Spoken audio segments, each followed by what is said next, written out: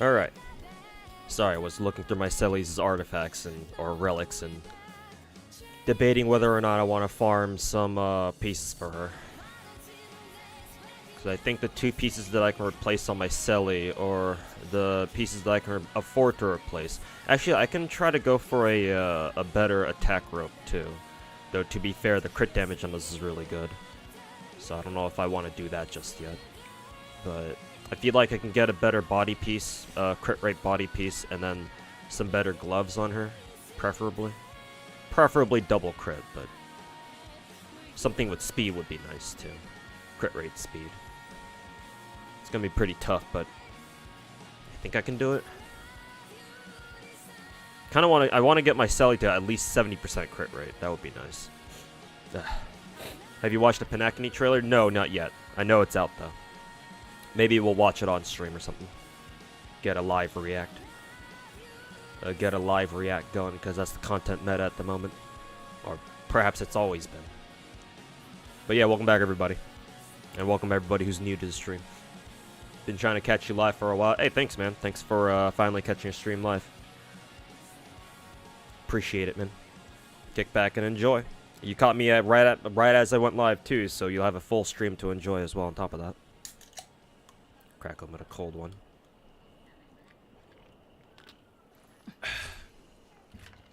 Yeah, welcome everybody, both old and new. This is a stream where the boost drop rate of purple mats by 100%. If only that were true. Imagine if Hoyoverse actually did do an event where it boosts your mat drops by 100%. Or it doubles your mat drops whenever you're watching a stream. Somebody play whenever you're watching a streamer play Star Rail or whatever. That'd be pretty OP, wouldn't it? Wonder if people are gonna get pissed off about that, like they did with the that one wing glider thing that they did with Twitch. I mean, as long as you don't have to pay anything for it, then yeah, people shouldn't really get angry, because all you would need to do is just lurk in somebody's stream, and that's it.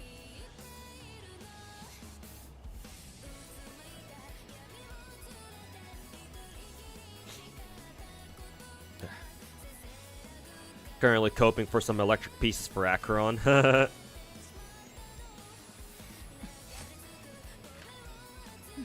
I like how Tectone really put up a React video, and it's titled "Honkai Star Rail leaked a new Archon." Oh man, that reeks of bait.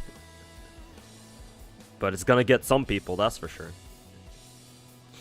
Did you give Sally Rudolin or SSS? I gave her Space Sealing Station. You have to understand that with my Sally build, Sally was obviously the first limited character we got, right, when Star Rail came out. So I haven't actually touched my Sally's gear in God knows how long. Like all these pieces that she has on her right now, these are all more or less her original pieces. Like I just changed her gloves just so that she can have a little bit more speed. So this way she has 133 speed. I should forget that's actually faster than my Bronya now. It is actually, so that's good. But yeah, like all these pieces are basically still the original pieces that she had at the beginning, and that's why I spent that couple of minutes at the very start of the stream, like wondering like which pieces that I can give her, or which pieces that I can try to change on her. I don't think I can change her. It's not really a helmet, but her eyewear here. Because yeah, this is just way too loaded in stats. Double-digit crit, good attack stat, one roll to attack stat, and then speed. Even the effect res is not bad either. So like overall, this is a great piece. Not ideal, obviously, but it's got a lot of useful substats on it. And together, they're just too good to ignore. So I'm inclined to keep that one. Attack boots, technically this could be better. Like Sally doesn't really need break effect. It's nice, but especially because, you know, she can break people a lot. But preferably I wanted this break effect to go into like her speed, for example, or her crit damage. Crit damage would be nice too, I guess. But it's not double crit, and I think the weakest part of my Sally is that she only has 63 crit. As I mentioned earlier, I kind of wanted to get to 70%. Not only that, but like, I'm sure Rudolin Arena would be great for her. The problem is I need to get her to 70% crit rate first, so that's kind of an issue. To be fair though, if I were to give her Rudolin Arena, neither of her Space Sealing Station pieces have any crit rate. So just giving her 2-piece Rudolin Arena would give her that extra 8% she needs to go over 70%. So I could do that actually. So again, it's not like I'm losing any crit rate because she doesn't have any. She's not getting any from her her ornament set here. Yeah, it's just going to be painful. Like for example, this Quantum Boost planar, like holy fuck, it's giving her 6 speed here. So it's like, do I want to lose this? Not really. Like I'm gonna have to find a Rudolin Arena piece that gives her at least like 6 speed first. Or at least some speed here, and then maybe her rope also gets her, she gets like a attack percent rope that also has speed on it. So that way, her planar doesn't have to carry the entire speed stat that her planar is here. So it's going to be a little complicated. Like I guess I can do that too, but for now, this is what she's running. So at the moment, I can only really safely go for try to go for a better body piece. And better gloves, I guess, technically. But even then, this would have to roll really high crit rate and at least some speed, because I don't want her to lose too much speed. Because again, she's running attack boots instead of speed. Because Sally's one of the few DPSs in the game that you can run attack boots on. Yeah.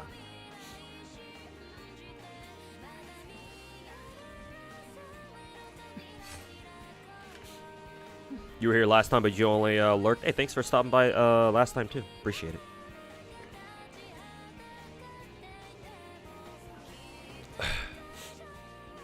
Switch over to Twitch. I think I do read YouTube chat. It's just we have more people in Twitch chat, so I respond more to Twitch chat, obviously. You're also a Gamba addict, playing with over 9 whale accounts, lost your job post-pandemic, and you're in the same camp as me. Hey, jobless whales unite, I guess. Glad to see. Well, I'm not happy to see that you're also in the same position as me. Ideally, you shouldn't be, but you know, brothers together strong. Jobless whales together strong. But yeah, hopefully the both of us can hopefully try to turn our IRL luck around too. Hey, Bobby Meow, welcome to the stream. Now they're starting to review bomb Star Rail. Who are the Chinese players? I'm assuming it's not the Western players. They don't have any reason to review bomb Star Rail. At least not yet. I mean, they had their chance. You know, when the Genshin players were mauling about Star Rail players getting a free 5-star in Dr. Ratio, they had their chance, but I don't know. It kind of seems strange for them to be review bombing Star Rail, the Western players anyway. Now, because it's been a couple of weeks since the whole like, oh, we're getting a free Dr. Ratio, so. Excuse me. I guess since you're joking about Genshin, you've seen the newest bit of drama. Yeah, Shinobi. We've talked about it last time, and as far as I'm aware, that drama is still unfolding. So yeah, I've been enjoying the shit show, to say the least.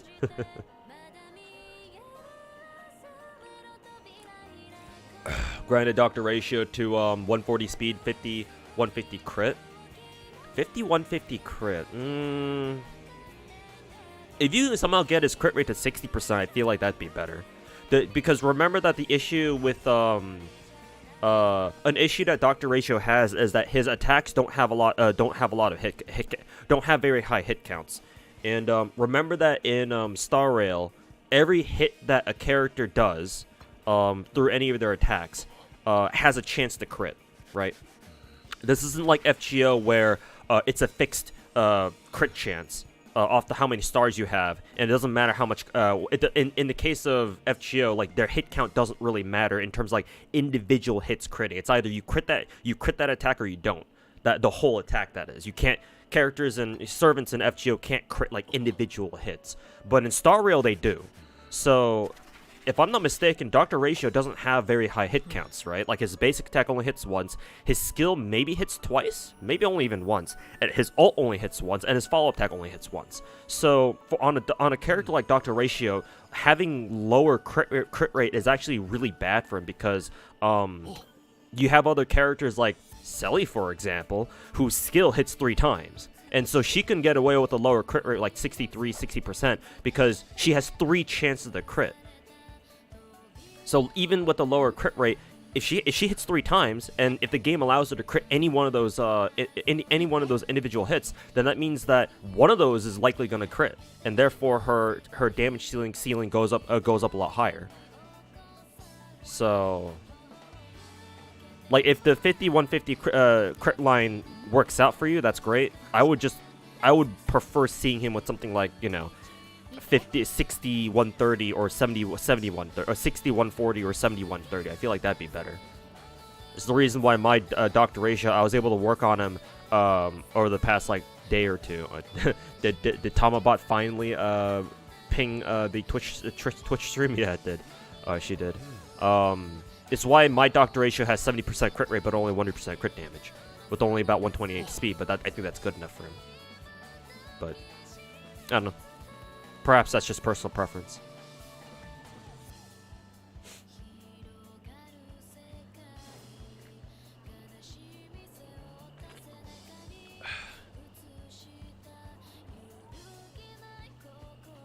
Hey, Mr. Walks, welcome to the stream. Thank you for your the thumbnails.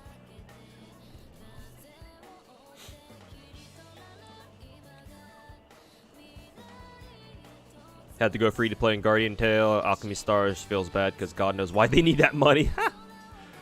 Had Had to drop Star Rail because you can't trust yourself with 2, God forbid 3 Hoyoverse games. Yeah, I feel you, man. I've had to go free to play in a lot of my gachas as well. Even my very first main gacha game, FGO. Like I haven't dropped a pack on that game since last anniversary. Technically, even earlier than that, because technically I didn't even need to spend a pack at all for MP6 Coin Sky at Light, which is kind of funny. I'm assuming I got incredibly lucky with that one. But yeah, I think the last time I spent on FGO was with maybe Melusian? Probably. Feels like it. But yeah, I've had to go free to play in FGO. What else? Arc Knights. For the most part. I still try to buy the $5 monthly if I can, because I can afford that at least, but for now. Yeah, I've been I've actually been free to play in Blue Archive for a while now, because I made that decision to stop spending on Blue Archive, not necessarily because I didn't have a job anymore, just I couldn't really justify spending money on a game that I don't really respect, at least not in terms of gameplay. It's a great casual game, but gameplay-wise, Blue Archive is pretty trash, and I no longer felt comfortable spending money on a game that I don't even respect as a game. So it's like, all right, gonna cut Blue Archive out cold turkey, at least in terms of like whaling. Genshin and Star Rail, I'm trying my very best not to spend, but I will drop another pack like here and there. If I feel like I need to, in order to acquire like a weapon or a character. Like the last time I did it was for Navia to get her weapon, and then I'll probably have to do that again, just to get a copy of Chevreuse, because I haven't been able to get her so far, just from free-to-play shit. I think I almost have enough for another multi in Genshin. Yeah, I'm close. I just need 70 more primos, so that probably just another day's worth of daily Freemo gems. So tomorrow I'll get my daily Freemo gems and I'll roll and see if I get Chevy. If not, I'm probably gonna have to drop a pack, which is gonna fucking blow, but just for a fucking 4-star character. But that's how it is in Genshin. Genshin or Star Rail, because it's the exact same. Star Rail the same way. Luckily, I haven't needed to drop a pack on Star Rail. I've been getting quite lucky with Star Rail, because even though I'm missing a couple of characters in Star Rail, which really hurts, especially not having Huohuo, because a lot of our MOC and event challenge quests, if you can even call them challenge quests, like a lot of enemies, especially Kafka, fuck Kafka, enemy Kafka that is since she's weak to wind, it's like, well, guess who I don't have, who would be really nice to have against Kafka? Enemy Kafka. So yeah, other than this patch's worth of characters, I could have even gotten Huohuo too if the game didn't give me the middle finger and fucking give me E1 Bailu. Fuck this game. Fuck Hoyoverse. But yeah. But ever since Huohuo, I do consider myself having gotten pretty lucky. Because, well, Ruin Mei was guaranteed. I wasn't worried about her, obviously. Because Ruin Mei was the next character I rolled after Huohuo. And as much as it hurts not having Huohuo, obviously not having Ruin Mei would have been worse. So, sacrifice that I was willing to make, and in the end, it paid off. Just, hopefully Huohuo comes back at some point so I can actually get her next time. What else? But yeah, my gacha luck comes for Star Rail comes in with their light cones, because I have stretched out my free-to-play limits for Star Rail just to but just to grind for their light cones, because both my Ruin Mei and my Dr. Ratio both have their light cones too. Their gacha light cones, that is. And thankfully, I was able to win the 75-25 for both of them too. So Fob Master can go fuck himself. For both him and Dr. Ratio. I managed to pull Dr. Ratio's light cone off stream like the next day, the next day after my last stream. So yeah, he has his light cone now. So thankfully I didn't lose the 75-25 so far. I think, and to be fair, overall my light cone luck in Star Rail has held up pretty well. I mean, surprise, surprise, making your light cone gacha a 75-25 is fucking amazing. Who would have thought?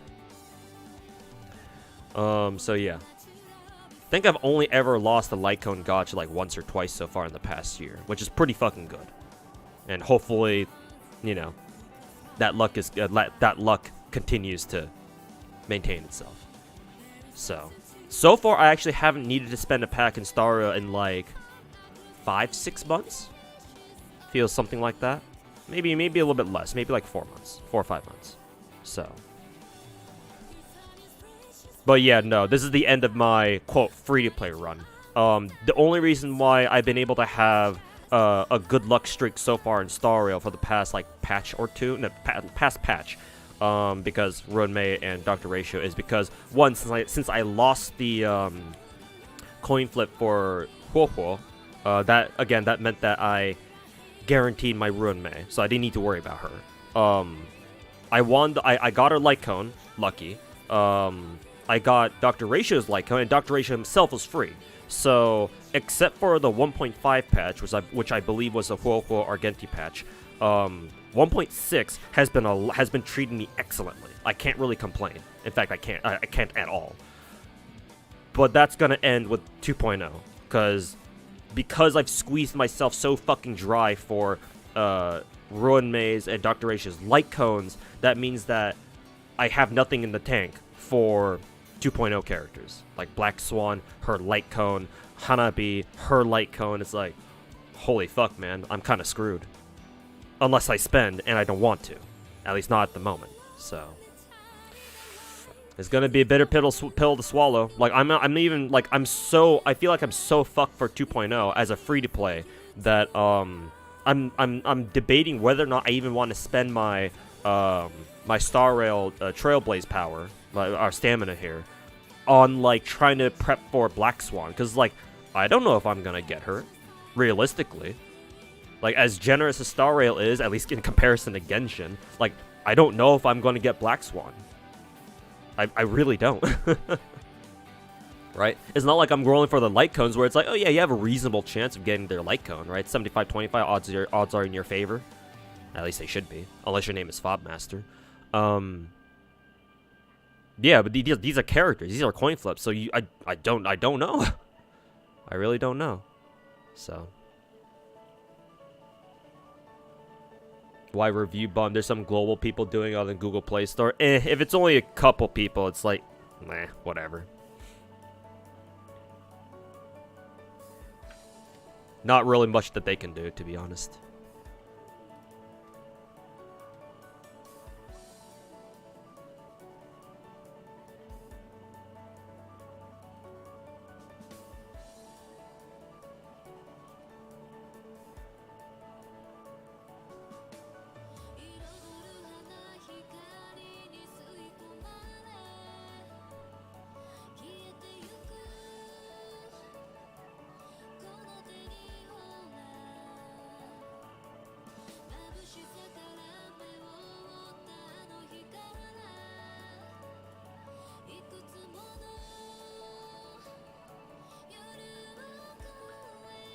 You lost count how many times you've had an 80%, 90% crit in FGO and it didn't crit? Yep. Welcome to FGO.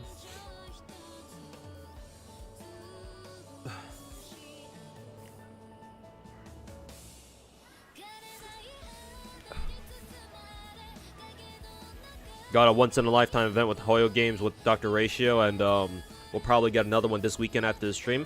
I don't know if they'd give us 2 free 5-star characters back-to-back. I'm going to be honest with you, I'm very surprised that they decided to make Dr. Ratio the free character. Like, off of the, well, we know why they did it. It's because of the, they won the Best Gacha Award, whatever, Best Mobile Game Award from the, from VGA. So that's understandable.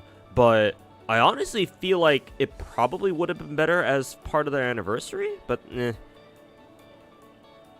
At least the free character part, but I'm certainly not complaining. Dr. Ratio is goated.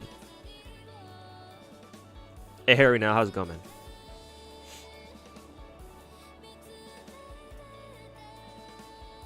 Honkai is better with 100%? Yep. But I mean, it's Honkai Impact, man. Honkai Impact is MiHoYo's baby, man. Yeah, it's their baby, their crown jewel, their pride and joy. So, what do you think about the CN outrage? Personally, is good because they need to adjust before big games comes, or it might be too late, but no one knows what's gonna happen. Here's what I think about the Chinese drama, the whole shit going down for Chinese Genshin. I mentioned it before, but perhaps it's good to like get my comprehensive thoughts out there. So first of all, let's just set the stage here. I think it's fucking hilarious, because one, I'm a jaded motherfucker who loves watching the world burn. So it's like, you know, this is kind of right up my alley. Second of all, it's hilarious in the sense that, like, MiHoYo saw this happen, or at least they should have seen this happen in, you know, the overseas community. Remember, first anniversary, you know, global Genshin anniversary. So it's like, it's not like what's happening in China hasn't happened before, right? It may have happened for a different reason, technically, but it's the same outcome. Or you're dealing with the same shit. You're dealing with a very similar shit show, if not the exact same. I mean, it kind of is, to be honest, right? People are fucking going around review bombing everything that they can get their hands on, stuff like that. So it's like MiHoYo should have, you know. Actually, no, I can't say that they should have seen this coming, because I think I asked my chat how it started, like what caused this, what the trigger was for this, and apparently it was just a misunderstanding. Like, MiHoYo didn't even do anything wrong here, technically. So yeah, that's unfortunate. But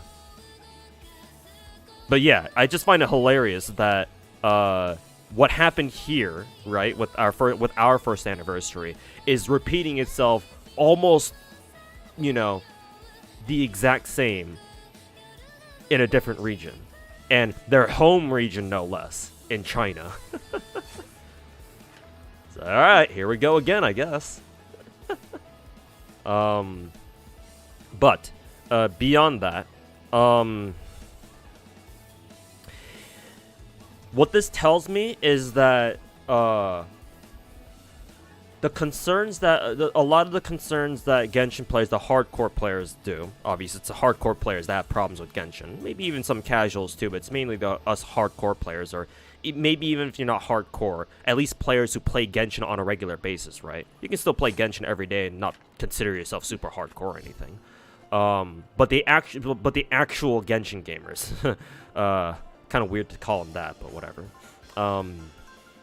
Yeah. This validates at least some of our concerns that we have about how Genshin, there needs to be some improvements in Genshin, right? Because the core reason, from what I understand, the core reason why the Chinese players are fucking rioting right now, and have been for like the past, week or so, is because, you know, there's this general perception that Genshin is just not very generous with their shit, right? Compared to a lot of other gacha games out there, they just are not generous at all. I'm sure there's quite a few other reasons why they started fucking rioting online to begin with, but yeah, at its core, that means that at least a few, not even a few, yeah, like I said earlier, quite a few of our concerns about Genshin are indeed valid. Because if you have the Chinese players fucking rioting almost the exact same way as we did 2 years ago, then you know there's something wrong. You love this dude's stream? Hey, thanks, man. Thanks for watching. Appreciate it. So, my takeaway from this, from the Chinese players rioting is this. MiHoYo can afford to kind of ignore whatever the fuck happens outside of China. Because remember, MiHoYo is a Chinese company. They're based out of mainland China, obviously, probably in Shanghai somewhere. Shanghai or another like tier 1, tier 2 metropolitan city.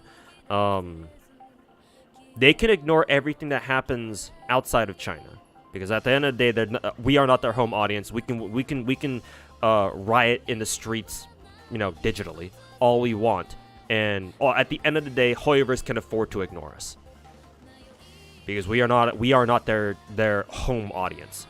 right? For a lot of us, we're an entire ocean away, you know. As long as we can't physically reach their headquarters and throw pitchforks and torches at them, or you know, try to greet Dawei with some pointy sticks. Yeah, no, they're not really gonna care, or they can afford not to care. They should care, but they don't have to, and so they don't. Not really worth their time and you know, effort, when they could better be spending on, you know, working on the game or do whatever else. The Chinese player base is different, obviously, because it's their home audience. They live right next to them, or they live with them, right? Yeah. So they are the one player base that they cannot afford to piss off, and they managed to somehow, even if it wasn't their fault, even if it wasn't blatant, right? Again, from my understanding, the whole reason why, the initial trigger for why the Chinese players were fucking rioting in the first place is because, you know, it was a simple misunderstanding from their Lantern Rite live stream, where the devs were like, oh, here's 3 intertwined fates because of the stream. But people misunderstood that as 3 fates, or yeah, 3 polls for 3 years of Genshin, and so the whole thing fucking blew up. So yeah, unfortunate. But you know, like, it's not like this is the first time this has happened where, you know, Chinese netizens misunderstand something, and you know, they throw a torch at anything that they can touch. It ain't the first time, certainly won't be the last. So, yeah, MiHoYo really needs to do some damage control. I do think that overall, like this, I do think that this is just gonna be a one-off situation. I don't really expect this to happen again, though it certainly can. At least not for a while, though. So, like, if this ends up just being like a one-off situation, like a couple years from now when we look back again, if this ends up just being a one-off situation, then yeah, this too, as bad as it sounds, can just be another incident that MiHoYo can just ignore and kind of sweep under the rug. My concern, though, is that if it happens again, then MiHoYo is in some deep shit. Because if it keeps happening, and it's with the Chinese player base, then no, you are fucked.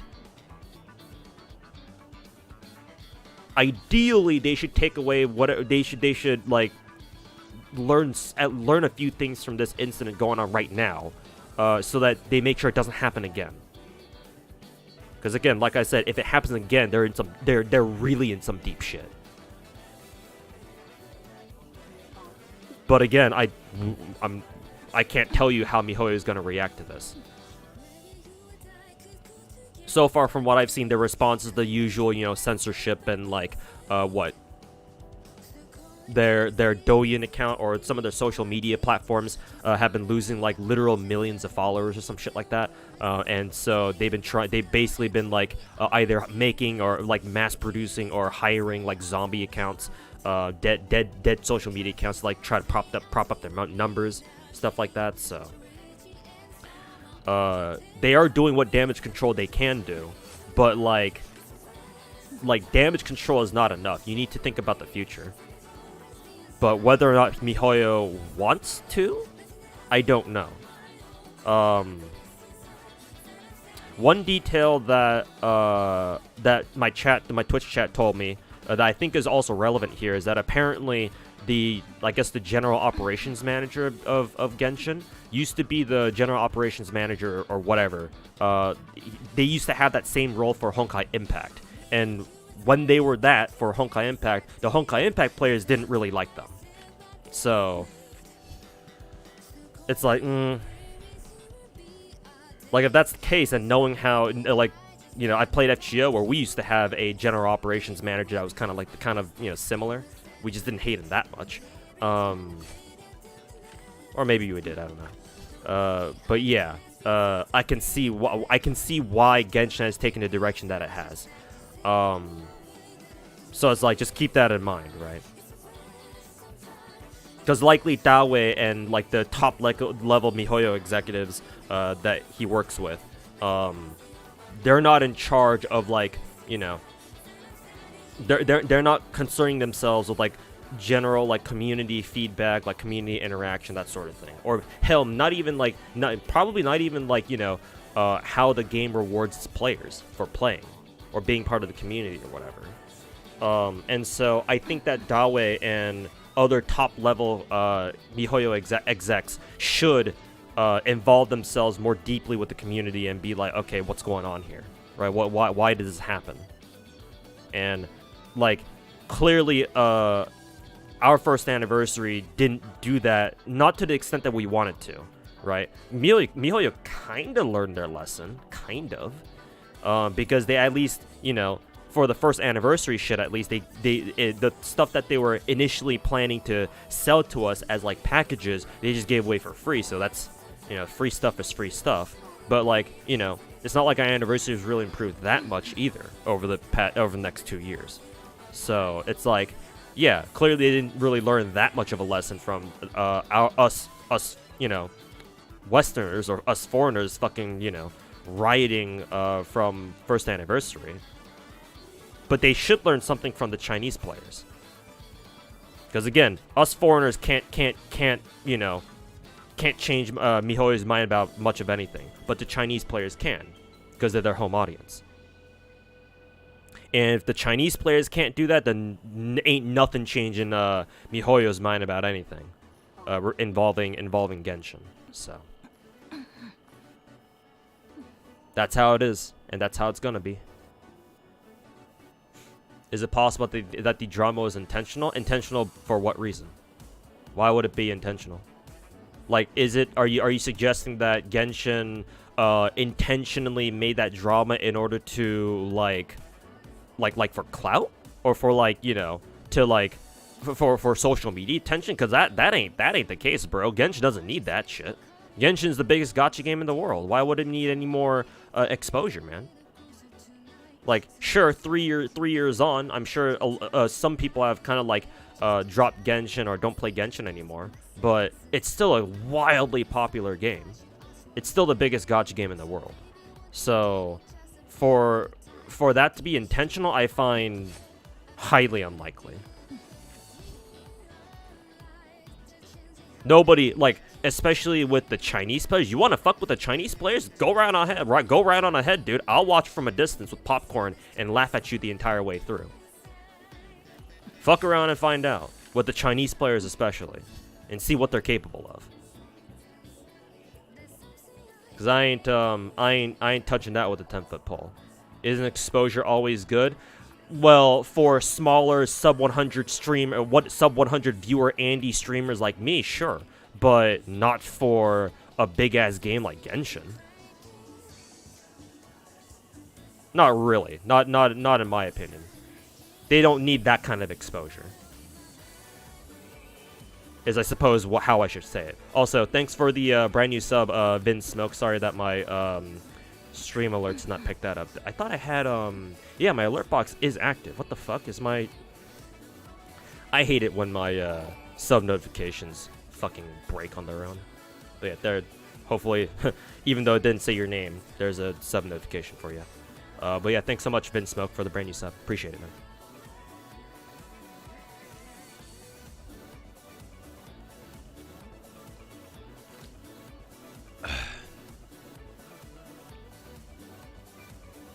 Yeah, if the kind of exposure you're getting is that your Douyin account lost 3 million followers, I don't know, man. That doesn't sound like a kind of exposure that I want my game to have. Not really, no.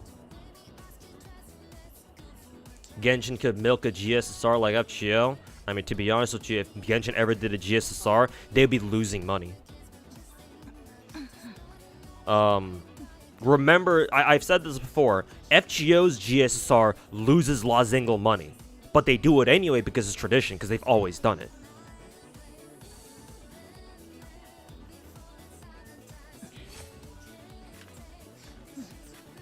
Like, any game, any gacha game that does some sort of GSSR is a straight money loss. When they could have just put those characters on rate up and made you pay for them.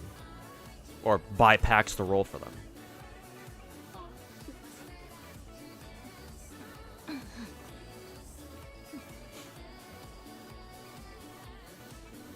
Personally, I wonder if it was like meant to be, if it was a miscommunication or supposed to be a thing. It was supposed to be a thing, considering how shit the Genshin players have been to their, how shit Genshin has been to their players. you're skeptical. No, I don't think it was it was supposed to be a thing. Because again, that borders on intentional, like Goo suggested in Twitch chat. Yeah, no. Like, I'm fairly sure MiHoYo treats their Chinese players better, if only marginally, but still better than their overseas players, right? Because I'm assuming that the Chinese players got the 3 free codes, right, for like the 300 primo gems or whatever, right? Everybody gets that, but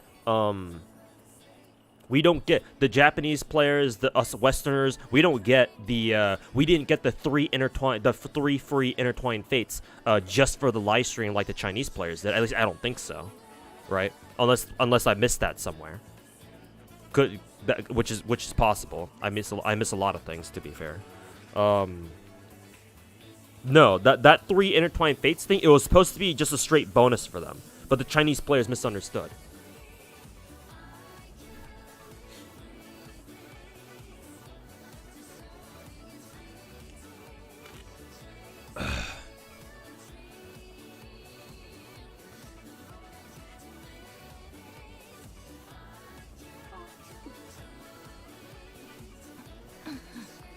Not always a money loss. I don't know about that one, Mr. Walks. Because logically speaking, why would you do a GSSR when you can just put those characters on a rate up? If you're able to make a ton of money without it, then yeah, there's no point for you to do it except for goodwill. But here's the thing, though. Well, most people, I would imagine a lot of people who do GSSR will only spend money on GSSR and not spend money on the game whatsoever. So it's not like GSSR can convince more people to come pay for, you know, more shit. And along that logic, though, it's like, yeah, if you're dealing with players who would never have spent any money on on the game anyway, then you might as well do a GSSR where it'll bait those exact kinds of people into spending money. So at least you're getting something out of it. So I can see. I just proved your point right there. So there you go. You didn't even say anything else.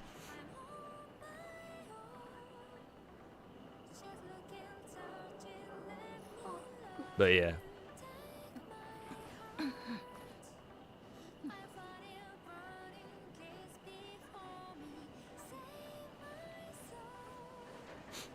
Sub-streamer in chat, fellow DGen here, saw my gacha video. Hey, thanks for hanging out in chat, or thanks for stopping by in chat. Appreciate it, man. Any thoughts on how they're gonna fix this? Don't think they're gonna go so far as to have like a 5-star choice of their own, but somehow feel that free tempo won't be enough for the netizens, which is good. They're not pathetic bootlickers like a big chunk of the casual Western fan base. Remember that China is a big place, so anything that happens there happens in a big way, right? When you have 1.3 billion people, yeah, a lot of people there. So no, it's not just foreigners. It's not just the foreigners who have a big chunk of, you know, corporate bootlickers that just suck MiHoYo's dick all the time. There's plenty of Chinese players that are like that too. Don't you worry. It's just that, you know, there's also a lot of people who are not that. You know.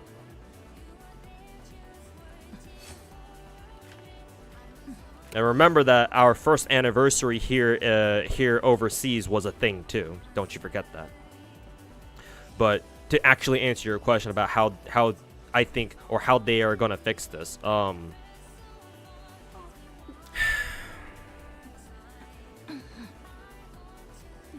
there needs to be they need to do things that make it obvious that there is a fundamental shift in their leadership.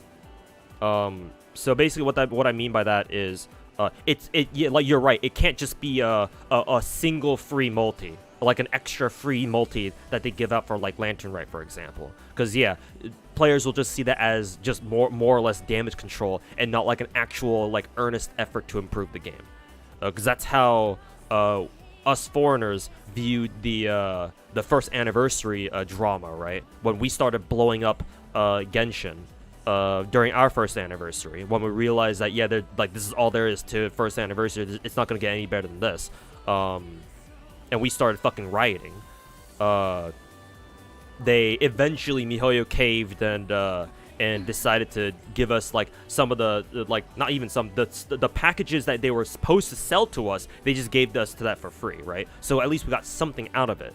But most of us, most of the rioters anyway, most of the people who were pissed off about it, saw that more or less as damage control and not like an earnest effort, earnest apology or whatever, right? So we didn't really buy that. We're like, okay, we'll take this, but like this, right? What exactly was this supposed to change? And lo and behold, next 2 anniversaries, yeah, nothing's really changed. You could argue maybe it got slightly better, but yeah, nothing really changed, right? Shit, bro. Our last anniversary, they even sold us that 1,000 Genesis Crystal package or whatever, right? That came with that free wing glider. Not free. That came with that one wing glider. It was like that concert collaboration or whatever. So it's like shit, man. I guess they didn't learn the lesson at all. So yeah, they can't do that. I agree. They can't just toss the player base another free multi. Yeah. Because again, the Chinese players too will just see that as damage control and not an earnest effort to like an earnest apology or whatever. But what I envision them having to do in order for players to see their efforts is like, oh, they're actually trying to improve, right? And do better, and not let something like this happen again, even though technically it wasn't their fault, technically. It just goes so against what they've always been doing for the past 3 years that I personally think it's impossible for them to do, or it's impossible for us to hope that they're gonna do this anytime soon. Like, you'd have to give this game at least like a couple more years before they start doing what I think they should do in order to tell people, or in order to show people, yeah, we're trying to improve Genshin. We're trying to make it a better game. We're trying to make this game a little bit more generous and reward people for actually playing. I can go into the details if you want about the list of things that I want them to do. In regards to like them like trying to turn Genshin into a better game. Matter of fact, if you want to like see that list for yourself, I made a video last year on my YouTube channel called How to Make Genshin a Better Game, where I spend like 20-30 minutes listing off all the shit that I think Genshin can do to turn itself into a better game. So you can actually go watch that. And matter of fact, somebody in my Twitch chat, either YouTube or Twitch chat, I forget which, asked me if I was going to make another video like that. And I told him, like, yeah, I could maybe, but, like, generally speaking, because of how slowly Genshin, quote, makes improvements, in quotes, like, that video still holds true mostly to this day. Like, 95% of it still holds true. Like, the one thing that they actually did that actually was very surprising, that they actually ended up doing was, I made a complaint earlier that if I pull up my... if I enlarge my Genshin screen here and pull up Genshin, y'all remember? Oh, I can't enter the team screen inside a domain. Y'all remember before Fontaine, right? When our team party setup, our party setup screen used to look super fucking boring. Not like this, but like a generic, not really generic, but that like violet / bluish background. Everybody's just kind of in their stock idle animation, right? Just staring at you, your starege, right? And then with Fontaine, they changed it, right? They made it actually fucking interesting to look at. That was the one thing that they did. The one suggestion that I made in my video from last year, that they actually changed. And when I saw that, I was like, holy shit, they did it. They actually did something in my video. Like, shit, man, I called this, I guess. Right? And this party setup screen is fantastic now, because everybody has their own, unique little pose that they make. And amazingly, I didn't expect them to do this, but I don't know if any of you guys have noticed this. Some of you guys may have. I'm assuming most of you have. But, like, in case, for those of you who have never seen this before, but, like, if you were to change individually, not the quick sub, because if you do quick sub, you don't see this. If you were to individually change a character, right, everybody has their unique entry pose. or a unique entry animation that they do. I'm pretty sure it's unique, right? So if you choose Albedo has an animation where it looks like that. Kazuha gets up from the ground like that, puts away his sword. Wanderer flies in like that. Shunha, you know, poses like that. It seems like everybody has some sort of unique animation for just entering the party, if you select them individually, that is. Right? It doesn't seem like these are stock animations. They all seem, you know, unique and make sense to the character, wherever it does, right? So on and so forth. Like, they went hard on this party screen. They did even better than I expected them to do. All I expect them to do was like just make it a little bit more interesting. All I wanted to do was just change maybe the background and then like the poses that they had here, instead of just, you know, them looking like this, right? But no, they went pretty hard on this. And of course, not only that, but you change regions, right? You step out of Fontaine, you go to, like, I don't know, Sumeru. Let's go to the rainforest here. Right, teleport here. And then the background in your party setup screen changes too. If it'll load.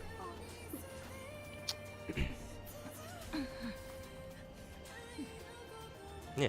You got the rainforest here, right? And I'm pretty sure even in Sumeru, which technically is one region, but if you go over to the desert, right? Let's teleport over to this statue. Right? Teleport over here, since now you're in the desert, this should show a desert, right? Yeah. It changes to a desert. Desert. They didn't need to do this, but they did. And that's super fucking cool. As someone who really enjoys like particular details like that, this party subscreen is nothing but a huge dub. Like shit like this is what gives me at least a little bit of hope, perhaps copium, that yes, it is possible for Genshin to improve. The problem is that even if they are capable of this, I mean they are capable. It's not even a question of if. It's a question of when. It's just that Genshin will only change when they want to, at a rate that is very, very slow. And my concern is that Genshin will eventually. Genshin doesn't have this problem right now, obviously, because it doesn't really have a competitor at the moment. The only competitor this game has is Tower of Fantasy and, you know, TOF Omega Lol. More like T Omega Lol F. Yeah, like Tower of Fantasy was like advertised to be a Genshin killer. Yeah, look how that turned out. So at the moment, Genshin doesn't have this problem, but eventually in the next 4 years, we will get more games that are what I call Genshin clones. And I don't even use the term Genshin clones as an insult or like a derogatory term. I actually use that as a compliment because of how high quality Genshin is. So if you're a Genshin clone, I actually use that as a compliment to describe your game. Usually, that being said, that kind of means I have to call TOF a Genshin clone. I'm not sure if I can go that far. But yeah, like Wuwa, Arknight's Enfield, we got Project Mugen in the works. That probably won't come out until like 2025 though, realistically. Maybe we'll get like a beta of some kind towards the end of 2024, the end of this year. But yeah, while it might not be a problem for Genshin now to like improve at a significant pace or a significant rate, it will be an issue, or it'll become more and more and more of an issue as we get more games, as we get more of these Genshin clones that take what Genshin has done, the formula that Genshin has set, and continue to improve on it in whatever ways they feel fit, right? These first couple of efforts, like say for example Enfield and Wuwa, they're not going to topple Genshin. That's not going to happen. Anybody saying that, oh, this game's going to kill Genshin is talking out of their ass. At least for the next couple of years. In the long term, however, it will become an issue, I think. But it has to be a combination of newer Genshin clones coming out and being, you know, good, being great, high quality, high production quality games in their own right, and MiHoYo, you know, continuing on their snail pace of making Genshin a better game in the eyes of Genshin players. It has to be a combination of both. And it's going to take a long time. Like I've mentioned this earlier in my last stream. I've compared Genshin to World of Warcraft. Like Genshin is the World of Warcraft of gacha games. It's had the last couple of years to really solidify its or to really consolidate its place in the gacha market, just the video game market in general. And so it's going to be extremely difficult for any other gacha game to dislodge or even topple it as like the top gacha, the biggest gacha game in the world. But it can happen. The threat is there. It's just, for now, it's just way off in the distance. And it's something that MiHoYo doesn't need to really worry about at the moment. And that's the issue. There's no threat. There's no immediate threat to them now. There are going to be threats, but they can procrastinate on having to deal with that. My worry is that they're never going to do that, right? They're just going to keep coasting along like they always have, just doing their own thing, and not really care about their future competitors, the future competition that I envision them having or that I predict them having, and more importantly, the concerns that players have about how Genshin, the drawbacks that Genshin currently has, when you actually play it.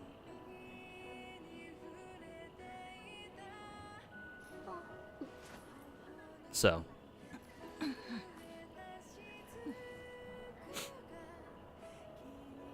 It wasn't advertised like that. It was officially said. I was told that the devs went out and said, yeah, our game is a Genshin killer. That's what I was told. To be fair, that I probably should have done my own research on that to really verify that that's actually what they said. But you may be right. Maybe this is probably just another case of people saying, "Oh, Tower of Fate is gonna be a Genshin killer," blah blah blah. So, I don't know. You may be right.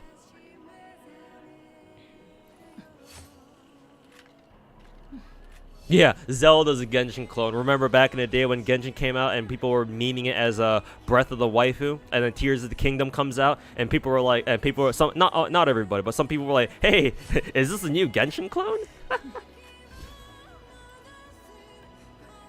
Based comparison, honestly, it fits. In my opinion, anyway, it fits. How many? Because in World of Warcraft's case and WoW's case, how many over the past 20 years? How many games have we seen? How many new and upcoming MMOs have we seen? Where people have touted these new and upcoming MMOs as like the World of Warcraft killer. Oh, this new MMO is gonna kill World of Warcraft. Put it in its grave for real this time. And yet 20 plus years later, Classic is still going strong as ever. I mean, technically speaking, Classic even had a revitalization of sorts because of Soda's OnlyFans guild, right? OnlyFans and the Fangsley, their sister guild for just everybody else. Yeah. Anyway, obviously we have SOD for retail WoW. So World of Warcraft is doing better than it ever has been, technically. Not even technically, it is doing better than it ever has been. At least from what I know, from what I understand. And yeah, World of Warcraft will keep going strong because it still is the most the MMO, right? You think of MMOs, you think of World of Warcraft. And maybe Final Fantasy 14, because that game's been, obviously doing well for past however many years that's been around.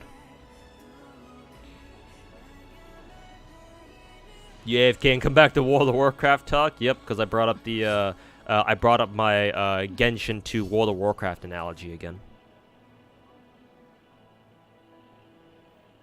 Popped on my YouTube feed, remember from years ago on comments. Says, "Hey Armando, good to see you back. Thanks for watching the Combat Arms videos back in the day." But yeah, I'm still doing content. Just changed over to gacha games, which is probably a bad decision. Probably the worst decision I've made, but here we are. Welcome back. Also, don't forget old school RuneScape. Yeah, people still play old school RuneScape. To be fair, though, for RuneScape, I don't know what other games. I don't know if there's been a game out there that's being that like try to call them, or people have touted as like, oh, this game's gonna kill old school RuneScape or whatever. I guess maybe new school RuneScape, new age RuneScape. I don't fucking know. But I guess you could compare it to RuneScape, I suppose. But at the same time, you don't have players, again, like touting newer RuneScape-like games as like this is gonna be the RuneScape killer. Like nobody's trying to kill RuneScape, I don't think. Why would you? Who cares?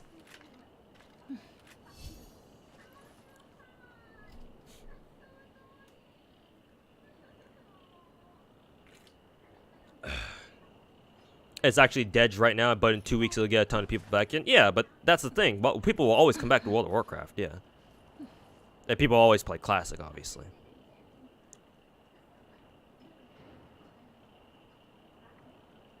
It's been like that for so long now. Yeah, people are kind of used to it. Yeah, it's just how it is. Adventure Quest. Adventure Quest. I watched ID from Face Connect play Adventure Quest, I think. That was funny.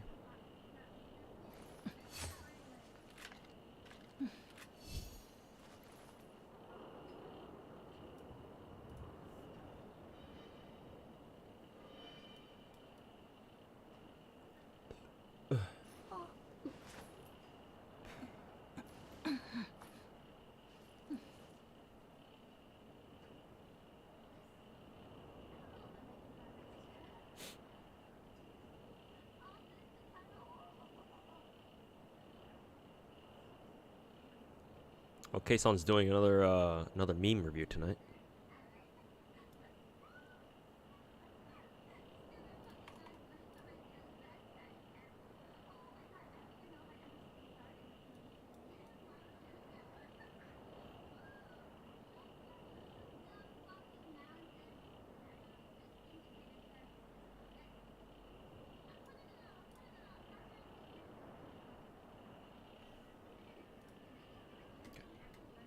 Oh, did the music stop?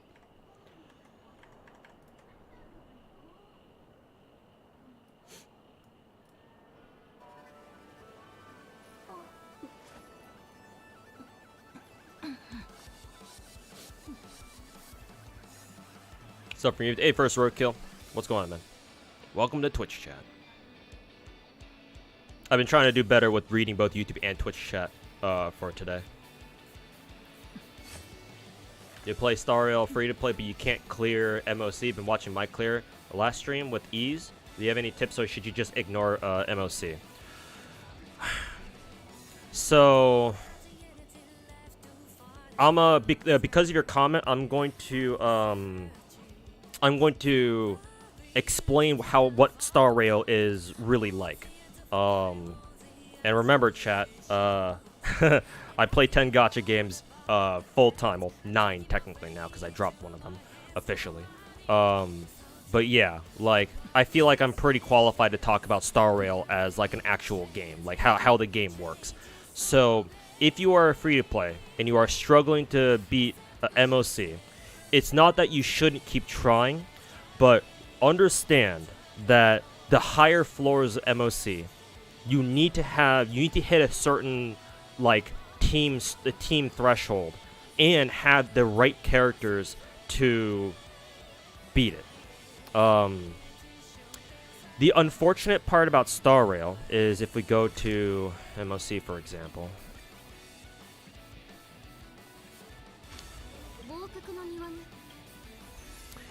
The unfortunate reality with Star Rail's MOC is that, in my experience, if you don't have the right characters to deal with the right enemies, you're going to suffer a lot.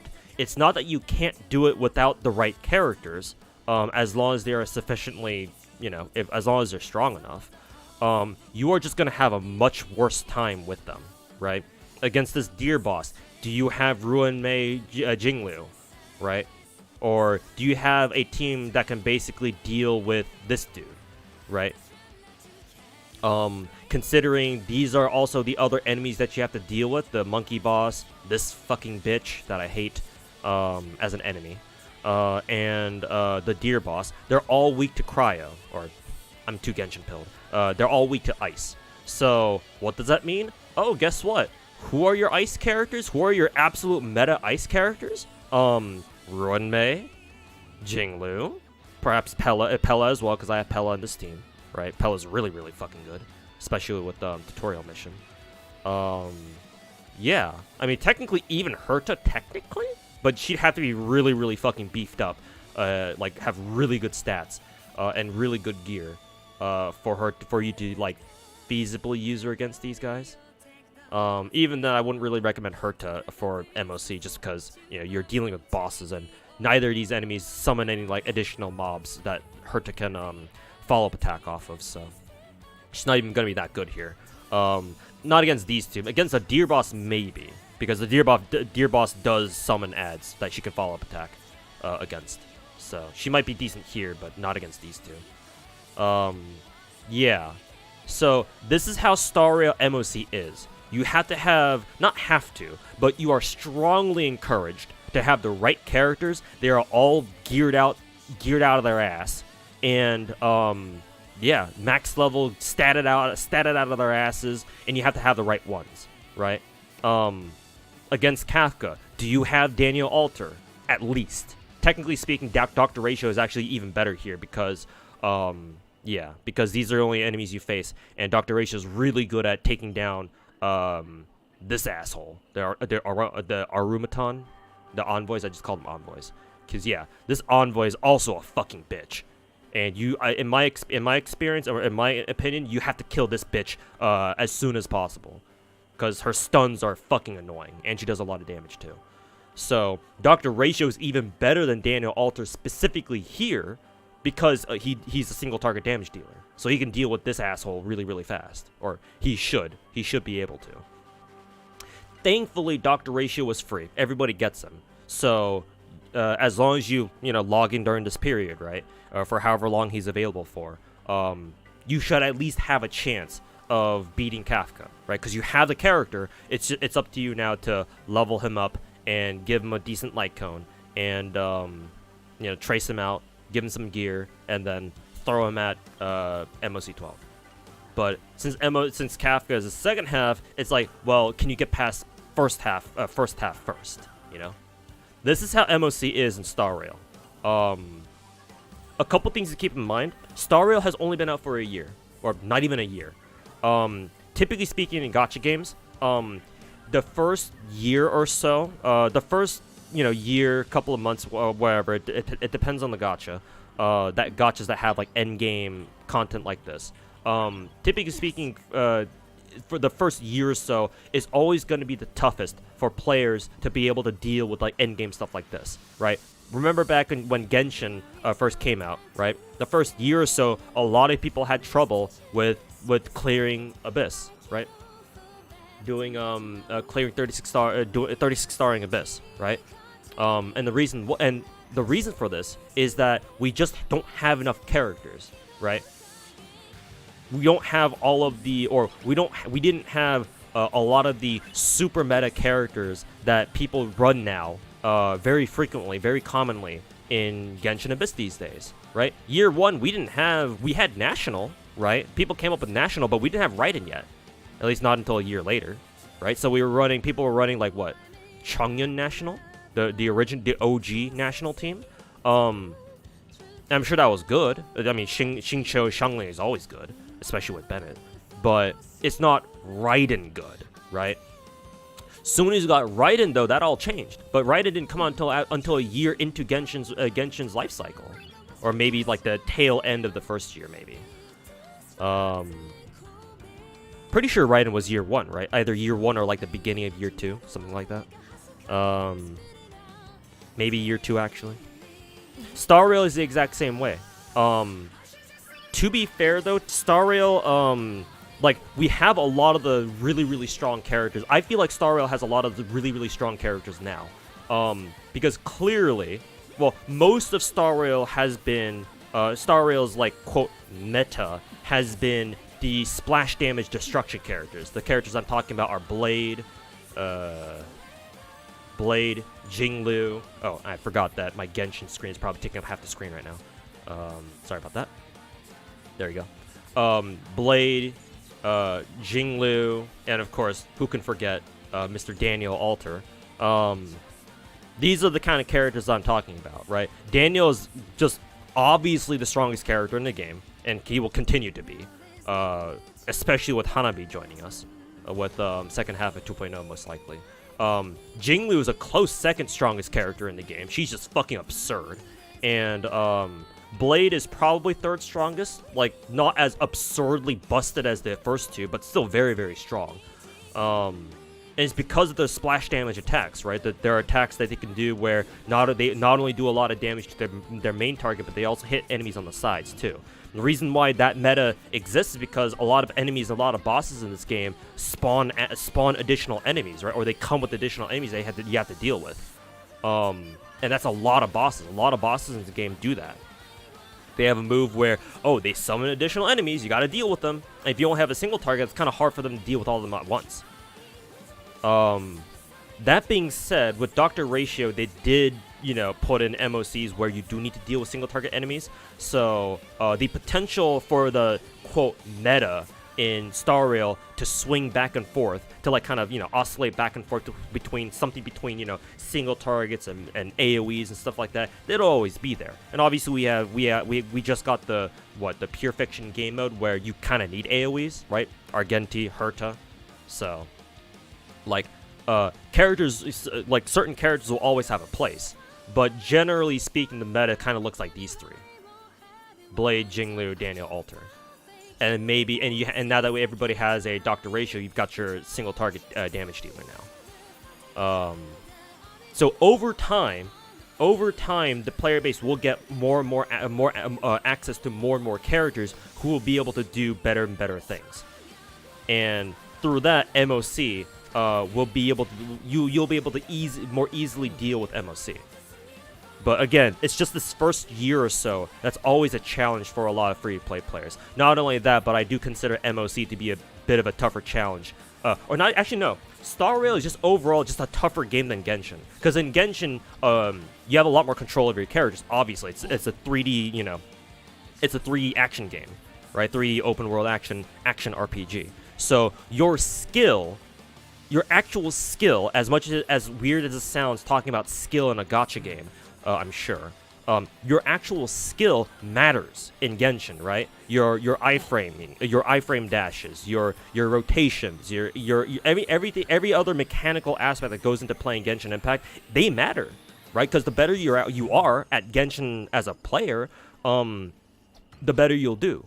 Star Rail, you don't have that option. Star Rail is a turn-based game. You can't control characters mechanically. It's not in the same way as you do in Genshin. So in Star Rail, you have to deal with enemies. Because in Genshin, if you play perfectly, you don't take any damage, right? You just don't. Against most things. Some places you can't help but take damage, especially if you run Farina. But as long as your iframes are perfect, you play the game perfectly, you should not take any damage from enemies specifically in Genshin. Unless it's just something you can't avoid. And you can't really do anything about. But as long as you don't die, that's fine. But in Star Rail, that's not the case. In Star Rail, enemies will take their turn, they will punch you in the face, and your characters will die. So there's just a lot of, because of the genre shift from action RPG over the turn-based, Star Rail is just a harder game inherently. Because you are forced to deal with whatever enemies do to you. Whereas in a game like Genshin, you don't have to. You don't have to deal with it. You can just, there are ways of bypassing whatever the fuck enemies do to you. The basic one is, again, iframing. Because you can just dodge everything enemies throw at you. And if dodging isn't enough, guess what? You have Zhongli. Shield boys. And girls, of course. Oh, what is that? I can't iframe? That's okay. Shields, baby. Fuck you. But no, and I guess technically you have that sort of option in Star Rail too, right? Like, Gepard and whatever. But they're not as strong here as they are in Genshin. Not in my opinion. So, yeah. That's just kind of how the game is. So, going back to your original question, now that I've gone off on a huge fucking tangent like this. As a free-to-play, I would recommend that you don't try to bust your ass over trying to clear MOC. Try not to be frustrated that you can't clear MOC as a pure free-to-play, because you are not intended to. Just all I can say is don't give up on MOC. Like, if you eventually you do want to get to the point where you can say you can clear MOC, obviously then keep going for it, keep trying. However, at the same time, don't beat yourself up so much that, oh, I can't do MOC. I see all these other streamers and other players being able to clear MOC with ease. I'll just give you a quick example. I still struggle with the original MOC. This one right here, MOC 12, with against Kafka and the propagation bugs. This enemy Kafka kicks my ass a little too hard. Like, I struggle against this. And for like the first couple of months of Star Rail, I couldn't clear MOC 12. It was only until I got, I think, Genuine level up that I finally was able to clear MOC 10. That still took me like 3-4 months, something like that, maybe 2 months. But I wasn't able to clear MOC right away. A lot of people weren't able to, even if they spent a whole bunch of money. It's just that whaling obviously gets you closer to being able to clear MOC 10 and now MOC 12. But it's always been a process. It always will be a process. And for free to plays, naturally, that's just gonna take longer because this is a gacha game. That's how things are. So, try not to beat yourself up too much over not being able to clear MOC 12. But at the same time, keep at it. Because as long as you play Star Rail every day, as long as you make a conscious effort to to level up your characters, make them stronger, eventually you should be able to get there. It's just a question of when, not if. Oh.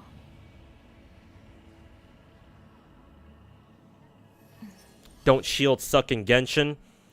For the absolute meta horse, sure.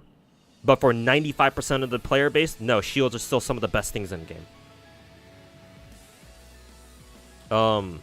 Shields in Genshin specifically prevent your characters not only from taking damage, but also from taking knockback. Because a lot of enemy attacks can interrupt your characters. Because there's two stages of there are 3 types of enemy interruptions that enemies can do to your characters. One is that they don't do any interruption at all.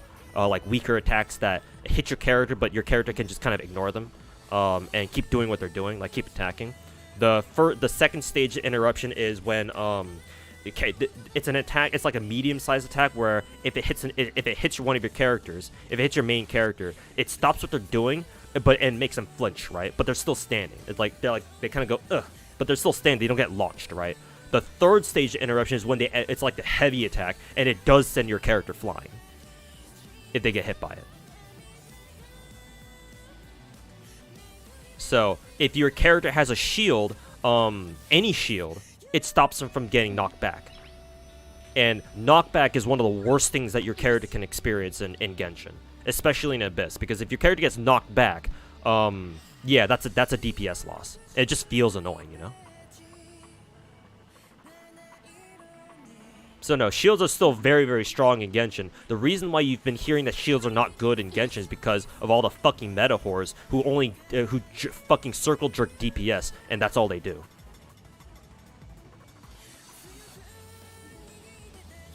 They're the ones who go into MOC with no healer, 4 DPSs, and try to clear MOC as fast as possible. And I'm not really about that. I don't give a fuck about that. Appreciate my answer. Hey, thanks, man. You'll start getting demoralized at MOC. Okay. It was that easy, huh? But yeah. Just keep at it, man. Eventually, as long as you keep playing Star Rail, as long as you keep getting more characters, I mean, you're free to play, so, you know, I'm sure getting characters is going to be a little bit tough. But if you try your best, then you get whatever characters you can, get whatever gear you can. And come back to Genshin, not Genshin. Come back to MOC every now and then, and see how much better you are at it. Then yeah, eventually you'll be able to say you can clear MOC. Even though Star Rail is a harder game than Genshin, right? In order to clear its endgame content with, eventually, like at the end of the day, Star Rail and Genshin are similar in the fact that eventually you should be able to get there. It'll just take longer for Star Rail just because of how the game is.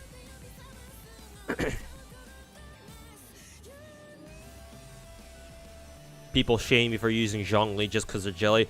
Dude, the amount of times that I've had to... The amount of times that people have come to my stream whenever I'm playing Genshin, they see me use Zhongli for Abyss or some shit. Or they hear it, they see us talking, they see my Twitch chat talk about Zhongli, and they immediately go, Zhongli's not meta anymore, he's bad, he sucks. Oh my god, dude. The amount of fucking times. If I got paid $1 for how many times I've seen that shit happen, maybe I wouldn't have to worry about my fucking unemployment status anymore. Doing content without a sustain is just odd to you. For Genshin, it's possible because, again, you don't have to take any damage. The ironic thing, actually, Brad, is that with the introduction of Farina, whose main mechanic is she saps her skill saps your entire team's health. In exchange for more damage. And even the ironic part is that, yeah, because of Farina and how her mechanic works, you actually want to start running a sustain again so that Farina's skill can do even more damage. So, in a weird way, the Genshin meta community has kind of been forced to go back to using healers again, which is fucking hilarious.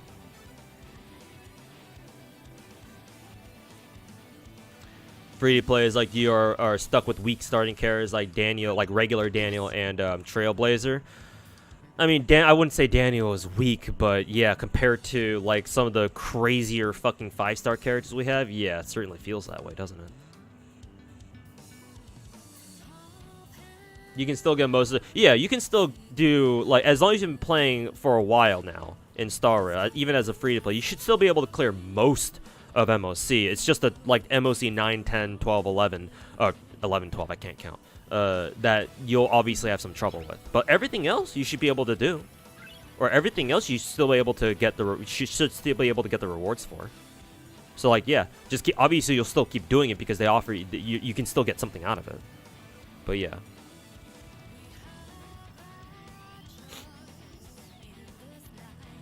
Sorry, meta cucks, you're not getting rid of your official one. Well, in Star Rail meta, you absolutely must have a sustain. Because again, in Star Rail, this is a turn-based game where enemies will get the turn and fucking smack you in the face. So yeah, you have to have a sustain. Like, ain't nobody going into MOC without a fucking healer. If they do, they're fucking retarded.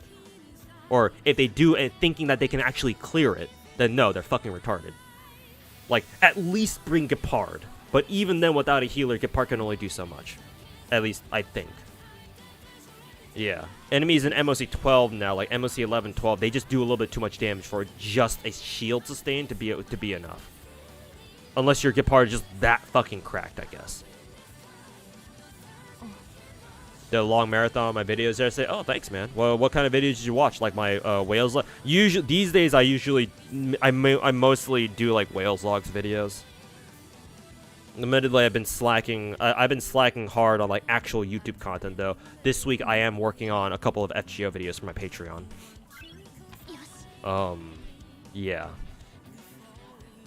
But yeah, appreciate watching the videos, man. Would you say that passable stats on relics are a bit more generous than in Genshin? I have noticed that despite Star Rail technically having a worse equipment system, right? Because in Star Rail, compared to Genshin, right? In Genshin, if I can pull up my Genshin screen here.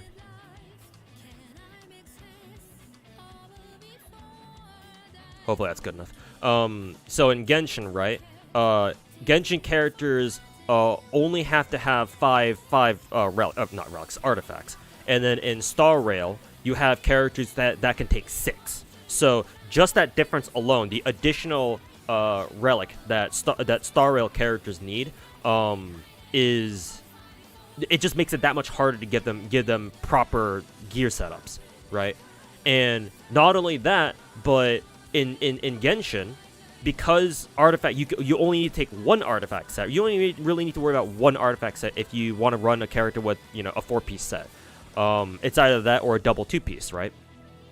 But because of that, because of that, and because Genshin characters can only take 5 artifacts, there's going to be 1 free relic slot, right? And that freedom of having an off slot is so important for Genshin. because that means that you can be so much more versatile in your gear pieces, like your individual gear pieces for a game like Genshin, right? The fact that you have an option for off pieces. So like, let's say for example, you have all the pieces for a 4-piece, or you have almost everything you need for a 4-piece, right? You have 3 pieces out of 4, and you need to have one more.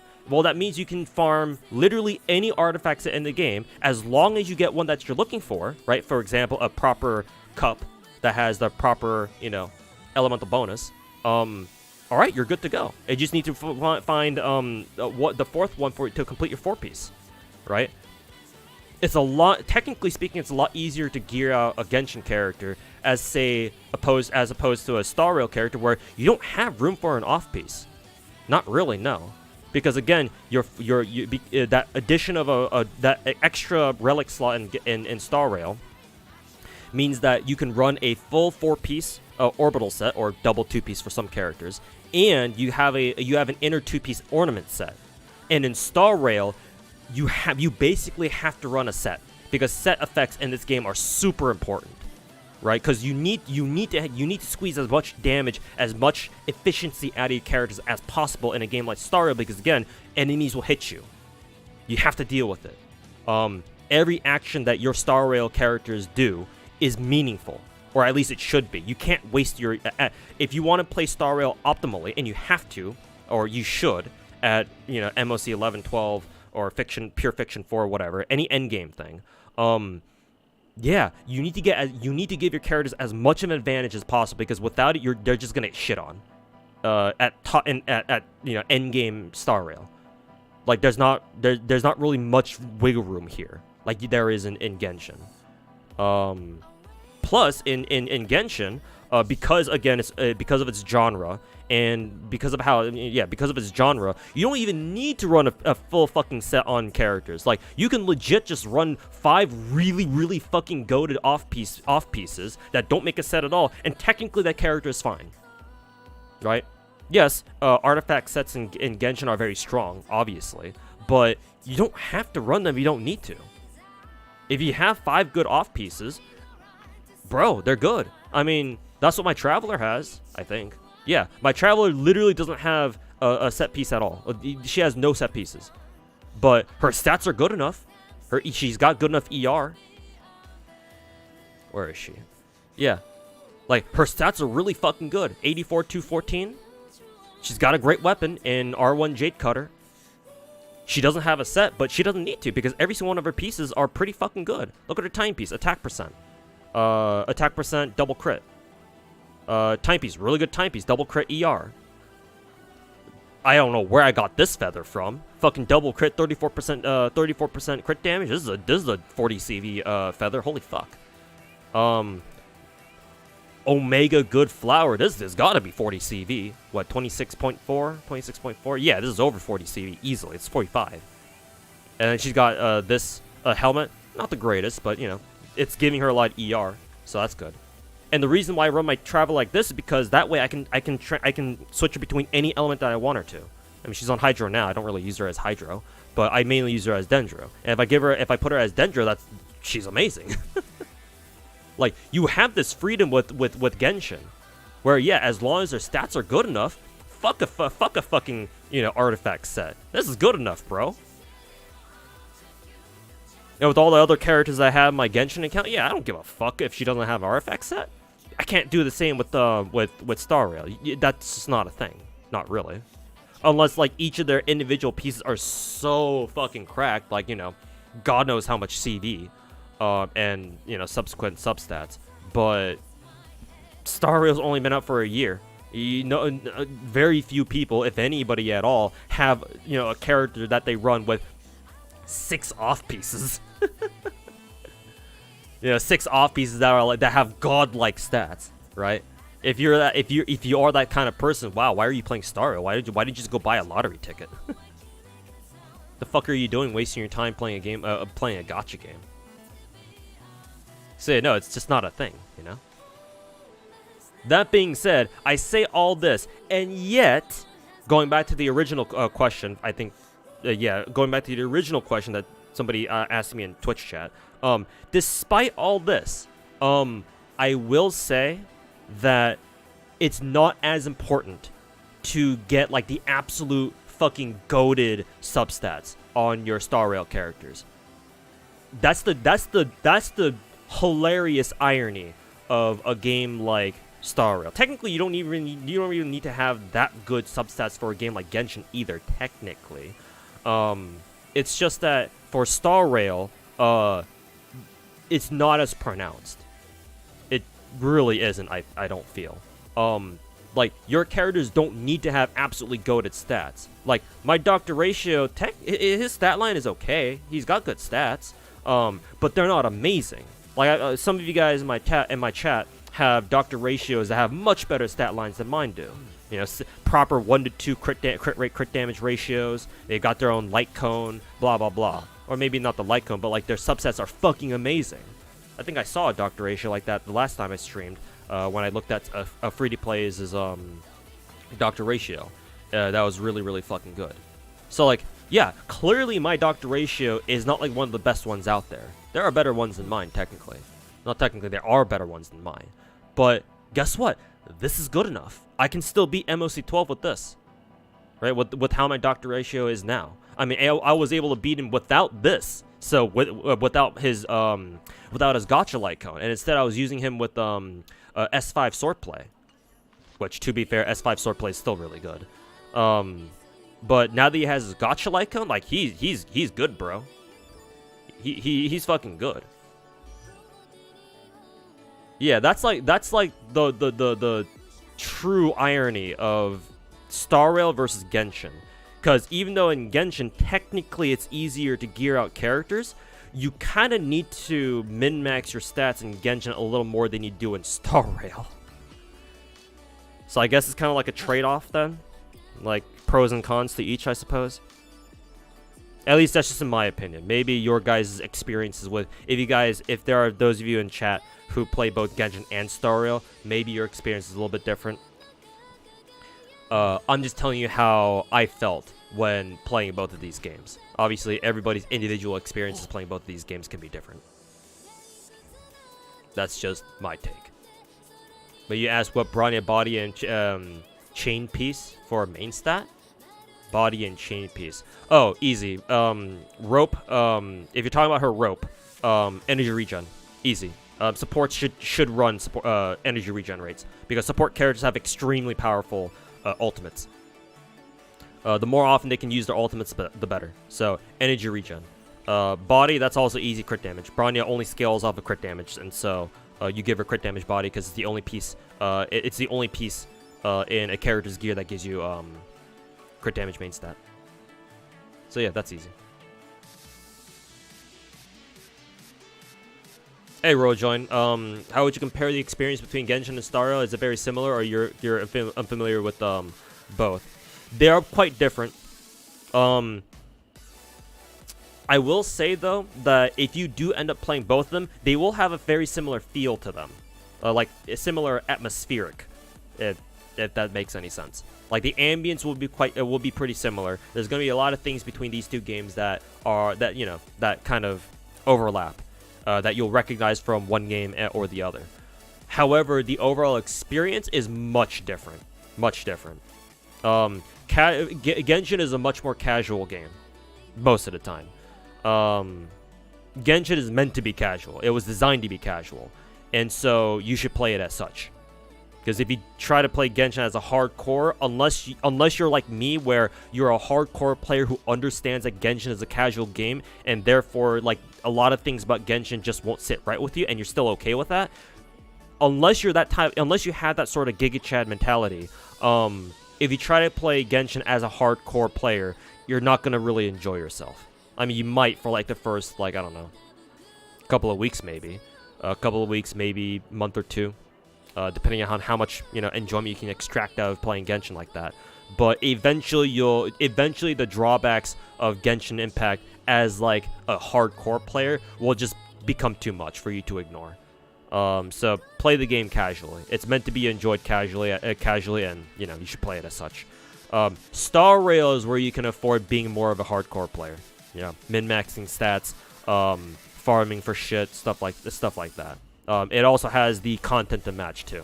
Yeah, you can fuck around in a simulated universe. We got pure fiction now. We've got multiple expansions to MOC, so you got plenty of places where you got plenty of places where you can where your hardcore effort, or your effort as a hardcore player, I should say that, is you feel like it'll be rewarded, right?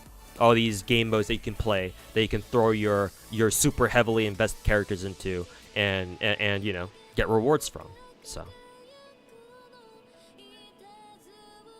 you're not crazy and feeling that way? What, the gear differences, and like how Star Rail doesn't like feel in Star Rail, it's like, even though technically it's harder to gear them up, you actually don't need to give them as big of stats. Yeah, if that's what you're talking about, then yeah. Good to see that somebody else agrees with me. You got as Lycone? Yeah, I was able to roll as Lycone the day after my last stream, so I think yesterday.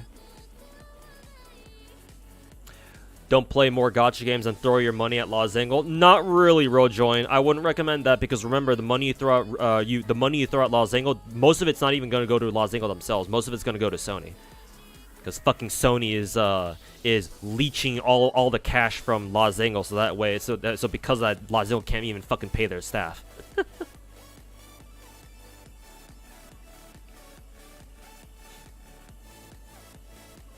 Hey, Energy Zero, welcome back. Good to see you again.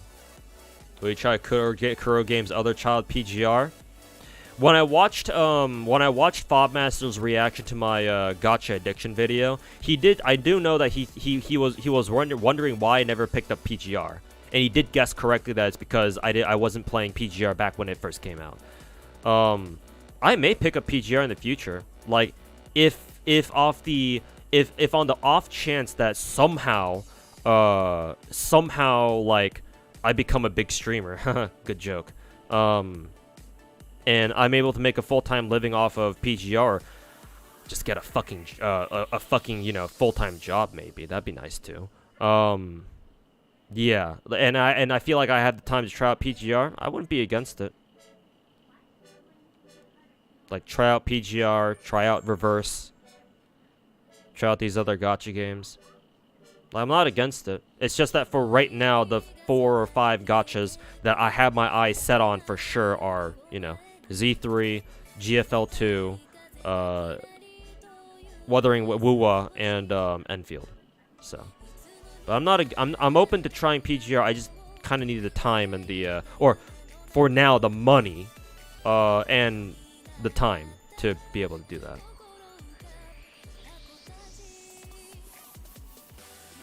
Iwin, thanks so much for the 2-year resub, man. Hey, congrats on your brand new Rainbow Tail badge.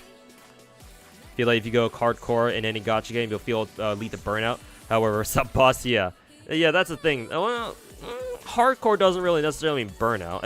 I use the term hardcore to describe people who just take gacha games, or just any game pretty seriously, obviously. To me, hardcore doesn't necessarily mean burnout. I feel, to me, I kind of separate burnout as a separate thing, because you don't have to be a hardcore player to experience burnout. There are plenty of casuals who even though they don't play the game as much as like us hardcore players do, plenty of casuals also experience burnout. Burnout in gacha games too, or just any game in general, right?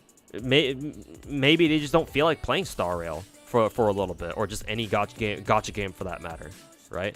Technically, that's burnout too. Yeah, you don't need to like fucking smash your face against your keyboard for hours on end playing a single fucking gacha game to experience burnout. Anybody can experience burnout. So,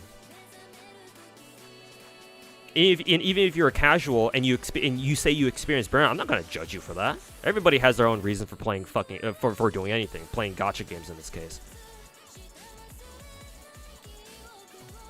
And then you have fucking freaks like me who can play 9 or 10 gacha games at once and literally never get burnt out. Well, except for one game, but oh yeah, that's what you're talking about. Yeah, exactly. I do think, ironically, that even though the addition of the extra relic technically that does mean that that on average characters in Star Rail are stronger than characters in Genshin. I will say that much, right? Because characters are only getting 5 artifacts worth of stats from Genshin, whereas in Star Rail they're getting 6 relics worth of stats. So technically, it does make them stronger. Maybe that's where they're making up the difference, or maybe that's what's making the difference, because they had that 6th relic, giving them that extra bit of power, right? Stats or whatever, and so that makes up the difference, I suppose. It makes it so that you don't necessarily have to go for like uber maxed out stats, or like min max stats in Star Rail. Would be my guess. I really enjoyed watching my FGO's Whales game after all these years. Hey, thanks, Kimochi. And yeah, I will continue doing those Whales logs in the future. I'm surprised I can even make those Whales logs as long as they have been for the past like half a year, like 10 minutes, 15 minutes or so. Considering obviously I'm not really rolling as much on FGO as I used to. So, but yeah, thanks for watching them, man. Means a lot. Excuse me. Watch a survival guide. Yeah, some of these characters are underrated, man.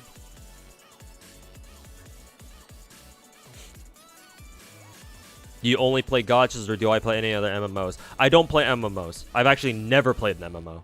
However, I do play other games. Before I got into gacha games, I was mainly an FPS head. Like I usually played first-person shooters. Matter of fact, the game that I first made my channel on, my Toe Sniper 98 channel, both on YouTube and Twitch, was for a first-person shooter, a free-to-play shooter called Combat Arms. Some of you boomers may recognize that game. But yeah, Combat Arms was like my main free-to-play FPS back in the day.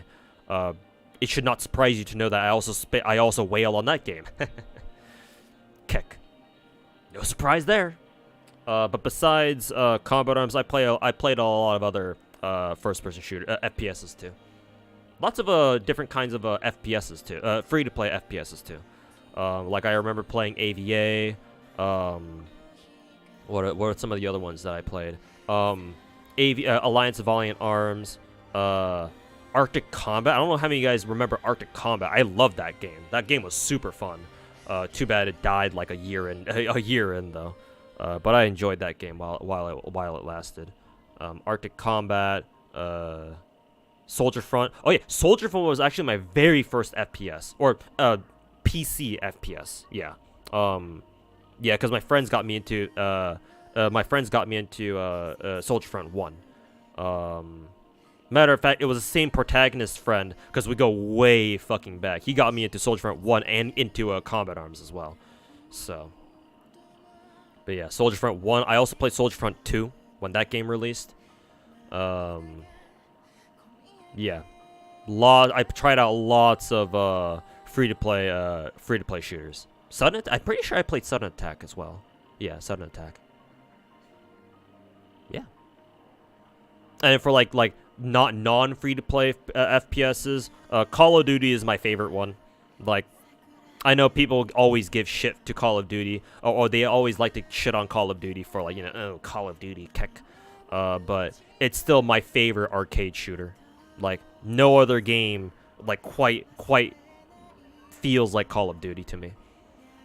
So yeah, COD is like my main, like, try-hard FPS now, if I want to bother playing. I haven't played in a while. Maybe I should go back and play. But yeah, other than that, like, I'm also really obsessed with, like, 7 Days.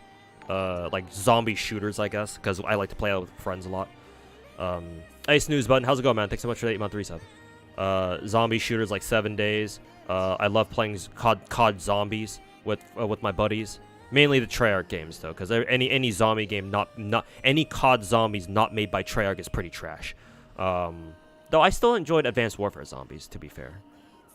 Even if it wasn't as good. But the more recent iterations of COD Zombies that Treyarch didn't make, like by Infinity Ward or Sledgehammer, yeah, no, those are complete garbage apparently. So I didn't even try.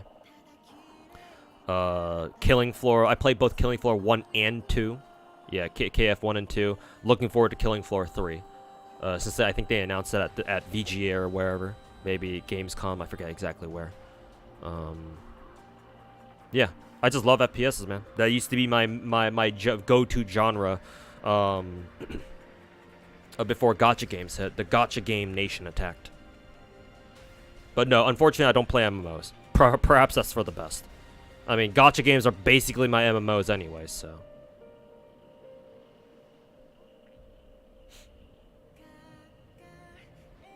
You also you managed a 36-hour Abyss for the first time. Hey, congrats, Misty. Good to see. Or good to hear, I should say.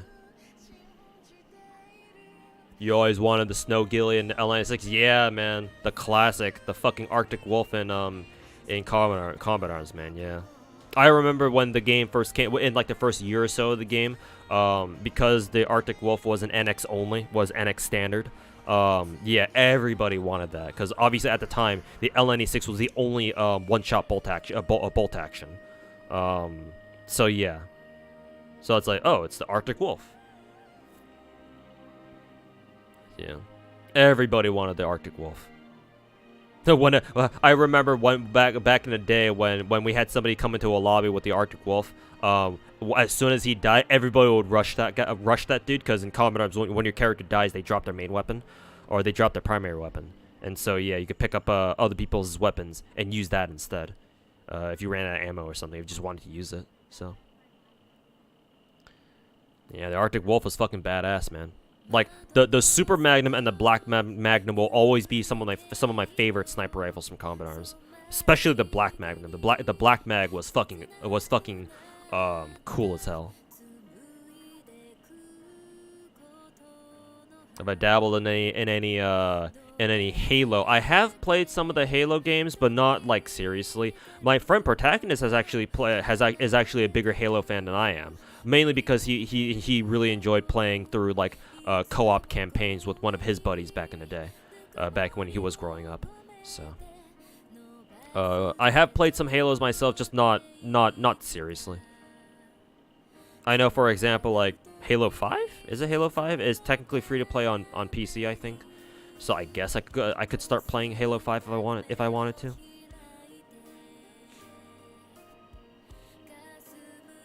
New Call of Duties don't even feel like Call of Duty.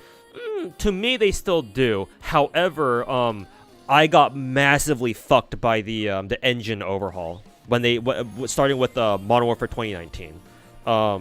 It was I do feel that the new engine overall was good for the game. Like Modern Warfare, the OG, not even OG. I can't call it the OG. But Modern Warfare 2019, the engine overhaul was a good idea in general. Like overall, it was a good idea.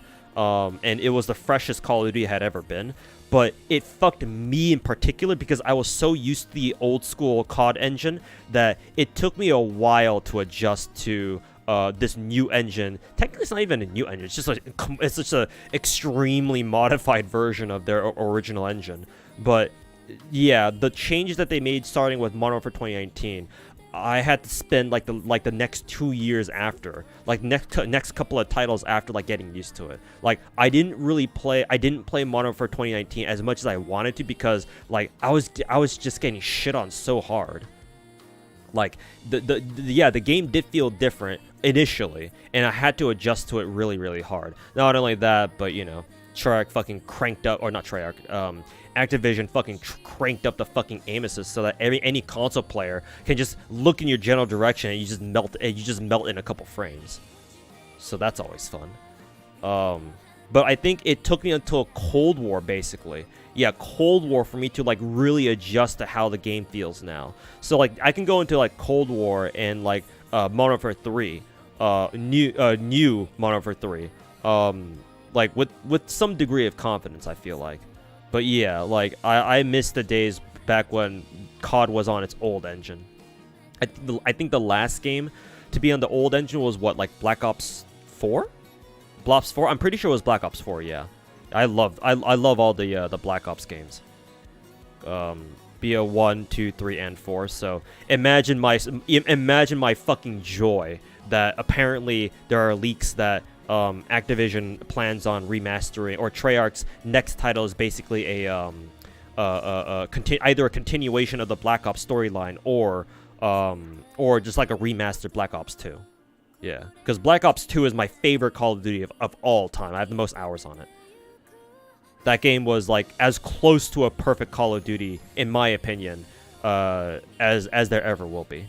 So yeah, if the rumors are true that Treyarch is planning to basically just remaster Black Ops 2, I couldn't be happier, man. I couldn't be fucking happier. Nothing better than Prime Black Ops 2. Shit, man. I'm inclined to agree. I fucking miss Black Ops 2.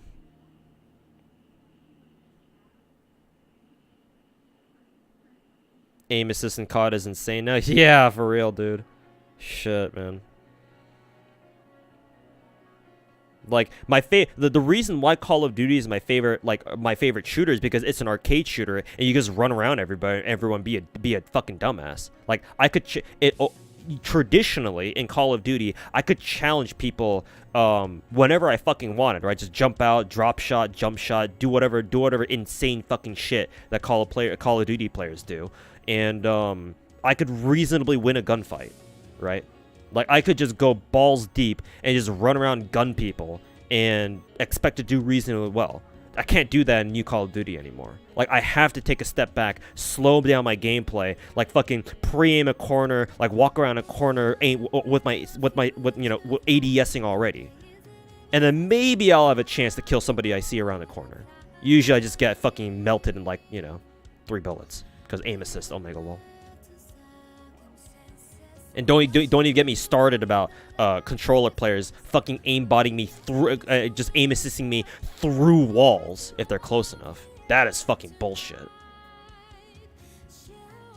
I've had that happen a couple times. But, it's how the game is, so. As much as I bitch about it, obviously they're never going to change that, at least not for a while, so. So, I've gotten used to it. I've had to adjust my I've had to adjust how I play Call of Duty these days accordingly. Still fun, just not as fun as I used to have back in the day.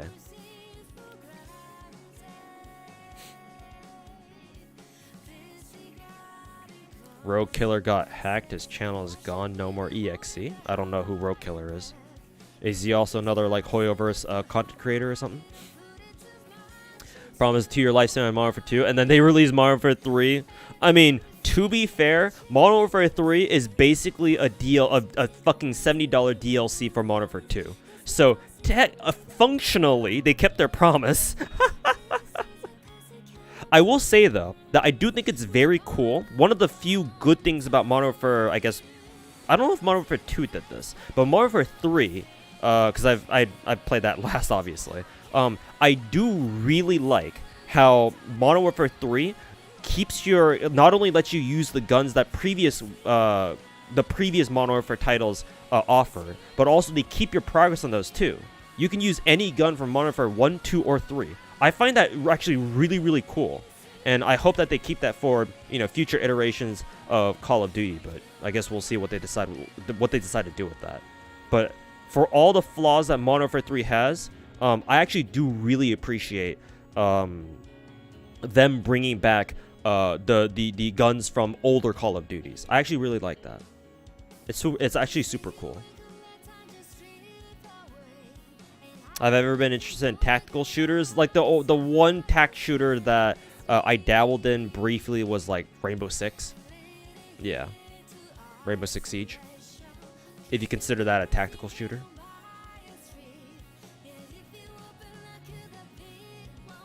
How the fuck do you continue the Black Ops storyline? Yeah, that's true. How the fuck do you do that? Yeah.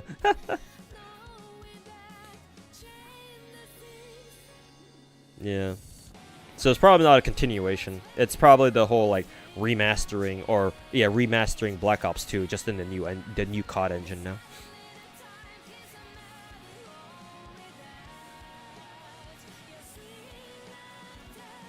aim assist might as well be called legal cheats. I mean, it legit. I remember. Correct me if I'm wrong, but I remember back in the day when like a lot of people were playing Warzone, right? When Warzone was at its like peak or whatever. I mean, even nowadays, to be fair, a lot of PC players, or people who play Warzone on PC, like originally people who were mouse and keyboard players, right?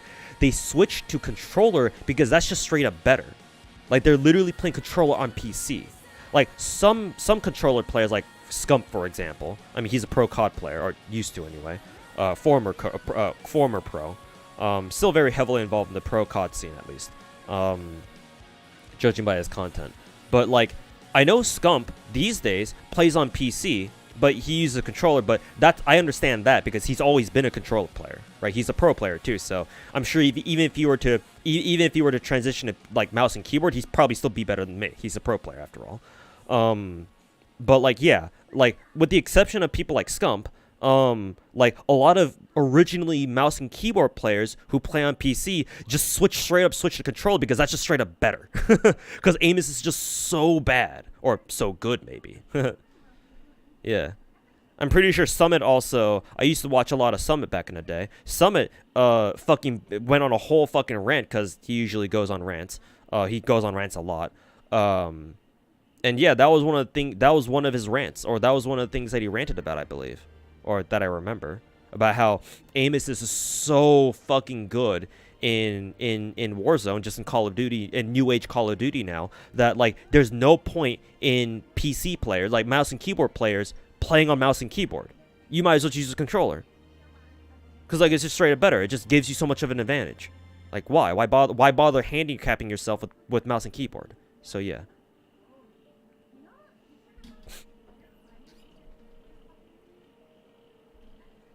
Like plug in the controller for aim assist and like in Overwatch.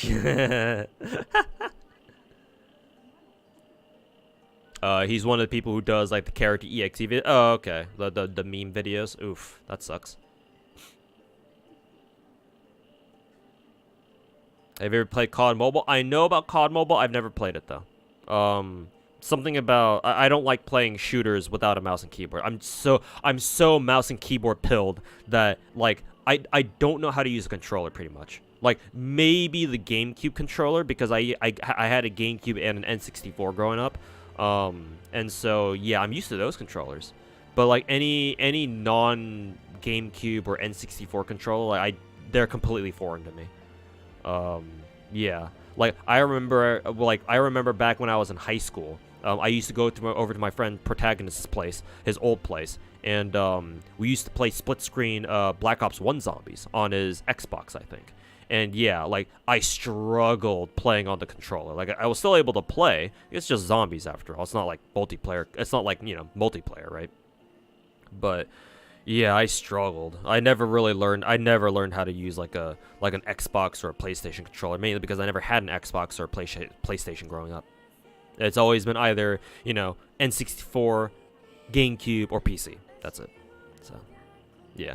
So for me, I have to play shooters on mouse and keyboard. If I can't do that, I'm just straight up not gonna play.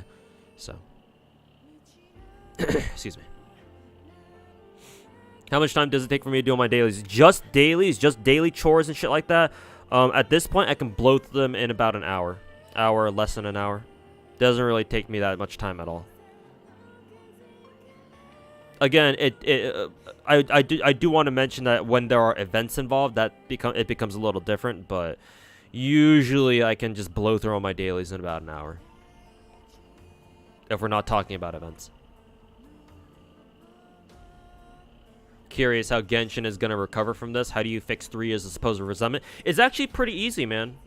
Again, I can go over the list of things that Genshin can do to improve the list of things that I feel Genshin should do to repair the damage done to the relationship between them and their players, their hardcore players at least.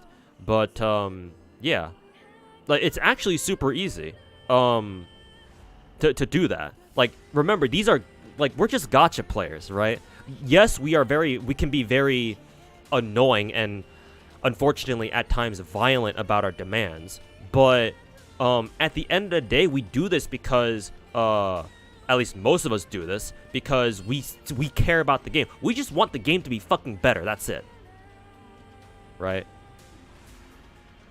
That's all we really want. It's why we're Genshin players to begin with, because we like the game. We just want to see the game do better.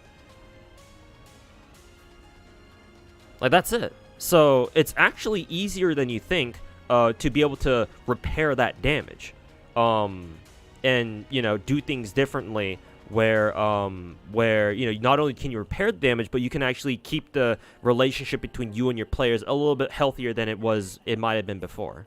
It's actually not that hard. The hard part is convincing MiHoYo to fucking do that. That's the hard part. And honestly, it's very hard for us players to kind of convey that message to them, unless you're Chinese, in which case maybe they might have a chance.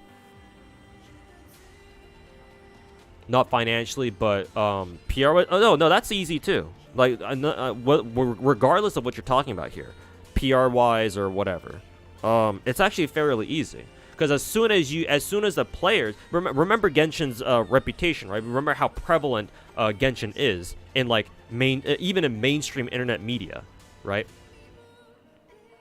Like, as soon as you start making good, effective changes, and people can see that you're actually making an effort to make the game better, then that's what people are gonna say. And there are so many Genshin players out there, so many Genshin fans out there. Eventually, it'll start leaking into the mainstream media too, right? As long as you do something about it, as long as people can see that you're trying to make an effort to make the game better, you're gonna have people like Tectone and the bigger content creators, Hoyoverse content creators, make content about it, right? Because that's content for them, and so they're gonna help too, whether they want to or not. So it's actually easier than you think. Again, the true hard part is convincing MiHoYo to actually do this. And it's just a question of whether or not they will or not. Or perhaps when.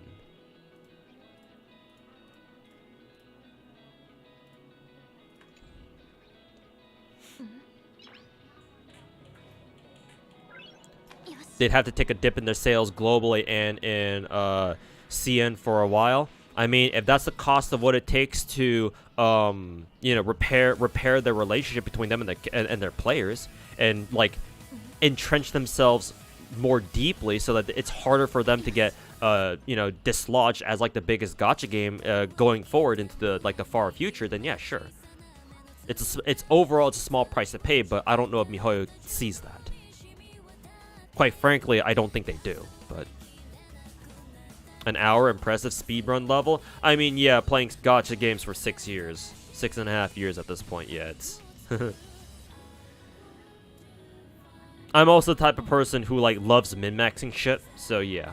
I've learned how to, like, speedrun a lot of my dailies.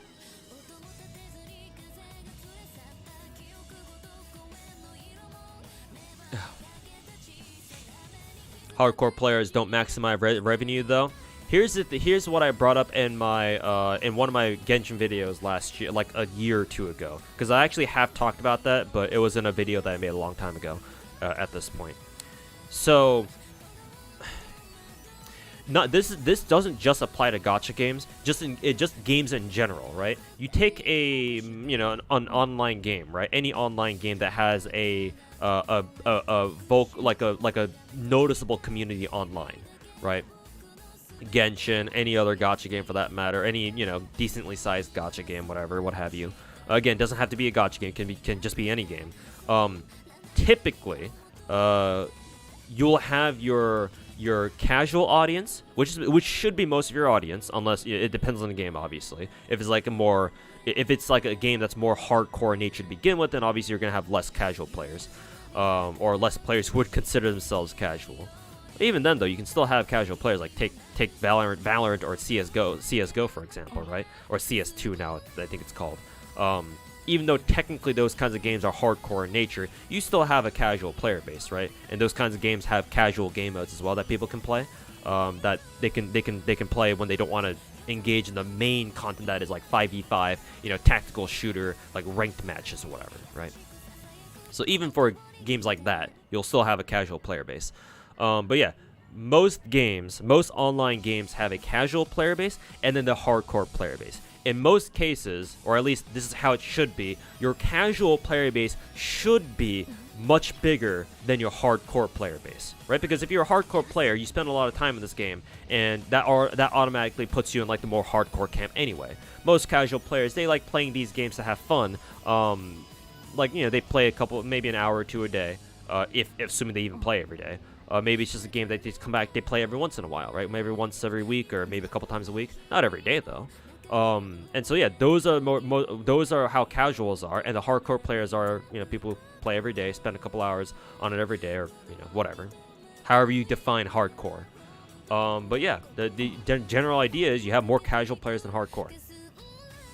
The thing with online games is that you need your casual, you need both your casual audience and your hardcore audience, because your casual audience are typically the ones who are going to pay for the game, right? They buy in-game microtransactions, skins, characters if you're a gacha, whatever, right? They're the ones who will help mainly your ones. They're mainly your payers, right? The people who mainly pay for the game so you can keep it, you know, if your game is free to play. Normally, for these kinds of games, normally they are. They pay for the game to stay free to play, and then keep the servers running, right? Whereas the hardcore players, maybe you got a decent chunk of free to play players there, so, you know, you're not gonna make any money from them, obviously. But you know, a lot of hardcore players also pay for, you know, skins, characters, whatever. So you'll make money from hardcore players too. But since there's not as many of them, typically, obviously, you, as developers, from a financial point of view, you value your casual players more, typically. This is what's going on in Genshin, and has been for the past 3 years, because Genshin has such a huge casual and even better normie player base, and fan base even, that who are willing to pay for anything that Genshin puts out, whatever Genshin does, that MiHoYo just doesn't really care about doing anything else, right? As long as they get their money's worth from the normies and the casuals. But the hardcore players are the ones, because they're the ones, you know, playing your game consistently every day, day in, day out, for, you know, however long they are. They are the ones. They are your anchor for your game. They're the ones who will keep the player count up, right? Because obviously the casuals aren't going to be playing every second of the every hour of the day. It's your hardcore players who are going to be doing that. And so they are your anchor. They are your foundation of your game. They're going to be the ones who will stick with your game, you know, through thick and thin, mostly. Unless you just do something terribly fucked up, or you just fuck up really, really hard. But they will always be there for you, as long as they continue enjoying the game for what it is. Hopefully. Yeah, they're always going to be there to support the game, because they're hardcore. They're the die-hard fans of your game. Whereas casual players, they might be fans of the game, but, you know, they're not the same as like the die-hard. Well, for Genshin, that might be a little bit different, because you have the normies who, even if they don't play the game like a hardcore, they had the attitude of a hardcore, from like but at the same time they're a casual player. So like, yeah, they'll always they'll go out and buy, like, you know, Genshin merch, and like make Genshin fan art, and, you know, do a lot of the community stuff, basically. That doesn't involve actually playing the game itself. So Genshin may be a little bit different there in a sense, but typically that's how it goes, right? Hardcore players are your bedrock, they're your foundation. They're the ones who are going to keep the game going, right? Play the game, develop the meta, make actual gameplay related guides, so that, you know, for their fellow hardcore players, or even even just your casual or even your normie players, right? Who maybe they want to, you know, play the game a little bit, right? But they are interested. Oh, I want to make my character as strong as possible. Like, how do I do that? Since they don't play the game as much as we do, they're not going to know how to, for example, level up a character, right? Where do I go to, like, oh, there are these materials that they need to be ascended. Where do I get these, right? So they go online, look up a guide on how to farm this material that they need, because, you know, they might not know how to do it themselves. What's the best kind of gear that I can give a character? Right? They're not even trying to min-max, just, I just want to give this one character some good gear. They look up gear guide for so-and-so character in Genshin or Star Rail, more so Genshin, obviously. And they find a video, hey, let's watch this video, let's see what they want. So, So yeah, like you need both of them. You need your casuals, they pay for your game. You need your hardcore, they make the content. Or the gameplay related content. Obviously the casual player base will also make more like external content, like community content, like fan art, animations, stuff like that, cosplays. You need everybody. And so you need a good balance between those two. You'll always have more casuals than hardcore. That's just how it is. But you still need to maintain both of them. Genshin is kind of an exception where obviously they're not really treating their hardcore players very well. And again, they don't need to. Because again, the normies and casuals are just going to pay for everything to begin with. They make enough money to where they don't need to put in, end game content. That's why that whole meme about, MiHoYo not wanting to cause anxiety for their players comes from. I mean, if it's a meme, sure, but it makes sense because if they put in endgame content, more endgame content, that means that it's content that the casuals cannot participate in because most of them don't have, fully decked out characters. So of course they're going to get upset. And MiHoYo doesn't want to risk that. They don't want to risk alienating their core player base, which is definitely not the hardcore. So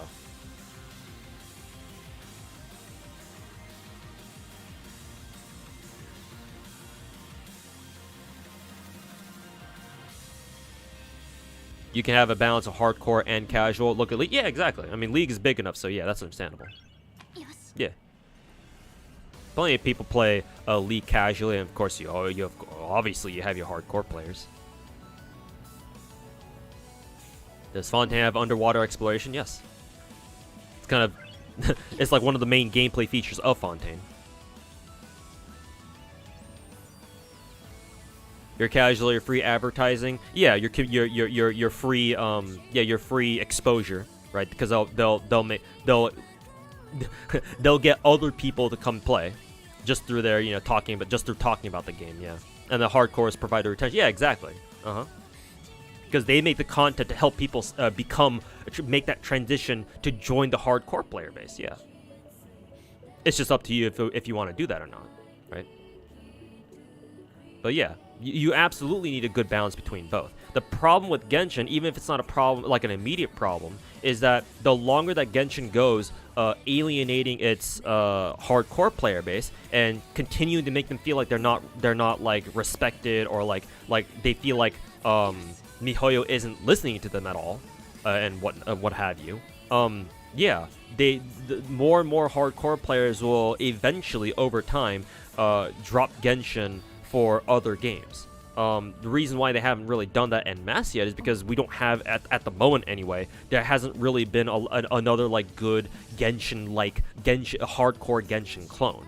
Unless you want to go play Tower of Fantasy, but if you want to do that, be my guest. Like Wuthering Waves may have an opportunity to take away a lot of Genshin's, not a lot, but quite a few of Genshin's hardcore players, based off of what I've heard. But obviously that's not going to be enough. Like just one game isn't going to do anything. But this is why I'm saying in the far future, like over time, Genshin should worry about this, because the more time passes, the more Genshin clones will pop up and pose a threat to Genshin, right? And take away their hardcore players, because it's been more and more hardcore Genshin players like, I played Genshin for like this many years, like, and kind of getting tired of the game. MiHoYo, the devs clearly don't give a shit about us. Like, oh, what's this game? This game is called Wuthering Waves. Oh, let me try this out. It kind of looks like Genshin. And if they happen to like Genshin, if they happen to like WoWa better than Genshin, guess what? They're just gonna drop Genshin, not go back to it anymore, and go play and just keep playing Wuthering Waves. And guess what? That's one more hardcore player that you just lost. And sure, maybe they don't pay for your game.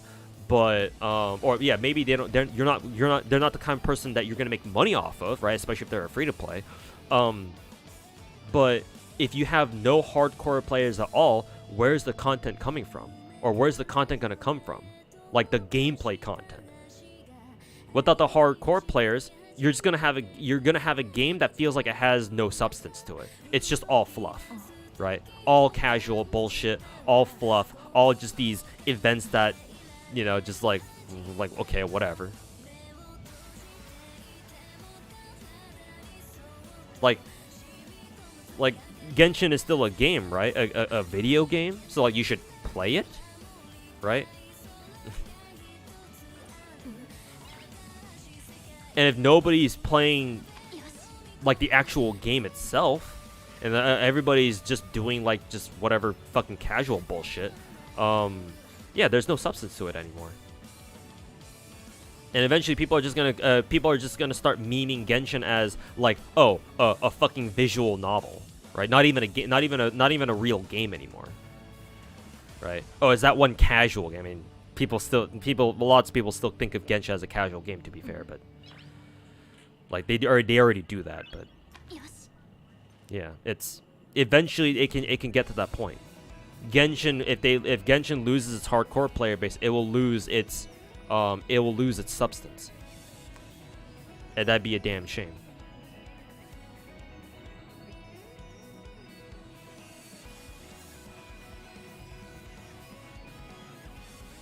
What'd you miss? Not much. Just me ranting for the past, like, what, 2 hours? Because I love rambling and ranting. You left after Yeon's first banner because you didn't see a point in building anything anymore? Yeah, exactly. Because if you can 36-star Abyss, and Abyss is the only endgame thing that we have in Genshin, then yeah, what the fuck's the point? Hey, Pompanair, how you doing, man? Hey, Loose Abelard, welcome back. I'm doing alright today. Felt like streaming, and here I am. Yes, Star Rail has proportionally more hardcore players compared to Genshin because of the turn-based aspect then. Actually, yes. Because turn-based games are inherently more difficult than like action RPGs like Genshin is. Because in Genshin, if Genshin, since Genshin is an open world action RPG, you don't really need to care about what your characters do. Like, as long as they're doing something, as long as they're beating up enemies, that's all casuals really care about, right? You don't need to understand what characters are doing, because you do something with characters, something happens, and that's pretty much good enough. But turn-based games like Star Rail, because it's a turn-based game, right? You have to take your turn. You have to think about what you're doing, and that's not what most casual players want to do, right? They don't want to have to think about what they're doing, because thinking requires effort, you know, an effort to understand what you're doing, and you know, most casuals don't really have the time for that. So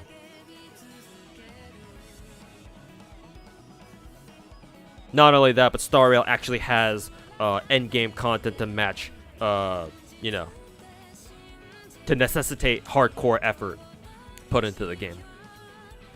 Like the Star Rail actually has things for you to do as a hardcore player. So all those things combined, and yeah, Star Rail on average has probably has a higher proportion of hardcore players and casual players.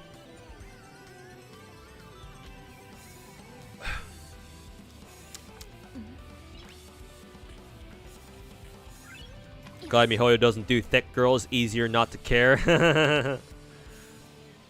And you can blame the CCP for that one. No, not even just the CCP. Just overall, just the overall modern like cultural outlook on like how females should be portrayed in media.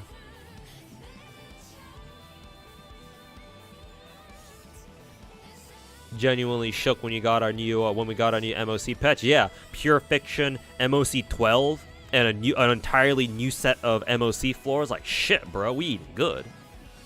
More shit to do and get more rewards from.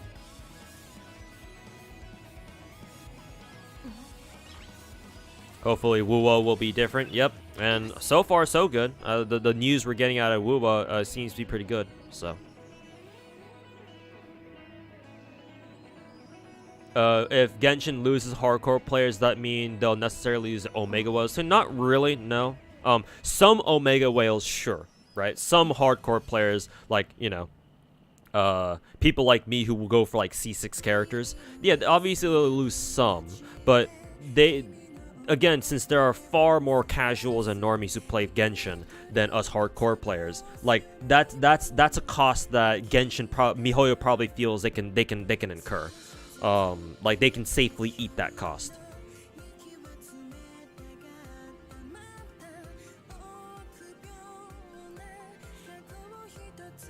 The 4 open world gacha games coming in 2024: Wuwa, Project Mugen, Enfield, and Senden Sens, SDS Origin.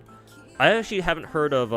I know that Seven Deadly Sins has another gacha game. I actually didn't know they were working on like an open world one, like a Genshin clone. I don't think that Project Mugen was gonna come out in 2024 though, because they barely put out their initial like teaser trailer last year. So I honestly think they're gonna go for a. They should go for a 2025 release. They'll probably have like a their first closed beta at the end of the year this year. But yeah, Project Mugen will probably not be a 2024 release. 2025 maybe.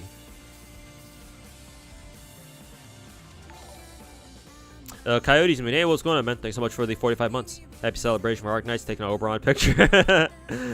Hey, well, happy anniversary for Arknights. Here's an FGO character.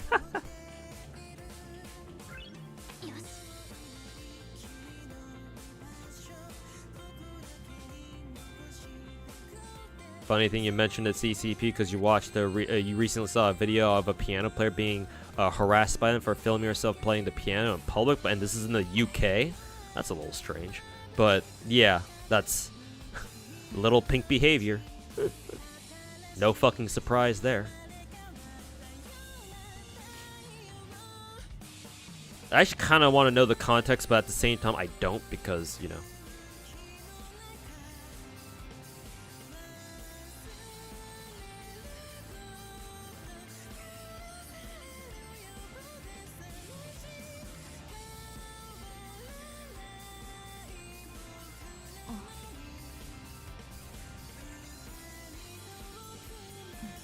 That didn't last very long. Yeah, I kind of expected that. When China, when the CCP tried introducing, or they tentatively put out those anti-gaming, that anti-gaming legislation, and the NetEases and Tencent stocks like tumbled like 5% immediately. Yeah, no, that wasn't gonna fly. So yeah, that was pretty embarrassing.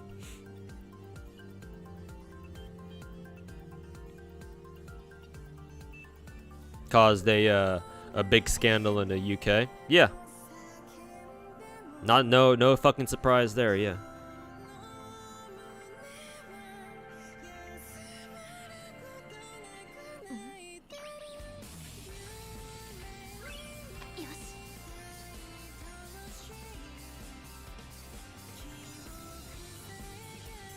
Going good, started a new job.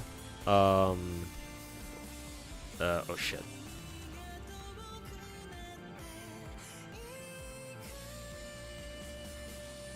Going good, starting a new job, so life's busy. Hey, congrats, man. Maybe one day I too will have a full-time job again. But yeah, take care, man, and congrats on a new job.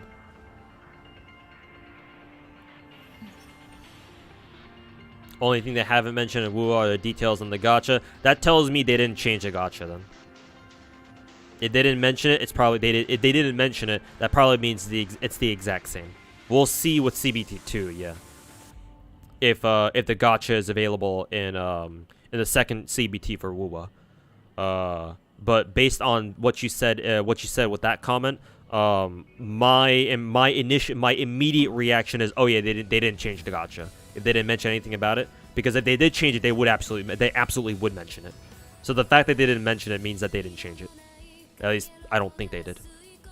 Believe there are many ways to add to Genshin's endgame that can still utilize carriers beyond common areas. Title best when Genshin made appeals exploration. Why not make? Yeah, exactly. That's one of the things that I suggested for my how to make Genshin a better game that I put out a video that I put out last year. Yeah, I absolutely agree. Genshin's exploration is one of the main selling points of the game, not just its combat. So yeah, the suggestion that I actually made is that there's another gacha game that I play called Nikkei Goddess of Victory.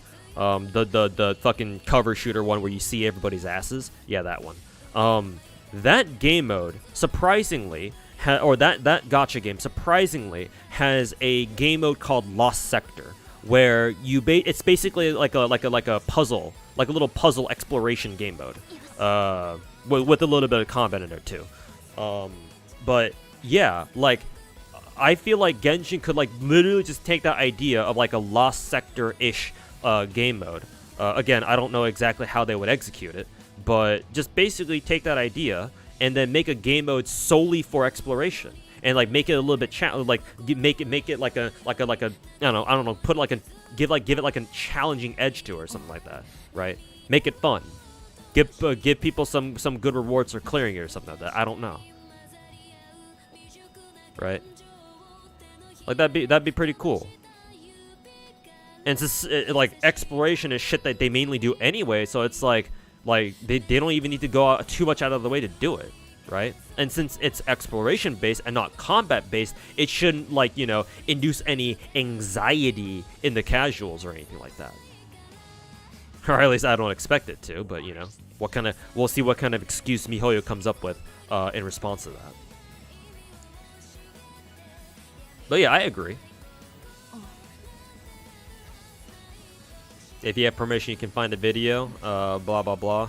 I mean, you can link. You can post YouTube links in chat, but I mean, I'll leave that up to you.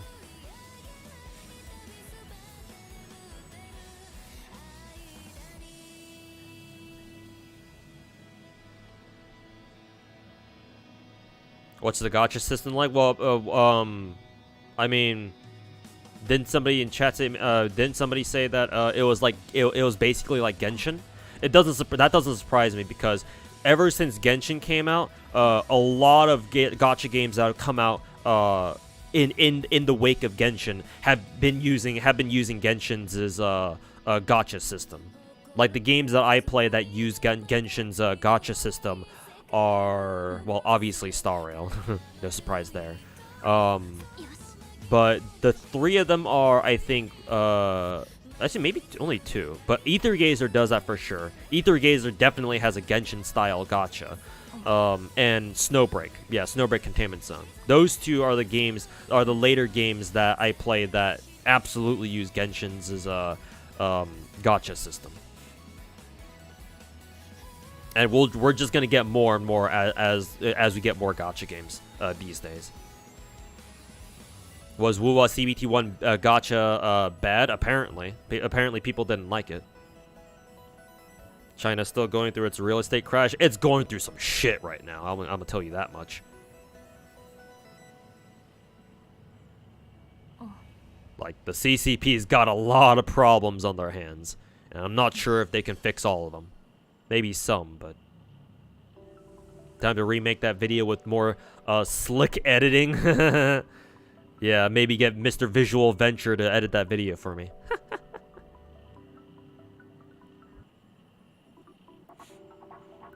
Only people who were bitching were the PGR players because the gacha and PGR was better. I mean, yeah. That's understandable. I mean, hell, that's basically what is it? That's what MiHoYo did. And the hilarious part is, I'm sure I don't need to tell you this, Brian, but the PGR devs, the Kuro game devs, were former MiHoYo employees apparently. So, like father, like son.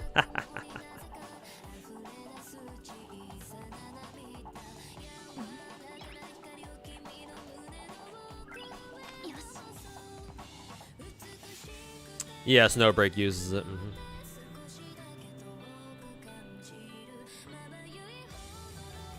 Only thing you wish it wasn't in the formula was weapon gacha. Yeah, having to roll for a separate weapon gacha fucking blows.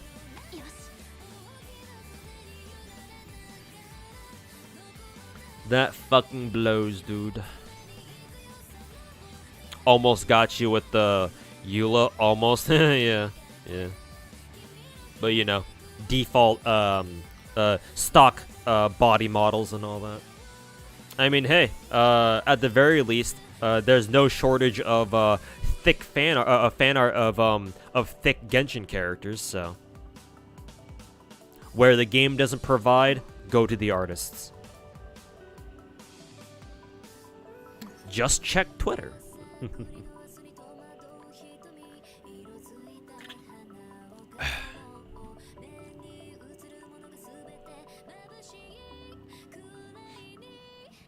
That game mode would induce panic instead of anxiety.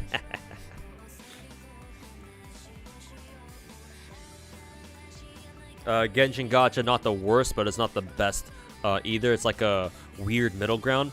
Yeah, it's something like that. I agree.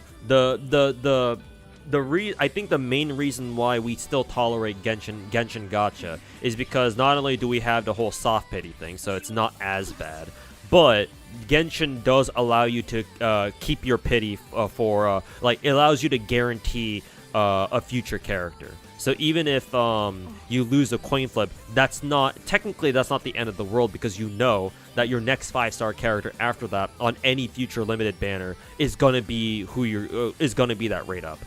So it does allow for it has basically a built-in mechanism where it allows players to at least somewhat control like what they get from gacha.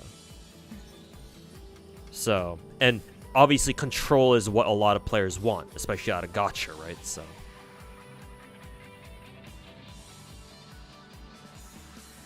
and not only that, but remember that Genshin Impact, people fucking make Genshin leaks all the fucking time. So like, yeah, us people, like, if you care to look at the leaks, look at Genshin leaks, like, you should be able to see, like, you can look ahead basically into the future, with you know, clairvoyance, and see who you want to roll for basically, and so you can plan accordingly. That's I think one of the major reasons, like, that's the major reason why I think people still deal with Genshin Gacha. Well, that, and they've probably been fucking, you know, Genshin pilled into you know, accepting it as normal. But yeah, it's the ability that players have to plan ahead basically, right?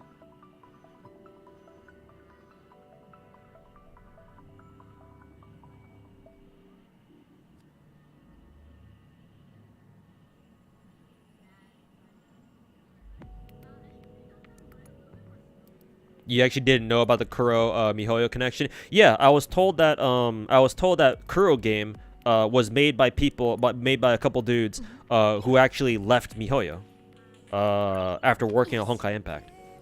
Like, if you ever wondered why PGR kind of feels like, well, not feels like, aesthetically they're very different, but Kuro game is what, another three-man action RPG, kind of like Honkai Impact is. Like, if you've ever wondered why PGR and Honkai Impact are so similar, like, genre-wise, that's why. Because apparently Kuro game was made by ex MiHoYo devs. So I just kind of find that funny. It's Play Legend. Hey, Play Legend. How's it going, man? You're watching over on YouTube. Welcome back. What is my favorite anime opening? God, I haven't played it. I haven't watched anime on a regular basis for like over a decade. Like, actually, I don't know.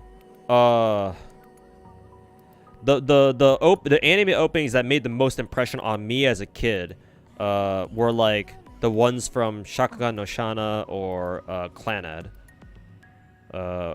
Clanad, Canon, 2006 specifically. But like, yeah, those are like some of the older animes. Some of the older animes that I watched as a kid, though.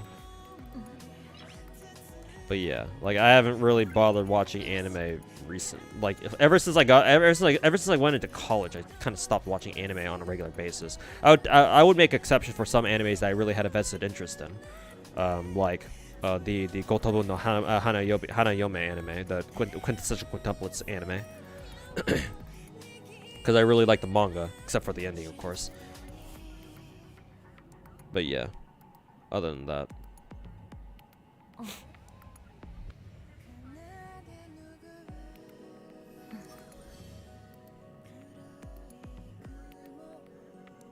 Genshin Gacha is good for savers. Yeah, the long-term players.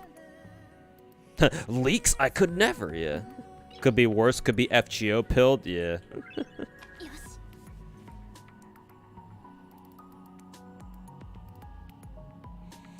old Genshin leaks were wild. People had models for Inazuma characters in like 1.2. But I mean, that makes sense because, you know, you don't make MiHoYo wasn't gonna make a huge game like Genshin Impact and not have at least like a year's worth of content planned, right?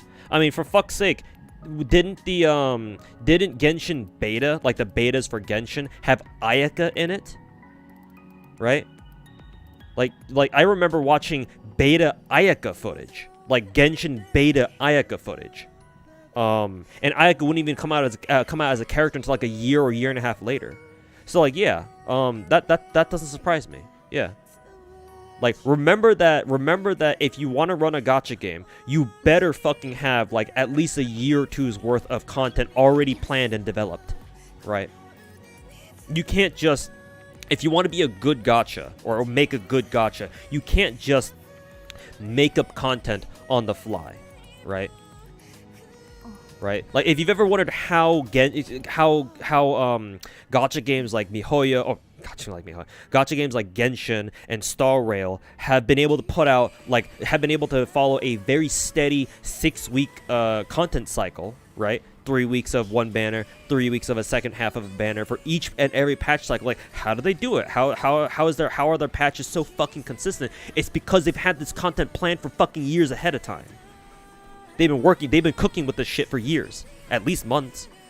Like, literally the only reason why we had that one instance in Genshin, like back in 2021, where we had that infinite Ayaka banner was because COVID hit, and they had to go through the lockdowns in China, right? The whole fucking retarded ass zero COVID thing. And so, yeah, MiHoYo had to restructure as best they could so that they could have their team work from home or something. Right, they had to adjust to that. So yeah, we had like an abnormal content cycle there. But like aside from that one hiccup, yeah, it's been back to normal. Same thing with Star Rail, and literally same thing with any other gacha game that's out there. Yeah. So I'm not surprised personally that back then, like at the beginning of the game, people already knew, or people already got their hands on like Inazuma shit, because they already had Inazuma planned for years as like future content updates. Yeah. So yeah, it just makes it makes sense. Clannad ending just makes you sad. I mean, it should. It's Clannad. Kuro has a lot of former Honkai devs. Yeah, that makes sense then. We've just been slowly Stockholm syndromed into accepting the gacha system. True, Tyrer. Drew.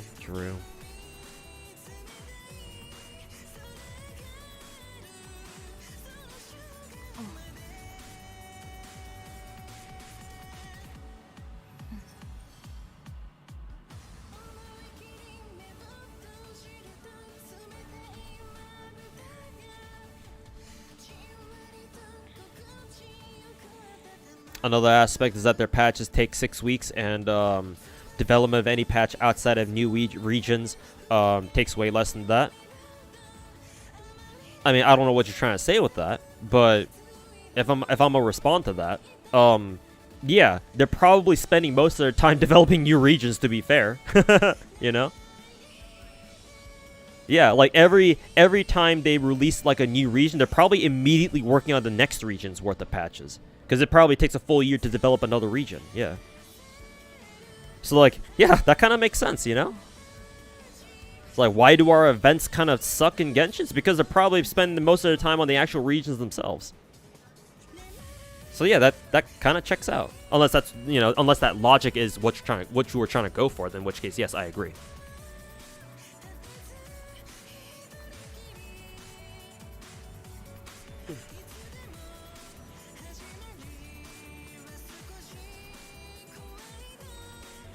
Ayaka had a similar sprint like Mona in the beta, but with ice, it was pretty cool. I mean, Ayaka still has that. Like, have you not seen Ayaka, like live Ayaka footage, MSD? Ayaka still has that, or she has that, yeah. Unless you're talking about something different. Code Geass. Oh yeah, the first Code Geass anime. Yeah, that's pretty iconic.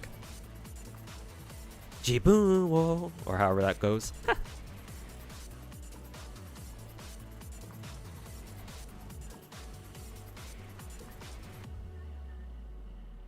It was more about how much was leak. Yeah, because back then, yeah, MiHoYo had nothing basically nothing in terms of leak control.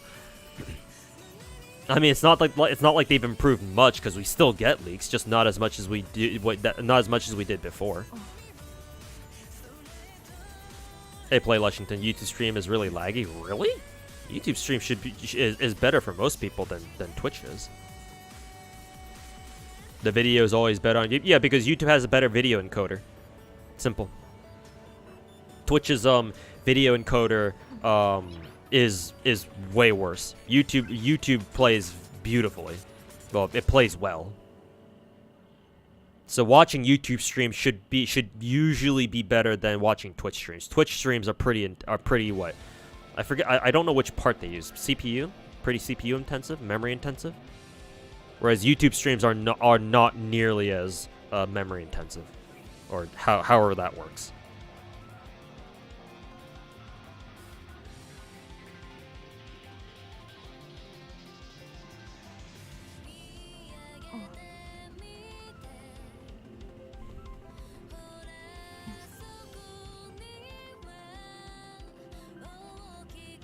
No, it's for chat rating? Okay, gotcha.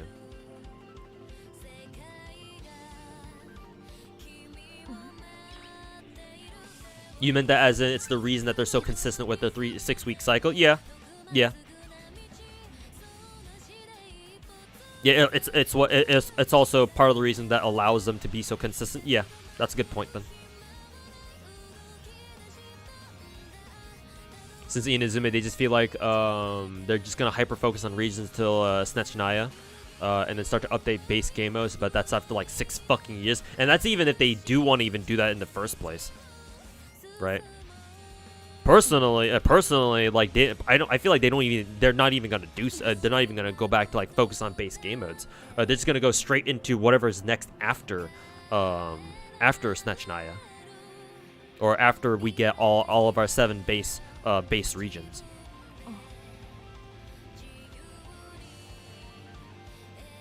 Leak control tab is fully open. Yeah, exactly. I don't expect. For what I can tell, MiHoYo hasn't really done shit to control the leaks. I mean, they can't. They're so incompetent at that. Dude, why do you think they started drip marketing characters so early on? Like, why do you think they feel the need to even fucking drip market on Twitter? Like, you know for a fact that if they had a choice, they wouldn't even do that shit to begin with. Because ideally, you want to keep these characters, you want to keep new characters a secret, right? And like build a hype for their like streams and whatnot, where you can actually formally introduce them and like maybe take some people by surprise. But yeah, no.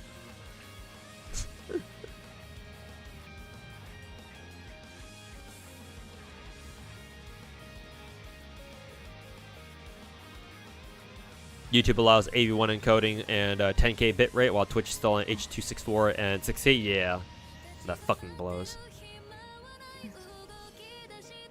Yeah, everybody knows that Jibun will opening for Code Geass. Maybe some Zoomers might not, but Code Geass is a classic anyway, so everybody should watch it at least once. You're getting E1 Bronya better than Gepard or Bailu. You only have Fushuan and 4-star healers. Personally, I would actually go for Bailu. Bailu's resurrection is not something you should ignore. Just having that free res can save your ass quite a bit, in my opinion. Yeah, like it's not even just for MOC, but also for like Swarm 5, Gold Gears 5, like. Because in Simulated Universe, you can stack your revives, right? If you get a fully charged up, or if you get one of those your abundance path resonance perk, right, where it revives, it automatically resurrects one of your characters. If you get that 1-star destruction blessing, where it gives one of your characters a free revive, puts them at 1 HP, and you have Bailu's resurrection, like that all adds up, and it could just give you the chance to like clear Swarm 5 or something, or Gold Gears 5, when you really shouldn't have before. Like Bailu's resurrection is quite nice, even if it's like that's one of the only things that she really does well. Well, aside from healing, of course, but personally, I would go for Bailu, but I wouldn't be against E1 Bronya either. Like, if your healers are already doing their job and then some. Like if you're already happy with your perfectly happy with your healers, then yeah, you can just go for E1 Bailu. Or Bailu, E1 Bronya.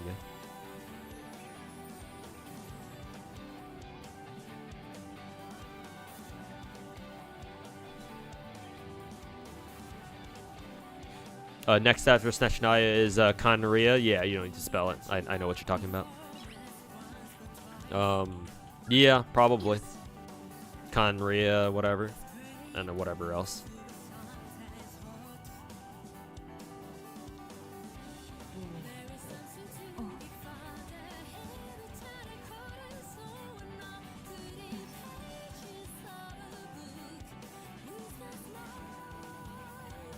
You have no idea who you want to get because you recently got E2 Bronya from Standard? Shit, bro.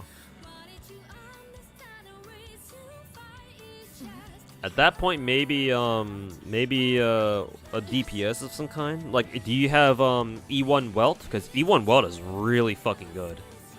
At least from my experience.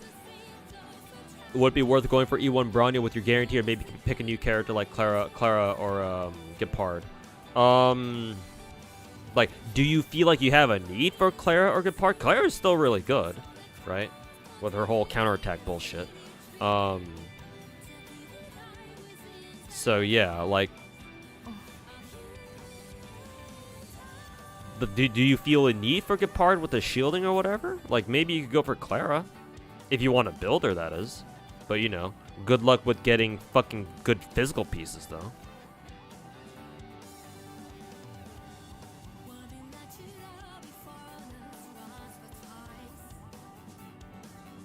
No, yeah, E1 Bronya is always a good pick.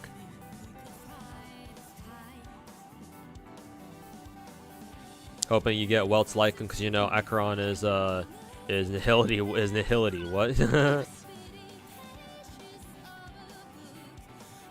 You already have E1 Welt? Okay, gotcha. Yeah, honestly, I don't know. Good question. Either maybe E1 Clara or E1 Himeka. What's the go-to Hanya build? Well, she's a support, so I mean, probably speed. Everybody loves speed. 4-piece speed and like, and a 2-piece like broken keel or something.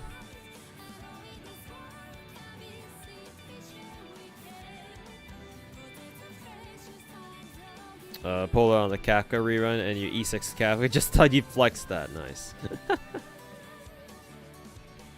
Don't think we're gonna go straight into Conria because the trailer with all the regions didn't show the chapter number, and don't you see any reason to do that. Don't see any reason for them to do that, even if it came right after. Yeah.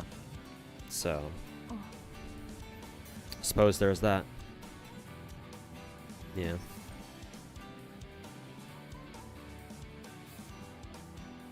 They'll probably do like a big, like, I don't know, either a recap chapter or like some sort of like big showdown chapter after Snechnaya where we fight against this like big bad character. I mean, technically our big bad right now in Genshin is what?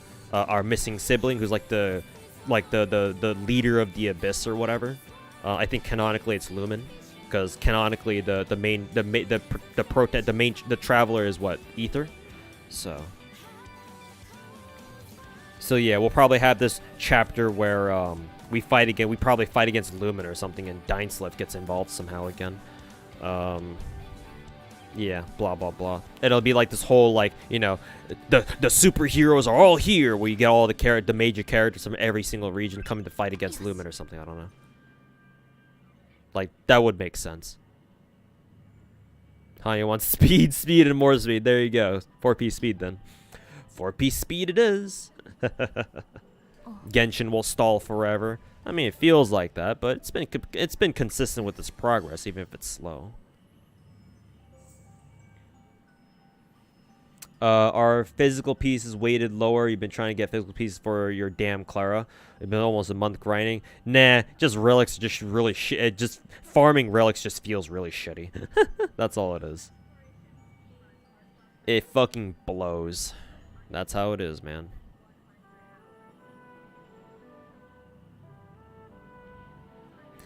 Hella MCU moment. I mean, it makes sense, right?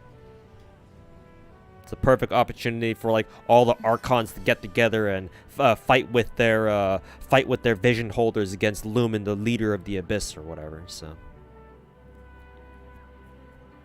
and that's just a great way to generate hype, you know. Hype for the story, for anybody who cares about it. But would Bailu be a better pick than E1? Well, your best healer is Lynx. Yeah, if you only have Lynx, Natasha at this point in the game does have some drawbacks, unfortunately. Like Natasha is obviously a great early game and mid game healer, but towards end game she starts having some drawbacks, I think. I think Lynx is probably a little better geared for end game healing or end game sustain. So I would actually recommend Bailu, yeah.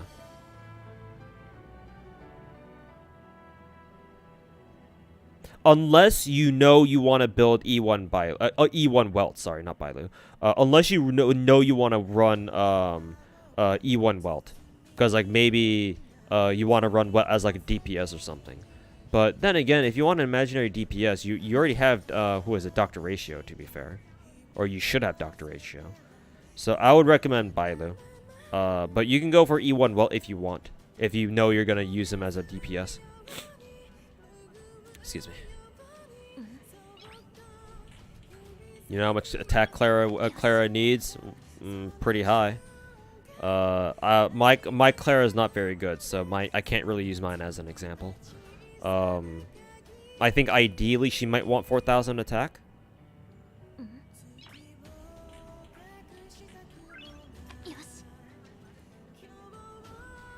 Main end tags of this first act are the Fatui with minimal participation from Abyss Order. Okay, so like the Abyss Order guys are like are bad guys, but they haven't really been doing much other than like just like being up to shenanigans. Yeah, because the I agreed from what I've seen from the story so far, from what bits of it I pay attention to. Yeah, the Fatui are probably bigger enemies as of right now. Yeah. Yeah, because apparently Natlan, or if that's how I say that name, Natlan is supposed to be our next region, right, after Fontaine, as our number 6 region. Number 6, right? Yeah, number 6. And so they'll save Senchnaya for last, yeah. Like the final showdown against the Fatu or something like that. And yeah, and the Fatu are literally have played a role in every single fucking region, right? Like they have their headquarters in they have their embassy in Mondstadt. They have their Northland Bank in Liyue. They tried fucking sponsoring that uprising, the Kokomi's uprising in Inazuma. I actually don't know what the fuck they were doing in Sumeda. Oh, the fucking doctor's in Sumeda, or at least he used to be. Fucking creating that, working with Wanderer to create that fucking, fake ass god or whatever. Or whatever the fuck he was doing. Experimenting on patients with that withering disease, whatever that was called. Elizar or whatever, I think that was called. And then whatever the fuck they're up to in Fontaine. Oh yeah, Arlecchino and the twins in Fontaine, doing whatever the hell they're doing. Yeah, the Fatui for sure have a more vested role as antagonists so far.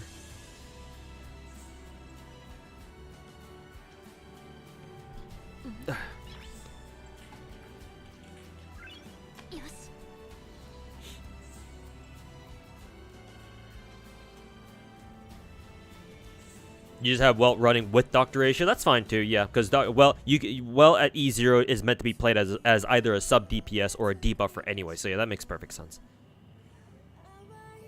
So yeah, I would recommend Bailu then, as like your second like end game healer.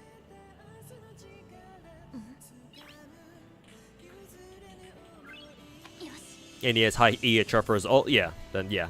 If that's how you're playing him, then you don't need E1 Welt, at least not right now.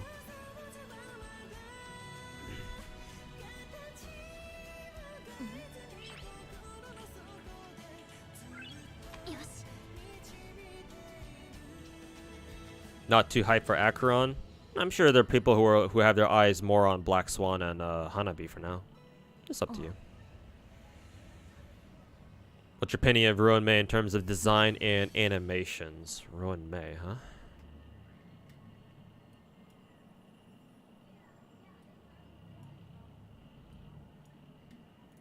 Let's see.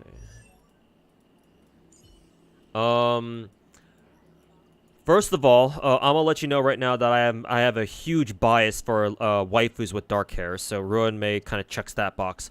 Box for me already.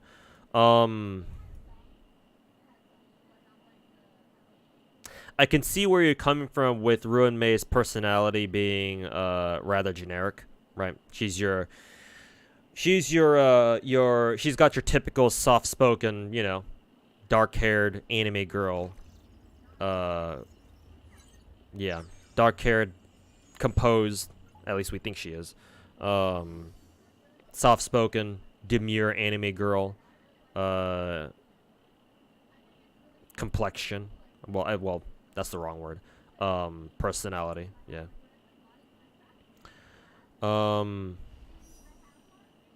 She does have that questionable researcher vibe to her, right? So I don't think that's generic. Or maybe if you play enough games where you have to deal with researchers and scientists who have questionable experiments or questionable morals, then perhaps that is generic for you. But in the grand scheme of things, I don't think it is.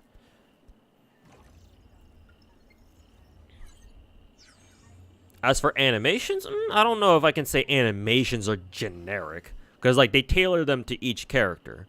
Maybe you could say they're not as flashy as some other characters' animations for sure. If you're to describe her animations like that, then sure, I can see that. But I'm not too sure how I feel about calling animations generic, because they're trying to tailor them to each character. What makes sense for each character, you know, personality-wise or whatever. So, as far as overall design goes, like her aesthetic, well,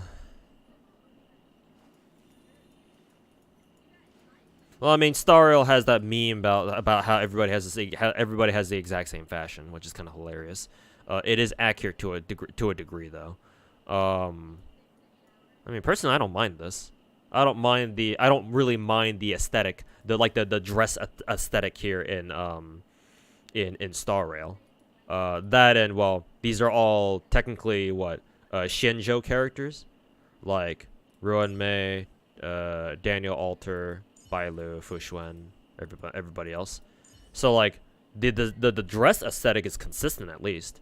So I don't mind. My favorite color palette. My favorite colors that I like to see in anime characters, or just colors in general, are red and blue. Which is why I like Himeko so much, because there's so much red here. That and red and black, I think, is one of my favorite color palettes. That and she has gold here too, yellowish, darkish yellow gold. So Himeko from a color perspective is fucking perfect for me. Yeah, anybody who has like anybody who has red or blue. Selly is up there as well, because she's got a lot of dark blues, vivid blues. Jinglu as well because of the blues. Gneifen as well because of the reds. Asta actually Asta doesn't have a lot of red on her as much as I thought she would. Yeah, I think Shui's design is fucking fantastic. Yeah, the turquoise, red, black, thanks to her hair and whatever else she's wearing. I assume that's a bodysuit she's wearing. So yeah, so Ruin Mei's color design, I like it. I don't like it as much as, say, like Himeko though. She still looks good. Yeah, she still looks good. And I like her color palette, but it's not like top tier like Himeko's or like say even Shei's is. So It's okay. I don't hate it. Again, I like it actually. But yeah. Mainly the thing that does ruin Mei for me is that she's a, dark-haired waifu with long hair. Personally, I would like her hair to be down because I love long black hair. But she's got it up in a bun slash kind of ponytail, so I don't mind Ruin Mei, but I can see why you can kind of I can see why people may view her as more generic. I understand. Skip Bailu though if they're gonna go for Aventurine 2 or Luocha. Well, this is I believe the reason why we're discussing Bailu was because of what is it? They're trying to spend they're trying to figure out who they want to use their 300 free 5-star perma 5-star on. So yeah. I guess they could wait until Aventurine shows up and then we get our Luocha and our Luocha rerun. So because, yeah, Luocha is absolutely fantastic. So, maybe if they can pull Luocha, they don't have to whirl for Bailu anymore. I don't know.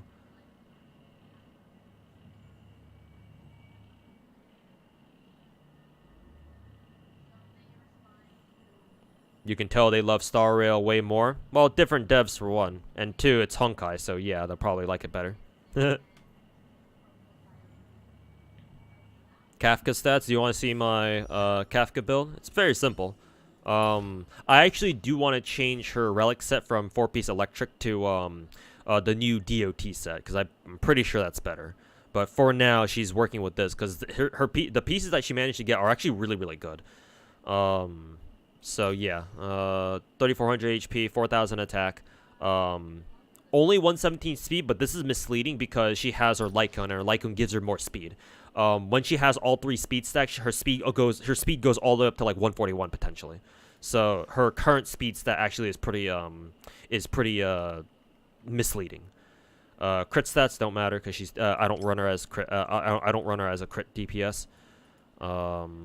Only a little bit of break effect doesn't really matter on her. I don't think. 33% EHR, which I believe combined. I believe 33% EHR is good enough on her. Most of the time, anyway. A little bit of effect res. Mainly light and damage boost. She has her gacha light cone, like I said earlier. Increases damage by 24%. Increases speed. Blah, blah, blah. She's fully traced out. Everything's unlocked. And then her 4-piece lightning set here. Again, I want to switch this over to 4-piece not follow-up, DOT set. But her relics, I believe, if I remember correctly, they actually rolled pretty well, decently well at least. Though her fucking glasses fucking rolled twice into crit damage, I think, which is kind of like oof. But it has speed, it has attack percent, it has an EHR, so it's still pretty good. Attack percent, boots, speed, a little bit of HP, a little bit of attack percent. Technically, her boots could be better actually. Her boots aren't that good. But her ring here is holy fuck. 8 speed. I think 1 roll into attack percent and a little bit of effect res. That one's really good just for the speed alone. And then her body piece attack percent. A little bit of effect res, a little bit of break effect. Her body piece actually isn't that good either. So her boots and her body aren't really that good. I could probably replace them, or I wouldn't feel bad replacing them. This is also pretty bad too. Her rope, attack percent rope. Then again, I don't know what other kind of substat she would get. Oh, well, speed obviously. Speed, maybe a little bit higher EHR. At least it has HP percent. HP percent at this point is not a bad substat on Kafka. It makes her a little bit tankier. So, unironically, not bad. So. And maybe a little bit of effect res. Maybe instead of the defense stats, maybe if we could replace them with like speed and effect res, or speed and something else, maybe. Speed, speed effect res, and then it would be a perfect rope. But her rope doesn't have that, obviously. And then her lightning damage. Yeah, this one's pretty ass. It like rolled 4 times in like flat HP or something. So yeah, this is pretty shit. I mean, at least it has some attack percent of EHR. So there you go. So actually, yeah, I could probably try to change this. And try to get her some better stuff, technically. I actually don't know what ornaments I would want on her. Probably just same as, just the same 2-piece SSS. Because what else would Kafka even use if you're not running her as a crit? right? Like maybe two-piece Glamoth? Maybe two-piece Glamoth could work, actually, yeah, because with her gacha light cone, she should be hitting 135 plus speed. Yeah, increases Warrior's attack by 12%, and then gives her also 12% more damage, probably. It would probably be better buff stacking because of that. Probably. But yeah, this is my Kafka build. Oh, and she's also E2 as well.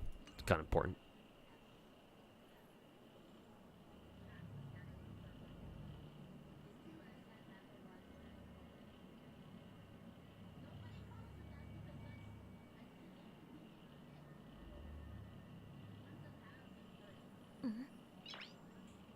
Never mind. Fuck Arc Knight's dumb gacha system. Actual ass. Uninstalling now. Hey, that's the first comment I've seen you make, Peepo, where you didn't take up half my fucking Twitch chat. Congratulations. Maybe you can make some more comments like that.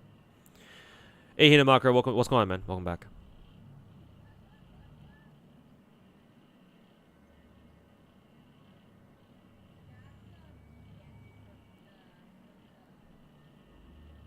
You had the luck right before Ruin May's banner change to get her to E5.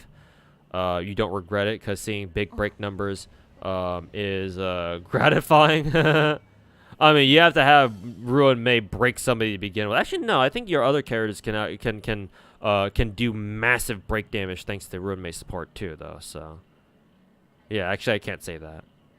Because, yeah, I remember explicitly my Jingli doing massive break damage to the MOC 12 Swarm bosses, I think.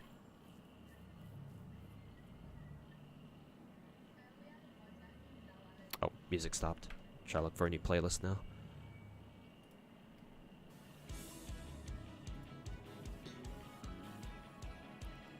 Under Night PC or the newest Under Night game. I'm not even gonna try to pronounce that. Ranked Q is broken as fuck right now. Oops. God damn it, French bread. Are you gonna try playing Atelier? I assume it's like the Atelier franchise is like gacha game, and it's apparently comes out tonight. Nah. I honestly, that's the first time I'm hearing about it. You mentioning it to me. I wasn't aware that Atelier had a gacha game coming out. And no, I'm not really in a position to try any more gacha games at the moment, unless they're like gacha games that I explicitly said, I've explicitly stated that I want to try, like Z3, Wuwa, Enfield, GFL2, and Project Mugen. So I didn't know about them releasing a new gacha game, but unfortunately, I probably won't be playing it. Not because I have anything against it. It's just right now is kind of a bad time for me IRL. So, or it's not just kind of. It is a very bad time for me IRL. So no, unfortunately not. I appreciate you letting me know about it though. New player here. Well, should you roll for Kafka or use Ratio as a DPS? In Star Rail, you want a variety of DPSs. I mean, it's the same thing with Genshin too, but Dr. Ratio is your free imaginary DPS. Obviously, he's going to be very good. If you can, I would highly recommend rolling for Kafka. Kafka is not only very strong, but she's also one of the easiest characters to build, because of how she works. Like, she doesn't require crit stats at all. So, like, honestly, you could just give her main stat, attack percent, everything, and maybe speed boots if you don't go for a gacha light cone, and like she'll be fine. Like, she's gonna do her job.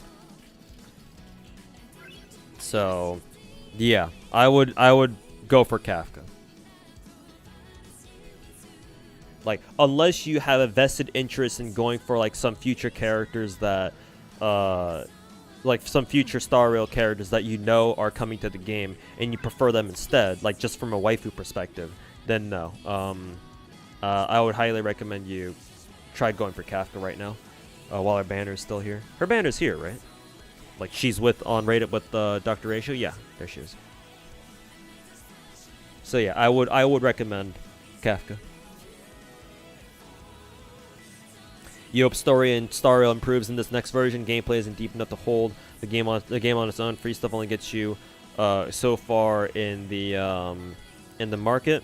I don't think it needs to improve that much. Like, yes, I agree it should improve somewhat, but yeah, no, a lot of players who play Star Rail play this game actually legitimately for the gameplay. Yeah. Like, Star Rail is the game that hardcore Genshin players play when they actually want to feel like playing a real game. So, Star Rail, because of that, Star Rail has so many, like, you know, so many more, like, hardcore players that you don't need to worry about Star Rail, like, losing popularity anytime soon. At least, I wouldn't think so.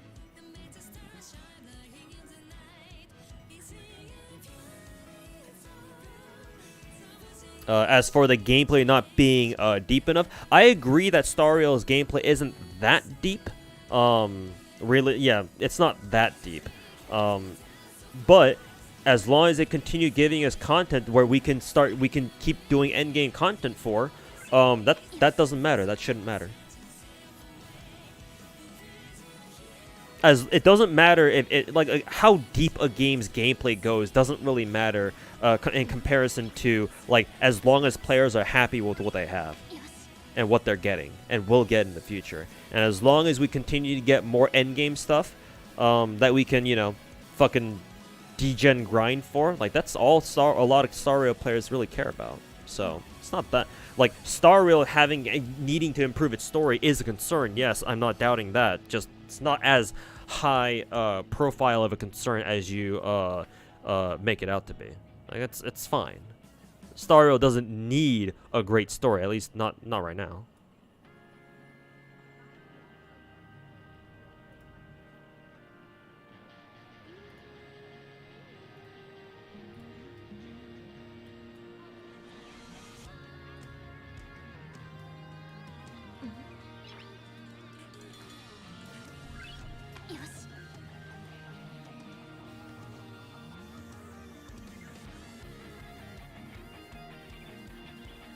Today you learned that Oria voices Ushiwaka Mario and Ayaka from Genshin. Oh yeah, Saori Hayami, yeah. Yeah, she voices Oria from in Under Night. You think Skirk will be playable in Genshin?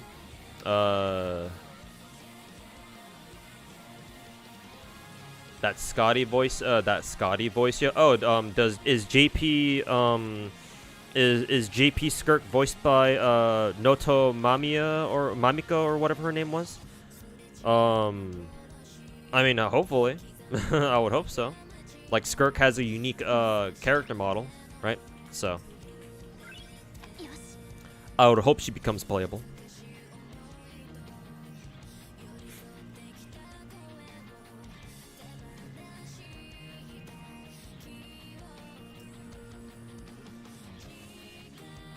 Need another character with team-wide weakness effect like Ruinmei for second team, not even Fushuan. Field made you feel this powerful? I mean, yeah, naturally. Because all Fushuan's skill field does, as far as like offensive power goes, is give your team 12% crit rate. Like, that's great. Yeah, obviously, it's really cool. But yeah, no, Ruinmei's skill is just on another level of effectiveness. And between that and her toughness breaking mechanic, or her ability to mess with toughness break mechanics, yeah, like Ruinmei is a fucking unit and a half.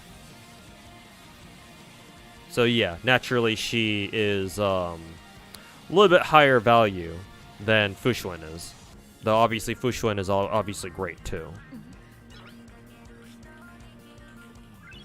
Did you like the YouTube video I sent you? I mean, I plan to make a react video out of it, like a more proper YouTube catered react video to it.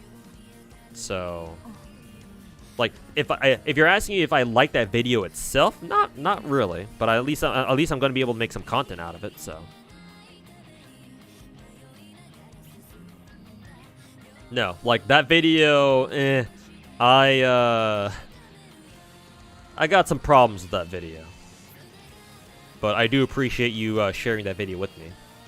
At the very least, I can make some content out of it, like I said.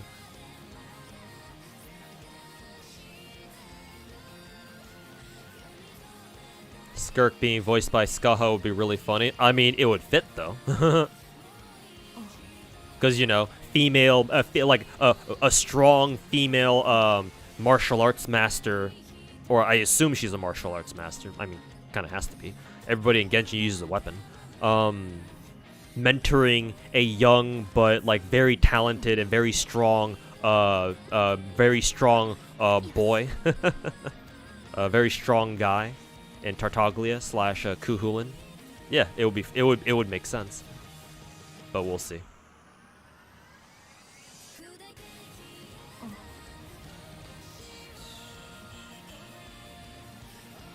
Peak Stariel is Belobog? Yeah. Belobog's story was at least coherent, and it had a great ending, yeah. A freaking epic ending, and they even have a custom song for the final, what is it? The final Cocolia fight. That you can actually listen to with the event going on right now, actually, if you play the Nightmare version of the Cocolia event fight. Yeah. Yeah, and then Xianzhou Luofu is just like, what the fuck is going on? Tartaglia, you mean hide from Under Night? I mean, hey, Star Rail is just FGO 2.0, isn't it? Everybody wants FGO 2 to come out. Little did they know that's just called Star Rail. Honkai Star Rail. Come play Star Rail. Hop on Star Rail. We have March 7th, who is our MASH. We have Himeko, who's our Da Vinci XP. We have Welt, who is our Dr. Romani XP. It all makes sense.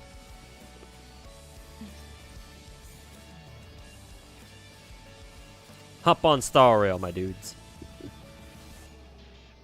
One of these days, you gotta go over your favorite Nikkei waifu designs. Waifu / designs would be interested to see that. Maybe, yeah, maybe one day I'll do that on stream.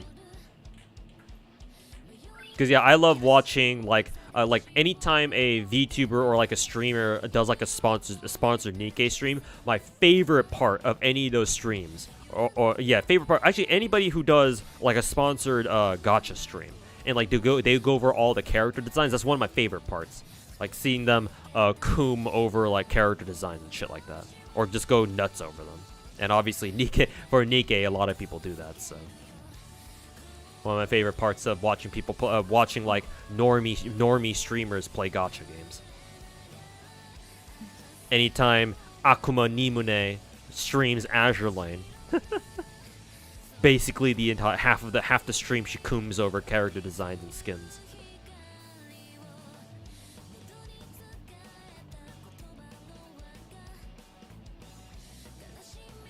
Simple, isolated story, whereas Xianzhou has a lot of exposition and characters.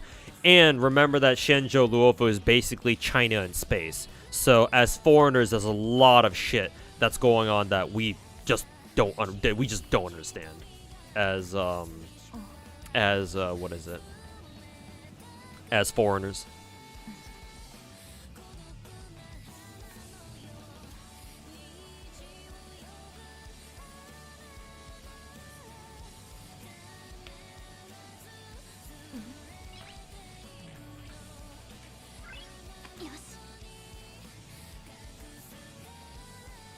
Yeah, Numi with her eye tracker, exactly.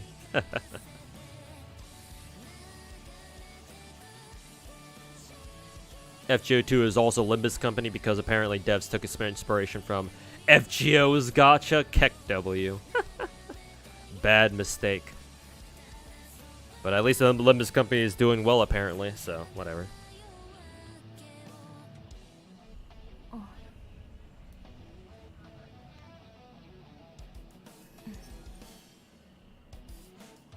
At least Xianzhou apparently has like 2 other main starships. Yeah, I actually was not aware of that because I hardly paid attention to Luofu's story at all. But yeah, if that's the case, then yeah, we could probably go to like Xianzhou Luofu 2 or 3 or whatever. Who did you go for? Kafka or Hanabi? Probably Hanabi, unless you really need like an like a lightning DPS. Kafka's a great choice, but I think Hanabi will probably be more value. Not probably. She will be more valued because, again, supports are the best characters in the game. So.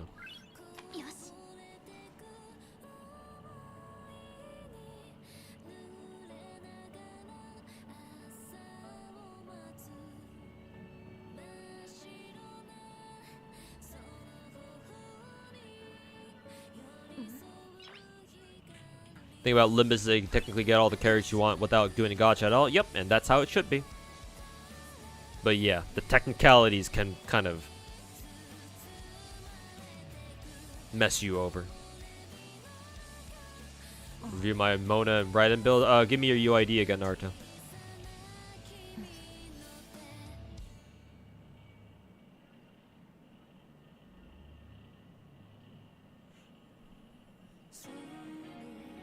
Not even technically, you already almost have all the characters without except the Walpurgis ones as a free to play. Hey, there you go.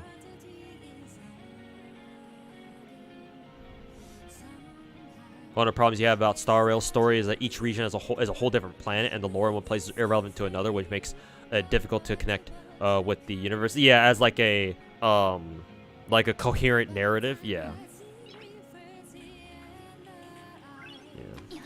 And like technically you do with like this esoteric like overlapping or like overarching like eon lore or whatever, right? But yeah, that's a little bit too abstract for us to really care about. So yeah, it's like yeah, you're right. That's definitely a drawback to Star Rail's like overarching storyline.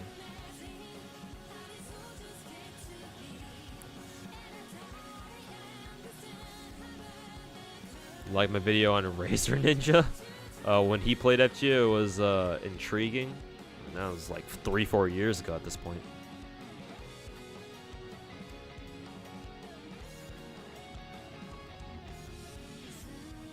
Oh, you actually have all the characters. Okay, that's even better. Yeah, there you go then.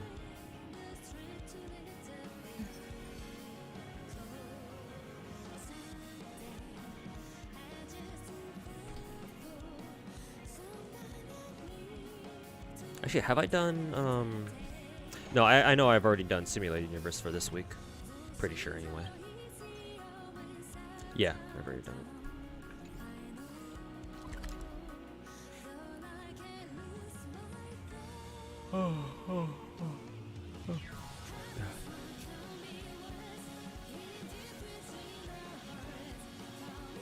See the direction the game's power creep is taking. What do you think of the state of the meta will be in like 1 or 2 years? Will characters like Sally still be viable considering the game's AoE focus? Just for the record, I don't think Star Rail or even Genshin has quote-unquote power creep. Yeah. Whenever you hear Hoyoverse players talk about power creep, immediately disregard their opinion because they have no idea what the fuck real power creep looks like. Yeah, no. People love throwing around this term, like the term power creep, all the fucking time because, you know, power creep this, power creep that. No, they don't know what real power creep looks like. Case in point, for example, you brought up Selly, right? Selly's still very good. Matter of fact, I even used her for one of my MOC runs, I think. If I recall correctly, anyway. It's the reason why I hate it when Hoyoverse players, regardless of whether they're Genshin players or Star Rail players, both of them do this shit. The reason why I hate when when Hoyoverse players throw around this term power creep is that that implies you cannot use earlier or older characters at all, and that's just not the case with either Genshin or Star Rail. I can still use Selly and still do perfectly fine. For the people who fucking meta whore all the time, sure, in the meta whoring sense, but like, well, I kind of disregard their opinion because they're just kind of too meta pilled to really have a good conversation with about anything regarding the game. So I personally would rather not deal with those kinds of people to begin with. Because usually, anything that's not related to the straight meta of the game, they usually don't really have an idea what they're talking about. But Selly is still a strong character. There's no doubt about it. It's just that the current meta favors, generally speaking, favors the splash characters like Jinglu, Daniel Alter, Blade. So yeah, naturally they're gonna do better in a lot more content, endgame content for Star Rail than say Selly is, because she's a single target. But all it takes for characters to become relevant again is for Star Rail to put in more content that favors their playstyles.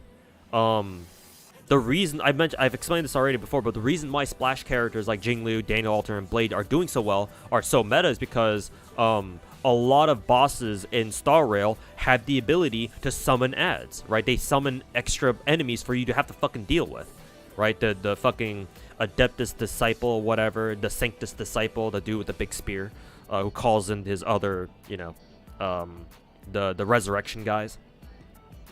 Both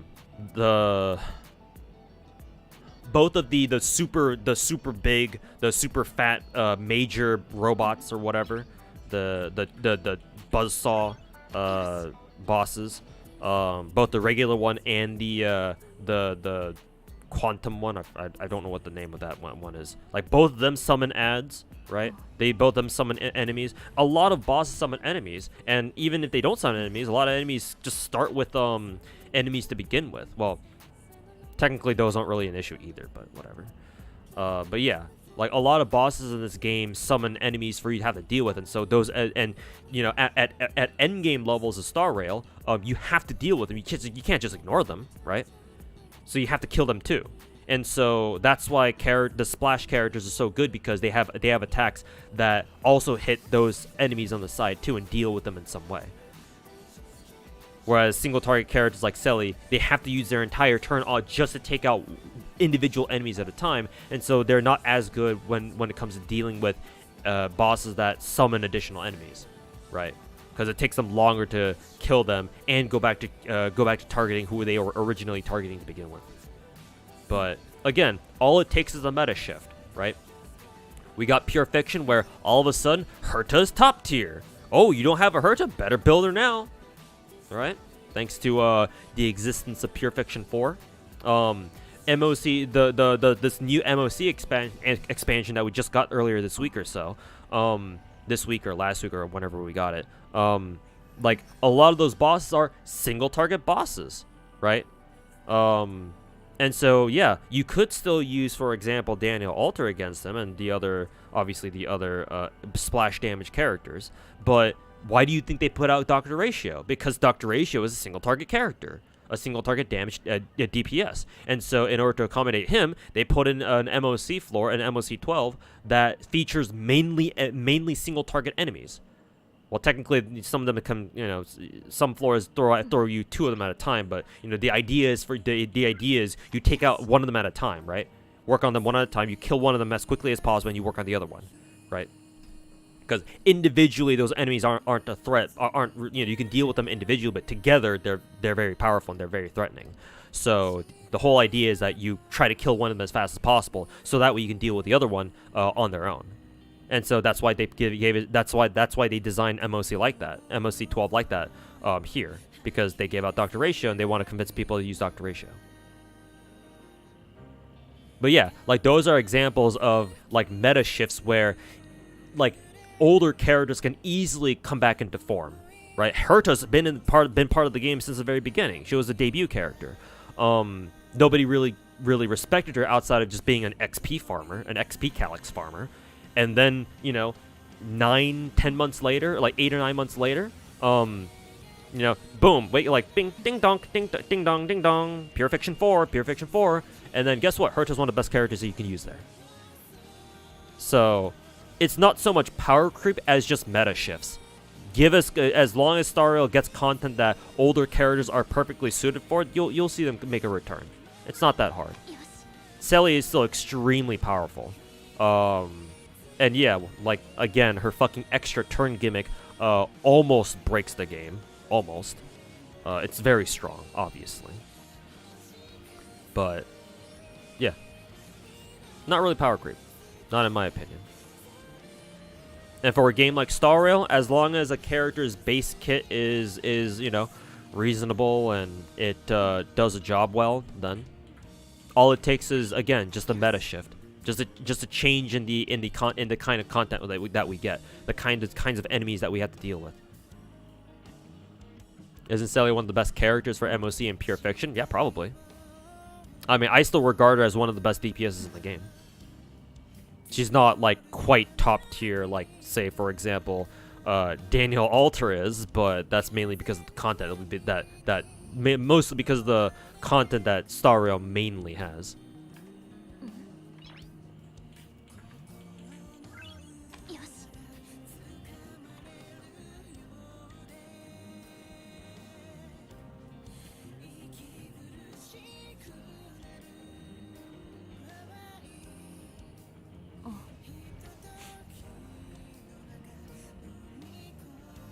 Meta players think Topaz is trash, therefore opinion denied. Yeah, fuck everybody who says Topaz is trash. Topaz has saved my MOC runs more times than I can count. Topaz deniers shall be sent to the Shadow Realm. Topaz is trash. Yeah, you're trash, motherfucker.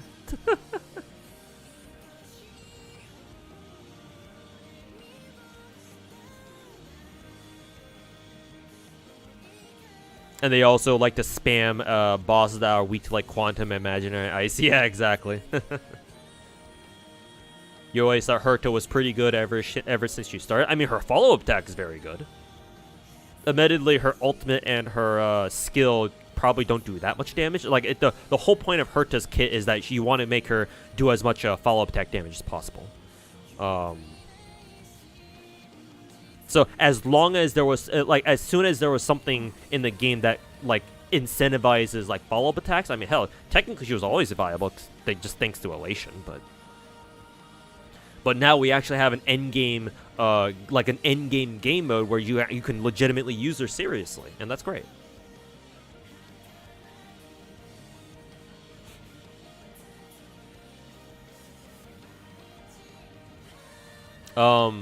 That being said, Truckgun, because I know I technically haven't answered your question yet about specifically about like where I think Star Rail's meta will be, where we'll go, and where it'll be in like a year or two. Technically speaking, in my opinion, I feel like we've kind of seen, like we're starting to see all the metas for Star Rail so far, right? Unless they do something very different, like they change up Star Rail's gameplay, like base gameplay significantly. Like, so far, I think we have all our metas. We have our AoE meta, which is Pure Fiction 4. We have our single target meta, which is kind of what which is our newer MOC expansion. And then we have our Splash meta, which is our current like our base MOC meta, and like perhaps simulated universe or something. Like I think we're seeing all the metas so far. It's just the meta will kind of the meta needle, right? Will shift, you know, in one direction or the other, depending on what our newest content is. So it'll vacillate between like, you know, AOEs and single targets and obviously everywhere in between. So again, unless they start giving us like enemy content that's like just very different than what we've had so far. But like so far, like right now, they're just giving us more and more characters that screw with the game's like base mechanics so far, right? So, like, I'm technically they've always been doing that, right? Selly takes advantage of Selly's main gimmick is that she gets a free extra turn after she gets a kill, right? So she's a pseudo AOE character, or she's a pseudo single target character who has the potential to become an AOE, kind of, right?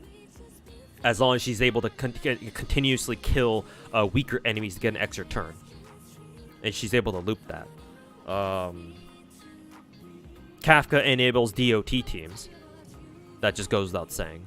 Bronya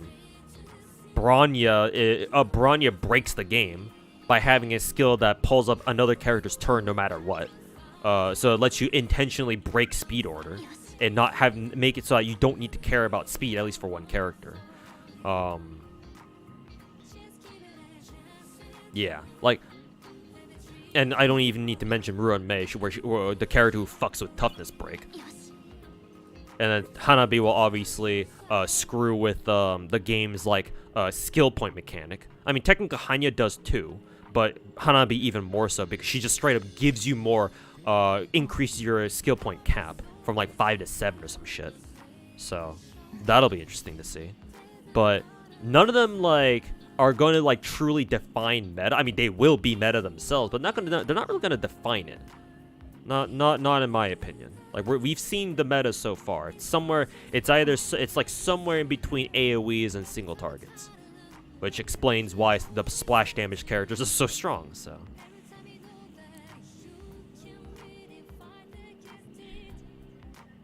Honkai Impact's gearing is terrible because you have to actually gacha for artifacts. Ew.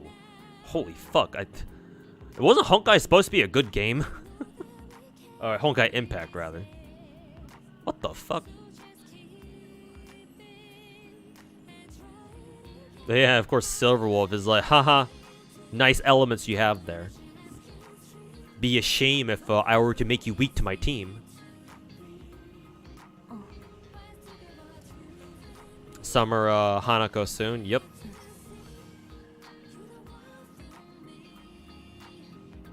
Kafka will probably never be outpaced. Yeah, like Black Swan is similar, but she's not quite the same as Kafka, yeah. Like, unless they just, make a straight up Kafka clone, or just give the whole DOT detonation mechanic to another character. Yeah. Like, Kafka is not going to be outpaced. Like, her DOT explosion job will never be outsourced to anybody else. Honkai 3rd is competitive. I've heard, yeah. Like ranking map, like ranking, like ranked matches. Well, not PvP, but like ranking leaderboards for like challenge quests or whatever.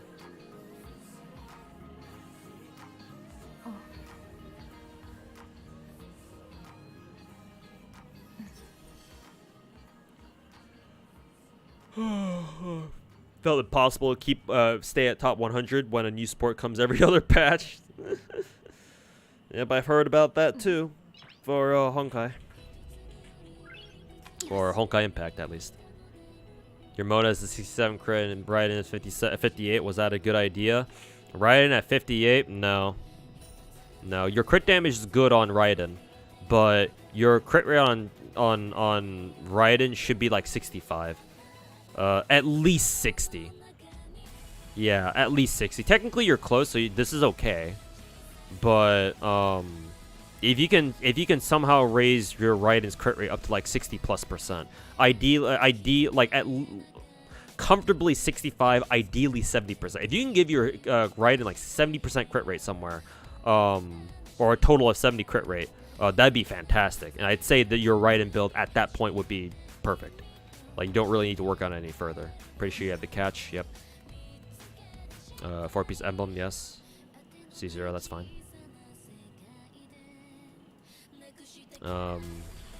But yeah. 65 CR would be nice. 70 ideal. No, 67 crit rate, 161. What's it? 4-piece emblem. Your Mona build is okay. Yeah, your Mona build's okay. I think this is pretty good. You could always improve it though. Give her more crit rate and a little bit less crit damage, because if you can hit 70% crit rate, as long as you maintain 150 crit damage, and 70% crit rate, I think that would be fantastic. This is okay for now. This is doable.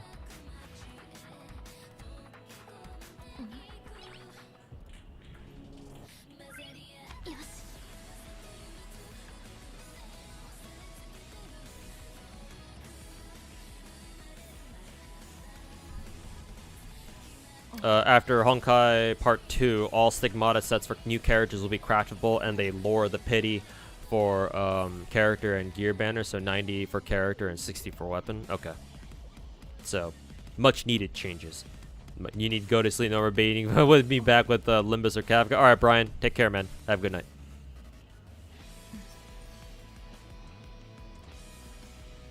Wait till you learn about 0-second boss clears or pause screen strat. Every single frame counts for scores. Oh no, while I'm not familiar with like the exact like super like fucking end game whale strats for like optimal clears for Honkai. Like I've lived in the end game parts of gacha games before, like optimal fucking ideal clears. Like remember, I played FGO. I've been a major whale in FGO for the better part of the last 6.5 years.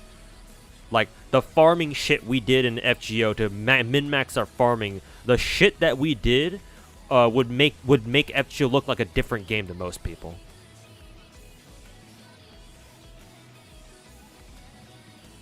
And don't even get me started on Girls Frontline 1 ranking maps. Fuck that shit. Considering how simple the basic gameplay in Star Rail is, how long would it take to we have overlapping character kits? There isn't really much room for creativity when you only have 3 buttons, and the elements are only really used to break bars. I would say don't underestimate MiHoYo's ability to come up with creative kits. Because if that were the case, and technically speaking, like a year on, we should have already run out of like ideas for like new characters to do. And I don't think that's the case. That's not going to be the case for a while longer. Remember that Star Rail is a Hoyoverse game, so their turnout of characters is relatively slow compared to a lot of other gacha games. So they have time to burn when it comes to like coming up with character kits that doesn't involve like overhauling the gameplay itself. So.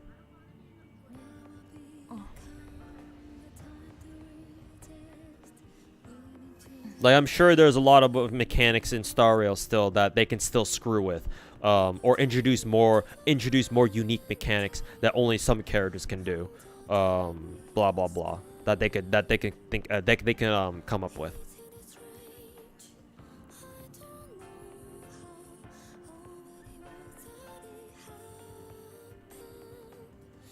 Girls Online 1 ranking, did it once, never again. Yep, fuck that shit, dude. Fuck that shit. You think your worst time was spending 6 hours trying for perfect openings? Hey man, speak for yourself. I've spent fucking hours trying to go for I think the FGO equivalent of Honkai Impact perfect clears is our TA runs. It's the TA stands for turn attack, where we try to clear challenge quests in the least amount of turns as possible. And holy fuck, that shit is miserable. Because you have to have all the RNG go exactly your way. And I'm sure that it's a similar story with Honkai as well. But yeah, I've tried doing some of that shit before. Some people do that as their main fucking content, and I cannot stand doing that. That's more than what I can handle. Like, I've done it a couple times, and like I've gotten a few TA runs, and that's good enough for me. So yeah, I know the feel.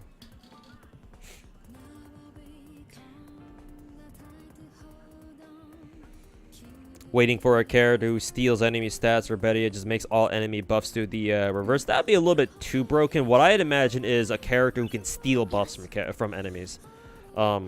Certain buffs, of course, obviously, not like certain ones that are like meant to be permanent, or buffs that would be like way too busted on a playable character. But yeah, buff stealers, for example. Yeah, buff stealers, or hell, maybe even debuff reversals, where when you get a debuff, a character can just turn it into the exact opposite, turn a debuff into a buff. Yeah, I kind of want to see that for FGO as well. So yeah, buff stealers, debuff reversals.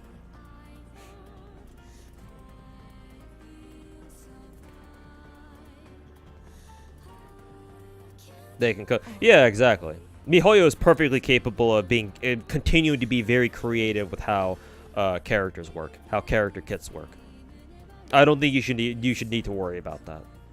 So it'll be a while before they feel the need to like expand Star Rail's gameplay. Because yes, I do agree, Star Rail's gameplay is rather basic. Yeah, it is pretty basic. But I feel like it's intentionally basic because one thing that I've noticed between playing Genshin and Star Rail is that both of these games are very when you play them at the when you play them at the top level, or when you play them when you get to end game, both Star Rail and well, actually not, you don't even need to hit end game for this to experience this. End game or like top high level Genshin or Star Rail, anybody can experience this. The thing that these two games both have, despite being two very different genres, right? Star Rail's turn-based, Genshin is open is action RPG. The one thing that kind of ties them to, I mean not ties them together, but one thing that makes them feel very similar, to me anyway, is they have a flow, right? Where when you get to the point where you are confident in what you are doing, when you know what you're doing, both games flow beautifully, right? In Genshin, that takes the form of perfect team rotations, right? Everybody's ult is filled and gets off cooldown as soon as you need them to, right? And whenever you want them to, right? You are optimal in your damage in your rotations, and you kill bosses as optimally as you can. Everybody has perfect rotations. Everybody has perfect energy gain. Everybody has the perfect damage. And you fucking shit on Abyss bosses like that. Star Rail is also a very similar way, despite being a turn-based game, right? You see your turn order, you know what the enemies are gonna do, you know what your characters can do, and so you have an eye on your skill points, so you know exactly what you need to do with every single character's turn. Both games are so like that. They both have this flow where once you are in tune with the game, you hit that flow, the games get super fucking fun. Or yeah, it just at the very least it becomes very satisfying. So yeah, like in my opinion, Star Rail's gameplay is very basic for that reason. They're trying to achieve that same flow, and so if you add more like mechanics to it, it just means more things that you have to consider and think about, and that can potentially slow down the pace of the game.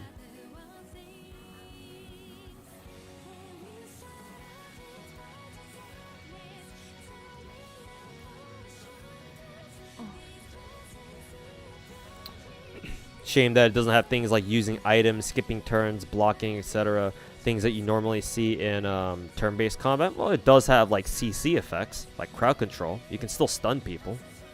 I mean, that's the whole point of the elemental break system, or the toughness break system, isn't it? Yes. But yeah, it doesn't have items. Right. But yeah, like I said, like I think Star Rail doesn't have those things because like MiHoYo was trying to go for that flow feel.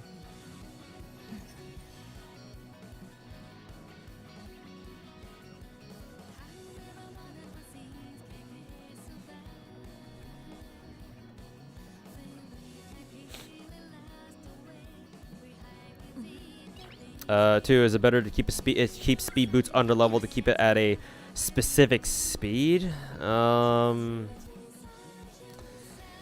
If that's what you want, sure.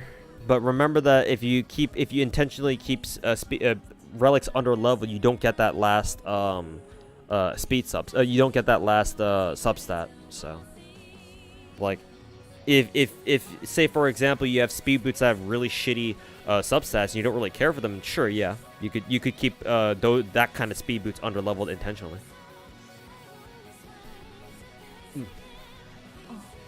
But if you have like speed boots that actually have some pretty good substats, then yeah, you're gonna be missing out on that last potential substat roll. But I mean, hey, if you feel like you're not gonna get a good final substat roll, then sure, yeah, you can just keep it under leveled intentionally. But yeah, because of how important speed tuning is, yeah, sure, I don't see that as a problem per se. It's just gonna suck missing out on that last like substat or two, to be fair.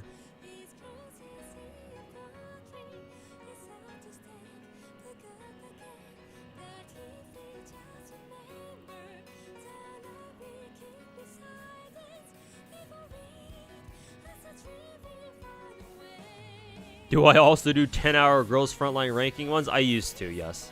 I think there's one VOD that still survives on my YouTube channel, where you can see me slog through one of the older ranking maps in Girls Frontline 1 for like 6 or 7 hours or something. Yeah. But yes, I used to do that. I definitely used to do that.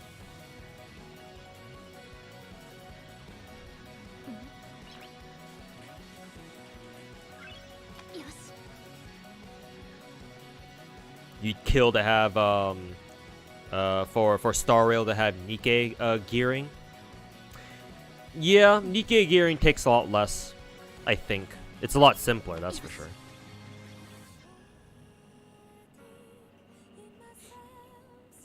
Hey, Mr. Symbolic, if that's how I say your name. You've never played a MiHoYo game. Should you play Genshin or this? Depends on what you're looking for. Do you want a nice casual experience? Go play Genshin. And I don't say casual experience as like that's a bad thing. Some people just like having a casual game to play, and there's nothing wrong with that. But yeah, Genshin is straight up more casual. So if you just want a nice game to play, just to chill on and just just enjoy yourself with, and not have to worry about like end game stuff like gear and shit like that, then yeah, Genshin. But if you want a game that kind of has more end game, where you want to be able to take a game more seriously, and you want to play a game that kind of reflects that, yeah, Star Rail. Remember that both games are different genres as well. Genshin is open world action RPG, and Star Rail is turn-based. So if you don't like turn-based games for whatever reason, then obviously you're probably not going to enjoy Star Rail, right? However, if you do like turn-based games and you don't really enjoy like open world action RPGs or whatever, then yeah, you're probably not going to play Genshin. So game looks cool. Don't know about the story, if it's any good. Story's okay. The first chapter, well, technically the second chapter, the Belobog chapter is probably the best the story's ever gonna get. We'll see for future updates, because again, Star Rail is still very young. It's still, not even a year old, right? Not even a year old yet. Later this year, yes, but yeah. Story's all right. Kind of gets pretty confusing with the Shenzhou chapters, but Belobog is at least okay. It's neat.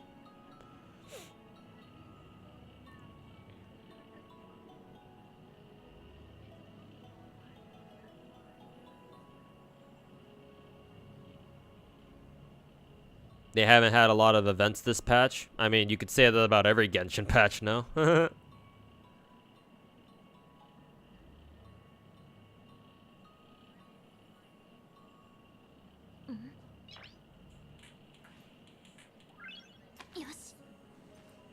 Yeah, 71 CR, 173 on Selly, and she's E1, and crit stats overkill. Are the crit stats overkill? You're contemplating if you should replace your crit rate body piece with a crit damage one. No, 71 CR, 173 CD is amazing on Selly. Yeah. You don't need to change your Selly stats at all, in my opinion. Unless you can like maybe maintain 60 CR but 200 CD, then that's a different story. Yeah, 60. I would accept instead of 71 173 6200. If you can find a crit damage main stat body, right? But it also rolls a ton into crit rate where you can at least maintain 60 CR. Then that is amazing. I would recommend that instead.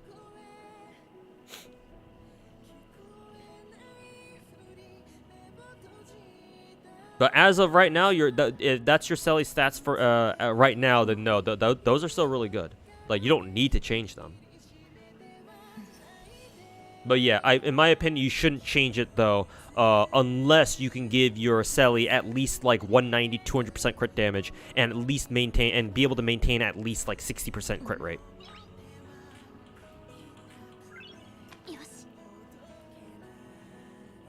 Oh, you're running Rudolent on Selly, then yeah, keep the 70%. Yeah, because if you don't maintain 70 crit rate, then what the fuck is the point of running Rudolent, right?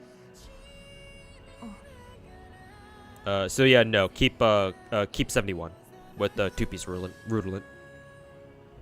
Because yeah, if you want to change that to like 6200, then yeah, that means you're gonna have to run a new ornament set, and I don't know if you want to do that anytime soon.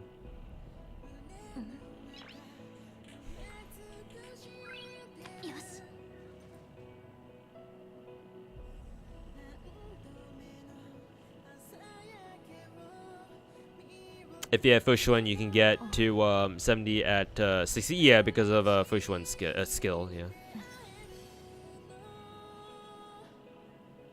Am I playing Arknight's Enfield? No, I wasn't. I wasn't invited to the. I wasn't selected to come play the beta, so no, I get to go fuck myself. I would have liked to play the Enfield beta.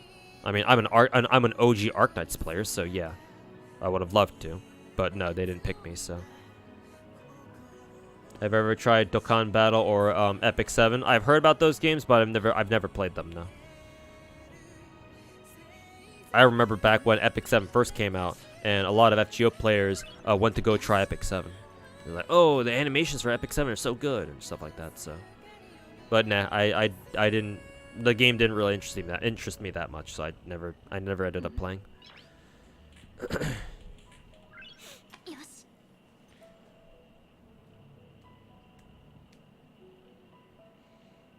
Oh, let me look up.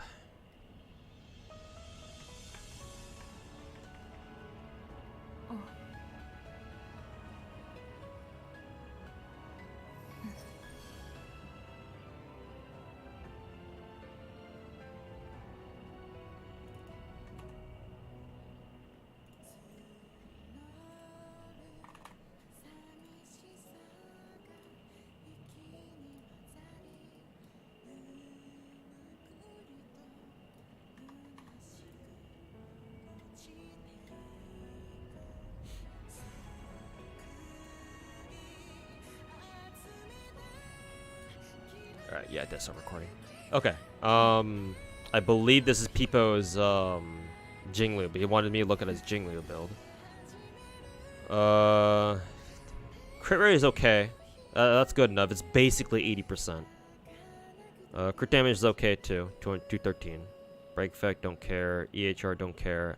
Effect resolution. This is decent. This is good. Yeah, because with her one of her bonus abilities, it'll go up to like 46%. So that's nice. Ice damage boost. 2-piece Riddle Arena. 4-piece Ice.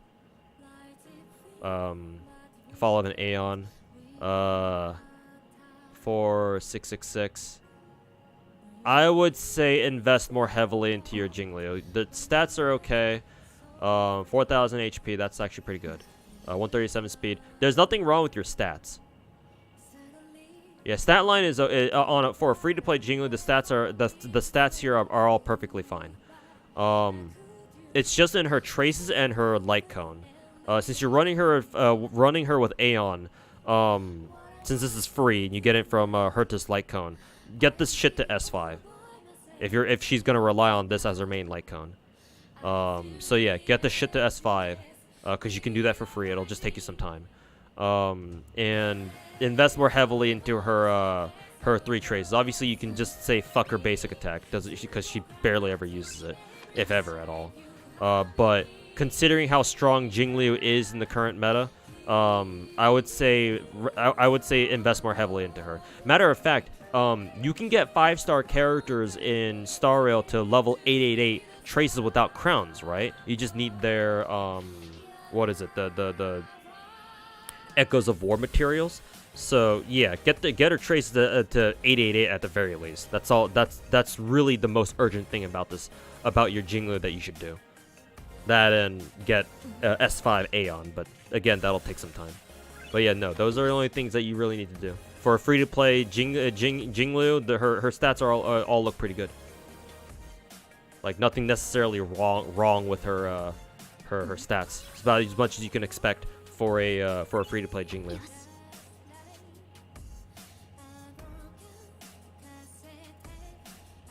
Plan to play Z3? Yes, I plan to play Z3.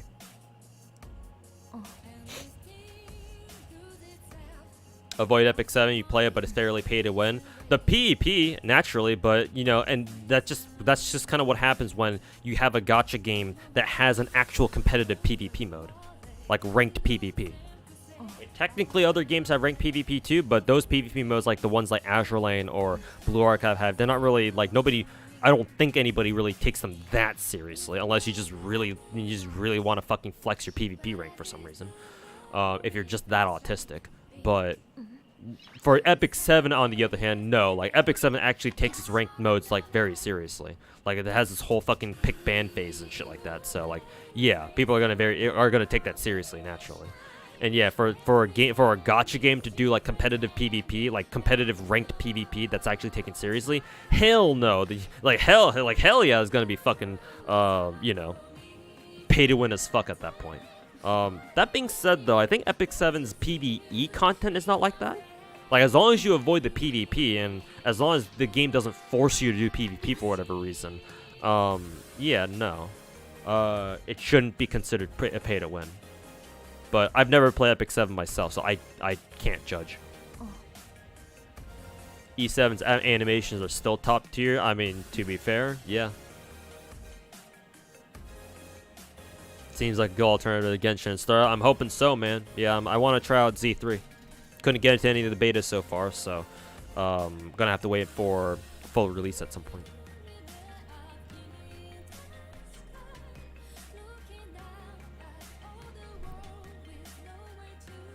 You get some players are saying Silverwolf is losing value.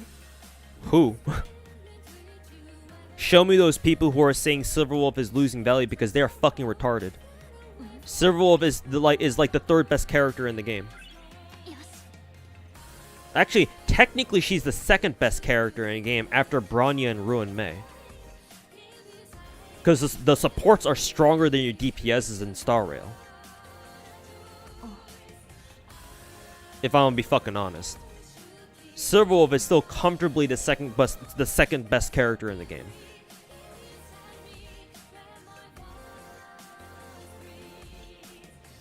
Like, who the fuck is saying Silverwolf is losing value? Because you show me those people, and I'll show you people who don't deserve to play gacha games. So yeah, fuck those assholes. Brainless idiots who don't know what the fuck they're talking about. PvPs and gachas just don't work. Yeah, exactly. Not in gachas, no.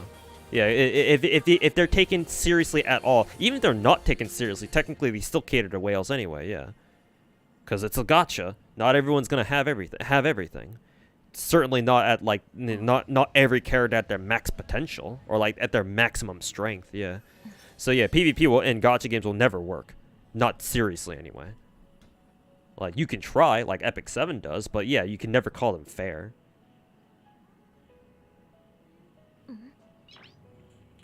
They even have world championships. Yeah, exactly. And I watched them too. Is the hilarious part. Yeah, because like Lakari's done. I watch Lakari streams a lot, and then Lakari, we all know Lakari, the bald man who plays who spends the first 5 or 6 hours of his stream playing his Epic 7 and scams his chat out of variety content. Yeah. I know Genazod, and I sometimes lurk in Genazod streams whenever he plays Epic 7 or just anything in general. Yeah. I watched a bit of their world championships, yeah. So yeah, they clearly take them very seriously. I mean, kudos to Epic 7 for being like the only gacha game that I know that actually takes their like PvP seriously. Like, as bad as PvP is for like gacha games, like, you cannot deny that if, for example, if I don't know, Star Rail had PvP, oh my god, the amount of content that it would have, right? Like, if you were able to play you were able to battle other players with their teams and see who wins, like, fuck, man, you know how much content that would make?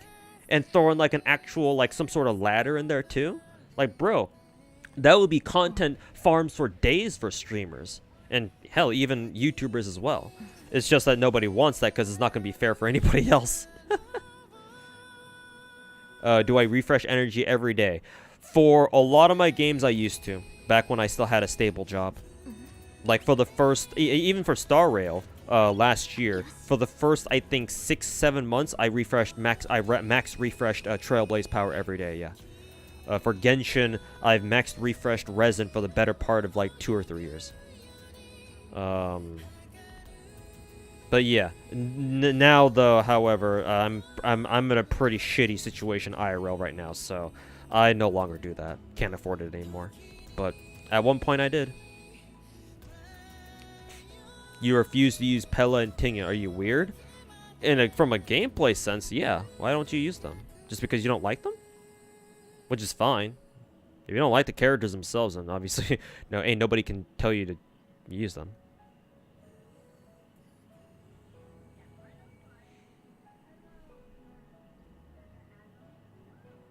Have I played Pal World? No.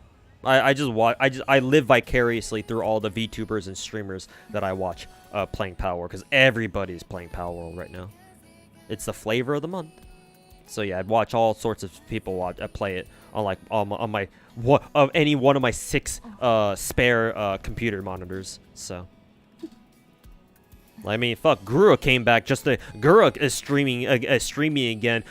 She came back just to play Pal World, it seems like.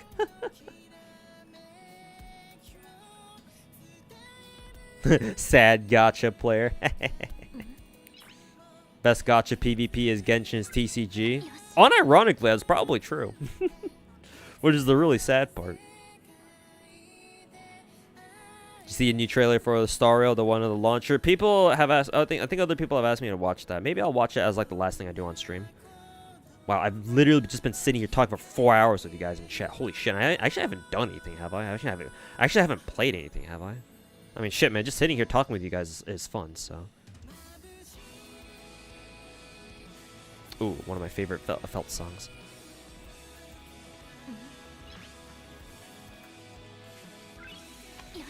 Silverwolf is really fucking good. The only reason she's not considered meta is currently there's not much single target focused content.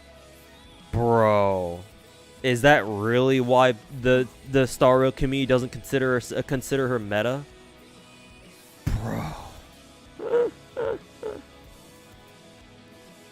I'm sorry. Is there any other character in the game who can literally force an element onto somebody?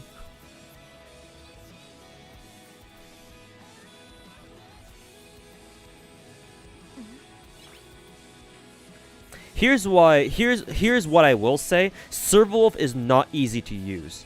That's why I think a lot of people don't feel like using her. She's not easy to use. Like, her potential is there. Her potential to fucking break the game is there. It's just she's not easy to use. Because again, it's not her. I think her biggest weakness is that you can't choose what element she forces on somebody. It's technically random, right? On like the elements that your team has. So unless you can like run like mono quantum, or like all of your characters are the same element as whatever enemy you're going up against, except for like maybe one character. Yeah, unless you can basically force Silverwolf's skill to give you the exact element you're looking for to put on an enemy. Yeah, it is kind of challenging. I will say that much. It's not easy to use, but like her potential can absolutely not be overlooked.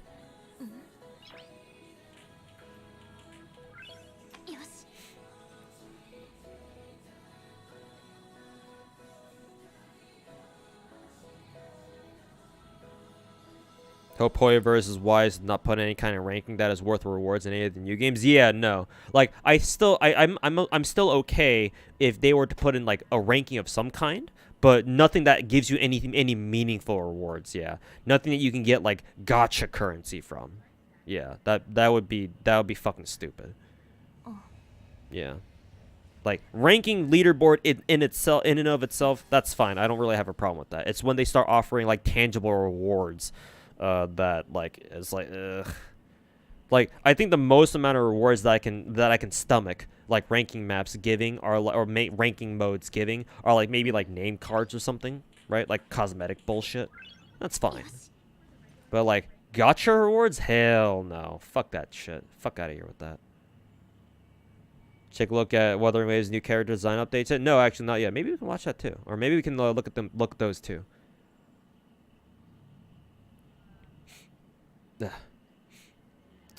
4-star named Gallagher was drip marketer at 2.1. Nice. And we could take a look at the drip marketing the 2.1 characters for Star Rail as well. Stell's been playing gacha games in an idle. True. The first FGO advanced quest came out just now. Oh, for NA. Oh, cool. The advanced quests are for like what is it? For the material drops, right? The quests that give you the material drop rate boost CEs, like for Void Dust. Okay, yeah, cool. All right. FGO NA is getting advanced quests. Apparently, yeah, because it just hit reset 5 minutes ago.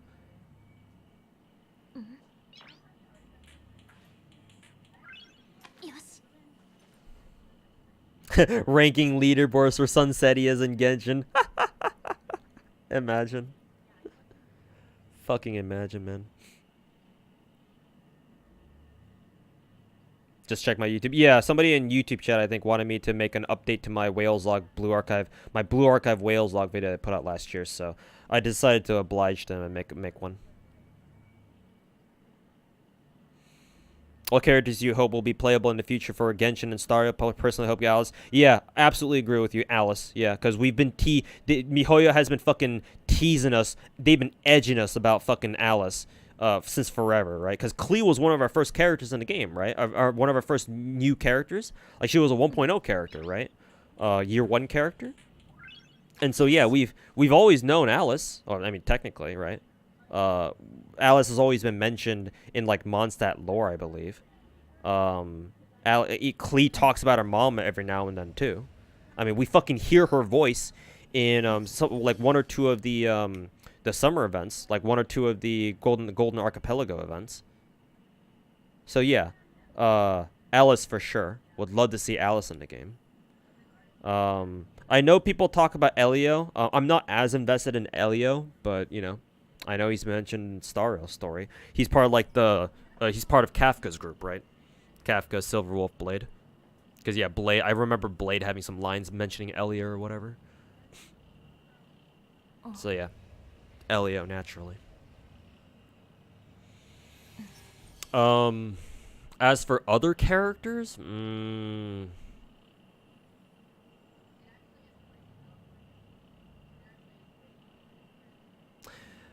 So it's difficult for me to like think of new characters that are like already part of Genshin's lore or like Star Rail's lore, because admittedly I don't really pay much attention to their lore or to their story in general. So I don't know a lot of characters that they've already introduced or they mentioned that could join the roster later on down the line. Like we could go with the obvious one for Genshin and be like, oh yeah, bring Signora back, but you know, time will tell. And obviously we have they have all of the harbingers that they could turn into characters, right? I mean, we already have Tartaglia. We're about to get Arlecchino, so yeah, we could bring over some of the harbingers, I guess. So as somebody who's played FGO for the past 6.5 years, and we've been so FGO pilled that we accept alternate versions of characters to be you know, standalone characters in their own right. I remember seeing Dishwasher, who's I believe he's a Thai artist from Thailand. He's an artist. They're an artist that I really like, and they've done a lot of official designs for like Azure Lane, for example, and a lot of his work is very popular. He's a very well-known artist. A couple years ago, I think, in like the first year of Genshin, or maybe the second year of Genshin, I remember he put out an altar design for Ganyu specifically, and she looks fucking sick. A Geo Ganyu altar, and like, I don't know about you, but a hot evil Ganyu would tickle a lot of people's fancy. I'm just gonna throw that one out there right now. Obviously, I have no idea how that would fly with Genshin's lore, but I mean, fuck lore. I care more about, you know, what kind of cool shit we can get in gacha games. So, probably a bad suggestion. I don't know how that would go with, like, you know, the player base as a whole, but Like, personally, I think that'd be pretty sick. But, you know, who knows if they'll ever do something like that. What gacha game has my favorite story to me? Well, FGO. FGO is the only game that I actually played legitimately for the story for. In my opinion, no other gacha game can even hope to match the quality of FGO's story. There's just way too much legacy in FGO's storyline for any other gacha game storyline to really beat it.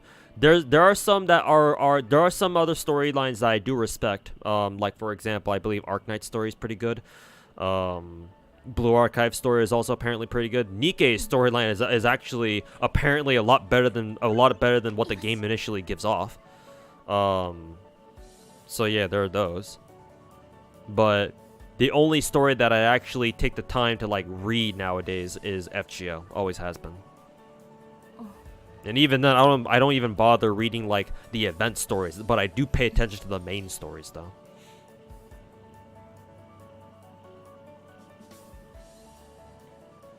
Isn't Elio supposed to be a cat? I'm sure they can do something about turning a cat into a playable character.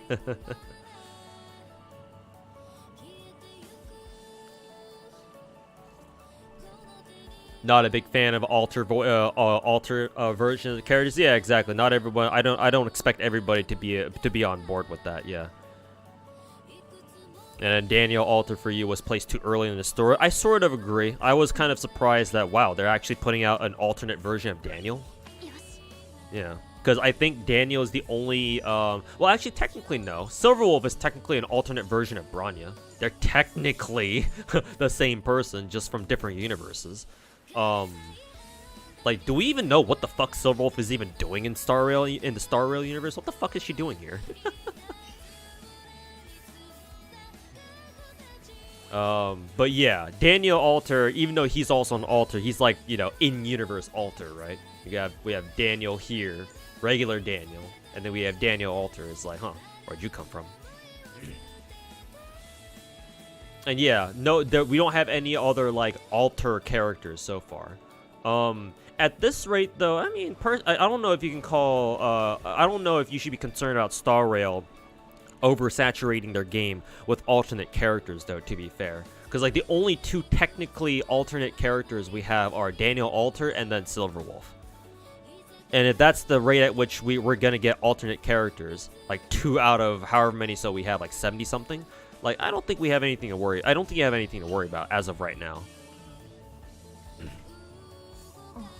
And for Genshin, anyway, since I made that, suggestion for like a Ganyu alter design from Dishwasher specifically. Genshin, I don't think has any alternate characters.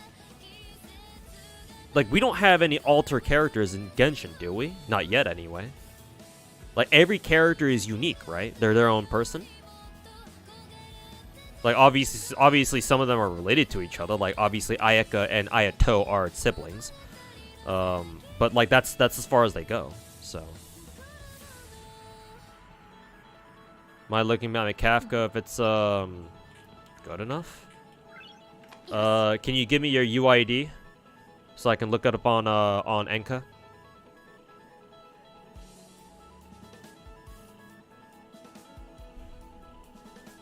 Don't know how evil you would have to make them unless there's another timeline. I mean, you don't even have to make them evil, because I come from FGO, and just because you have an alternate version of a character doesn't necessarily mean that they're automatically evil.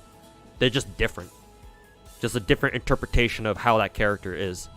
So, like, for example, for that Ganyu altered example that I made, she doesn't even need to be evil, like explicitly evil. She just needs to be different, you know?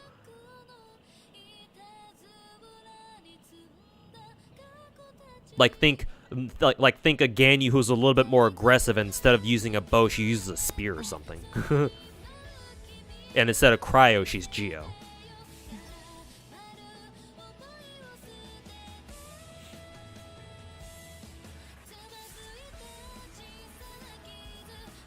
Oh, you came from Honkai Impact Truck. That would explain why. Yeah, because I know that Honkai, that's how a lot of the characters are. Yeah.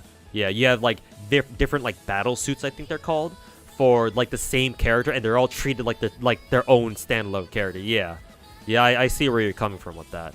That's the context that I'm like, okay, yeah, I get you. Yeah, if that's what you're coming from, if that's what you grew up with, then yeah.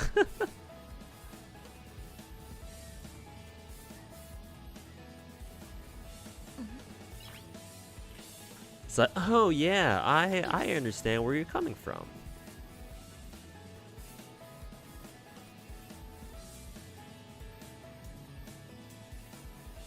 It's like, yeah, I get you, my dude. Yeah, I understand. We'll get March Alter for Antitrust. Actually, true. There's potential for a March Alter as well, because we don't know who she really is, right? We're still technically in the middle of trying to figure out who the fuck she is. Yeah, just call her March 7th still. So yeah, we'll probably get like an alternate version of March as soon as she realizes who the fuck she really is. Ganyu Light and Ganyu Dark, something like that. Again, I don't know how that would fly under Genshin's lore, but I don't know. Like some quick headcanon that I can come up with like in 3 seconds. That I don't know. Fucking Zhongli like decides to give Ganyu some training. Actually, Ganyu knows Zhongli is the Geo Archon, right? So I don't know. Maybe by the time we get to like Snechnaya or something, and we realize that the rest of the other regions realize that we need to go gang up against Snechnaya or something, because you know Fatui bad. Like I don't know. Zhongli decides to take Ganyu under his wing to give her some special training, some special intense training, and the result of that is Ganyu's personality kind of warping a little bit, and she now has the power of Geo instead of Cryo. And like, it would make sense too, because remember, Zhongli has the ability to petrify people with his ultimate, right? And you know, Ganyu was Cryo, or Ganyu is Cryo originally, and she can freeze people with Hydro. So I was like, hey, it makes sense. You can give Ganyu the petrify mechanic too. Like, let her petrify people as well. It would kind of make sense. I don't know. Again, that's just some wild fucking headcanon that I came up with in like 3 seconds just now. So.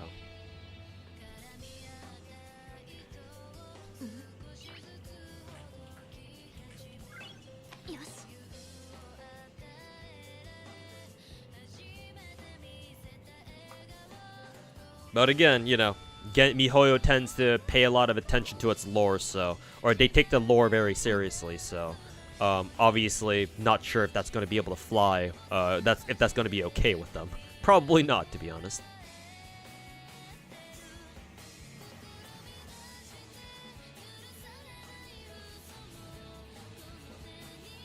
If Genshin does alters like Tartaglia, yeah, true, his Harbinger form, or like at least a more powered up form. Zhongli, yeah, because old school Zhongli, and then old school Venti, yeah. I mean, we already know what they look like too, right? I think they added, yeah, Chloe Fox, yeah, they did. We got the advanced quest earlier today, I think Hannah told us.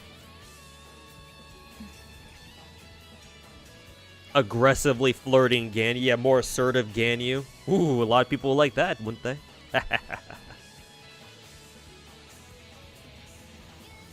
It's a game that's self-aware and it's already become a meme. Yeah, we like to make jokes. Like we're aware that alters are kind of a joke, a meme in FGO. I mean, some alters are actually, you know, like serious. But yeah, some of them are also just, you know, complete jokes. Like MHXA, for example. What about Lumen Alter? I mean, that'd be a great idea too. Imagine at the end of, for example, if we were to assume that the arc we're in Genshin right now is like the first arc. Eventually we face off against our evil twin sibling, and we beat them, whatever, and we convince them to come join us against this bigger power or whatever, this bigger enemy that we must vanquish together or something like that. Yeah, maybe we could get our evil sibling for free or something. I mean, I fucking hope they don't gacha them. that would be fucked up. But yeah, evil lumen or evil ether, something like that.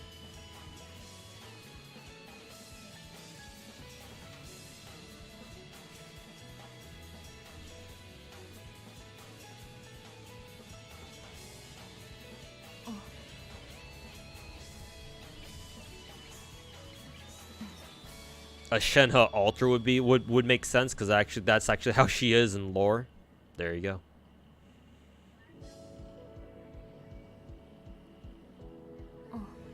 Yeah, like the OG Shenhe with dark hair instead of white hair, and she'll be like Pyro or something, or what is it, or a new void element.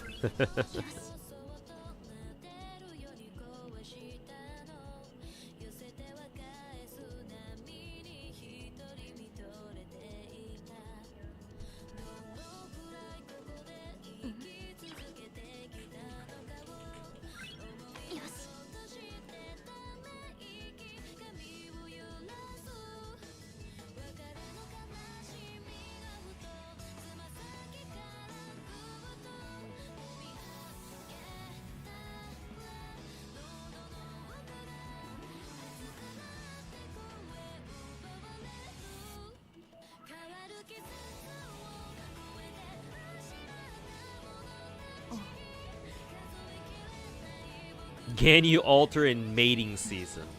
Oh boy, we're certainly not going to get any fan art of that now, are we?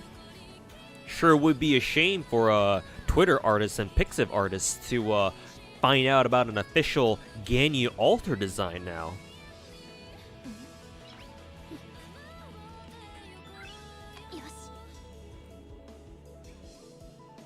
Surely they won't make any questionable content with them, content with Alter Ganyu now, would they?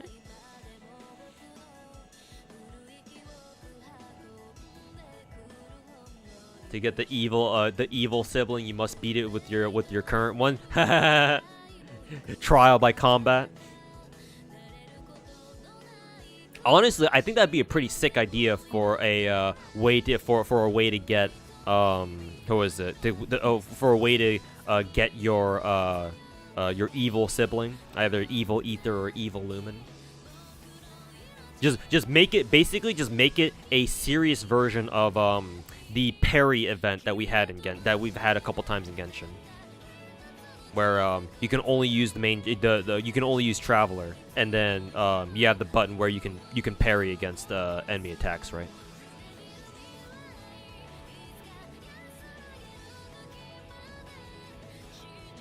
It's like, all right, boys, time to level your lumens, or time to level your travelers. Basically, a traveler check, the traveler vibe check. Do you have your traveler well invested into? Have you been working on your travelers, or have you guys been shrimping for your favorite waifus and husbandos and meta characters way too long for all this time? The big traveler vibe check of 2025. Or 2026 or whatever.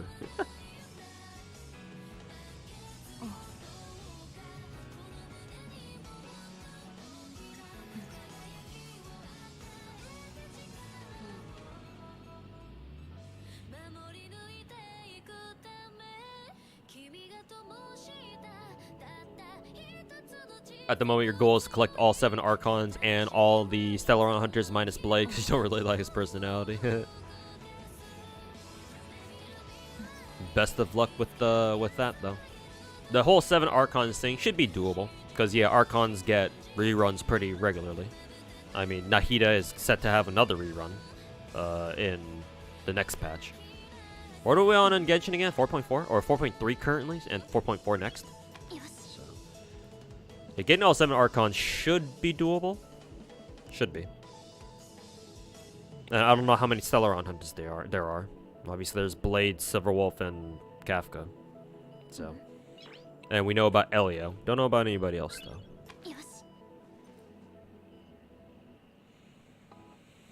Give me 2.0. Oh, speaking of which, we could probably watch those trailers now. Pause the music. Let's pause Star Rail real quick. Go to volume, turn it down.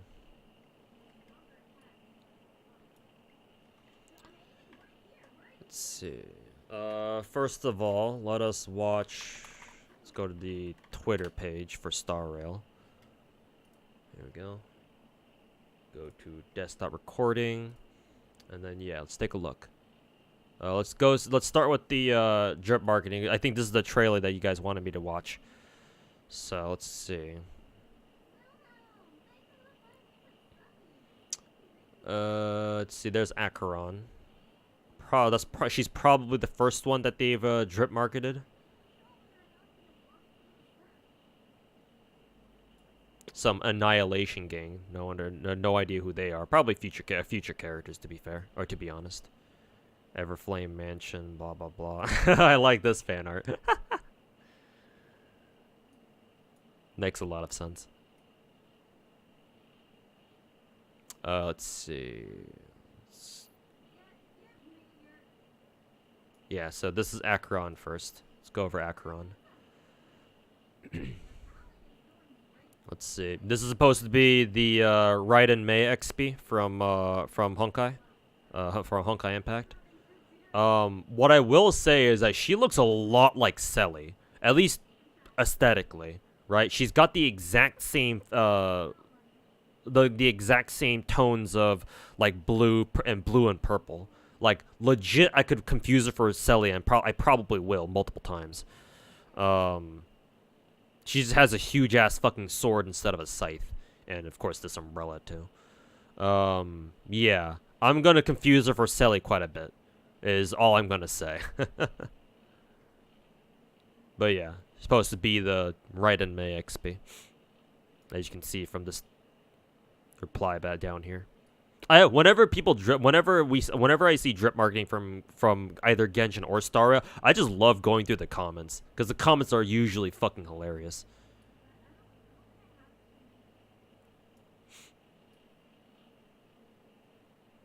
And there's Mr. Code saying "buh" as usual.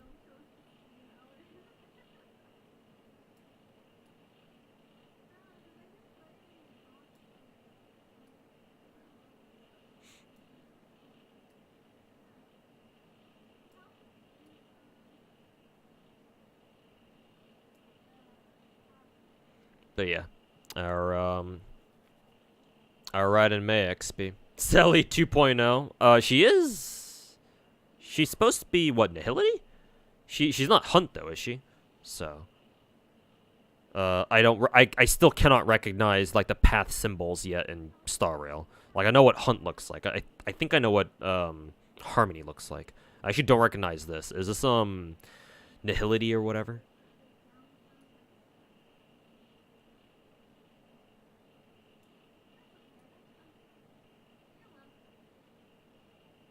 Now we wait for her girlfriend, Kiana. I'm sure Kiana will find her way into Star Rail at some point.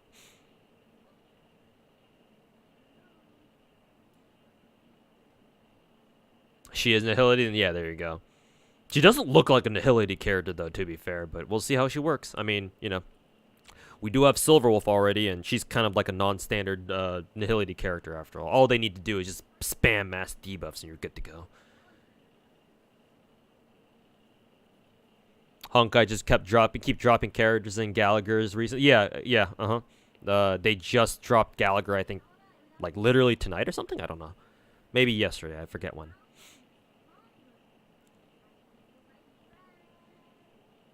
We'll probably get another Raiden design in the future. Yeah, probably. I mean, Honkai devs do have their favorites after all.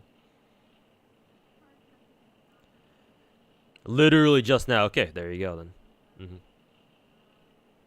Nihility shakes hands with hot electro purple women, grape women. Because we call Kanakalumi from Face Connect a lemon woman. Perhaps we shall call any purple woman from Hoyoverse that Hoyoverse turns out grape women.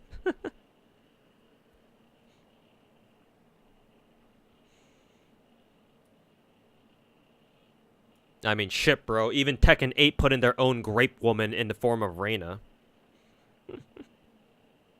very purple, and does electrics.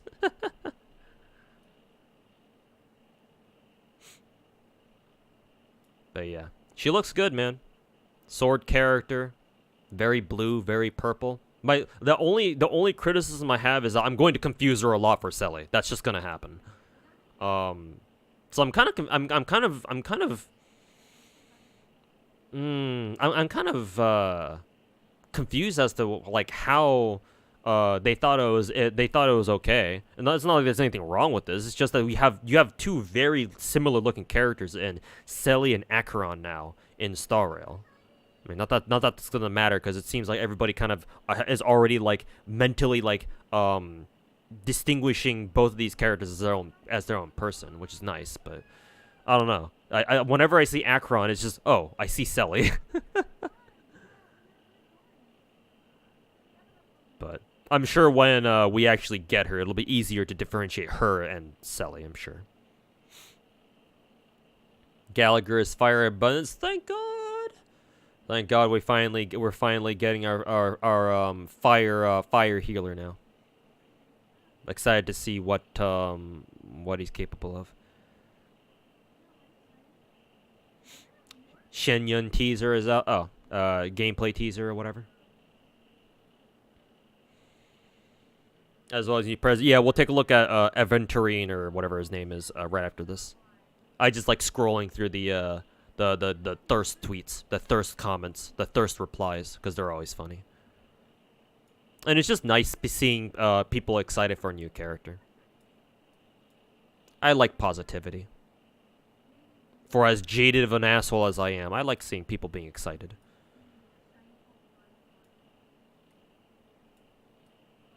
Wife me up, please. Not unless Kiana has anything to say about it. Okay. Yeah, Acheron looks cool. Looking forward to what she's able to do. Alright, next we have this dude, Aventurine. I don't know how to pronounce his name. I'm just going to call him Aventurine. Hopefully I'm saying it right. And yeah, this is the preservation because it's got the shield emblem. I assume he's imaginary preservation. That's interesting. Okay. Normally, so far, all of our imaginary characters have been like more offensive. Even Yukong, technically. Or at least the way I play her. So it'd be interesting to see how our first more defensive imaginary character behaves. He looks really cool. I mean, he looks dapper as hell. Got that pimp vibe going, you know? Or the player, the playboy. Playboy, is that even the right term? I don't know. But yeah, he's looking dapper, that's for sure. He got that drip, kind of. The fur lining on his jacket certainly helps sell that. Also, does he have that opening in his chest? I just realized. I thought that was just like a heart, like an upside down heart design on his shirt. But then I realized, wait a minute, that's the same tone as his actual skin. So like, wait a minute, he's a man slut. He got that opening in his chest for the ladies. Hey man, gender equality. We're all about that, I'm sure.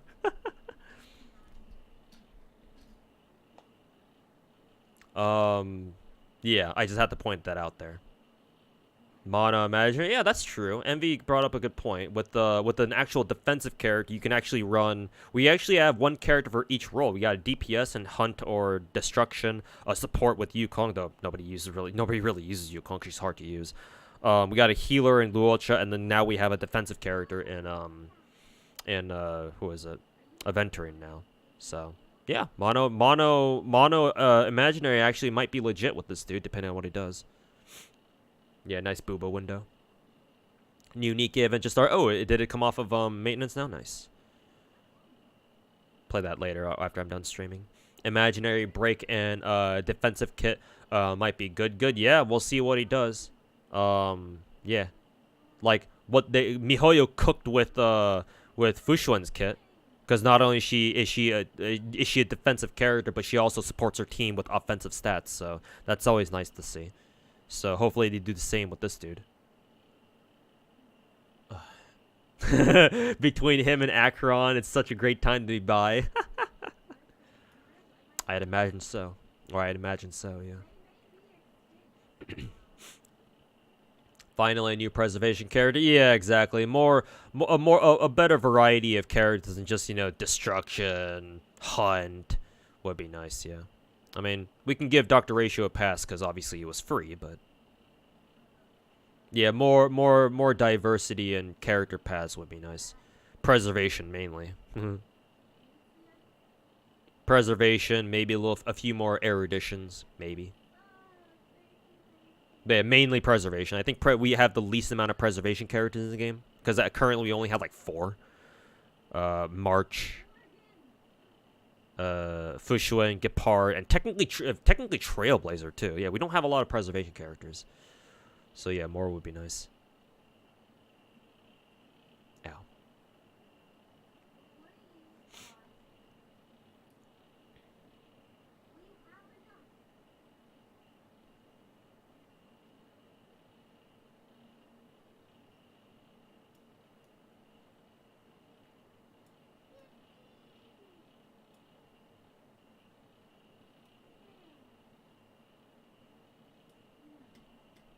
Yeah, nice to see people thirsting for Aventurine as well. Welt as a debuffer, but as a DPS, I mean, Welt is still great as a debuffer, now, especially now that we have Dr. Ratio. Dr. Ratio certainly appreciates sub DPS or debuffer Welt, for sure. 84 Wakamo, bro. Oh, don't worry about that, people. I actually got it to 85 recently, because I just decided to.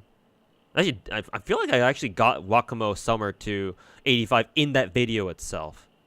So she should be 85. If not, then I can change that real quick.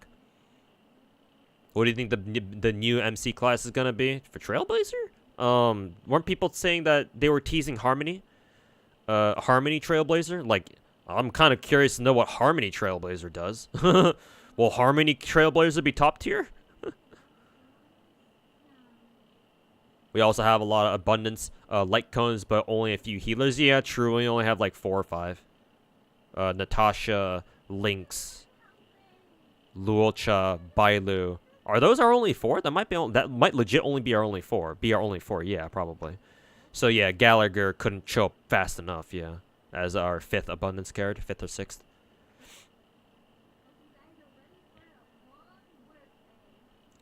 Everybody was hoping for a... Oh, of course, Huo Huo. Well, yeah, of course I forgot the one that I don't have. But yeah, 6th one then. I don't even know if we'll receive any. Everybody's just hoping for a hunt form from Luofu, from the Shenzhou. Yeah, I saw people rumors that it was supposed to be a Harmony. That Harmony was supposed to be his next path, but again, I guess we'll see.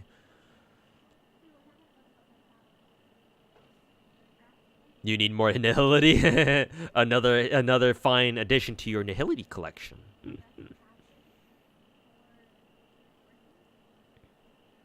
If his kit was like RNG, like Chingche with those cards, I mean, it could be. I mean, you see, he's got all those poker chips around him in the foreground here. Yeah, he might be another Gamba character. Very well could be, man. Lost your Huo 50-50. Hey, man, I'm right there with you. I lost it to fucking E1 Bailu, of all people. So, yeah, I know that feel. Would have had her, too. I mean, the upside is that me losing the coin flip for Huo meant that I was able to guarantee my Roan Mei, but, yeah. Would have been nice if I got Huo too. Ruby. Ruby obviously thirsts for the guys. She's coming. Yeah. Aventurine looks sick. Hopefully his kit is also pretty good too. Or hopefully what he provides is pretty good. And then they just literally drip marketed Gallagher like not even an hour ago, like 30 minutes ago or something. Yeah, half an hour ago. I like his character design immediately. This is definitely different. He's got that you can see his stubble. Yeah. Because we don't have any other dude in a male design in Star Rail so far where they actually you can see their fucking facial hair. I mean, technically he doesn't really have much facial hair, but like a stubble is more than what we can say about any fucking Hoyoverse guy so far. Yeah, I like that actually. It's different. I enjoy like something that's different. Yeah, he seems like an older dude as well. Older dude, kind of like done with life. just done with shit. It's like, what the fuck do you want now? And he's a soda enjoyer, man, just like me, man. Fucking tired ass boomer, jaded ass boomer, loves fire, or he's fire element, loves soda. Damn, this dude is literally me, for real, for real.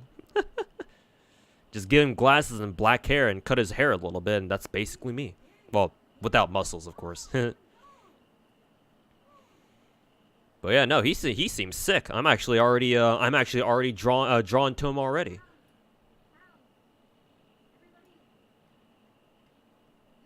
Heal you, fire. Yeah, this is gonna hurt. Just fucking cauterize your wounds. Ah! Ah! Yeah. Gonna burn us to heal us. Yep. Bro, hey man. I kind of want him to have a passive where like he basically turns burn debuffs that your team has into heals instead. That would be so fucking sick. Imagine if he did that. Like he intentionally puts like what? Imagine if his kit. I don't know. I actually don't know if we know his kit yet already. Maybe we do, but I'm sure maybe in some super secret leak folder out there somewhere on Google Docs, we probably already know what he does. But like, imagine how sick it would be if one of his bonus abilities makes it so that, or maybe just a kit in general makes it so that any burn that your characters have don't deal damage. They just heal your character straight up.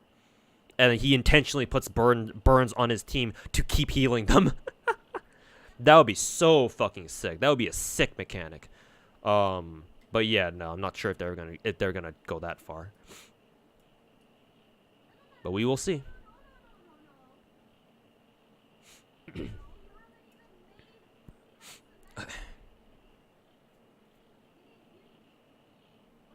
More like Yetlegger. Goddamn.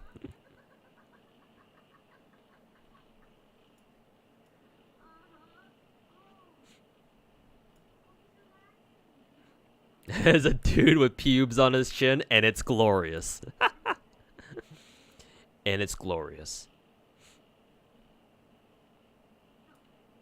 Yeah, facial hair in my Hoyoverse game? And now it's more likely than you think.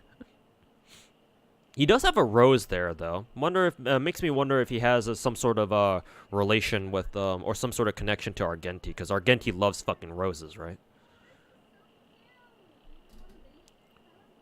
Fire harmony? No, fire abundance, not harmony, abundance, which is equally just as good. Because remember, we already have fire harmony in Asta. So yeah, this dude's fire abundance, which we don't have a fire abundance character yet. So he is sorely needed. Turning DOTs into heals, bro, that'd be such a sick mechanic, though, wouldn't you think?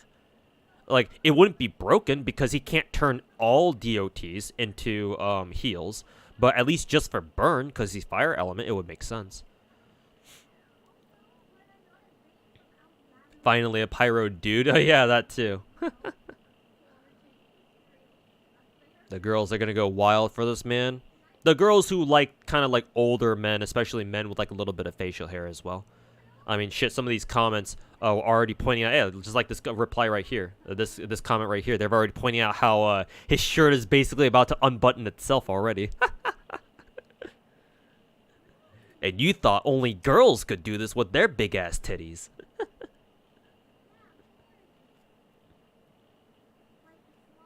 Man, a shirt like that would be super uncomfortable, though. But hey, whatever. It's his fashion sense.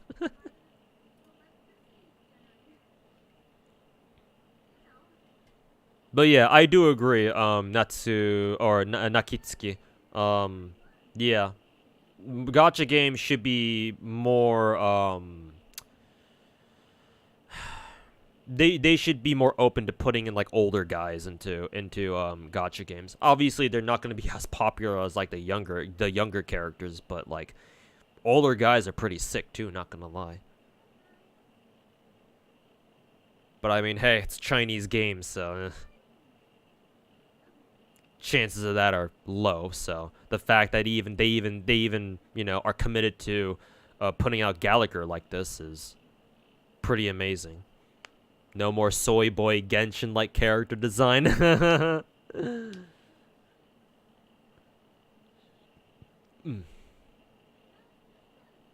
Gallagher is a knight from the Round Table. I think you're on the right path. I don't think their name was Gallagher though. It was. I think you might be thinking of Galahad.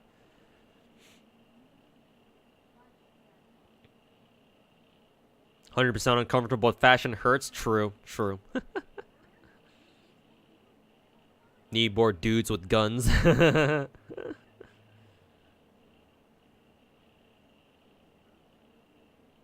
Somebody's already cropped out a part of his art and being down bad about it. Yep. Twitter at its finest. No more uncomfortable than Sally's shorts. Yeah, the booty shorts. The tiny ass fucking booty shorts. Still waiting for Varka and Genshin. Yeah, also another character that they could add. And who's, you know, lore significant to the lore.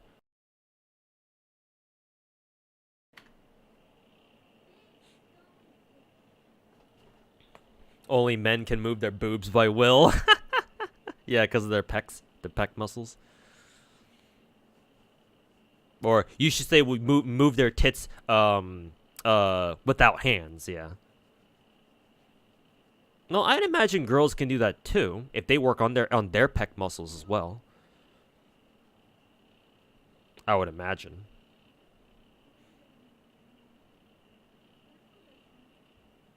Soy boy, we already have one, and it's Misha. I mean, technically, we already have one in a playable one in Luocha. Kind of random. Just found my channel from Combat Arms from my from one of my Exploring the Arsenal videos. Yeah, sometimes they can get like randomly recommended to just at random times to people. Like hell, YouTube sometimes recommends my own videos back to me. And yeah, they'll just be like this random ass Combat Arms video that I made back in the day. But hey, welcome to the stream.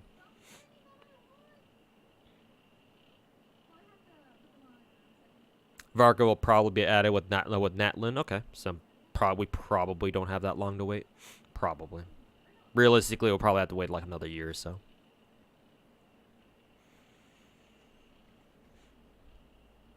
Oh, hey, look, there's Ruby being down bad again.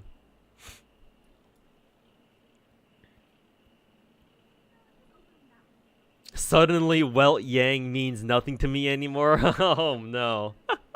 Is this Twitter NTR I smell? If Varka's some small ass lolly and not some burly badass old man, yeah. My mental image of Varka is like, you know, big badass dude, yeah. Big badass old man. Can fold you in half with just his hands. Grizzled war veteran, that kind of thing. I don't know how I would feel if it turns out Varka was some, you know, some soy boy or a lolly.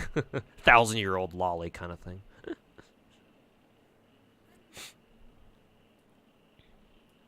Yeah, same. I'm with you on that. Hopefully they do Varka justice. We just now need a quantum Chad. Hopefully we'll get one eventually. You get my videos like even when you're not logged in? Oh. YouTube doing their best to recommend my videos, I guess. Hoyoverse just need to get out of their comfort zone. I mean, just with Gallagher's design alone, the fact that they decided to go for like an older guy with facial hair, kind of like a drab expression, and drinking soda. Like this is already so like anti Genshin in terms of character design already. So yeah, with Stario for sure, you can bet your ass that Mihoyo is more willing to like kind of gamble with character designs and kind of give characters a design that they don't usually give. Certainly not for certainly not for Genshin. So yeah, with Stario, I don't think you need to worry as much. They'll still stay conservative, right? Because Gallagher, even if he's meant to be like an older guy, clearly he looks young enough. But yeah, the facial hair, the facial hair again, even if it's only a stubble, is certainly a step in the right direction. So yeah, it's a good hope. It's a sign that MiHoYo can make designs that aren't just a generic pretty guy, hot lady, or cute lolly, or cute guy, stuff. I mean, you'll mostly get things like Acheron or Aventurine still, but at least Gallagher's a nice little, even if it's only a slight bit, even if it's just copium. At least Gallagher, from what we can see here, especially the facial hair and the older guy kind of thing, is a nice little departure from their usual formula. It's nice. It's nice to see.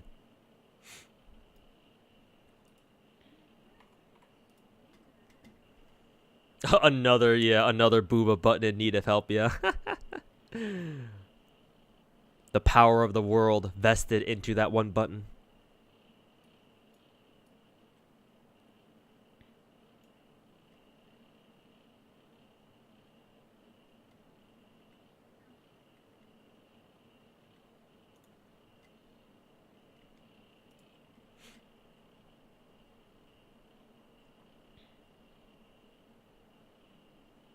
I see. I see you me using Opera GX. Yeah, when I got this new PC, I wanted to give Opera GX a try.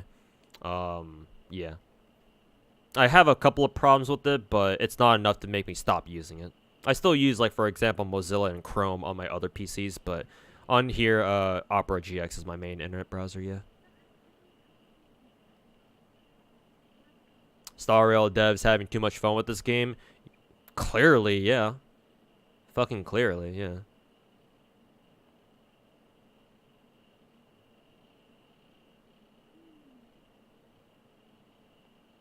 Kind of got your wish. Yeah, you liked the video anyways, because it's kind of like a guide here. Oh. Thanks for watching. Thanks for watching that video. Aventurine looks cool. I mean, he does. I'd said so myself, too. Alright. But Aventurine's still, like, well within the confines of, like, Hoyo versus, like, generic. I don't like using the word generic, because people love using the word generic too much, which is one of those kinds of words. But Aventurine still does, like, squarely fit in, like, MiHoYo's usual male character formula. So that's why I'm putting so much emphasis on Gallagher here.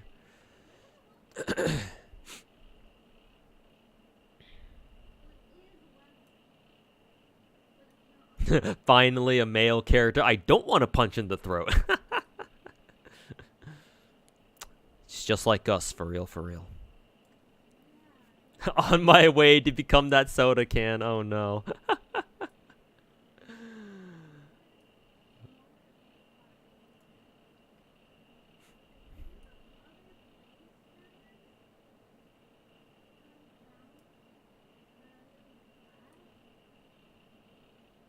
His button's working real hard right now. They just released the Xianyun trailer. Yeah, maybe we'll watch that afterwards. Without the CCP, it's more than just a window. Oh, guaranteed. Yeah.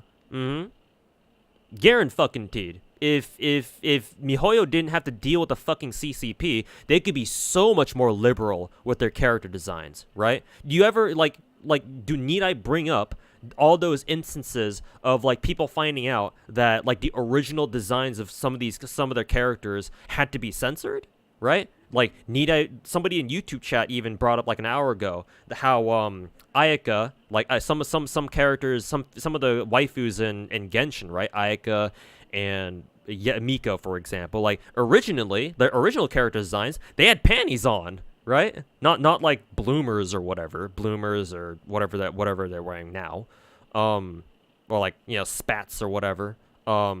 They straight up wore panties, so like you could literally just upskirt them, just turn your camera angle down and shit. There you go. It was that simple. Remember when Shenhe had her navel exposed, right? I mean, the belly window is still there technically, but she's got it covered now with like a bodysuit underneath, or like some sort of fabric underneath, right? Her original character design didn't have that. Like, you could her navel, you could see her navel. It wasn't covered, but now it is, I think. Like, technically Ito. Everybody bitches about how Ito doesn't have like a proper like body model to represent like him being this big old muscly dude, right? Big old muscle head. Yeah, he still has the default what is it, character model. I guess same. You could extend that to Risley too as well, right? Because he's supposed to be a boxer. You would expect somebody like him to be super muscular and shit like that, right? Especially for a boxer. So like, yeah, those are the kind of dudes who would definitely benefit from having like a chunkier, more muscly character model. But yeah, that goes against what like the CCP kind of wants people to envision Chinese people as, right? To give you an older example, back when Overwatch 1 first came out, I read about a situation where initially the CCP wasn't gonna let Blizzard release Overwatch in China because they didn't like the way Mei was portrayed in Overwatch, because Mei is supposed to be like this chunkier lady, right? Chunkier Chinese lady. They didn't like that. They wanted Blizzard to make Mei like your more stereotypical, slim, hot waifu, that kind of thing. Somehow Blizzard won that because clearly they didn't change Mei's appearance in Overwatch. So I don't know how. They probably made a lot of concessions to them or something, but yeah, like, and because MiHoYo is a fucking big ass company, yeah. And the CCP's got their eyes on them for sure, because, big company, alarm bells. Yeah, they have to, they can no longer be super liberal with their character designs like they intended to, Oh, why did Nicole's animations get nerfed from, one of Z3's previous betas? Because, yeah, it was probably a little over the top. For a fact that the CCP wasn't a thing, they would be doing things way differently as far as like character portrayal and character like clothing design goes. So yeah, if the CCP weren't a factor here, if they didn't have to worry about censorship, 100%, well not 100%, maybe 90%, Gallagher's shirt would be flung wide fucking open. But yeah, they have to settle for this, which is almost as good, because like it's like a subtle detail, right? Like you take a close look and you realize, oh yeah, his shirt is way too small for him, it's about to fucking burst open. And so for some people that might actually be a better thing, that tease, So yeah, 100%, these characters, some of these characters at least, would look a lot different. Well, maybe not a lot different, but they'd be more suggestive. Had it not been, if it weren't for, Mr. Xi Jinping. Yeah, Rosaria titty got nerfed. Fucking Topaz ass got nerfed. Her fucking her fucking cake got nerfed. Playable Topaz, that is. Yeah. Yeah. Like, MiHoYo is a culture company. Like Bubba said, they're a cultured company in an uncultured country. Like, that's their biggest flaw. They're headquartered in China. That's their biggest issue. If they weren't Chinese, that would be then things would be a lot different. But unfortunately, this is the world we live in. This is the timeline that we live in. Just gotta deal with it. Or, mod your games, but you didn't hear that from me. If only they were Korean devs like Nikkei. Yeah, at the very least, yeah, because even though Nikkei is their publisher is Chinese, because Tencent Games, Level Infinite. Even then, Nikkei can go fucking wild because they're Korean dev. So yeah. And Tencent just kind of looks the other way because, money. It's like, yeah, we kind of want to make money, so, yeah. Even then, Nikkei got censored, too. At least a few things. Not as much as, like, say, like some of the Hoyoverse games, though, so.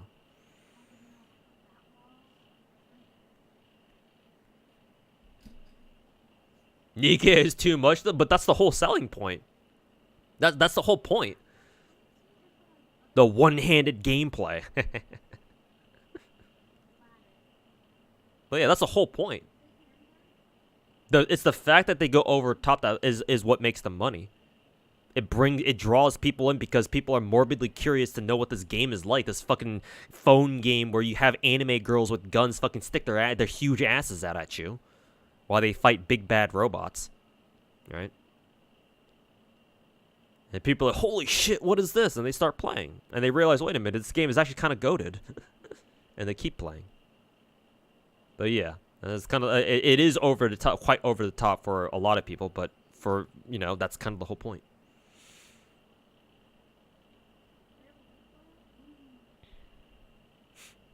You'll never forgive the CCP.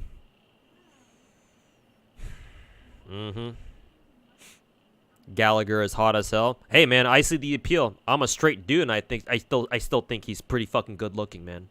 I mean, if nothing else, as I said earlier, the mere fact that he has some semblance of facial hair is like such a huge departure from from formulaic Hoyoverse male character design. Because, like, has there been any dude in either Genshin or Star Rail that we've seen that has facial hair other than, like, the NPCs, maybe? Is, like, Gallagher literally the first character? Maybe there's a male Genshin character who has facial hair. I don't know. Surely there must be. Surely, right? Clueless.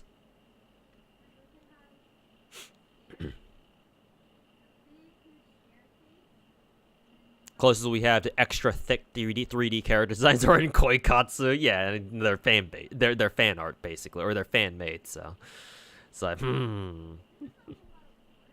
yeah, the bad timeline Sag feels bad, man. Yeah, money, ooh. Yeah, Tencent really wants their money, especially after the fucking CCP caused their stock to fucking tumble 5% with their fucking shenanigans earlier. So yeah, Tencent wants to make that money back. Hoyo could escape China. Oh yeah, no. If MiHoYo ever were to relocate outside of China, they would just lose their Chinese player base entirely. Yeah. All of the little pinks would fucking call them traitors to the motherland and immediately stop playing all their games. Like, they would literally fucking riot. Like, whatever they're doing in Genshin right now, it would be fucking 5 times worse. If MiHoYo were to ever bail out of mainland China and go relocate themselves to, like, maybe Tokyo or whatever. Especially Tokyo. Like, if they were to relocate to, like, Tokyo or to Los Angeles, oh my god, that would be so fucking... you would have little pinks literally burning MiHoYo shit in the streets. That's how bad it would be. So yeah, no, they can't afford to leave mainland China. It would be way too damaging to their reputation in China itself. And of course, those are the players, like I said, who you don't want to piss off if you're MiHoYo, or just any Chinese game in general. Excuse me. Yeah, one-handed. I wonder why. No Genshin playable dude has a beard. Yeah, exactly. And pretty sure that's the case with Star Rail too. So it's like, wow, a dude who actually isn't afraid to show his stubble, this 5 o'clock shadow. Wow, holy fuck. Don't even think they have genital hairs. I don't know how do you know this? How do you know this? How the fuck do you know this? Reloading into Taiwan to start World War III? Yup. Oof. The biggest slap to the face, right? The biggest fucking slap in the face. Ugh.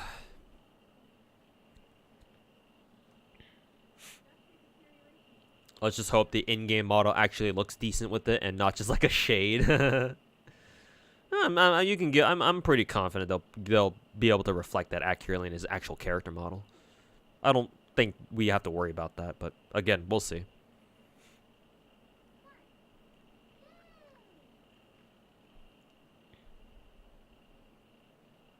According to the current leaks, Gallagher is gonna shine on teams that break toughness bars really fast because the ultimate increases break damage taken. Oh, I see. But this could change. Yeah, a little early to say, but nice to know. Nice to have an idea of what he does. It's the company's secret. They secretly relocate. I mean, to be fair, like there's a reason why they made Hoyoverse, right? Because remember, Hoyoverse is actually technically a different company. Obviously, MiHoYo still controls them, right? But Hoyoverse is technically different because they're not based in mainland China. They're based out of Singapore. Hoyoverse and like Cognosphere or whatever. So yeah. And the reason why they made Hoyoverse is because that way they can keep the money that they make outside of mainland China outside of China. Because if you guys aren't really aware of like Chinese geopolitics or economic politics or whatever or eco politics, I fucking know, or whatever the term is. Yeah, like if you can, like rich people in China, if they can, they want to get their money outside of China because the money isn't really worth that much inside of China. Not only that, but the CCP with whatever shenanigans they feel like they get up to on whatever fucking day that they want. Yeah, sometimes their economic policies are kind of trash. So yeah, it's been a thing over the past like decade or two where rich Chinese or like more affluent Chinese people are desperate to get their money out of China because they know that their money is better invested outside of the country than inside it. Like I've heard of stories of rich Chinese people walking up to foreigners, in like real estate, like in the real estate market, right? And then I walk up to this dude, or these people, who bought properties outside of China or in America or whatever, and they're like, okay, how much for this, right? Like blank check. Oh, I'll give you anything you want, and they're like, well, shit. All right, like I think I will go for this much. Like, can you pay this? They get the translators to talk to them, and they're like, okay, here's the money in cash. So it's like, yeah, bro. It's like MiHoYo is no exception. They want to keep the money that they make out here, just outside. They don't want to bring that money here into China. Fuck that.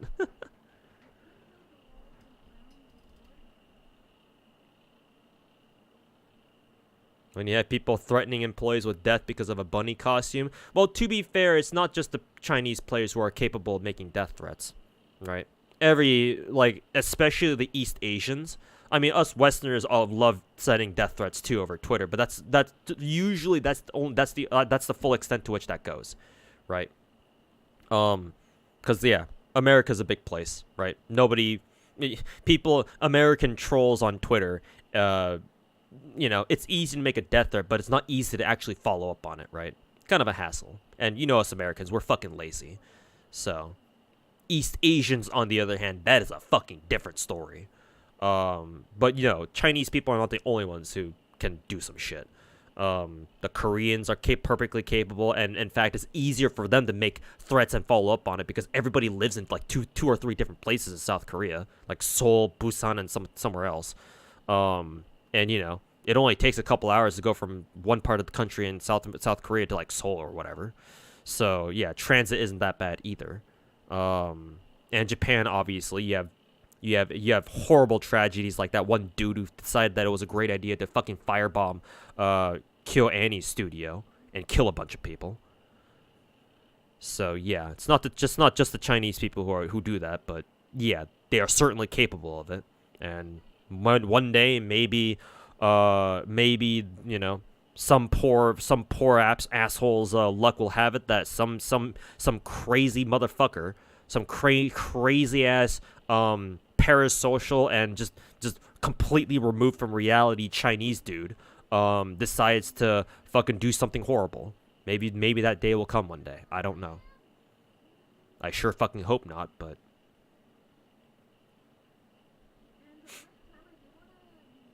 death threat equals troll most of the time. Yeah, because it's super easy to make a death threat, right? You shouldn't do that, right? But at least here on the Western side of social media, usually when people make death threats, they're just trolls. Because again, hardly anybody actually follows up on it. Hopefully no one ever does. You should still treat them very seriously, but I still stand by my statement that most death threats are just made by fucking trolls who just want to ruin some people's days for whatever reason.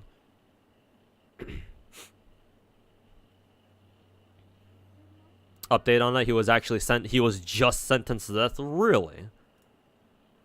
How recent was this? Oh yeah, that link was bad. How recent was this? Man sentenced to death for arson attack that killed 36, and this was on. Wow, literally today. Holy fuck. Wow, what a topical. How topical. But yeah, good. Deserved. Fuck that asshole. Fuck that bitch. Yeah, this was probably expected anyway. Yeah, fucking 5 years later. Yeah.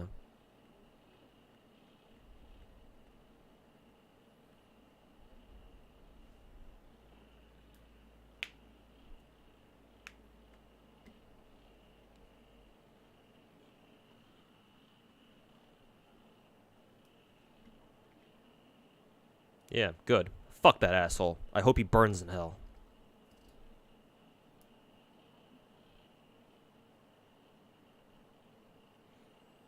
What happened to KyoAni? Oh, you didn't hear about, yeah, that one time back in 2019, some dude thought that KyoAni, like, stole some of his work or something, some dumb thing like that, and decided to Molotov cocktail, or, I don't know if he used a Molotov, but, basically he set fire to their studio and killed, like, 36 people, and then badly injured or maimed, like, 30 more or something like that. Yeah, that happened.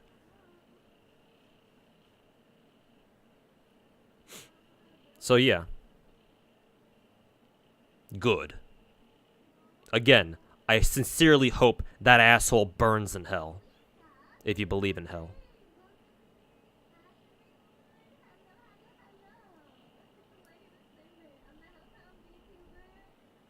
Gallagher is kind of, I can fix him, man. We'll see how he's like, yeah. He sure doesn't seem like the most, you know, jovial type of dude.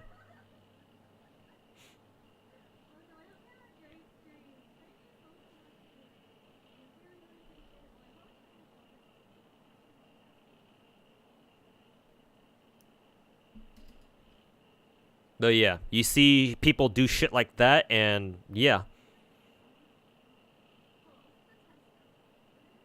You never know when it's gonna happen again. Like with the sort of vitriol that Koreans, Chinese people are capable of demonstrating, it's not that far from somebody in those cases like making a death threat and actually acting good on that. Just kind of the world we live in, unfortunately. Negativity is so exhausting. You normally just stay out of drama. I've learned to deal with negativity just by turning it into comedy. Just me being the super fucking jaded guy that I am, just seeing all this stupid fucking retarded shit happen on a daily basis. It's like, yeah, humans are not I think that humans just are not most sane humans do not do well when negativity is all that they see or is all that they experience. Yeah. No normal human can really function properly with if they have to deal with way too much negativity. You need some sort of balance. Everybody needs some sort of balance. If you are legitimately okay, if you still function completely fine, even when, you know, dousing yourself in negativity all the time, there's something fucking wrong with you. So, yeah. Either you just stay out of it entirely, or yeah, or you find a way to cope with it, like I do, where I just make it funny, or, you know, I just find something funny out of it. Usually it's dark humor, but hey, I'm the type of person to like dark humor, so. Pokemon is gonna look into Pal World. Yeah, it took them long enough. But yeah, no, it's a little too late now. Yeah. But we'll see what they do. Like how you said sane humans? Yeah, because not all of us are sane.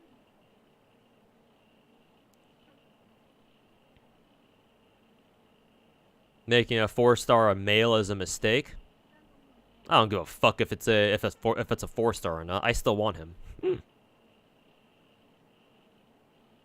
I mean, sure, it might be a bitch and a half to try to roll him from gacha if my Chevrolet rolls in Genshin right now are any indication, but I don't give a fuck. We've just been numb to it. I mean, hey, I'm jaded as fuck to it, so yeah. I know that's what I am.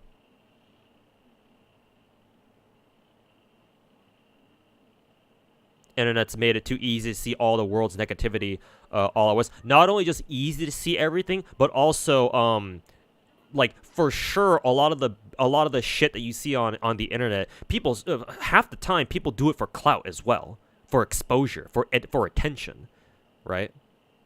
Like back in the day when we didn't have social media, or at least not to this extent, right? Like a lot of the I would say most of the bad shit wasn't because of people like trying to like get attention or anything like that, right?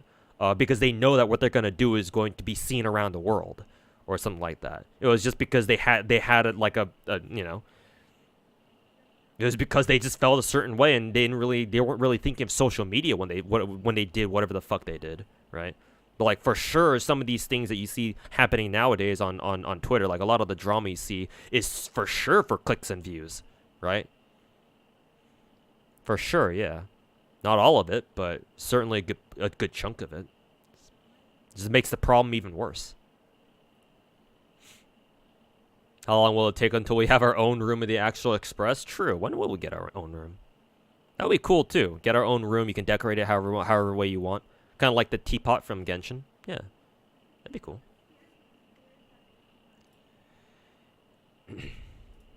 That'd be cool.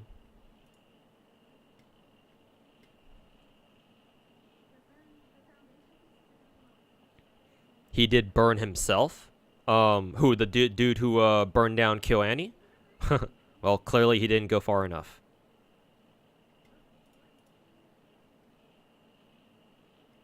But hey, I mean, I suppose it's out of that fucking horrible tragedy. This is probably as good of an ending as we'll get, where the dude is tried. This dude is tried in official court, like official Japanese court, and sentenced to death. So you know, justice served, that kind of thing. So, because I mean, hey, you see all these mass shootings out here in America and shit like that. And typically speaking, typically you see the shooters, right? These mass murderer shooters just off themselves at the end, right? Just put a bullet in themselves because they don't want to deal. They're too pussy to deal with the consequences of their actions afterwards, right? So I can tell you as an American that I would love to see people like these people like these, face some sort of justice for their crimes.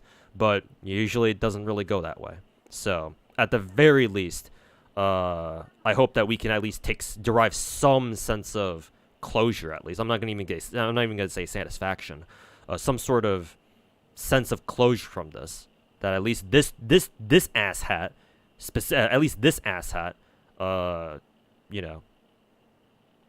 got some justice. Got some justice here, maybe. But whatever.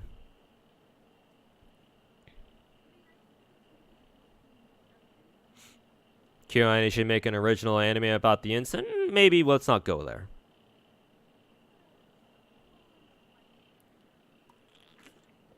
Because if they did, oh no. I don't know if that's the kind of drama you want to create, my dude.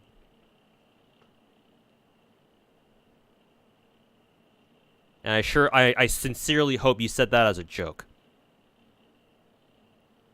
I'm gonna just let you know right now.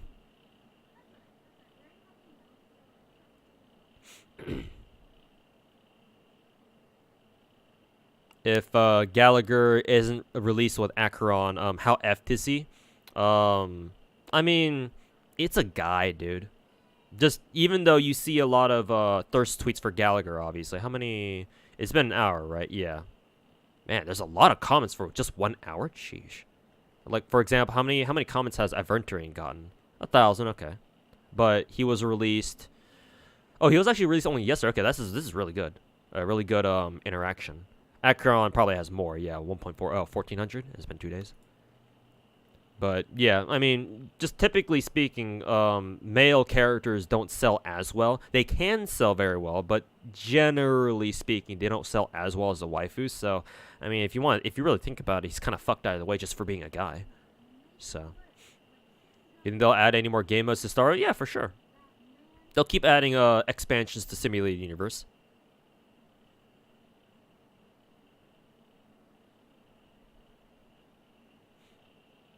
You don't see what else they can do now that Pure Fiction is out and is handcrafted to make AoE characters viable. Again, don't underestimate MiHoYo's ability to come up with like more creative content, or their creativity to come up with more content.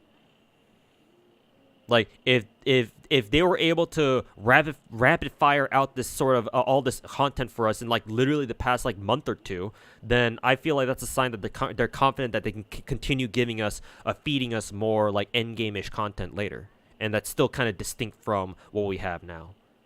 Is Barbados raid done? Yeah, Barbados raid was done like a fucking week ago. Yeah, it's been like a week or two. Hey, Sidexer, welcome back. Single target endgame content. I mean, technically, that's what the new MOC is about.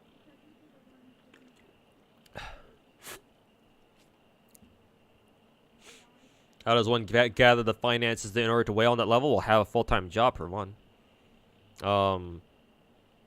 Before I started playing gacha games, I had a bit of money saved up, just from working my job that I had at the time. And my personal finances were not that high to begin with, so I don't really spend outside of gacha games. I really don't spend that much on anything else in my life.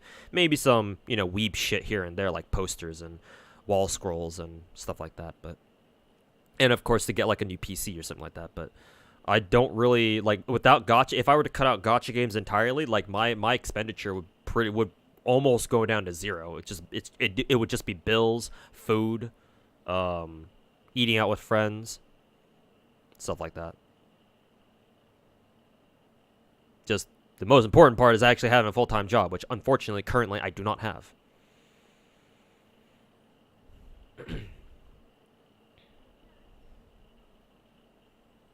You do hope Dr. Ratio's banner is doing well so we can keep getting free 5 stars? Don't worry about that. You don't need to worry about like you don't need to worry about that, man. Dr. Ratio's banner doing well, just so that MiHoYo is incentivized to keep giving out free 5. That's not how that works here. Nah. Gallagher is voiced by Tez's VA and on the in the Japanese VA. Ooh, interesting. Truly, Star Rail is FGO 2.0, right? Imagine being Brazilian, where the average salary is like maybe $1,400, and the most expensive pack is literally $500. Yep. That's what happens without regional pricing. Yeah. It sucks, man. Not just in Brazil too, but EU as well. With the what is it? Currency conversions and whatnot. Australia even. Yeah, it fucking blows. I mean, hell, even for us Americans, $100 for a pack is fucking ridiculous. I mean, we can more easily afford it, but like, bro, $100? You can buy a whole entire ass AAA game for fucking 80, 70 even. Like, fuck, dude. Yeah, gacha prices are fucking ridiculous. But hey, it pays for the games, so I don't know, man. I do wish that gachas weren't as expensive as they weren't as expensive as they are. It's like shit, man. Refuse to cash. Yeah, exactly. Nah, it's not worth it, man. Not fucking worth it.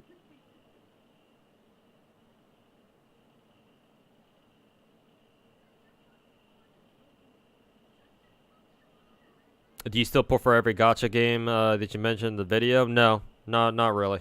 Again, I keep mentioning, I'm currently unemployed. Like literally, ironically, last year when I got laid off my original job, I tried becoming a full-time content creator to try to like make it big and try to make a living off of content creation, but that didn't really work out. And like a year later, like when I'm fucking broke, literally almost broke, and yeah, I'm struggling to find another job because fuck the job market right now.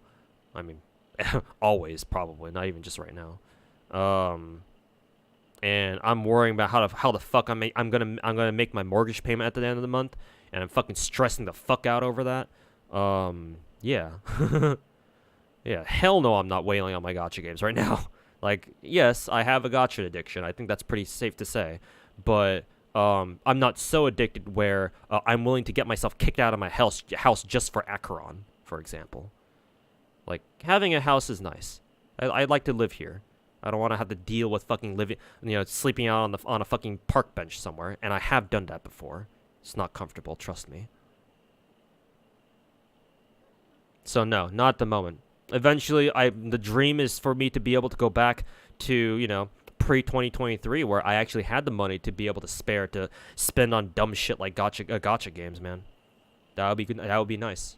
Now is just not that time, though. This year sucks for job hunting already. Yeah, telling me, man. I lived the Skid Row life. No, overall, I want to say I lived a pretty privileged life. Oh, sorry, by the way, I have the alert box turned off. My bad. Let me just play that notification again real quick. I wonder why there's no sound. Why the fuck is there no sound? Whatever. Also, no chat box as well for the freaking past hour. But yeah, no, I didn't. I'd say I lived a pretty privileged life. It's just that my relationship with my family is not good. I've gotten into a lot of arguments with them. So yeah. Very turbulent relationship with them. That's for fucking sure.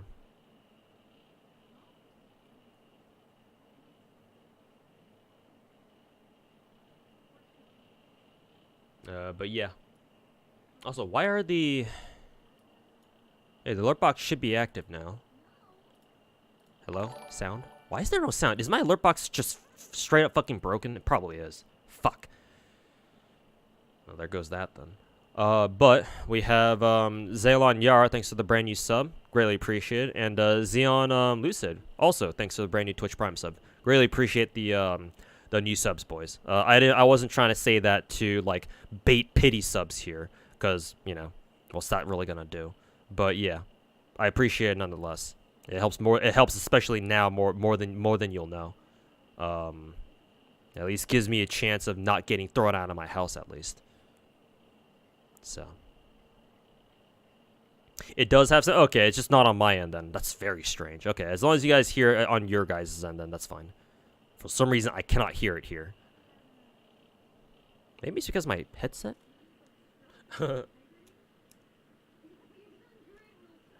Oh yeah, I think my headset died. Yeah, it's because I have a wireless headset. I'm assuming it died because I ran out of battery. But no, that can't be the case. Because if it were dying of battery, lack of battery, then what is it? I would get a notification, or like a what is it? A yeah, there we go. Yeah, we get a I would get a what is it? An audio cue that it was running out of battery. It probably just because I'm not playing any audio through my PC right now. It probably just kind of went to sleep or something. Okay, good. You guys can still hear it. Watch my gacha videos on YouTube. Watch my stream today. You sound like a chill dude. Happy to support Tiny. But hey, thanks so much, man. Yeah, I appreciate the support. Yeah, like that's kind of how I've always streamed. I've always kind of managed my stream to kind of be a chill place where I kind of hang out with everybody who wants to watch and just talk about mainly gacha stuff. But we can talk about just random shit every now and then. Yeah. I enjoy these kinds of streams the most, where I just kind of kick back. Like, I didn't even do anything I didn't even do anything like meaningful this stream. Like I was planning to play a little bit of Star Rail. Oh, there it is. I was planning to play a little bit of Star Rail, but I just ended up chatting with you guys for the past five and a half hours. So yeah, these are the kind of streams that I really enjoy because I get to talk to you guys. I like talking about things that I enjoy, and the thing that I enjoy that I'm trying to like sell myself to you guys as a content creator here is gachas, right? So yeah, I'm just personally very motivated to like try to hit it big as a streamer, because like as far as gachas are concerned, like gachas are my game. I see all these other gacha streamers, right? Gacha streamers really blew up with Genshin, obviously, but I've been playing gachas before Genshin, right? And so a lot of the things that are happening with like Genshin and Star Rail and other gacha games just in general, I can explain. But because no one really knows about me, I can't. I'm not in a position to like really talk to people and educate people about like, oh, this is how gachas are, right? Like I can provide some like this is the context to why some of the things you see in like Genshin and Star Rail, because those are two like hot gacha games right now, are the way they are. Blah blah blah, right? So. Also, not just Xeon Lucid, but Arlosk, if that's how I say your name. Thanks for a brand new Twitch Prime sub, man. Again, thanks for all the for all the new subs. Greatly appreciated. Need Techie to react to the gacha addiction video. I did send that video to him over Discord DMs. He hasn't reacted to it yet. We'll see if he does, but hopefully he will. Because I did send him a video about Dr. Ratio, the whole Dr. Ratio drama, the free Dr. Ratio one between Star Rail and Genshin players. He did react to that one. He hasn't reacted to my gacha addiction video yet, though, so we'll see if he does. If not, oh well.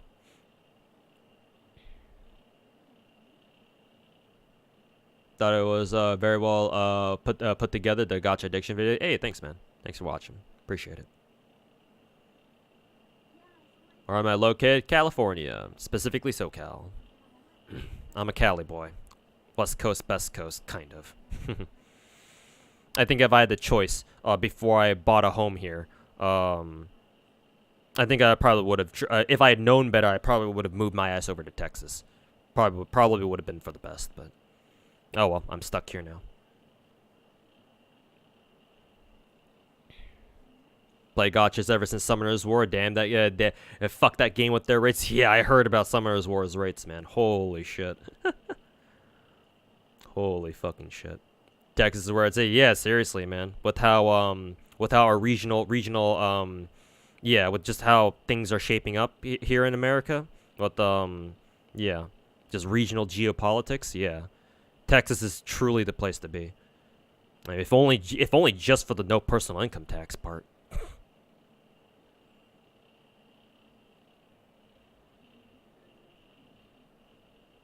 So much cheaper there? Yeah, you're telling me, man.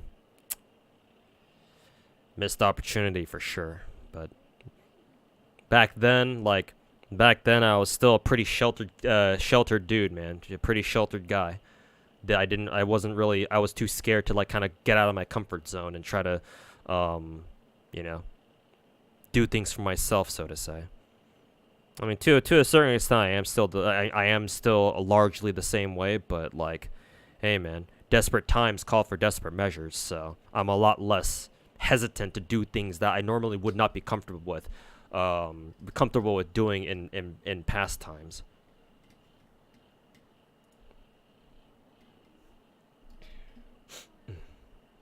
Collab with Tectone IRL. I mean, hey, I'm down to meet Tectone IRL.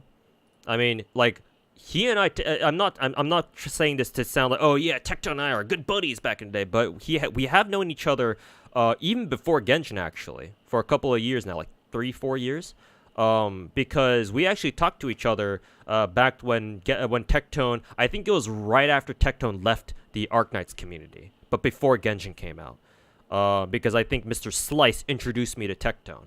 Like how, oh yeah, there's this one dude that I know who like has all the operators in Arknights. He probably has a better Arknights account than you do. And Tecno was like, no shit, like I don't believe you. Like, you know, let me talk to him.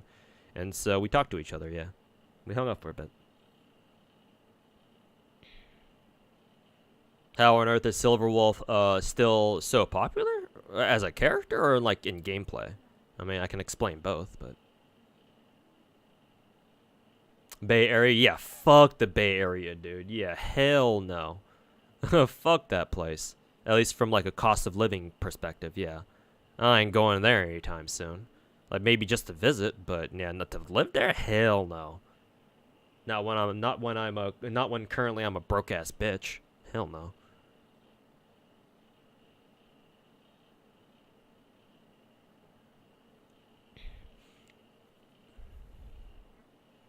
Those players would probably do that.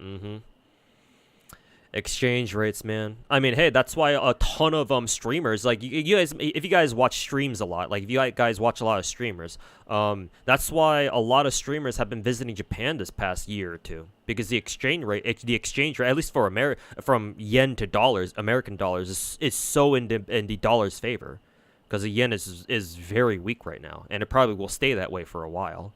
Like it dipped all the way down to like a fucking 150 yen to the dollar. Holy shit, dude. I think it's back down to. I think it's back up to like what, or back down to like 145, 140. I mean, it's still bad, or it's still like hugely in the dollar's favor, but not 150 bad. Exchange rates, wee. Going in April is so cheap around. Yeah, exactly, man. And not only that, but you know, Japan's excuse me. Japan's been hit hard by COVID because, you know, they make a lot of money from tourism and all that, so they really want to make that foreign money, right? So yeah, they're really trying to push foreign tourism really hard. They're also opening up a lot more than they used to as well, right? A lot of foreigners coming to live in Japan now. A lot easier to like apply for like permanent residence in Japan than it used to be. Because the Japanese government realized, hey, wait, our population's kind of shrinking. We should probably do something about this. Probably, right? So, yeah. Yeah, just the perfect storm of circumstances where visiting Japan right now is a very good time. I've ever played Limbus Company. I've heard about it. I would have tried it if my IRL situation were a little bit better, but at the moment, no, I have not tried it. Shit, this is the I forgot, that's not the trailer, the 2.0 trailer. That's the what is it? The waiting room of the live stream. Oops. What was the video that people wanted me to watch? The 2.0 teaser trailer video? I don't fucking know. Is it this one, the Pinakini travel promotion? Is it this one? Or is it another video? I think we'll end the stream on this after I watch whatever video that chat wanted me to watch. Either that one or something else. Maybe this one, the Myriad Celestia. Maybe this one. Seems like it. Will I stream the 2.0 live stream? Yeah. Now that I've got people here who are hanging out because of thanks to the gacha addiction video. Yeah, I'll try to do a live React Andy stream to the Star Rail stream. Yeah. So you guys can expect me to be streaming during that time. So hope to see you guys there. I'm just gonna warn you now though that I'm not much of a React Andy though. I don't really have like spectacular reactions like all of the other Hoyoverse streamers do. Like I'm not fucking Zizix or Ziox, whatever his name is. I'm not Tectone. I'm not like literally anybody else who screams at the slightest you know, oh my god, they're new character, oh my god, I'm gonna fucking cream my pants. I don't do that. So just tempering your expectations now. I'm not much of a React Andy. I'm more of the type of dude who just who just sits there being like, okay. So yeah, just letting you guys know now.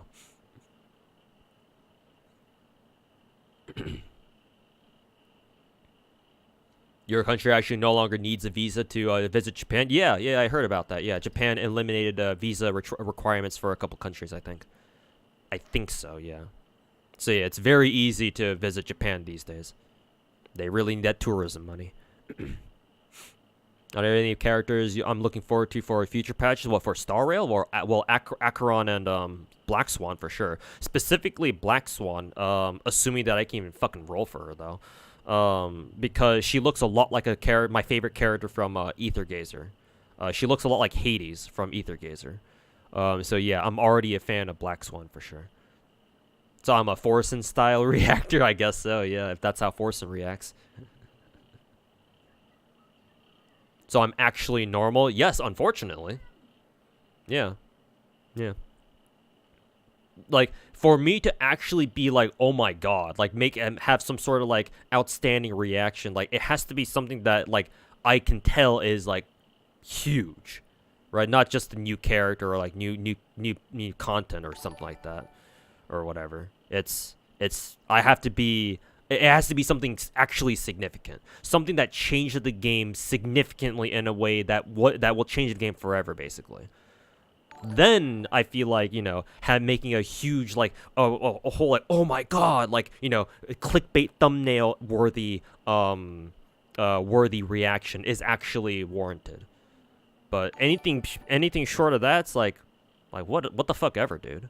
Also, Anon, thanks so much for the 10 gifted subs, man. Greatly appreciated. You are very generous, man. Was not expecting you to get 10 gifted subs today, because it very rarely ever happens. But thank you so much, man. That's very generous of you. Holy shit. But yeah, as the sub notifications play through, because unfortunately they have to play one at a time. Yeah, like, these live streams, these developer live streams that MiHoYo does for Star Rail and Genshin, like, I would react to them, I would look forward to them more if we didn't get fucking leaks out of our ass, right? If Genshin and Star Rail, or just Hoyoverse in general, MiHoYo in general, wasn't such a fucking leaky pipe, right? Cause when you see everything that's come your way because of the leaks, it's really hard to be excited for them or like genuinely surprised by them, right? All these reactions that all these other gacha content creators, streamers, YouTubers, whatever, whenever they make videos about like reactions to the developer live streams, like it's most of that shit is fake, bro. Because you know for a fact they all already know what the fuck's going on. We've heard about Ganyu's and Shenhe's skin that you know, that they announced for the last Genshin dev stream from last week, right?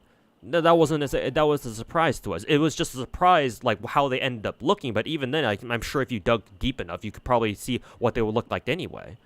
So yeah, like that's all the surprise was there for in that sense, right? Future characters, we already know them, right? Like, most of the surprise factor for a lot of these, most of the surprise factor, if any at all, just simply doesn't exist for these streams. So, personally, I can't bring myself to fucking, you know, ham it up for a YouTube video, because it's, I feel like I'd be disingenuous with that. And I don't want to be disingenuous.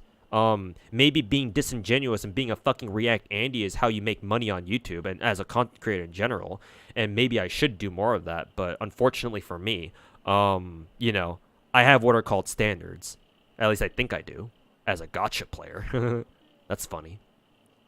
A gacha player, a gacha addict having standards. Huh, that's funny. Real good joke, my dude. But yeah, no, when it comes to like reacting to live streams like this, like I'll watch it. I have done react streams before, and I'll do one again for later this week for the Star Rail stream. So again, hope to see you guys there. But yeah, no, like you're not gonna find me pulling a Tectone. You're not gonna find me gawking at the screen like Ziox does. Again, if that's his name. No, I'm not. I refuse to do that. I'm going to treat these streams like, dare I say, a little bit more of a normal person. And again, it's ironic that it's ironic hearing this from somebody who plays 10 gacha games at once. 9 now, but same thing. Did I see the Wuthering Waves dev update? No, I do want to watch it on stream later, just not now. I think again, this video is going to be the last thing I watch on stream. Surely Tamamo Aria comes out. Has it been a week yet in the Samurai Remnant collab event? Rip Plushie? What happened to Plushie Mistress? Did something happen to him? Or was it? Oh, did you just think I was just like roasting him or something?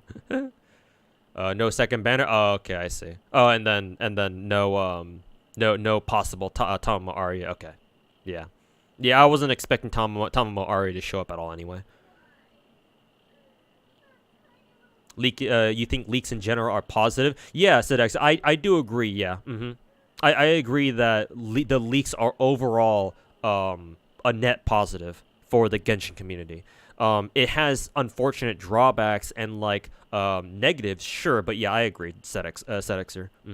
It's better that we have the leaks than when not. Because, yeah, it helps players who care to look to the future, right? It gives us much-needed clairvoyance to counter the bullshit that is gacha. Yeah. So, yeah, I agree. Leaks, overall, are a good thing. for at least for the players. Not so much for MiHoYo, but you know, that's their problem. Everyone has standards. It just deviates from others. True. Kick.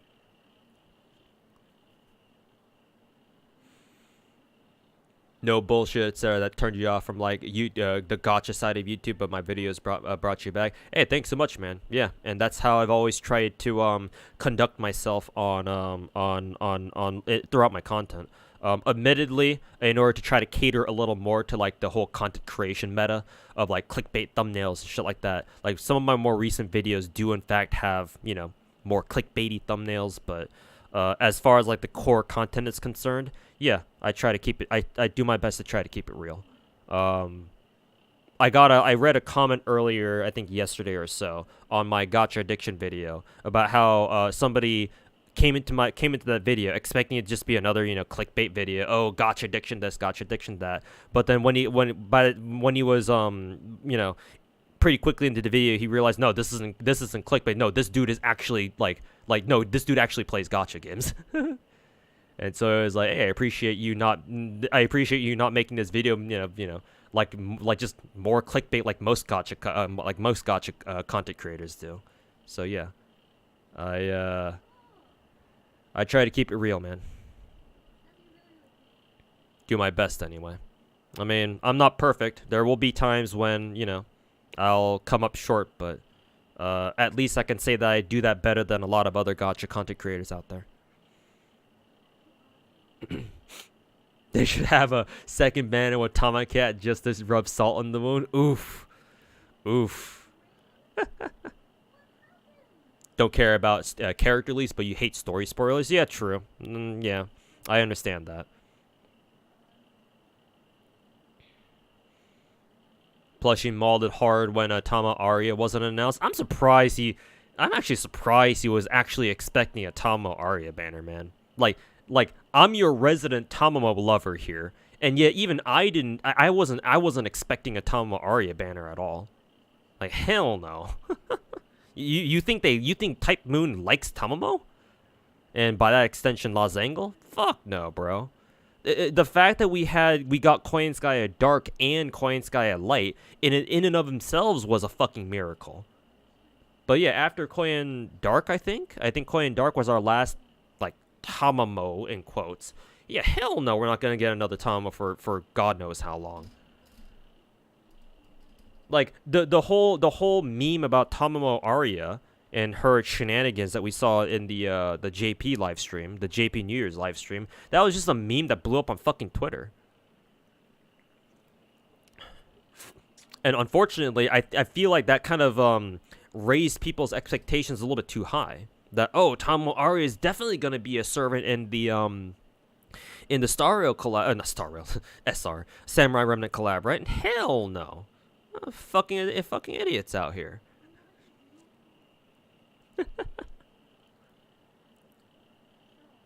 Like, how many times you gotta go over this, old man? Right? How many times you gotta go over this? Type Moon, and by extension, Lazangle. You know, they will sooner put in more Nero copies than Tamamo copies. That's just how it is. Like overall, Tamamo is not that popular of a character. Let's be honest. The only reason why people fucking like Koyan Sky at Light so much is because she's fucking meta. That's it. Like, I don't think a whole ton of people legitimately like her as a character. So yeah, no, Tamamo Aria was not going to be a thing. I wasn't expecting her to have a banner, and here we are. So I'm really surprised that Plushie Mistress was expecting a Tamamo Aria banner, and he mauled, and apparently according to you guys, he mauled it pretty hard over it. I'm very surprised. I refuse to do a pog face for the bag. Oh, I mean, that's not really correct. That's not accurate either, because I did do like a pretty clickbait face for my gacha addiction video. If you look at the thumbnail for that video, so it's not that I won't do it. I just won't do it as often as a lot of other streamers. Excuse me. You're okay with more Nero copies? Yeah, some people are fine with that. Yeah, the Nero shrimps. I mean, you guys do have Draco to look forward to, that's for sure. But I think Draco is still like a year out from now.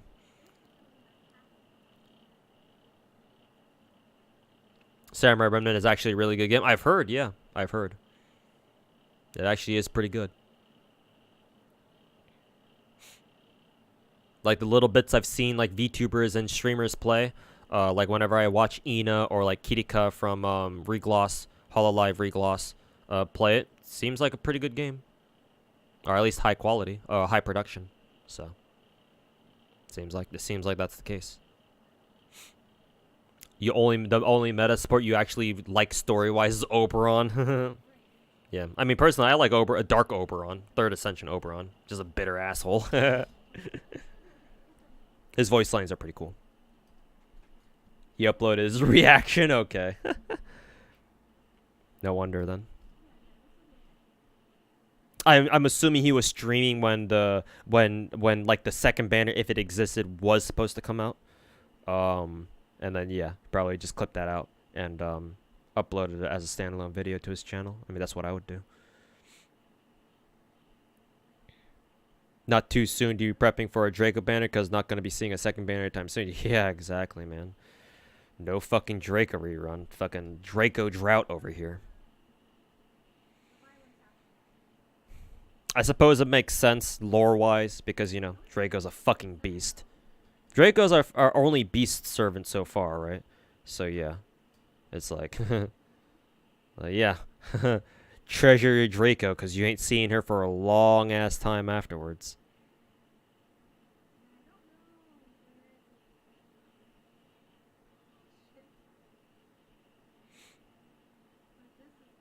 Unless Arcade wins the poll, I mean, shit, man. I guess the JP players know what they should vote for a rerun.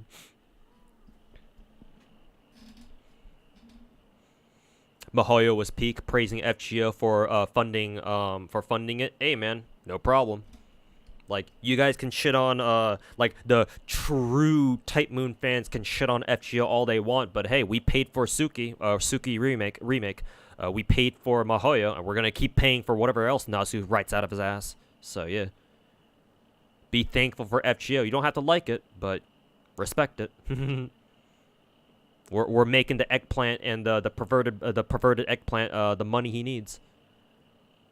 So that way he can binge binge Elden Ring in between writing more chapters for Darkside.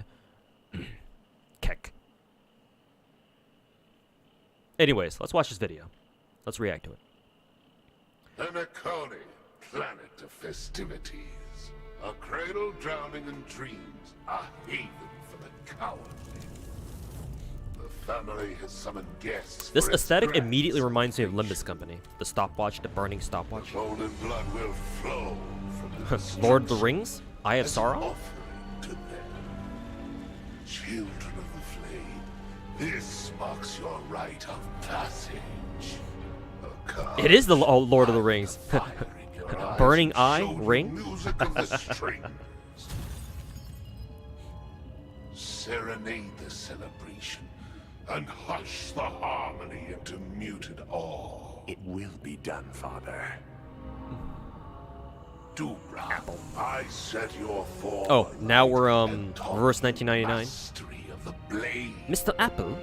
Temper it with sulfur, made the elation, and let the performer's blood and tears pour into the abyss. As you wish, Father. Interesting voice. I kindled a flame in your heart and granted you blood of fire. Use your wrath to shatter the preservation sanctum and build their gold to create a statue of our savior. You got it, old man. I like that guy. Constance at last. My most ambitious and exceptional child. There is nothing more to teach you. Just remember, without Pelicone's midnight hour, strip away all they hold dear, and leave naught but the remembrances too. I like the girl on the right. Is it this It girl? won't be necessary. Yeah. I can take them alone. Katarina, a little pessimism might be wise. What if we all end up dead? And then the waifu. Or the main waifu. Since I have when this have dude. those Looks on the path fancy. of destruction feared death? Good voice too. Still, it is wise. And then to your plan token ahead, lolly. Father. Oh, not the token lolly. What is our fallback if things become perilous? Fall back. Such a thing does not exist. Destruction is brave and heroic. To cling to life is to delay in cowardice. The Demon Head's dude's voice sounds familiar. I feel like I've heard it somewhere. Prepare this beautiful dream to welcome Or its new master. maybe not the from voice, Fedora. but the vibe is very familiar. Like I've seen this in another character before. Duke Inferno, ever flame mansion. Dapper motherfucker though. Yeah, that was pretty cool. I mean, it's just a flavor trailer, obviously, but yeah.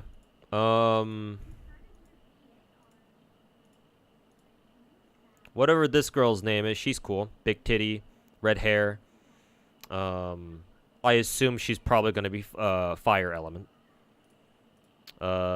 This girl probably the main waifu. Apparently she's a succubus. I mean, I guess tail is a good indicator of that. See, everybody's gonna shrimp for her. I like this dude too. Sunglass dude, you know. Play a cellist.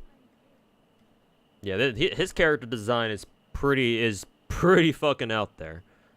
Cause how many dudes do you know who play the fucking cello, a burning cello? Or maybe that's not a cello. Maybe it could even be a bass cello with how big it is. So, yeah, I like this dude. I like this dude a lot. I guess apparently a puppet master. Or whatever this is, but whatever this character is supposed to be. And then, of course, big bad demon head dude. He's pretty dapper. Yeah. These are the characters on the next planet. Maybe I don't even know what the fuck these who these dudes are. So yeah, perhaps. Where's my adoption papers for her? Keisatsu Sundays. Yeah, big voice guy with many henchmen. Yeah, feels like a mini Harbinger squad from Genshin.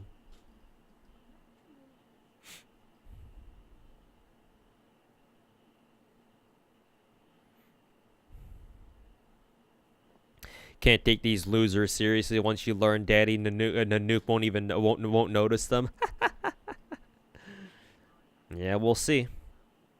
We'll see if these guys are just wannabe antagonists that we just kind of kick around. Yeah, his aesthetic reminds me of the dude in black with the flaming head and blue archive. Yeah, the dude who introduces you to the raid bosses.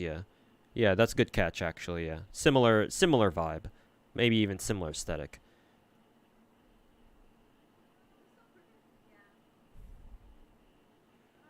Star Rail is it's good to be bad. I mean, hey, we do have the we do play bad characters in Star Rail, right?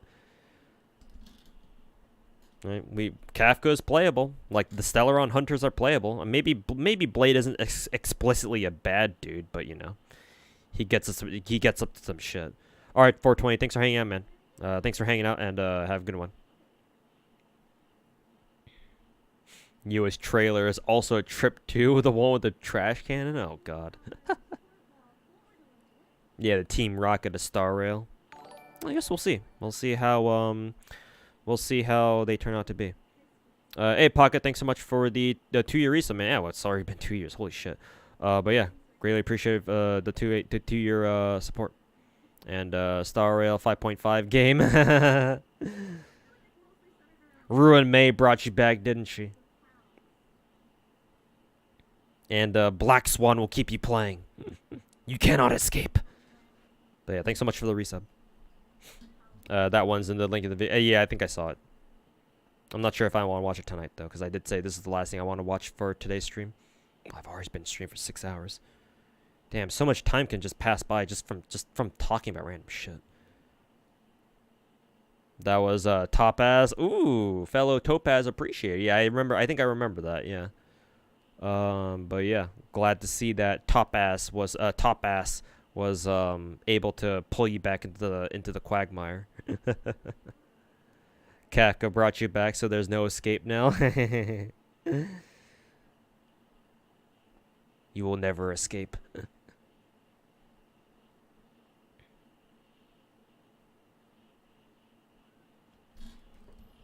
Still stuck art slooping at Castoria, Speshtar, no Buster reloading for you. Maybe one day you'll get Koinskaya. Yeah, if you didn't get her with her last raid up for like that, went for like only 3 days or something. Yeah. I'm not sure when Koinskaya Light gets another banner actually. You want more cat cake adventures? Yeah, the cake cats were more cute. I hope they still stick around even after the event ends. They're nice.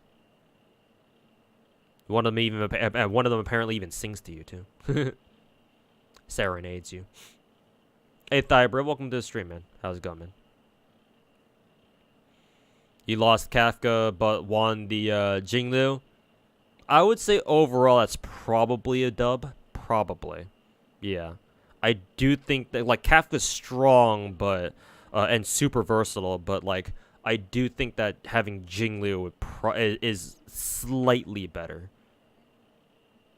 Yeah. So I would say that is a overall a dub. Obviously, if you got both, that'd be even better. But Arcs teams are still just still the go. I mean, yeah, they can do everything still. So yeah.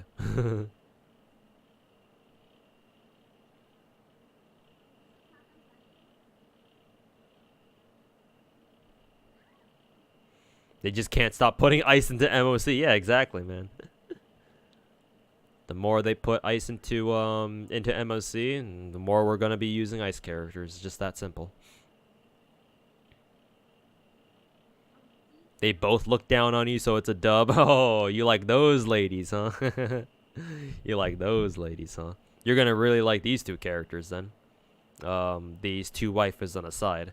I think this girl's name, the red girl's or red-haired girl's name is Katarina, and I don't know what this is named or what her name is. English is hard. Glad you're in the crowd of people who only go for E2 max or some limited 5 stars. Some of the limited 5 stars are good at E1 like Ruin May. What did you think? I'm gonna be real with you, Thigh Bro. If I have the money, I definitely E6 everybody in these games, man. The only reason why they're only at E2 is because I physically don't have the money to get them any further. It's not because I'm intentionally keeping these characters at E2 and like, oh, I'm just gonna keep them there for whatever reason. No, if I can get them to E6, I will. Absolutely. I would absolutely love to get some characters like Selly, Kafka, Silverwolf, Ruin May. I would love to get them all to E6. The only reason why they're not is because I don't have the money. Like, I'm gonna be fucking real with you, man. Just straight up. Like, it's not because of any, like, gameplay purpose that I'm not getting to E6. Or I'm keeping them E2. If I can, I'd get them to E6. The only reason why I'm not is because, again, I can't afford it. So, it's all good, bro. Don't worry. Yeah. But, I mean, hey, that's fine. As long as we have the character itself, and that's fine. I can make do with it. As long as I have the character and gear for them, that's fine. Yeah. That's all that matters at the end of the day. From left to right, Akash, Dubra, Duke Inferno, Katarina, and Constance. Ooh, Constance, that's a good name. Yeah.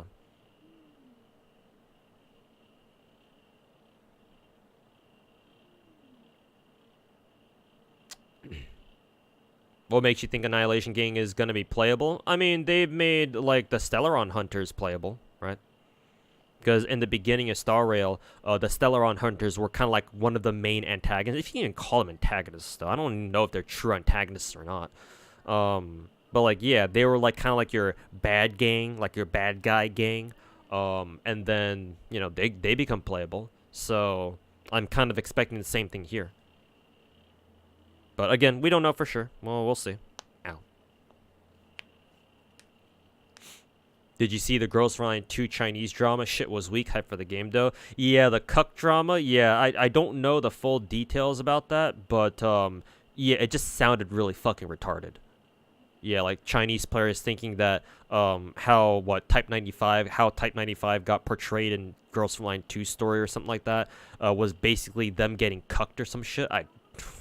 Yeah, no, that's just typical, parasocial Chinese player, behavior. Typical fucking motherless, fatherless, parasocial internet netizen behavior, bro. And the Chinese players are fucking notorious for that shit. So that doesn't really surprise me.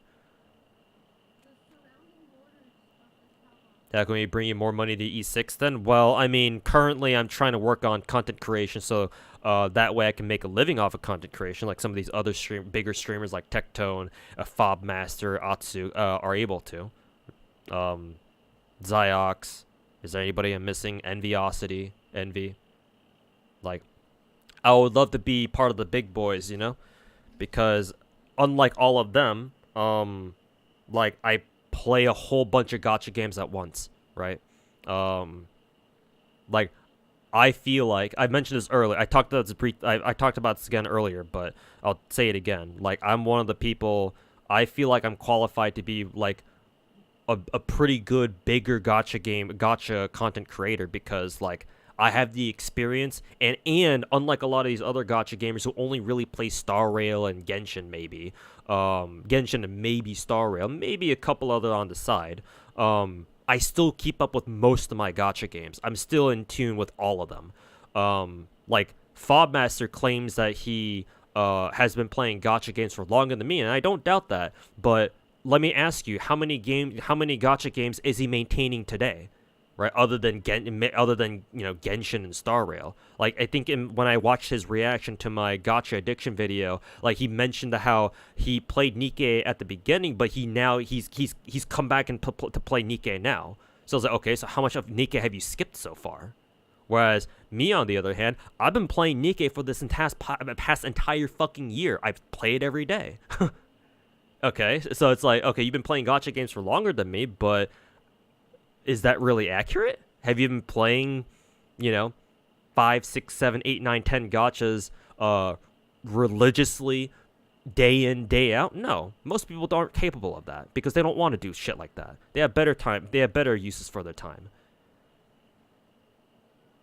So yeah, no. I'm been trying for the past year or so to kind of break through in the whole like gacha game content creation field as like the one dude, like the one dude who's most qualified to talk about gacha games.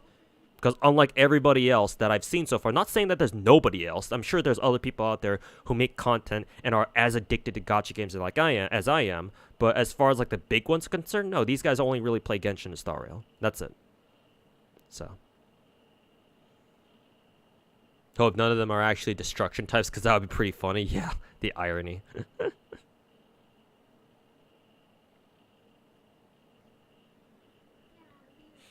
She legit talked to a dude. That's literally it? Okay. Yeah, just retarded Chinese parasocial Chinese player behavior. But yeah, that's kind of what they're known for. Yeah. Chinese players just go fucking ballistic over their favorite anime characters. Yeah. Like, I brought this up earlier, but that's the reason why, for example, Honkai Impact 3rd doesn't have any playable guys. Because the players don't want any playable guys. They just want their playable waifus, and that's it. And so MiHoYo obliged them. Your content creation is working because you watched my hour-long video. Yeah, but remember that I transitioned, or I tried to transition into becoming a full-time content creator, full-time streamer / YouTuber last year, because I got laid off my job last year. Almost to the day, actually, because it's almost February, right? I got laid off on the first day of February. It's like we have 1 more week to go until my first anniversary of becoming a full-time content creator, technically. And even then, I had to switch back to part-time because I had to pick up a temporary seasonal job at a local warehouse to make some money, so I don't get thrown out of my house. So, and to be able to pay some bills. But I lost that job like 2 weekends ago already, and at this point, because season's over. So, yeah. While I look for another job, the irony of all this is that while I look for another job, I actually have nothing but my content creation, what I've worked on so far, to try to keep me afloat. So, like, the bitter irony of this is that while I wait for people, like, potential employers to get back to me, which I don't know when that'll be, who fucking knows, I have to go back to full-time content creation, because it's all I have at the moment. And so yeah, like I've been trying to make this whole content creation thing work for the past year, and only now do I feel like I have a chance, right? Because that gacha addiction video is kind of making a splash. It's got like almost 80,000 views now, I think, right? Which is really good by my standards.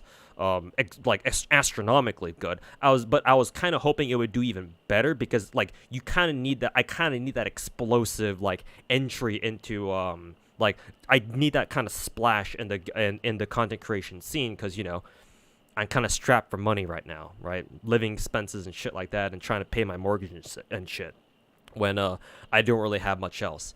So yeah, like I kind of have my back up against the wall here, to be honest with you. So yeah, the bitter irony is that yeah, I have to go back to trying to make full-time content creation work, because it's that while I try to wait for some better opportunities to come by, and I don't know if they will. So it's been very stressful, obviously. And so like this is like my first real break, like my first real glimmer of hope that maybe I can try to make it as a full-time content creator. That the past years were, I mean, technically I've had this channel, I've been making content for the past over a decade. I've made this channel like 12 years ago at this point. So I've been making content for over a decade at this point. Just the past 3 or 4 years, the past 6 years of it, I've been doing gacha stuff. But only in the past year or so have I actually been trying to take it seriously, as in like stream every day. Because last year when I first became a full-time content creator, I legit did try to stream every day, stream Genshin, Star Rail every day, that sort of thing. When Star Rail came out, that is, in like what, April. The only days where I wasn't streaming was because I was working on like making YouTube videos, because I don't have the money to pay for a standalone editor. Like I would usually, in the beginning, I had to, well, I've always edited my own YouTube videos, like made my own, scripted my own videos, edited my own videos, uploaded them all on my own. I do all my own content creation stuff. And while like most of the bigger content creators, right, like Tectone especially, they have their own dedicated editors that clip out their stuff, make their YouTube videos for them, blah, blah, blah. I don't have the money, so that option is not available to me. So I have to do everything. I have to do everything myself. And that's the kind of thing that I did for the past year. And it didn't really work out because I didn't have, like, nothing that I did was, like, quite clicking. Yeah. It's only when I made that gacha addiction video that now it's finally starting to get traction. And that video, I've been sitting on that idea for, I've been sitting on that video. That video took, like, 3 or 4 months to make because I actually did have somebody offer to edit videos for me for free, which I greatly appreciate. But then the problem is that he had IRL stuff going on too. Like, he's in school right now, so he has to take care of school stuff. So yeah, it was between me trying to work out that video on my own, right? Like gather the clips that he would need, my editor would need to put that video together, write the script for it, record the voices for it, do the recordings for the for all that shit, do editing stuff like that, or do make corrections, revisions, make sure the video is as good as it can get. And so yeah, the process took like a couple months. And ideally, I would have liked to release that in 2023, actually, last year, like December, November kind of thing, which is why it might sound strange in that video where I mentioned earlier this year when it came to Star Rail. It's because that video was meant to go live in 2023. But only now was I able to release it like last week, or barely this week or last week or so. So yeah. And now I'm like, I was kind of hoping that video would do well, and it is, but it needs to do better is the thing. So I'm like, yeah, the hope is there. Like, maybe I can do this, and unfortunately, I don't really have much of an option here. So yeah, maybe something can come out of this. Maybe there is a light at the end of the tunnel here. After going for basically a year without any light at the end of the tunnel, maybe there is one finally. But I don't know. I'm not out of the woods yet, obviously. I have to keep going, doing this content creator stuff to actually capitalize on it, make something out of it. Because there have been too many chances in my content creation history, I guess you could say. The biggest one being, my biggest regret being I didn't capitalize on the popularity of Genshin back in the day. When Genshin first came out, I didn't go too hard on content creation back then, not enough anyway, and so I missed that train entirely, right? Like for example, if you guys probably know Mr. Slice, who mainly plays Genshin, he's made it as a content creator thanks to Genshin, right? I used to be a bigger streamer than him back in the day because we both played FGO at the time. Before Mr. Slice moved on to like Azure Lane and then Arknights and then finally Genshin. And his content creation career took off from there. So I'm still kicking myself over that kind of lost opportunity. And now that I feel like I have this chance, I'm gonna try to grab onto it and never let that one go. Because who knows when another chance is gonna come by, So. Also, Lemon Kid, thanks so much for the 5 gifted subs, man. Sorry for not calling them out earlier because I was, talking about random shit.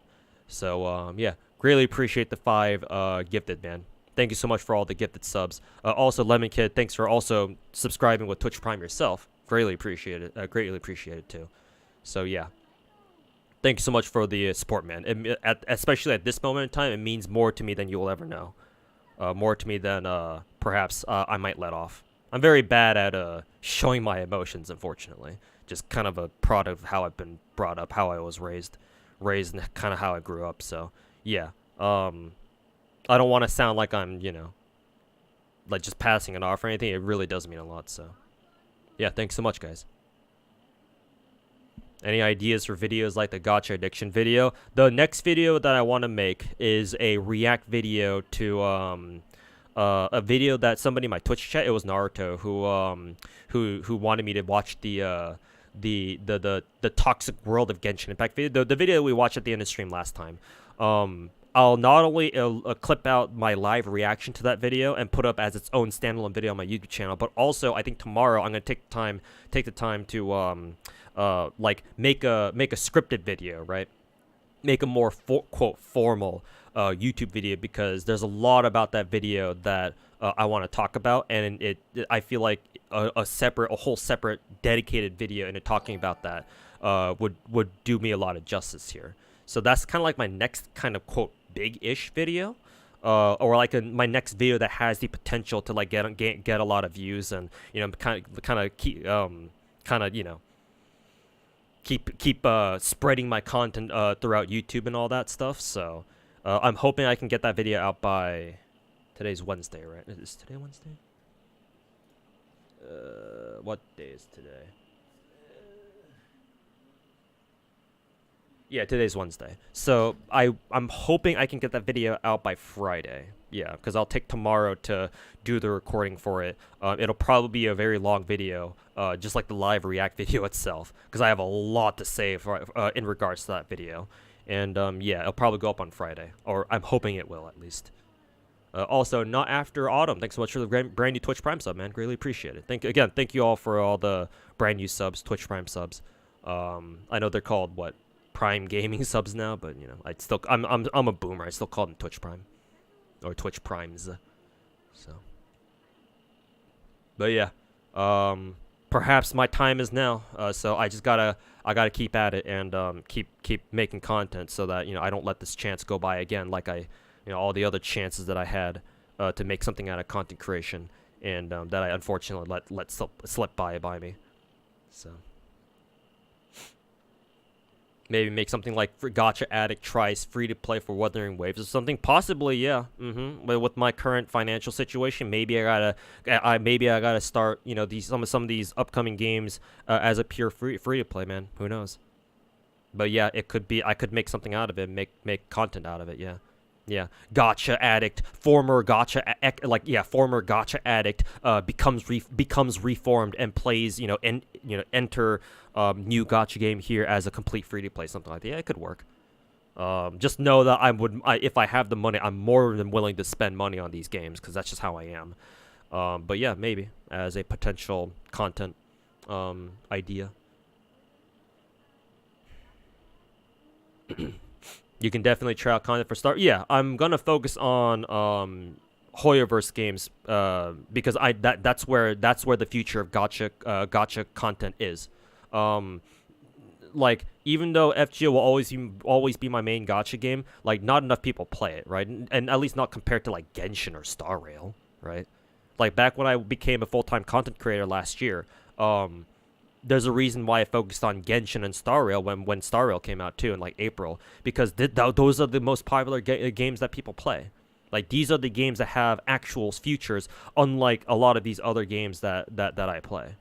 Well, it's not that I can't say that none of these other games have futures. They obviously do, but like, at the end of the day, content creation is about numbers, man. How many people you can get to watch your shit.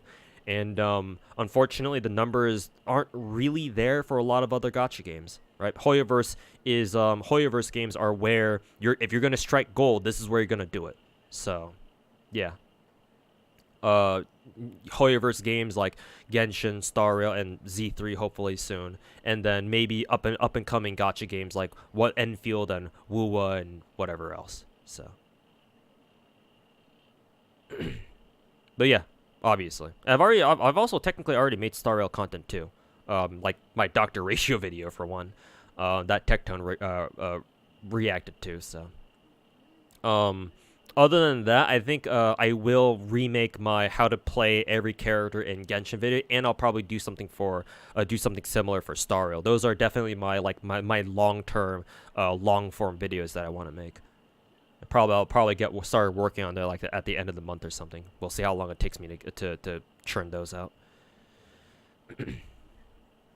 If you get lucky, you can get the MiHoYo check. Nah, if you're talking about like sponsored MiHoYo streams, hell no, dude. No, hell no, that's not gonna happen. Even if they were to offer it to me, I probably would turn it down. Because I don't like doing sponsored streams because they don't allow me to talk about whatever the fuck I want to talk about.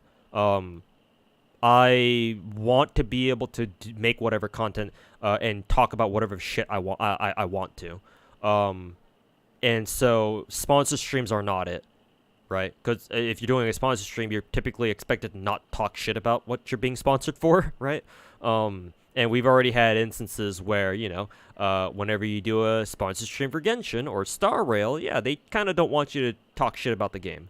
Not only that, but like my digital footprint is already out there with me talking mad shit on MiHoYo for things that I disagree with them doing, or like things that I think that they could improve on, or hell, just even talking about fucking the CCP and shit like that, right?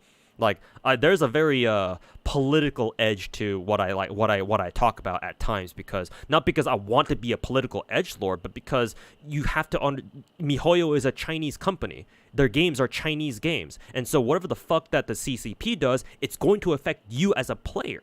That's just a simple reality of it. So, because I like to talk about these sorts of things, I want to talk about these sorts of things, I think it's important to talk about these sorts of things. Yeah, no, like, MiHoYo sponsorships are fucking dead in the water. They were dead on arrival. I'm never going to do those. Even if I wanted to. MiHoYo would never fucking sponsor me. Like, as soon as they realize what kind of streamer I am, hell no. So, no. If that's what you're talking about. If you're just talking about, you get big off of MiHoYo games, then sure. That'd be great. Because, yeah, these games have the players, so these are where I'm going to get this is where I'm going to get the views. But, yeah, no, as far as, like, directly sponsored streams go, hell no. So, yeah, I care more about,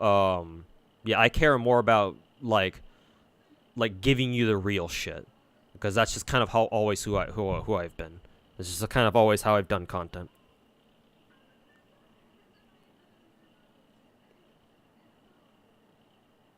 Like, in this current content creation atmosphere where it's all just clickbait, it's all just, you know, people screaming their dicks off at gacha pulls, it's Tectone reacting to everything under the sun. Not that there's anything wrong with that, clearly that works. Yeah, no. I feel like it'd be pretty refreshing to have somebody come out and be like, no. Like, be that anchor for the gacha game community online. Be like, no, this is how gacha games are. This is how they will be. And so on and so forth. Like, I feel like we need somebody like that in the gacha game community, and I can be that guy. And I'm trying to work to be known as that guy.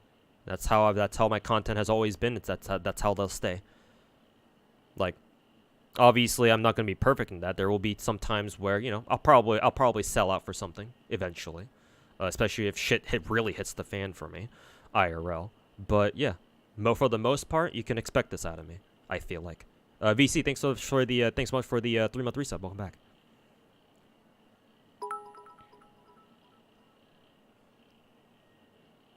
Yeah, minus 1,000 social credits. Yeah, Bing chilling. Still genuinely blown away by how Nexon hasn't fucked up Blue Archive's global servers. Oh yeah, that's kind of surprising. Yeah. Why aren't the global Blue Archive servers? Oh, actually no. Roof After Autumn. I can explain that. The reason why global servers haven't blown up yet is because remember that all the global servers came out at the same time. So it's not just American servers or like the NA servers, whatever. Not the Western servers. It's not just the Southeast Asian servers, but it's also the Korean servers. Remember that, because all the overseas servers outside of the JP server for Blue Archive, they're all managed at the same time on the same content schedule. So if they fuck up with let's say for example the NA server, that means they fuck up on the Korean server. They cannot afford that. Because again, you do not piss off your home audience. So yeah, no. The reason why the global servers have been holding up so well, surprisingly, despite, you know, this being Nexon, is because they don't want to mess with their Korean players, man. And whatever happens with the Korean server, it'll also probably happen with all the other servers too. So yeah, you have the Koreans to thank for that. He's got Kafka. Mother is finally home. Hey, congrats, No Limit, Chris. Yeah, you've been working on getting Kafka for a while, so congrats, man. Hey, also, Pocket, thanks for the bits. Appreciate it. Yeah, have some bits instead. Thank you. Nom, nom, nom, nom. Sell out to Raid Shadow Legends? Yeah, maybe. Maybe I'll do a sponsor stream for Raid Shadow Legends, perhaps. Joe Seto Shua. I don't know how to pronounce the name, sorry. Good morning. Hey, good morning to you, too. Thoughts on WoW? I want to try it. I've heard a lot. Apparently, a lot of good things have happened. Kuro Game has improved WoW quite a bit over the past year. And yeah, I've signed up for the CBT2. And hopefully I can get in so I can see, you know, all the improvements that they made. Yeah. So I'm looking forward to it personally. Isn't Blue Archive more popular in JP? The home server is, or their main server is Japanese, yes. And yeah, Blue Archive is wildly popular in Japan. It's hilarious how fucking popular it is. Well, yeah, it still is hilarious. I know why, but yeah, it's a runaway success in Blue Archive, especially in the past like 2 years or so. Yeah, it's doing very well in Japan right now.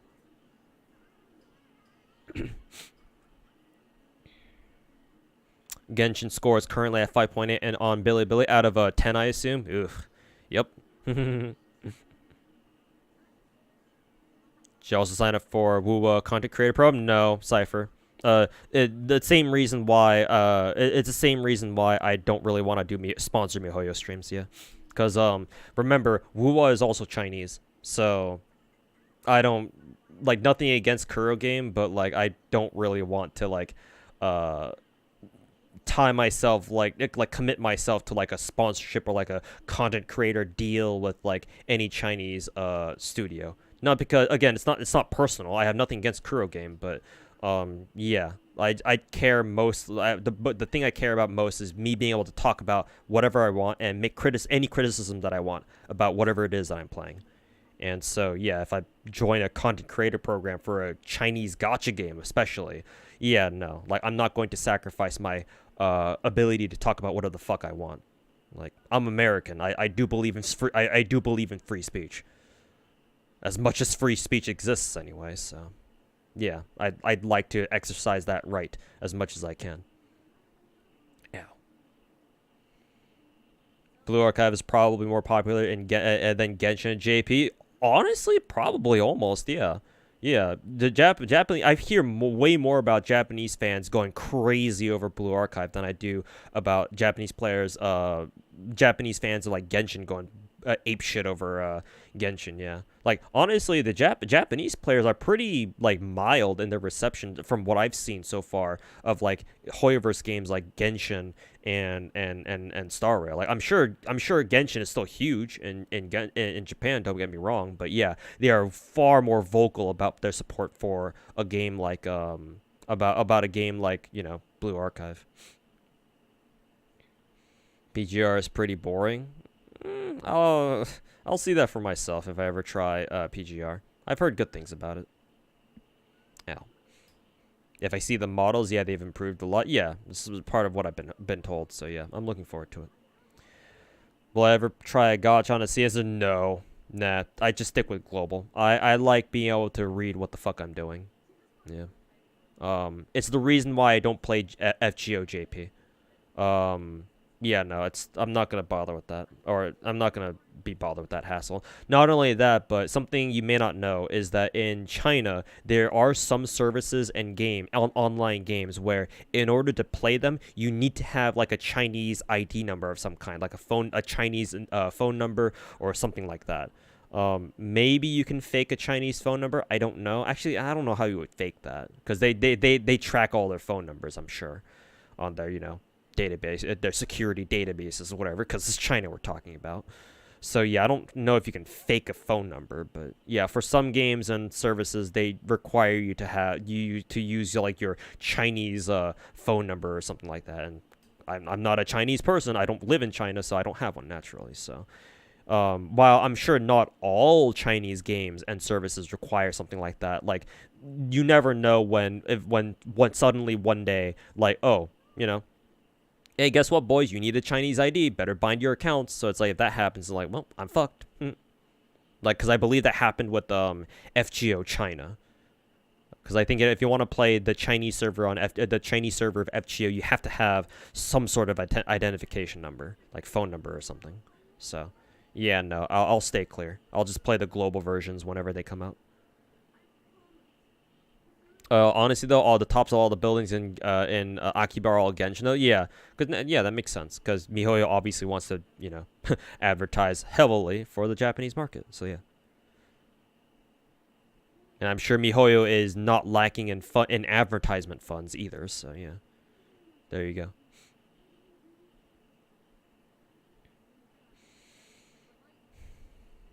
Oddly enough, this is the first time you doing a full stream, LMAO. You've been here the entire time. Hey, I appreciate you being here the entire time, first roadkill. Appreciate it, man. It means a lot. I mean, I'm gonna assume that's because I was basically talking and interacting with stream with you guys in chat basically the entire time for like the past 6.5 hours. So, yeah. Like I said, I love talking about like things like this and interacting with chat and answering chat questions and so on and so forth. I didn't get to do this a whole bunch growing up, so I wanted to be able to do this as much as I can now that I'm a adult. Like, I hesitate calling myself an adult, though, because a part of me feels like I never really grew up, to be honest with you. Still some sheltered weeb who grew up in his parents' basement for like the first, fucking 2 decades of his life, and now he's starting to see what the real world is really like. And not only that, I had the gacha debuff where I'm addicted to gacha games, so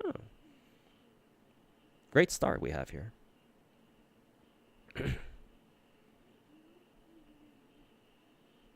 PGR whale here, who's this your game? Yeah, somebody in chat was like, PGR's boring though.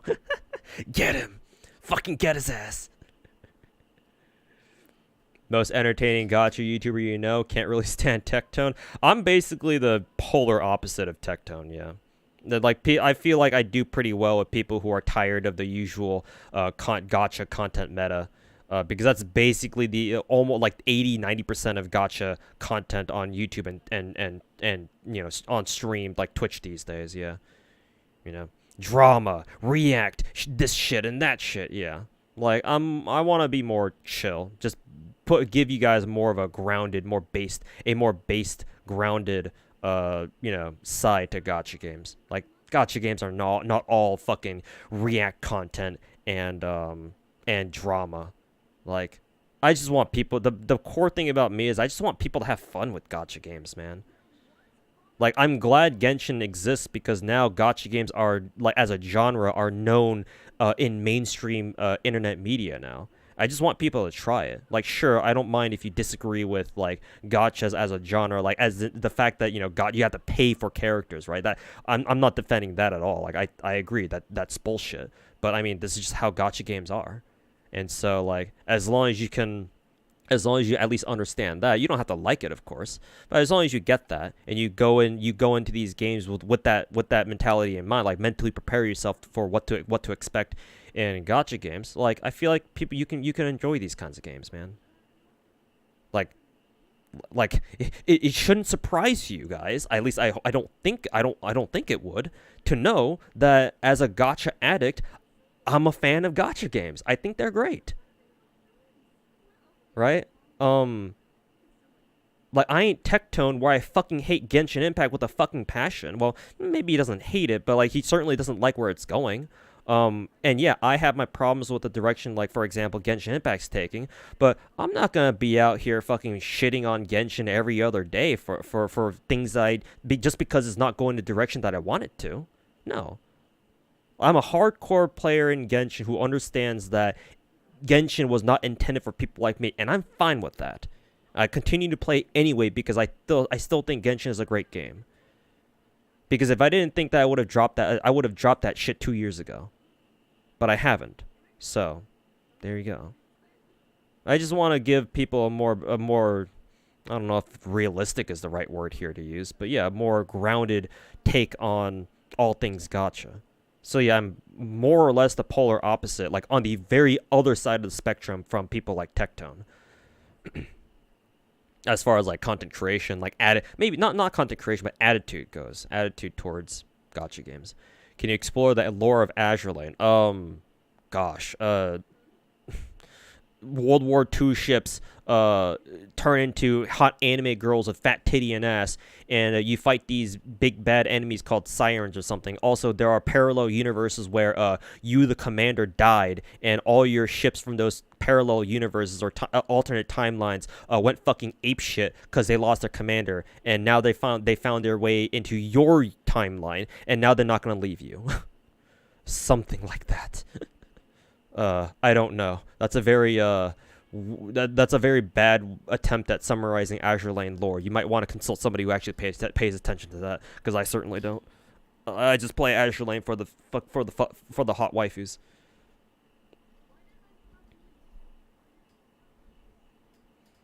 Better be true to the self than fake reactions. Well, to be fair, being true to yourself it doesn't really pay the bills as easily as faking reactions, though. I mean, so many times throughout history we've seen that, right? You like these chatting streams kind of like a podcast? Yeah, I enjoy these too, yeah. I mean, hell, I didn't even do anything. I didn't even play any games today on stream. I wanted to play a little Star Rail, except I guess I didn't know what I would do. Like maybe, I don't know, farm some relics or something like that, I guess. I don't know. But yeah, I literally spent the past 7 hours just talking to you guys, and it's fun. I enjoy this shit. Criticism makes Genshin better. Yeah, exactly. And like, unlike most people who don't really know how to criticize properly, right, or give like actual what people call constructive criticism. Yeah, no, most people don't know how to do that, right? Because, well, first of all, it's the internet we're talking about, and fuck if anybody on the internet knows how to make an actual argument, right? That doesn't devolve into insulting the other party and eventually throwing slurs at them.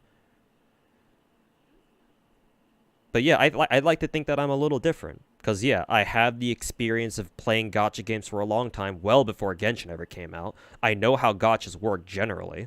I also have the whole the geopolitical knowledge of like, oh, you know, Genshin Impact is a Chinese game, so it's going to be affected by Chinese law, that sort of thing. All that sort of stuff. And not only that, but unlike all these other gacha streamers who only play like Genshin, Star Rail, maybe one other game, I still play most of them, not all now, but most of my gacha games still. I still keep up with 9 of them.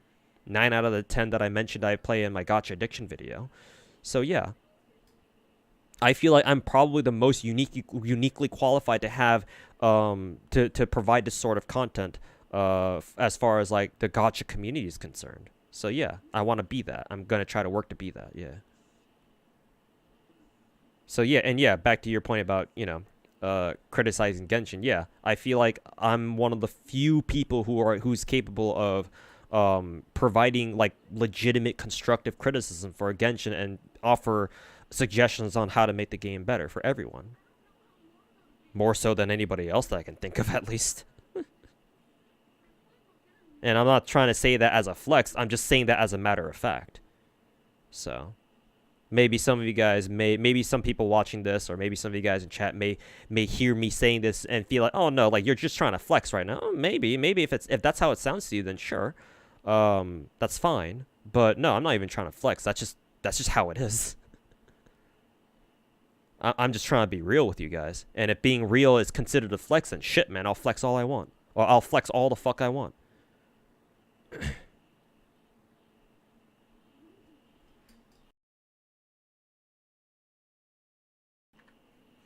How's a new job coming? Unfortunately, I haven't gotten a call back from anybody yet. I've kept applying to all different places, but no answer.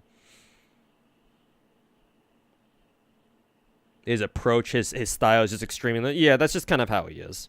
Yeah. And unfortunately for the rest of us, that's, that's what gets the views. Yeah, content creation meta. Like, you gotta, if you want to make as big of a splash as possible, you gotta scream as much like a retard as you can, because that's what gets most people's attention. Whether the reception is good or bad. Right? Doesn't matter. For the most part, it doesn't matter for people like Tectone whether or not people like him or not. If people click on his videos, that's all he cares about. That's all they care about, because that's what makes him money. And say what you will, kudos to him. It works. Because remember, somebody like me who sticks to his quote morals and tries to be more of a realist guy, and try to give you takes on gacha games that are a little bit more grounded to reality, or more based on reality. Hey, look at me. Nobody knows about me. I don't have fucking hundreds of thousands of subs on YouTube. I'm barely making any money off of content creation. It's not enough to pay the bills, for sure. That's for sure. So it's like, shit, bro. Maybe if I were more capable of faking it till I make it, sure. Perhaps I would have done that already. It's just that I can't do that. So here I am, stuck with you guys. You're a new fan. Gotta ask, what your previous job that gave you the monetary means? It was just a simple 9-to-5 office job. It didn't make me a whole bunch of money. The thing about that job was that, or thing about me spending a lot of money on Genshin is I've been working that job for a few years before I got introduced to gacha games, and before I started really seriously whaling on gacha games. So I had a bit of money saved up to afford to spend on gacha. That and other than gacha games, I don't really spend my money on much. Like I usually am pretty good before gacha games anyway. I was pretty good with saving my money. I didn't really feel the need to buy a whole bunch of stuff. Like the most amount of money that I would spend are like bills, obviously, food. But like basic necessity shit, and like eating out with friends every once in a while. That's it. And then maybe the occasional treat, like I don't know, a fucking anime wall scroll or something, or like a new PC, for example. But yeah, before gacha, I didn't really spend my money on much. And yeah, even now, even if I were to quit gacha games entirely, yeah, I wouldn't really spend much on anything else. Well, especially now because I don't have a lot of money. So there you go. But no, it's not really about the job. Yeah, obviously, a well-paying job is obviously important, but you don't really need a particularly well-paying job to be able to whale on gacha like I have. Just need to be smart about your expenditures. Smarter than what I was, anyway.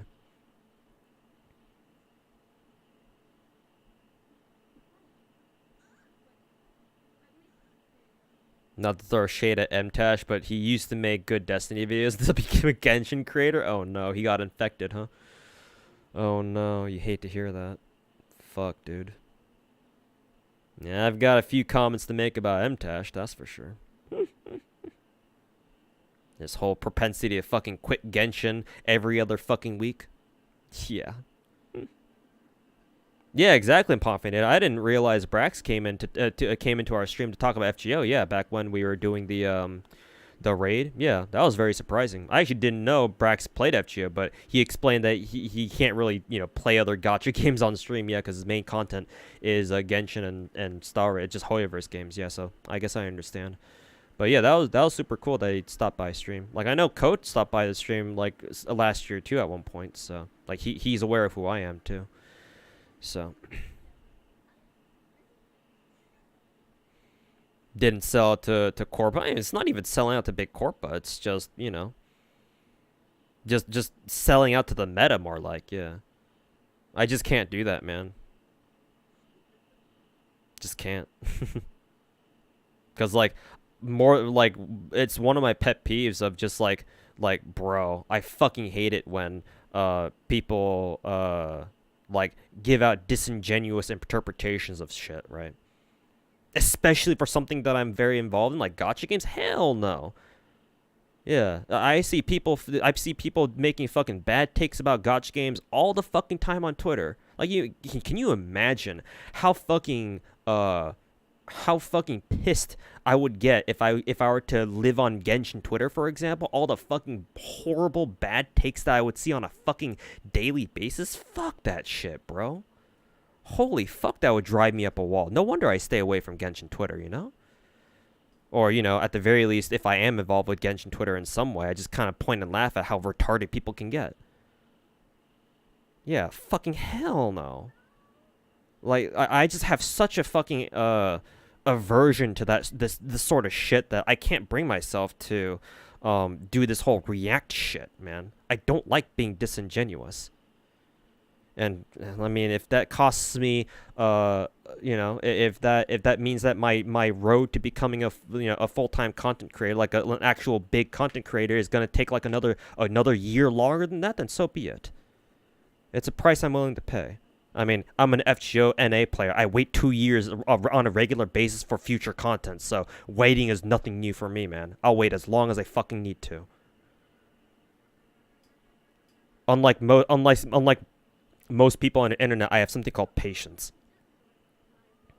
I don't scream at every single bad thing that comes my way. But yeah, it is still, nevertheless, it still is a price that I have to pay. That I continue to pay to this day. We'll see how long I can continue paying that. But hopefully not for too much longer. Don't you realize some big creators are, don't some big creators take advantage of that?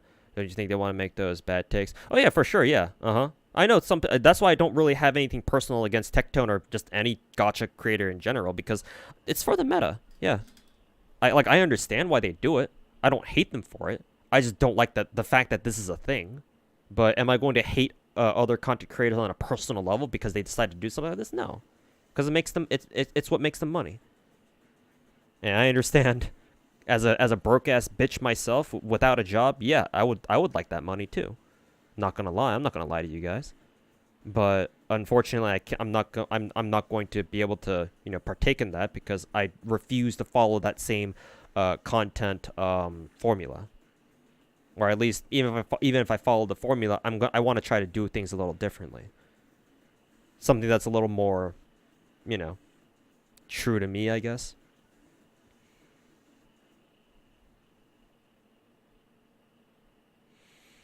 Hopefully, Wuthering Waves Twitter never becomes Genshin Twitter. I don't think you need to worry about that.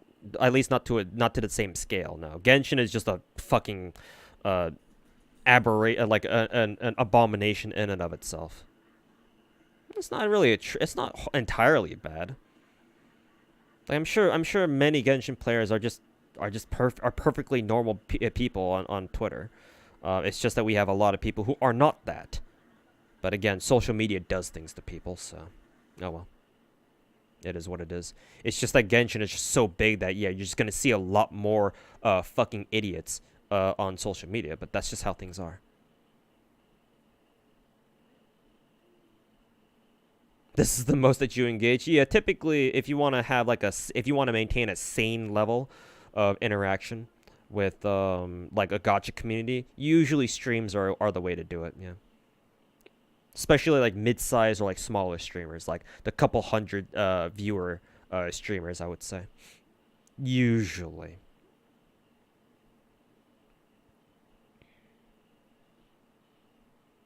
You shouldn't be forced to react to content either just to follow the meta. Yeah, I mean, no one's forcing me to, true. Or no one's forcing anyone to be fair. But, I mean, yeah, if you want to actually make it big out there, kind of have to. So, yeah, I agree. Like, I wish it weren't, I wish that things weren't this way, but unfortunately, it's how things work in our world.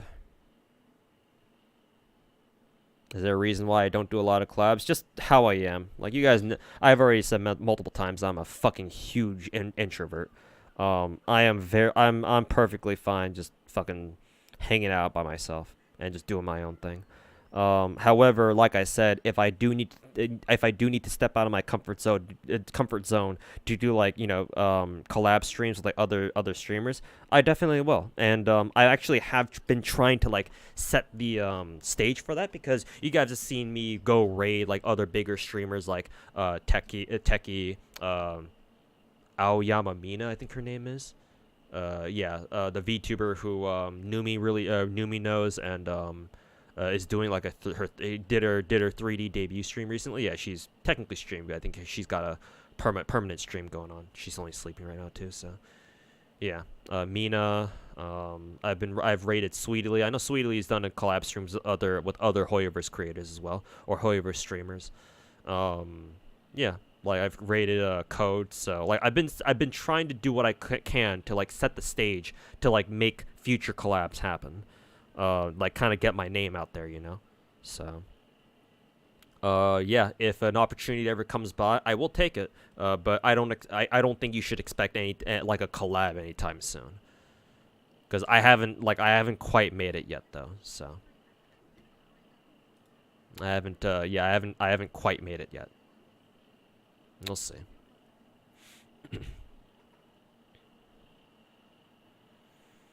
You could do the gacha smack route, just talk to the camera, minimal editing. I mean, that would be best for me, yeah, because I don't know how to edit for shit. Like, I only know how to do, like, very extremely basic level editing on Vegas, and that's about it. So, I mean, yeah, that would benefit somebody like me for sure, yeah. But I do want to put a little bit more effort into my videos than just that. Yeah.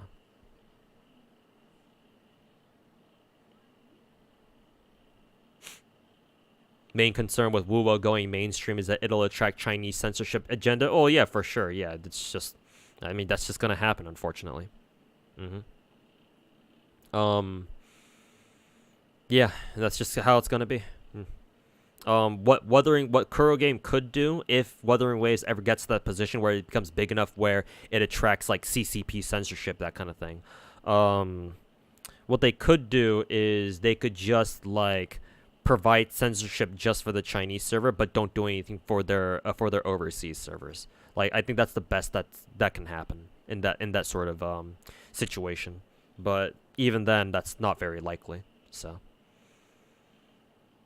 just one collab with Tectone in this podcast is enough, bro. Don't worry. I think it'll take a little bit more than that. But I mean, that would be a good start. Yeah, I agree. Matter of fact, I even like reached out to Tectone because again, he knows who I am. We've talked before a couple times in the past, so it's not like we're like good friends or anything, but he knows who I am at least. Yeah, I offered him. I actually reached out to him back when he first started doing his gacha podcasts, right? That he does from time to time. And actually, specifically, I said that I wanted him to do a solo gacha podcast with me because I feel like I'm kind of in a league of my own when it comes to gacha streamers, or just gacha content creators in general. So he said he'll think about it, but obviously, you know, he hasn't gotten back to me. It's been months ever since I pitched that idea to him. And yeah, I haven't been invited to one of those gacha podcasts yet, so maybe the future will be different. Who knows?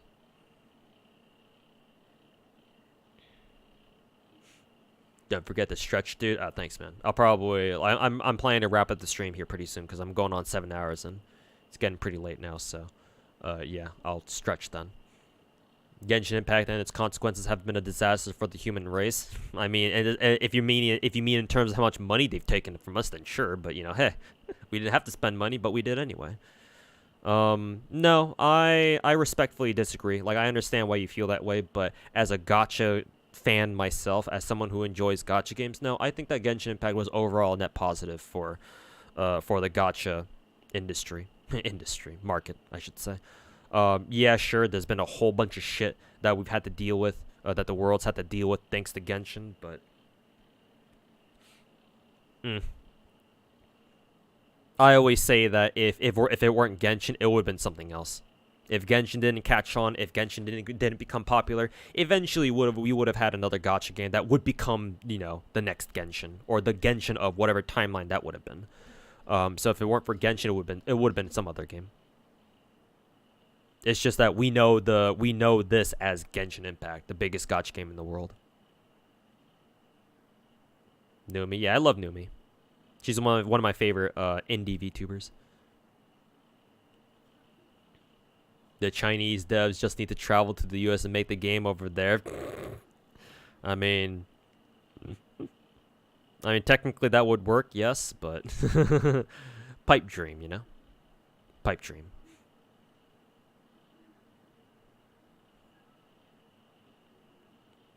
But that looks like it. That looks like it historically works for my channel. Yeah, because I mean that's usually how I done stuff. Yeah, people who watch my content on like a somewhat regular basis know that that's what they can expect from me. Yeah, because I've been like I said, I've been doing I've technically been doing content for YouTube content and streaming for over like 10, 11, 12 years. So yeah, this is how my content has more or less always been.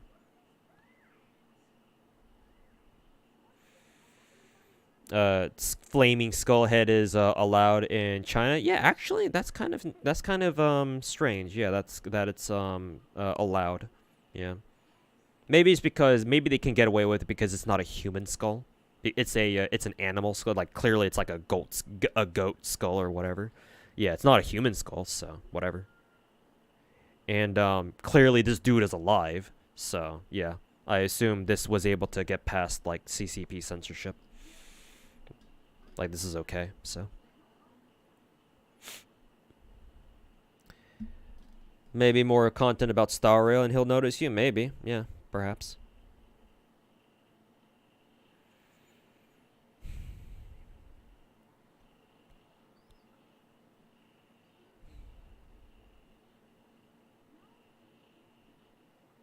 China would probably retaliate. Yeah, exactly, yeah. That's the thing about treating the servers differently, yeah. Because if the Chinese players find out, and they absolutely will, oh yeah, they have a chance to retaliate.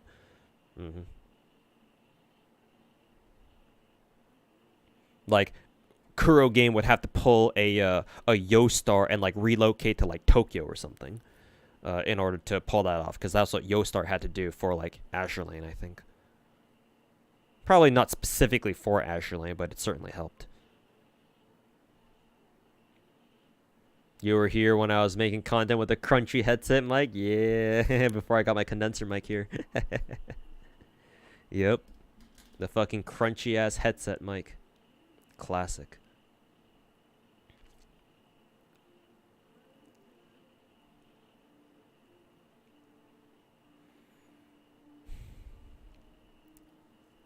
Need to bring up a YouTube chat.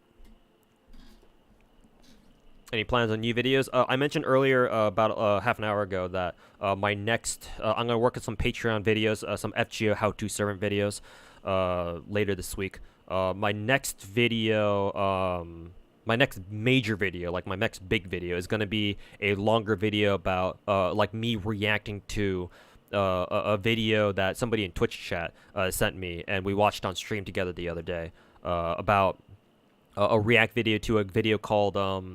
The Toxic World of Genshin Impact. Some of you may have actually watched that. We watched it together on stream, again, earlier this week, a couple days ago. And I want to do a proper, like, scripted react video to that, because I feel like I was kind of rambling a little bit too much. The live react segment was a little bit too long, so I kind of want to make it shorter, but honestly, it'll probably be really long anyway, just because I have a lot of things I want to say about that video. But I want to try working on that tomorrow and put up on my channel on Friday. Yeah. So yeah, that'll be my next like bigger video. Do you think Daniel will rerun because it's Chinese New Year and Year Dragon? Yeah, sure. But yeah, big potential for that. It would make sense for sure. Yeah. But we'll only know for sure when they announce it. Unless like the Star Rail leakers have like managed to figure out that, oh yeah, there will be a Daniel rerun, a Daniel Alter rerun, during like around Chinese New Year's or something. It would certainly make a lot of sense. Am I going to do a lotto prep guide for the one in March like I used to? Not really, no. Not really. Other people are already doing that already, like for example Kdroth and his mods. They usually do a good job of that. And like the FGO wiki editors like Ratai Tenso, I think his name is, and a couple other people, they do that. They also compile their own lotto farming guides for FGO on the FGO wiki. So yeah, plenty of other people are already doing that, and like not only do I not really have the time to make videos like that anymore, but what is it? Like I'm not even farming FGO as much as I used to anyway. Like yeah, as I used to in the past. So my personal motivation to make those kinds of like lotto prep videos is also kind of has also kind of tanked too. Like I'll still probably stream a little bit of it, but yeah, no. Not sure if I'm gonna make one for Tesla Fest, unfortunately. But keep your eyes out for, keep your eyes peeled for like other people's videos that they're gonna make. Grand Dude is just auto from Blue Archive.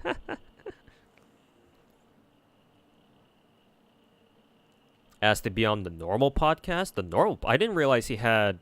Oh, are you talking about Steak and Eggs?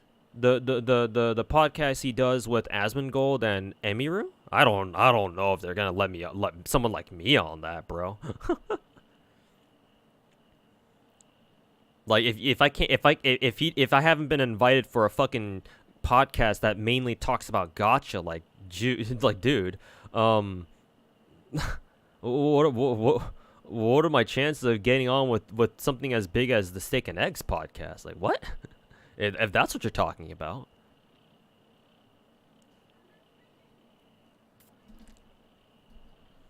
That video was total slander for Genshin because it's popular. At the end of the video, that's more or less the conclusion that I came to, yeah. Like, that Visual Venture dude, I think that's the name of the channel that made that video. Yeah, I came to the conclusion that, yeah, this dude only made this more or less made this video just because Genshin is popular.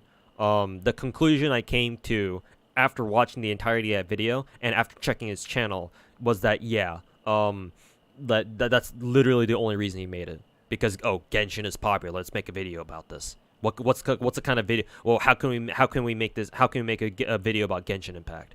Yeah, like I said before that I would more accept that video, or that video would have been okay or more okay if, for example, he did one of a few things, right? One, he made a follow-up video about, like talking about the other side of Genshin, the more positive side of Genshin Impact, right? So that way it's a more of a fair, he's more fair for Genshin Impact, right? Than the bad side, of course, but also the good side. Try to see it, try to dictate both sides here, right? And not try to lean to one side of the community than the other.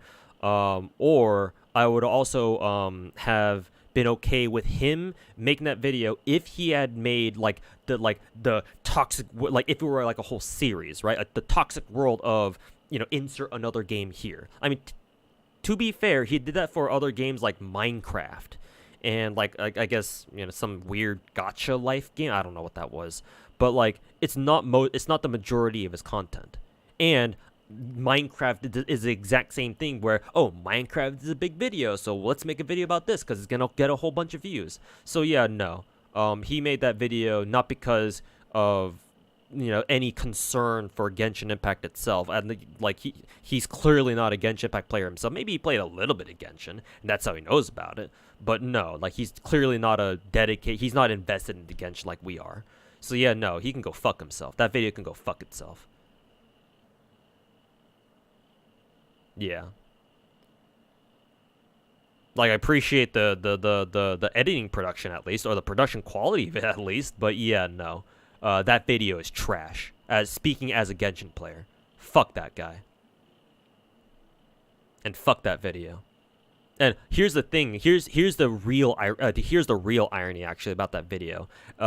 Like in the beginning and the end of that video, that visual venture dude says like, oh, you shouldn't be toxic, blah blah blah, right? He does the whole moral, he does the generic fucking moral high ground part of it, right? Oh, don't be toxic, try not to be toxic, guys. But the true irony of that video is that even though he said that, you know what's gonna happen? Everybody who hates Genshin Impact or doesn't like Genshin Impact in one way, shape, or form are going to take that video and use that as evidence to be toxic to Genshin players. It's the ultimate irony. And so because of that, that guy can go fuck himself.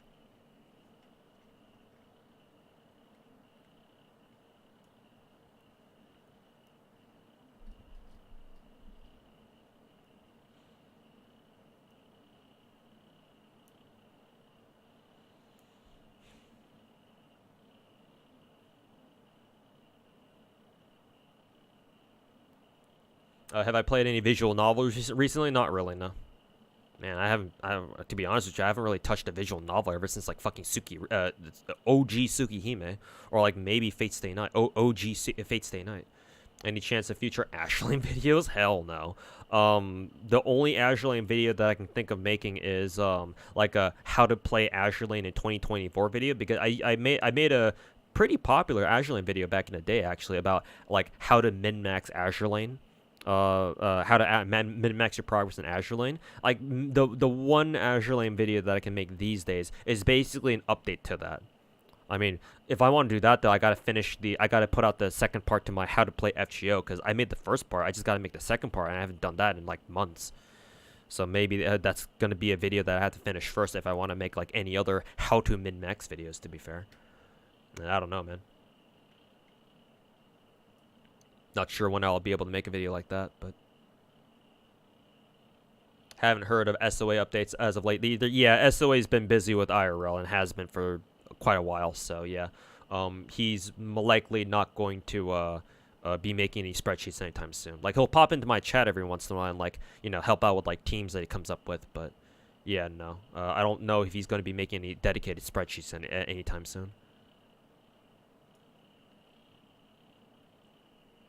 For sure, just to cover his own eyes. Yeah, exactly. I mean, obviously it's better that he includes that than not. Yeah, but still, it doesn't sound, like it comes off as disingenuous, If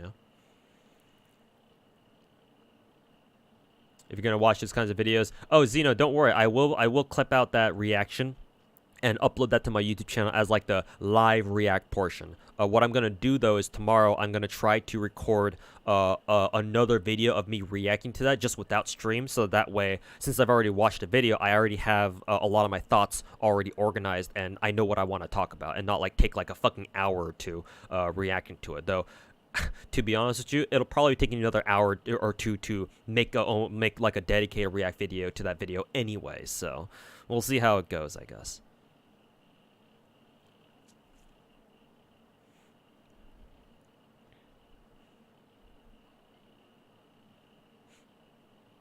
You aren't looking at YouTube? I mean, YouTube has been dead for like the past like 30 minutes, so yeah, how can you blame me? No, we were talking about the Toxic World of Genshin Impact video made by Visual Venture that I reacted to on stream like 2 days ago. Are you ready to lose your hair? Have you accepted that fate already? I mean, me having hair or not doesn't really matter, so. I mean, hey, you can be Tectone and I could be Tectone and not have any hair and still be popular, so. Hair doesn't really matter to me. I mean, I'm glad I have hair right now, but, Who knows what the future holds?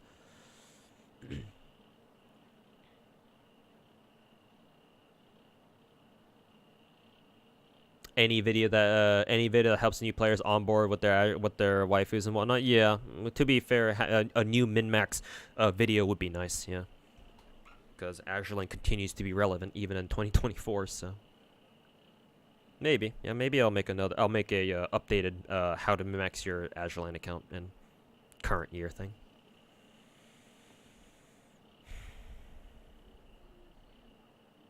The editing was really good. Yeah, unfortunately, the video overall was not.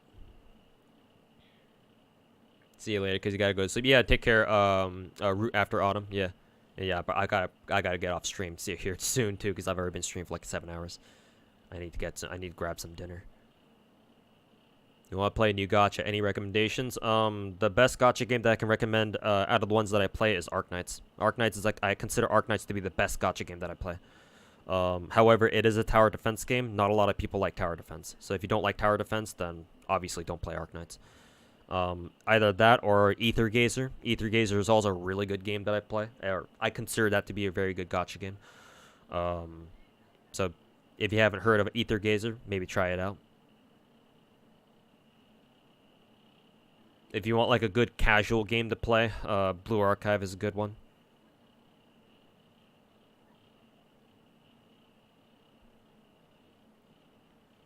From what you learned lurking around YouTube drama, getting good editing is easy. Good writing and content, not so much. I'm the exact opposite. It's hard for me to get good editing because I can't edit videos myself, at least not well. But you know, I feel like I have good content.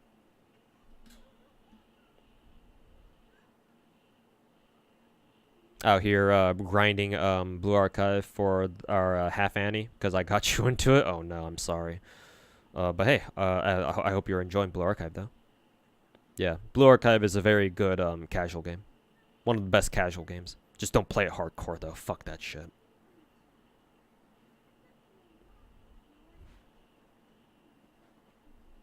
Ether Gazer is good and currently you can get an S rank for free. Yep. One of the best S ranks as well, actually.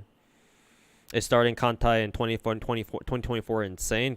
Honestly, kind of, yeah. Because honestly, I don't know what kind of future that game has. Yeah, no. Like Kantai Collection, it was never intended to be like marketed outside of Japan. Even when Kantai Collection started blew up back in like what 2013 or whatever, 2014. Yeah, no. Like the devs and the publishers never really did anything to like try to expand it. Yeah. And like content updates for that game, like they still happen, amazingly, but they're super fucking slow. Like they only have like what at this point like 2 major content updates a year or something like that. I don't know how that works. Yeah, no. Like I question Kantai's future, to be honest. If you want to play, then go ahead. Like some of the Kantai girls are some of my favorite character designs ever, like the Shiratsuyu class destroyers. Like I adore them. But like as a game, like I don't know, man. If you really want to play Kantai, sure, go ahead. But like honestly, I feel like there are better games that you could be playing, like Azure Lane. Kantai isn't even a gacha game. Well, technically it is, but yeah, it's not a gacha game like we think of it. We think of gachas nowadays. So.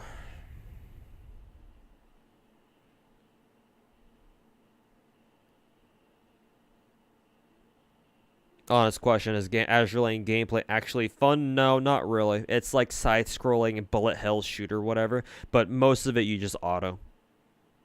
No, if you want to play Azure Lane, you're playing it mainly for the waifus first and foremost.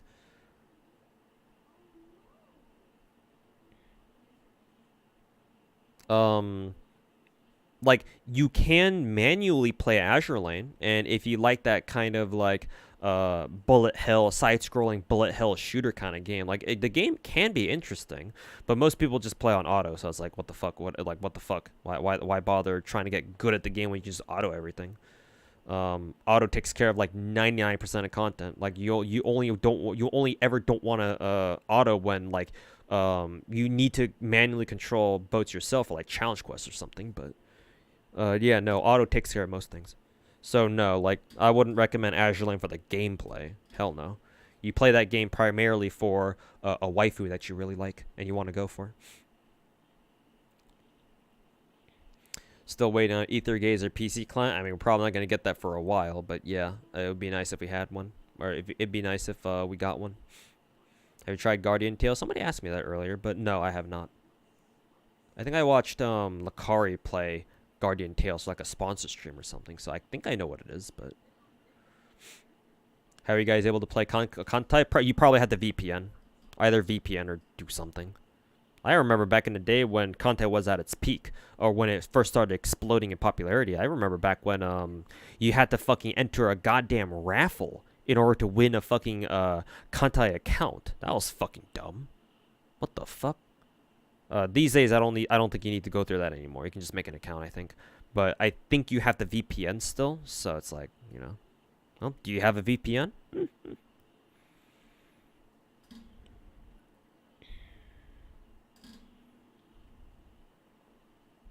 Have I tried Another Eden? No, I think I've heard of that game, but no, I've never tried it.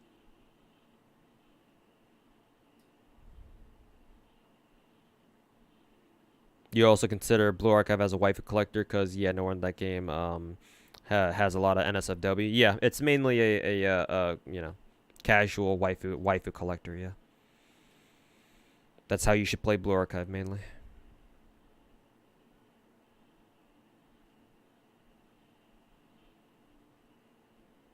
There's no link to a download. Yeah, no.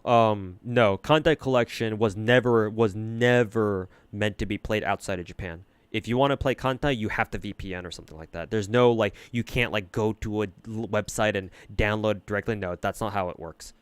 Yeah. It's only meant for Japanese players. No, technically speaking, nobody else outside of Japan is allowed to play. If you want to play Kantai, you have to have a VPN. At least I'm pretty sure.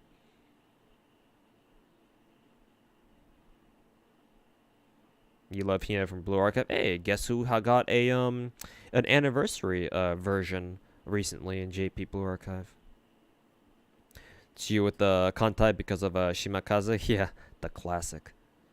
Why'd you quit Toho Lost Word, by the way? Something about the game's gameplay just didn't click with me at the time. Yeah. It didn't really grab me. So I was like, not sure about this. And so I dropped it. Just found this game called Brown Dust 2. Yeah, I've heard that game, yeah. People have mentioned it to me a couple times.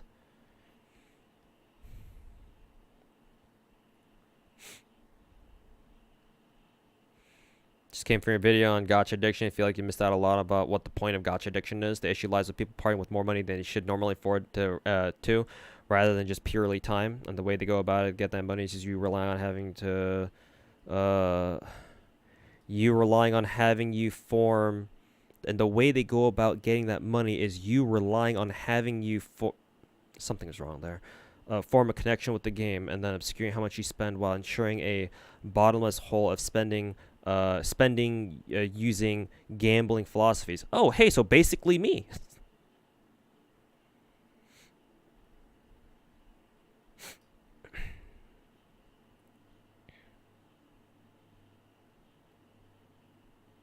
I also feel like you ignored the 80-20 rule of most games is monetization. Well, if you can enlighten me on that, because hell if I know what that is,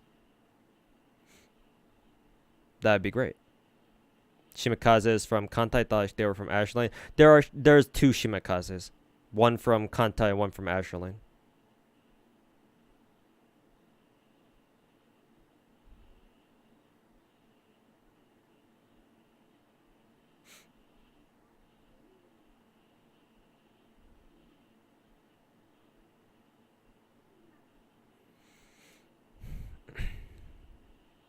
80% of profits come from like 20% of the players and so forth. Now, is that a rule for games in general, or does that also apply to gacha games? And if so, can you link me a study that actually proves that, or that suggests that? Because my honest opinion is that for games like Genshin Impact, it's a little bit different, you know? You're probably on the right track here, but, you know. For gacha games I would say are a little bit different. Real question is, how is Kantai even alive today? The devs keep supporting it. The devs and whatever. It's still around for legacy Kantai players. So it probably doesn't really cost them very much to keep the servers running or whatever, so they still have them up.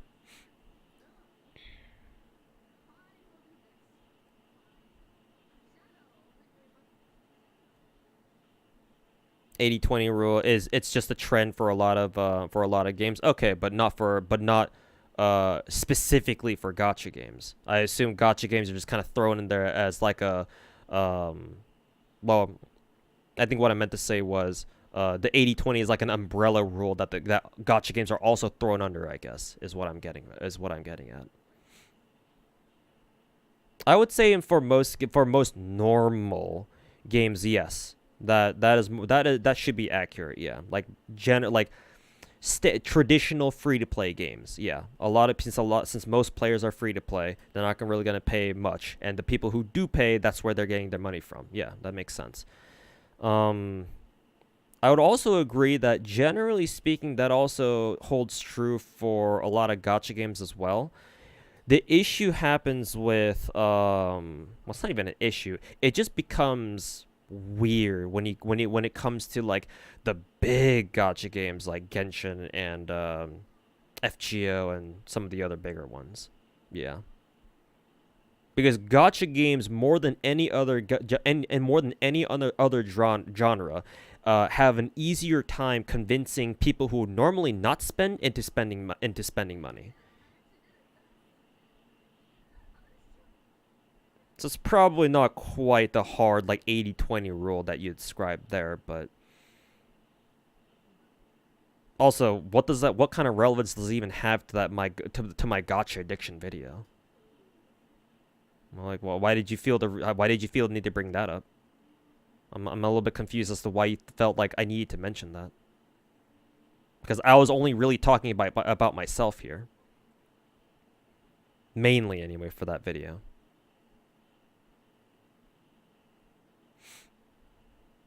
Like, what makes you think I care?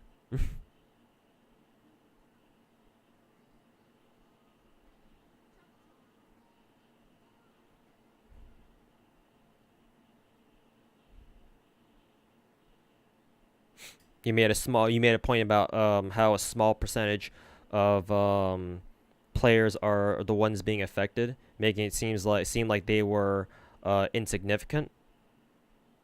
You wanted to bring that because many people have been seriously affected by things like gacha games. I don't think you're mentioning the full context here. The context I used for that was to describe hardcore players feeling like they were getting shafted by MiHoYo's lack of conversation and whatnot. If that's what you're referring to. I mean, better yet, I would like you to give me an exact timestamp in that video that you're referring to where I talk about that sort of thing.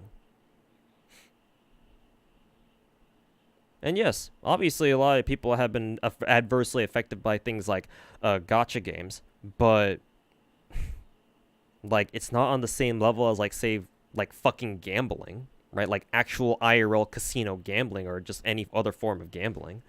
You hear about cases where people like actually ruin their fucking lives gambling away their shit at like casinos or whatever. But when's the last time you've heard about somebody who's fucking ruined their lives over gacha games? Like honestly, I kind of did, if I'm being real. There's been that one article about how there was one Japanese dude who like sold away his car to fund his MP5 Skaha rolls or whatever or something like that. And obviously we have these horror stories about that one Singaporean kid who like dumped like what $70,000. How much did they spend on their parents' car or whatever? Yeah, but that could easily happen with other things that involve money. Like, I'm gonna be real with you. If you think gacha games, are like some sort of like pinnacle of like bad financial decisions that humans can make, spending their money on things that they don't need, Oh man. You got a wake-up call, man. Like, compared to all these other things that could happen, that you could spend your money on, gacha is some bitch shit. But, yeah, no. Gacha games they can have an adverse effect on people. I mean, you could argue it did for me. I'm the fucking example here. But again, like, what's your point? Well, why did you feel the need to bring this up to me in my stream? Is there anything else you wanted me to say?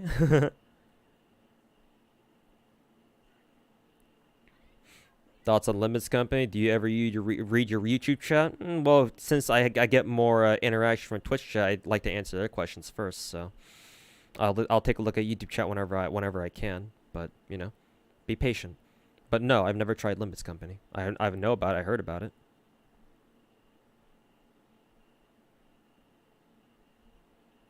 They thrive on you to get you to spend money without actually understanding how much and why you are spending it. You feel like you're underplaying that. Well, because I didn't feel like I didn't feel the need to really go over that, because I felt it was obvious.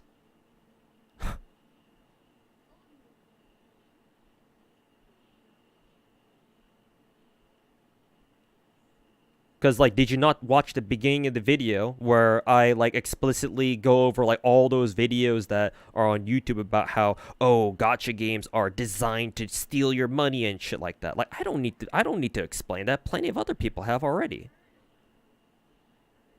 That video was meant to document my own case of gacha addiction. And here's the thing that quite a few people actually pointed out already. My gacha, quote, addiction isn't necessarily for the gacha itself. It's to gacha games. My gacha addiction, in quotes, is a little bit different. I still consider it an addiction, but it's not a pure gacha addiction, as in like rolling to spending money. Matter of fact, I'll let you in on a little secret here. I actually fucking hate gacha. I don't want to roll it if I don't have to. Yet the overall appeal of gacha games gets me to spend anyway, because that's what gacha games are. Because I enjoy acquiring characters and leveling them up and making them all strong and shit. I get off on that. Not rolling the gacha itself. 6 years of rolling gacha has taught me that gacha is not fucking worth it. It's bullshit. It's fucking horrible. But I do it anyway because I enjoy the games.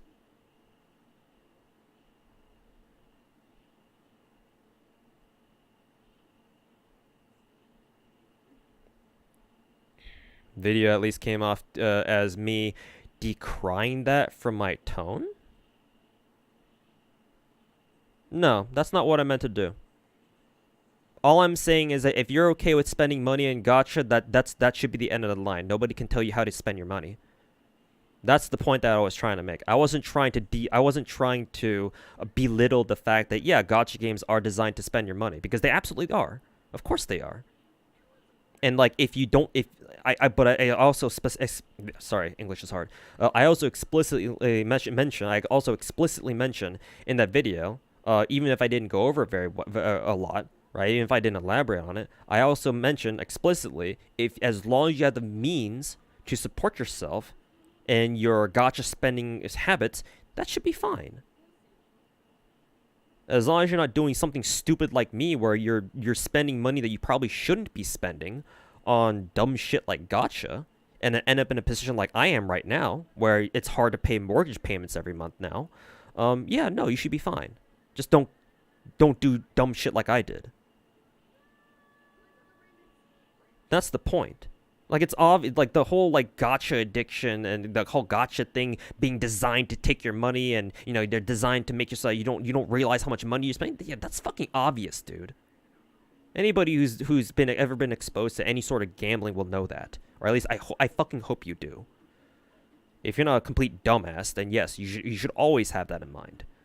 Look out for yourself, you know? So of course so obviously I didn't feel the need to mention that, but that's not the same as like trying to belittle it. No, that's just you taking away something that I didn't intend for you to take away from that video. So yeah, no, that's not what I meant.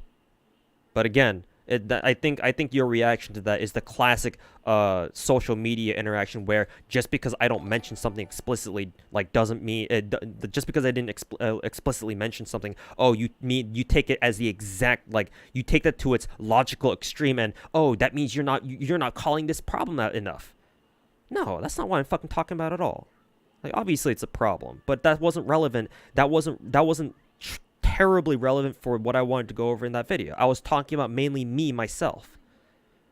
Not some general, like, you know, observation or analysis on, like, the state of gacha games as a whole. I was just saying that if you are able to spend your money on gacha games, and it's not gonna fucking land you into fucking streets or something like that, then that should be okay. Nobody should tell you how to spend your money.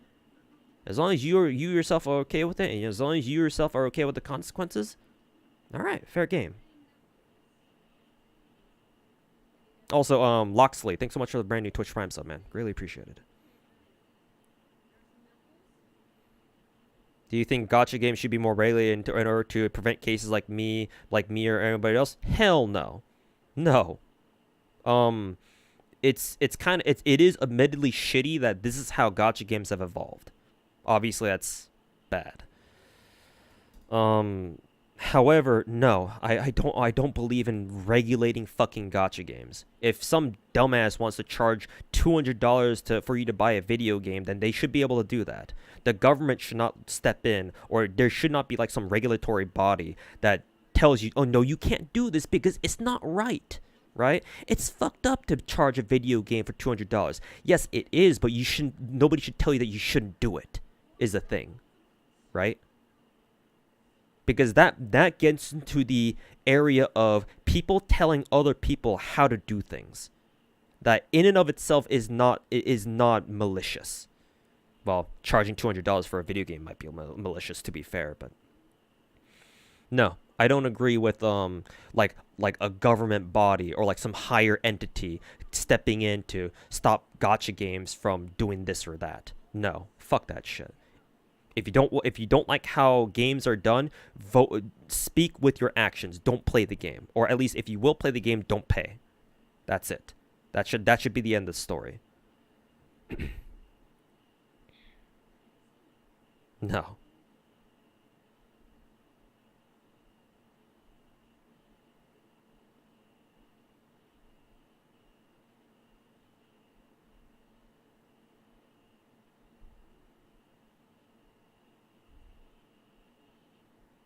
I'll admit that I have a personal bias in that sort of question because I fucking hate it when people tell me what to do. It's one of my worst pet peeves. Like some dipshit on the internet telling me, oh, you should do this or that, right? Like, who the fuck are you? Go fuck yourself. Right? I'll do whatever I want for whatever reason. And if something bad happens or if something good happens is real, okay, I'll deal with it. Right?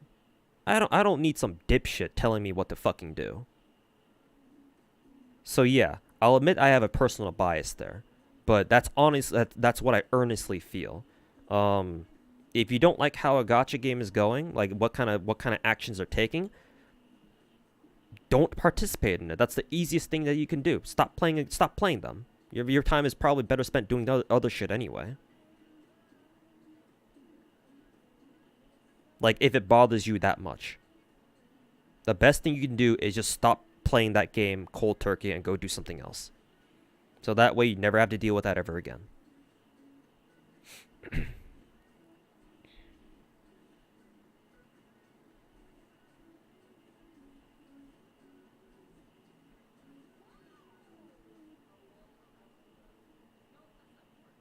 So yeah, at the end of the day, yes, it is fucked up that, you know, gacha games charge so much money and they're basically designed to, you know, design off the same principles as like gambling, right? But at the same time, regulating that? Nah. Sorry, I can't be on board with that. Like, nah, bro.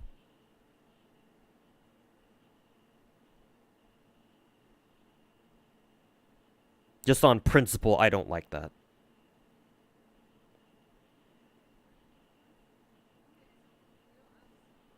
So.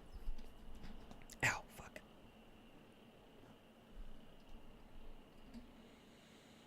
There should definitely be age limits to spending. I mean, here's the thing: if you have people younger than the age of 18, for example, I do agree. But here's the thing, right? If you've got a kid who's under 18, like I don't know about you guys, but if through some freaking miracle, like I get married and have a kid or something, personally, I don't know about giving my kid access to like my credit card or something before they reach 18. I mean, hell, maybe I don't know if I ever want to give them access to my credit card, like unless I can trust them that they're not gonna do something completely fucking stupid with it, right? At least not until they hit 18.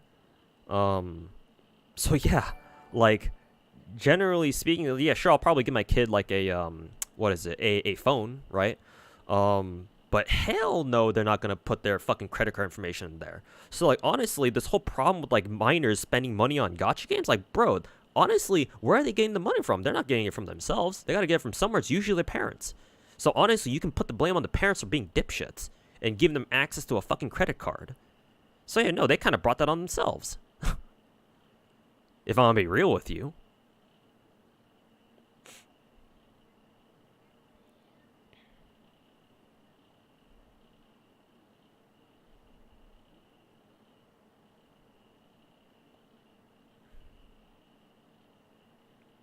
Gambling is regular, so why isn't gacha? What I can say is that when it comes to like IRL gambling, the stakes are so much higher. Again, let me reiterate. Yes, gacha games make a lot of money, but as much money as $100 is per pack, that is nothing compared to how much you can gamble in Vegas or just in any casino or whatever. Like, do be aware that in like high stakes gambling situations, like in like the VIP rooms of like the casinos of Vegas, something like that, people literally gamble for hundreds of millions of dollars. Like, this is not gacha where you swipe $100 every time you press that pack button on like Genshin or whatever. No. So the regulatory measures, at least for now, don't need to be in place. Because yes, technically it's gambling, but like this is probably some like low-level gambling shit that you would find in Vegas, like the fucking pleb blackjack tables or something like that. So no, there shouldn't be any regulation for that, because at the end of the day, it's not enough money. This ain't fucking millions of dollars that people sometimes gamble for at like casinos in Vegas or whatever, like I said. So as much as that sounds like fucked up to say, it's not enough money, man. Should you reinstall Stara if you want to? If you want to play the game again. It's a good game, I would say. Ow, fuck.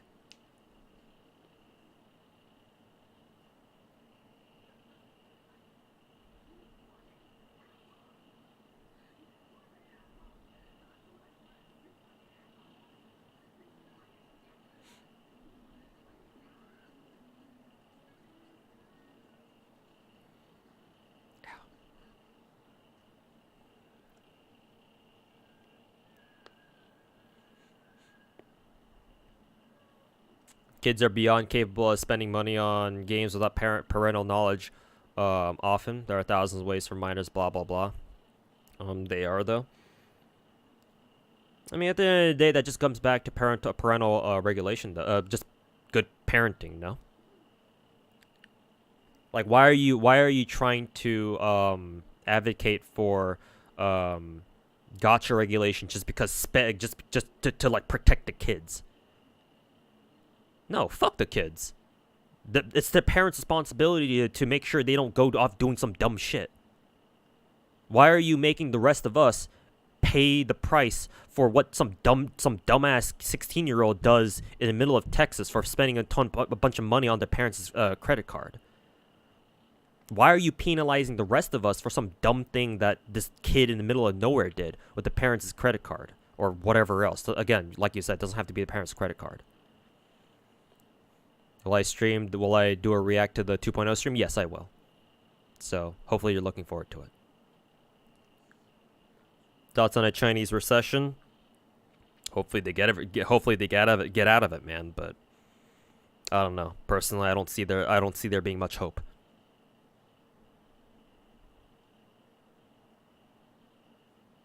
People are gonna start asking for regulations on Pokemon cards. I mean, ironic because the dude I'm talking to linked an article apparently about how like booster packs are getting regulated or something like that. I don't know. So hey, they're probably already starting on it. Responsible parents aren't common. Yeah, unfortunately.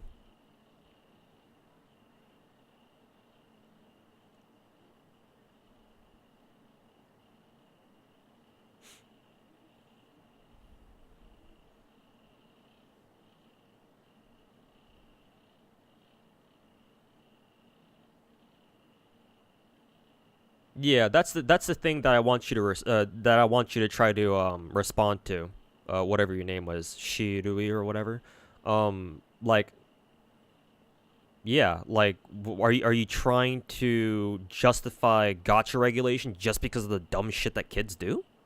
But because you're trying to hide under the moral justification that, oh, we're trying to protect the kids.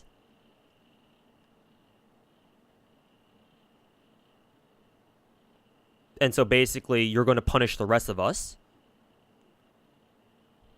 Again, for some dumb thing that this kid did?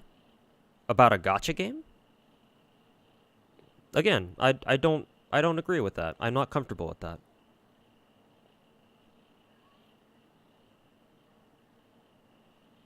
And the onus shouldn't be on, like, the gacha developers themselves. It should be on the parents keeping an eye on what the fuck their kids are doing. Why are you painting this on other people? Developers, other people who play gacha games responsibly, or not. Why should that be our problem?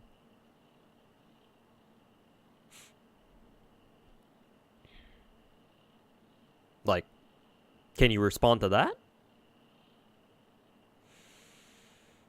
Have I heard about roadkill? Yeah, my chat has told me.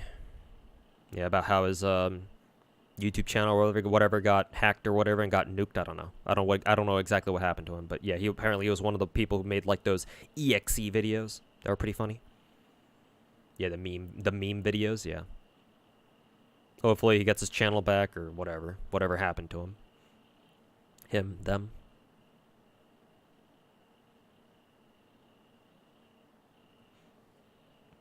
Disagree with the regulation point. They are definitely needed. Nope.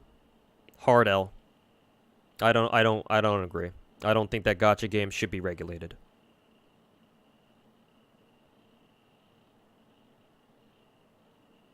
The only regulation that should happen is through the voice of the players. If gacha developers do some dumb shit, that means that they do some dumb shit. It should be up to the players to decide how to retaliate.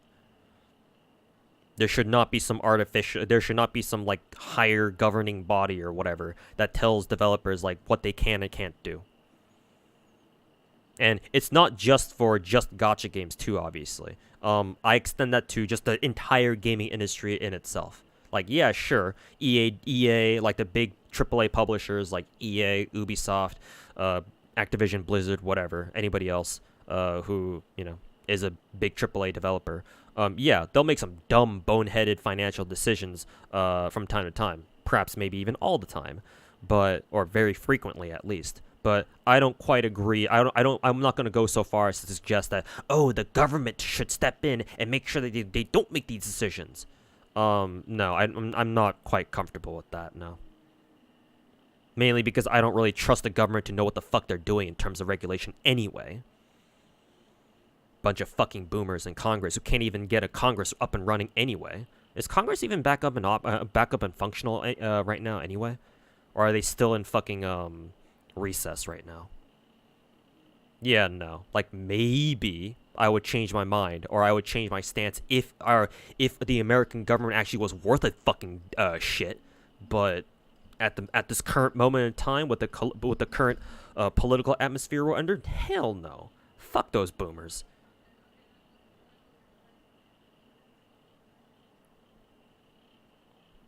Pal World drama and seeing Genshin drama getting out of hand. Good. I love watching the world burn.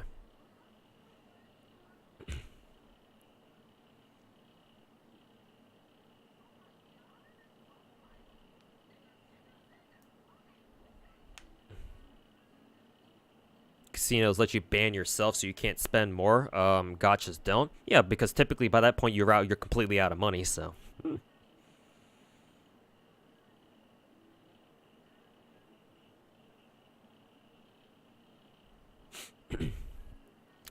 And also, remember, I think this is something that people are just conveniently ignoring, but apparently, if you really want to, you can actually, apply to, you can actually request a full fucking refund, from any of the gachas that you paid money for, because when you pay money to spend on packs in, like, you know, any gacha game, right, you're paying through, like, typically you're paying through, like, the Google Play Store, you're paying through the App Store, the iOS App Store, so because you're paying through Apple or Google, like, can't you technically request a full refund for, like, a gacha, right? That you decide you're not going to play anymore, so you want your money back. Like, I think people have done that before, where you literally refund all the money, or most of it anyway, most of the money you spend on a gacha, and you can get that money back, but in return, like, the devs are going to fucking ban your ass. But I mean, hey, that doesn't matter if you don't want to play the game anymore, right? If you've already committed to never picking up the game ever again, like, that is an option.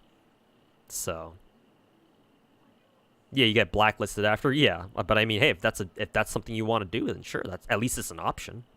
I don't know if you can say the same for, like, regular gambling though. To be fair, there was some yeah, I remember that. Yeah, back in the day when gacha games didn't actually have to show you how much what your rates were. Yeah, we got some regulation, but it made sense. My concern is that if there's any more regulation, it's just going to be handled very badly. And if that's the case, then, you know, guess what? We all get to deal with years and years of shitty regulation that nobody fucking asked for.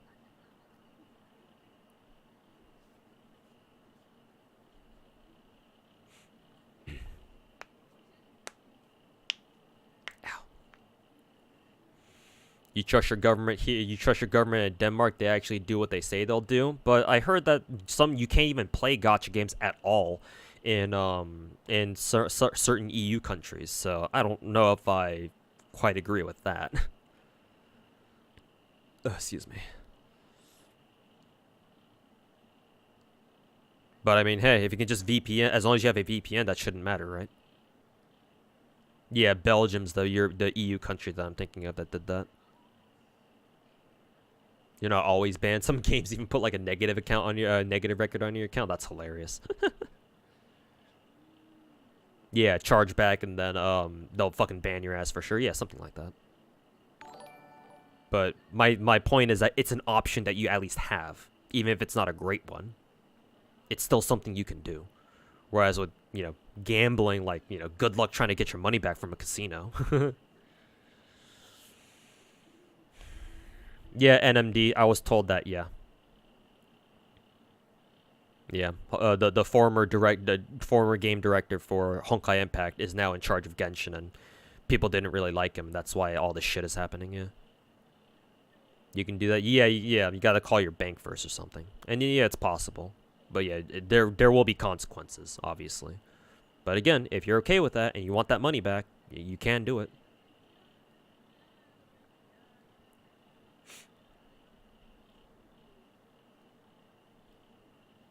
Nexon got hit by that? Good. Fuck Nexon.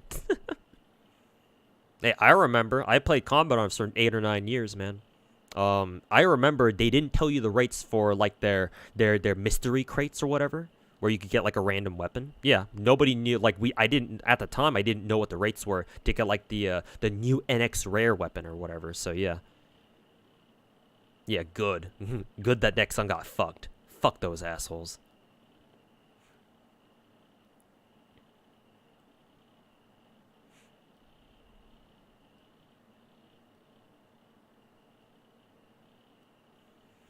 Rates being shown in games became law in like 2014. Yeah, sounds about right. I actually don't know if FGO displayed their rates from the very beginning. I want to say that they used to not to, or they used to not have to do that, and then they started doing that like a year or two into the game, something like that. I do think that like the first year of JPFGO, they got away with not having to show the rates. I think, like they might have told you, oh yeah, it's a 1% SSR rate, but like the actual like the rest of the rates they didn't really explain, or they kind of like kept it low key. Something like that, but FGO always did. Okay, fair enough. I thought maybe there was a time when they didn't have to do that, or they didn't do that, but that's why Nexon got away with what they did. Yeah, you can always trust the Korean studios, the Korean companies, to be absolute fucking assholes.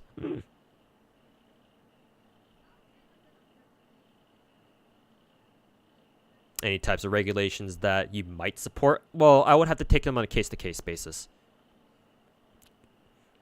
Like, I'm not saying that all regulation is going to be bad. I would just have to hear it. It's just on principle, I don't want there to be regulation because I don't trust anybody to actually regulate these things properly.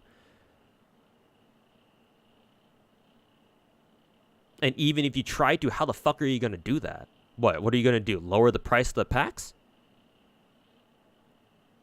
Like, I mean, sure, for us players, that would be great. But guess what? If the studios, if the developers, like take, for example, MiHoYo, if MiHoYo, for example, let's say the CCP regulated that, oh, yeah, they passed a regulation tomorrow, right? Oh, all mobile games have to slash the prices of all their products in half, right? Effective tomorrow, right? So all the packs go from $100 to $50. I mean, that's great for consumers, obviously, but you know what that means? That means that MiHoYo will lose a lot of the profits that they make, right? It's not obviously it's not a straight 50% decrease in profits, because obviously the lower packs will incentivize more people to spend more, or people who didn't spend before to spend now. So they'll make some gains. But no, overall, it's going to be a huge profit loss for them.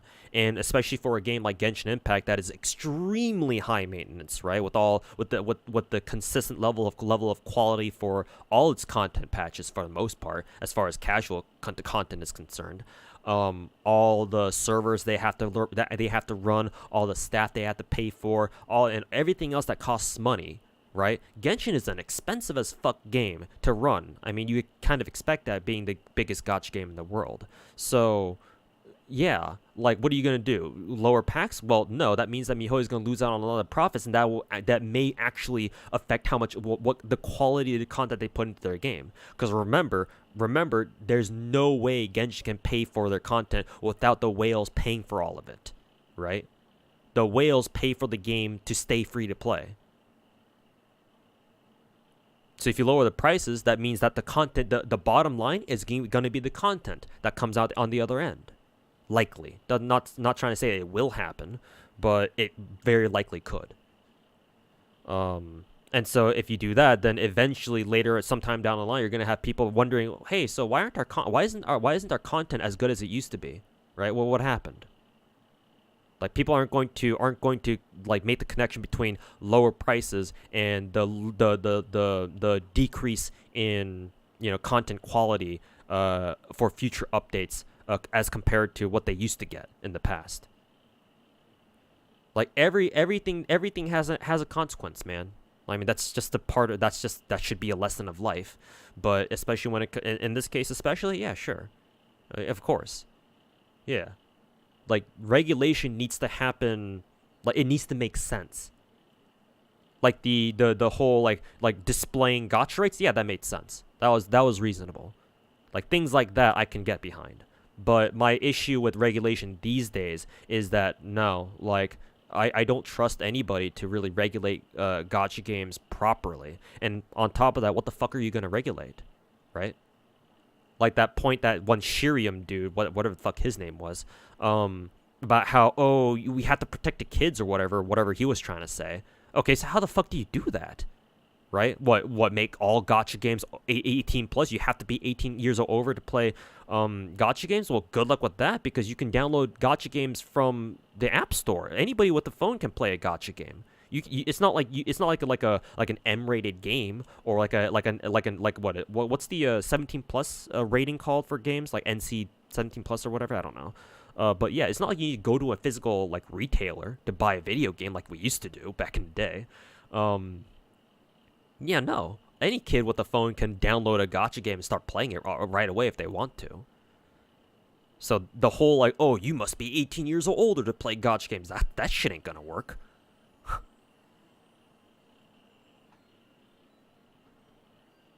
Like how like regulation's fine and all, but okay, how the fuck do you do it? Nope. Like everybody talks about like not everybody, but you know, people like that dude that I was talking to earlier, who was in chat earlier. Don't know where he's gone off to now.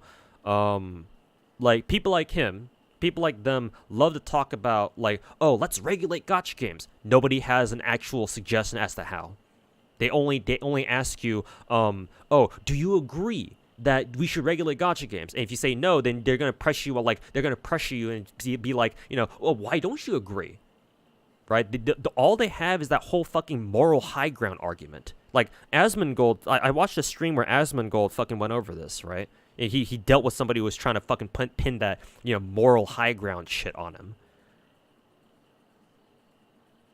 No, none of these people have an actual good idea about how to regulate gacha games. And even if they do, they don't want to share it because they know in their brains, in their fucking tiny ass brains, that it's a fucking bad idea, or that people can fucking, you know, rip those ideas apart and show you why that's a bad idea. Like, I'm for good, reasonable regulation. I just have to see it first. Regulate gacha games by killing gacha games off. I mean, good luck with that, man.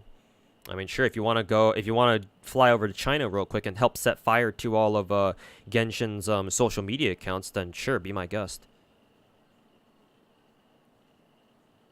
Yeah, 18 plus checkbox. Are you 18 years or over to play this game? Oh yeah, definitely. Yeah, that's always worked.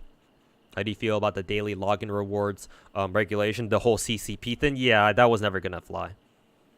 I knew that shit was gonna crash and burn as soon as I heard that. Yeah, no. On paper, it's actually quite nice. I do agree with the essence of that regulation, yeah. I do think that if you don't want to, you shouldn't be, like, compelled to play a fucking gacha game every single day, right? I mean, people don't play gacha games every single day already. Like, the casuals aren't gonna fucking play Genshin or any other gacha game every single day if they don't want to. But yeah, like, I agree. Gacha games should not like fucking incentivize you, like, or like compel you or give you a reason to play every single day, right? Unfortunately, that's how most gacha games are designed, and that's how they'll continue to be. Honestly, Star Rail is taking a step in the right direction with them getting rid of like the daily tasks, right? And just changing them to like weekly tasks, right? Oh, actually, no. Star Rail still has daily tasks, but they just standardize them, so they're really easy to do. So I mean, it's a step in the right direction, sure. But yeah, ideally, games should not like require you in some way to like have to play every single day. Like ideally, people should want, if they play every single day, they should want to have to do that.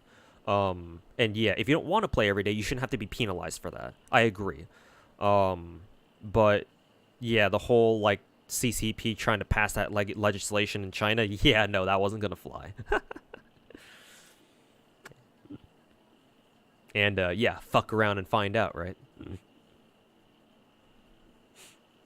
IRL casinos are banned. Yeah, so Chinese people who want to gamble go to like Macau or Hong Kong or something. They go overseas, yeah. And they crack down on Macau nowadays anyway, yeah. Because, yeah, keep your money inside the country. Yeah, they removed dailies for the battle pass. It's all just weeklies now, yeah. That's a great step in the right direction, I feel. Make it at least weekly so that way you don't have to, you're not penalized for not playing every day. I mean, you'll still miss out on like the 60 Stellar Jades every day, but Which, I mean, to be fair, it's kind of a big deal, but... Star Rail dailies literally take you like 30 seconds. Yeah, exactly. It's very easy to do them now.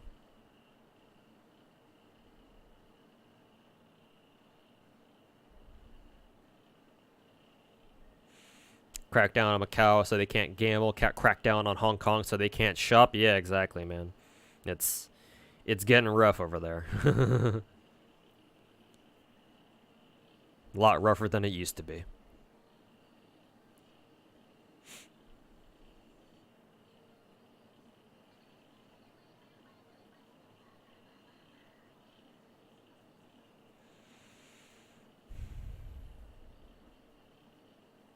Studying Taiwan right now seems okay. Yeah, Hong Kong right now is I think it's doing fine. I haven't heard of any like major shit going down there. But yeah, I hope for your sake, Buffalonely, that things still stay okay for you. I'm not saying that they're gonna turn bad anytime soon. I'm not trying to like doom post right here, but yeah, hopefully during the time that you you study there, things continue to be okay. Just ID checks. Yeah, hopefully you stay safe over there, man. You should get some food. Yeah, I really should. Yeah, 8-hour stream with just me sitting here talking about random shit. Yeah, thanks. Let me just take a look at YouTube chat real quick, and I'll get off and go grab some food. Tell them they have to give their social security number. Oh, okay. To be fair, though, I think we already give our social security number to, like, Apple if you have an Apple device anyway, but... yeah. Give your frickin' social security number. I'm sure some kids actually know what their social security numbers are, too. Like, I think my older brother knew what his social security numbers back when he was a kid. Well, back before he was 18, at least. Like a teenager. High school, junior, senior. I probably knew it back then too. So that probably doesn't really help with much. And again, kids can always go up to the parents and ask all innocently and shit like that, right? Oh, mom, dad, what's our social security number? Though to be fair, if parents hear that, that should probably be a big red sign or a big warning, like a big red flag. It's like, oh, why do you want to know your social security number? Like, why would you want to know that? What do you mean by this? I feel like the only good, in quotes, way to regulate gacha games is the gacha game market to regulate itself, like how newer games getting Genshin-like rates, for example. Yeah, honestly, Xeon, yeah, that's the most realistic way to do it. Yeah, let the market regulate itself, basically. Even then, I would like to see better shit than just the Genshin-style gacha itself, though. In my opinion, my vision for the future, for future gacha games, is this: that I want gacha games to eventually reach a point where, yes, you should be able to acquire all the content in a gacha game, all the characters, weapons if they're available. You should be able to acquire and complete all the content in a gacha game as long as you play every day, right? Commitment should be rewarded.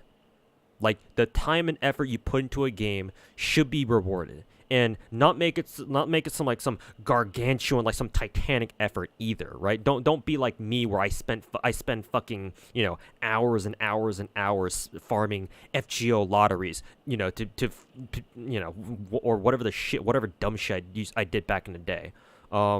Like, I'm not even asking for like a huge daily commitment either. Like, as long as you do your dailies every day, right? Dailies, you do your weeklies, you can log in every day, and they shouldn't take you like more than like maybe 15, 30 minutes at most. But as long as you take the time, some time out of your day to play a gacha game, do everything you need to do, your dailies every day, complete your weeklies every week, your monthlies if you have monthlies, blah, blah, blah. You participate in all of the in-game events, right? Blah, blah, blah. Like, that sort of commitment and that sort of effort should be fucking rewarded with you being able to roll and obtain all the characters in the game. And all the weapons, for that matter, too, if they're available. Maybe not the weapons, but at least the characters, right? Because obviously people want the characters more. And then, hopefully your games have free-to-play options for, like, weapons and such, if that's a thing.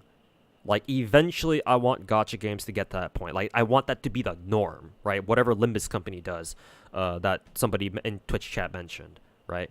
The formula of playing every day, being committed, staying committed, and rewarding players accordingly to reward commitment and, you know, just, yeah, commitment, basically, playing every day.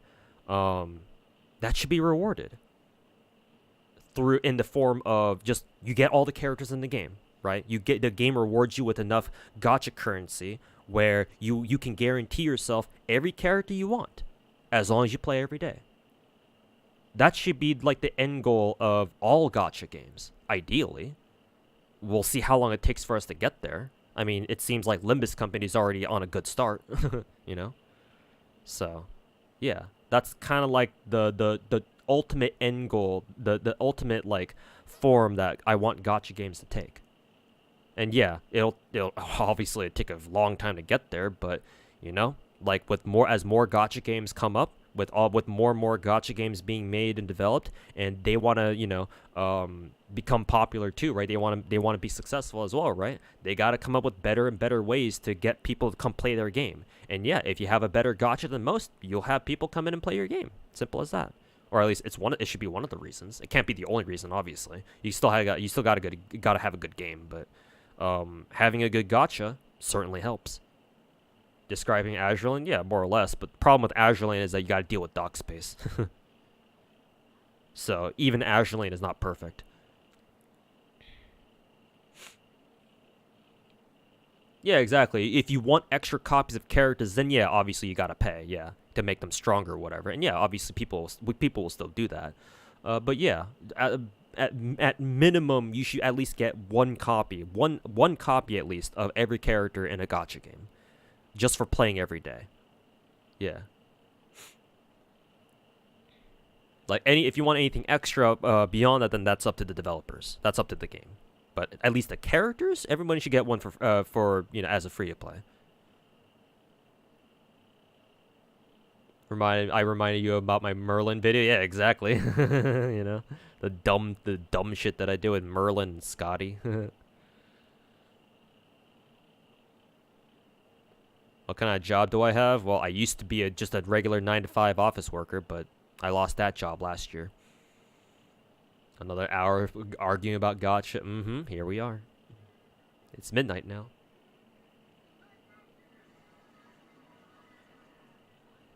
But yeah, that's where I want gacha, like the direction that I want gacha games to take. Yeah, that would be the dream, but you know, it kind of has to become the norm though, and we're still far from that. You think Star Rail should change the regular dailies as well as the weeklies? Yes, I agree. Yeah, I'm on board with that. Yeah, because you know that means that the casual players who don't want to have to play Star Rail every day don't have to. Yeah. Like the update, I really like the stamina update for Star Rail that we got like a couple months back, right? Where if you cap out on your Trailblaze power, the game then begins to convert at a fraction. At a smaller rate, however, but still, it still accumulates like up to like 240 like spare Trailblaze power. I forget what that's called. But yeah, like I think that's a great update because that means that you can afford not to play Star Rail for like, I don't know, up to like a week or something, however long it takes to fully charge up that second stamina gauge. And you know, guess what? You come back and boom, you have 2 full stamina gauges that you can use, right?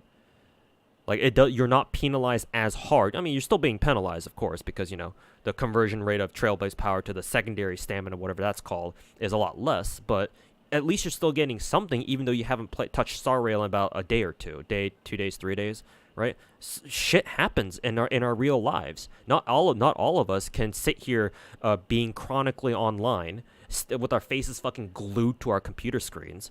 And you know, afford to play Star Rail as soon as the daily reset hits fucking 1 o'clock if you're West Coast, or you know, whatever your daily reset time is, wherever you guys live. Not everybody's like that. So yeah, anything that allows for more freedom is the key word. America, freedom, scroll. yeah, anything that encourages more freedom of how you play these games is always nice. Not even 2240, it's 2400. Yeah, exactly. Go figure. Yeah. So yeah, I agree. They should also take another step further and remove like the daily primos or whatever and just convert them to weeklies. Yeah. And that would be great for hardcore players too, because remember that banners end on like a Tuesday or a Wednesday, right? Or that's when they rotate to the next banner. So imagine if you're a hardcore free to player, right? You desperately need Stellar Jades. Like how many weekly Stellar Jades does Star Rail give you? Like just from dailies alone, like a full week's worth of dailies gives you like what 60 times 7, so 420 minus the battle pass. Minus the battle pass. So let's say, for example, you're a hardcore free-to-play player. You're one multi away from guaranteeing yourself, like, say, for example, Ruin May, right? From last banner. But, like, you're so close, right? You're just, like, a couple days away, but Ruin May's banner is going to end before that time. Now, imagine if Star Rail changes it so that you no longer have to worry about dailies. You can do a full weekly's worth and get a full week's worth of Stellar Jades right away, right, on day 1. And that's everybody think that should be fair, right? Because just, you now can get 7 days worth of Stellar Jades in 1 day. It's just they just convert it into weeklies, so that way you can just do it all at once if you really want to, right? So thanks to that, you'll be able to get that Ruin May. Because you were able to clear all your dailies in one go, as opposed to having to wait, like 3 or 4 days in a row to complete all your dailies and get enough Stellar Jades to roll for that last copy of Ruin May. So yeah, I agree. Yeah, that's a good idea. That we should do that. They should do that. Casual player here, very happy to quality. Yeah, exactly. Just Star Rail just feels like a great game to play. Because it's not trying to fucking corral you into having to play the game every day. You can fuck off from the game whenever you want if you don't feel like it. Yeah, right. Maybe some days you just don't feel like playing Star Rail. Yeah, if you don't feel like playing Star Rail, don't play it. It's just that it sucks, right? When you decide not to play a gacha game one day, that the game is penalizing you just because you don't feel like playing the game. Yeah. Like no normal game does this, right? Like I haven't played Call of Duty in the past, like I don't know, I haven't played Modern Warfare 3 in the past couple of months. But I know that I can always just hop back in whenever I want to, right? It's not. I mean, technically, yes, there are like dailies that you can do in like Call of Duty now, right? If you do them, you get bonus XP and like other perks, but you don't have to. Because those dailies aren't like integral to like your daily experience with like your experience with the game. The whole point of like normal games like Call of Duty is that you can you just hop on whenever you want, play however much you want, and then hop back off and go fuck off, do something else, come back whenever you want to. Yeah, and I feel like gacha games should be the same way too, personally. Also, Snooze Button, thanks so much for 5 gifted subs, man. Really appreciate it. Lots of gifted subs today. Thank you all so much, guys. But yeah, I do agree. I think they should take a step further and get rid of like dailies, right? And just lump them into weeklies. Yeah. So yeah, like if you want to, you can do all your weeklies on day 1 and just fuck off for the rest of the week and go do something else. Have a good night. All right, thanks, Snooze Button. Yeah, I should really get off myself, too. It's very late here. But yeah, thanks so much, man. Thanks for the good subs, and enjoy the rest of your night. A lot of hardcore players don't even want to be hardcore in the first place. Yeah, exactly. That's the unfortunate part, too, yeah. Like, you're right. I'm sure a lot of people who play every day would prefer not to, but we do anyway, because that's kind of what we have to do in order to stay optimal, right? Yeah. So yeah, the whole changing lumping dailies into like weekly stuff, yeah, that's excellent. So that way, you can come into Star Rail, do your entire weeklies, right? And on the first day, and then go do something else for the rest of the week. It'd be amazing. Yeah. Just the more freedom that gacha games can give you, in regards to like how often you play, Never a bad thing, usually. Genshin feels suffocating as a game with how big it is. Yeah, it's so overwhelming. Like, I can't imagine the pressure that like a new player for Genshin Impact must feel, right? When they like start up Genshin now, right? Imagine somebody joining Genshin Impact in current year, like 2024. Like, holy fuck. How long is gonna take for them to even to catch up, right? If they wanted to go through all the main quest stuff, like, oh my god. Like, even if they're trying to spam click through all the dialogue, because for some reason Genshin Impact doesn't have a fucking skip button. Yeah, fuck that shit, bro. You kidding me?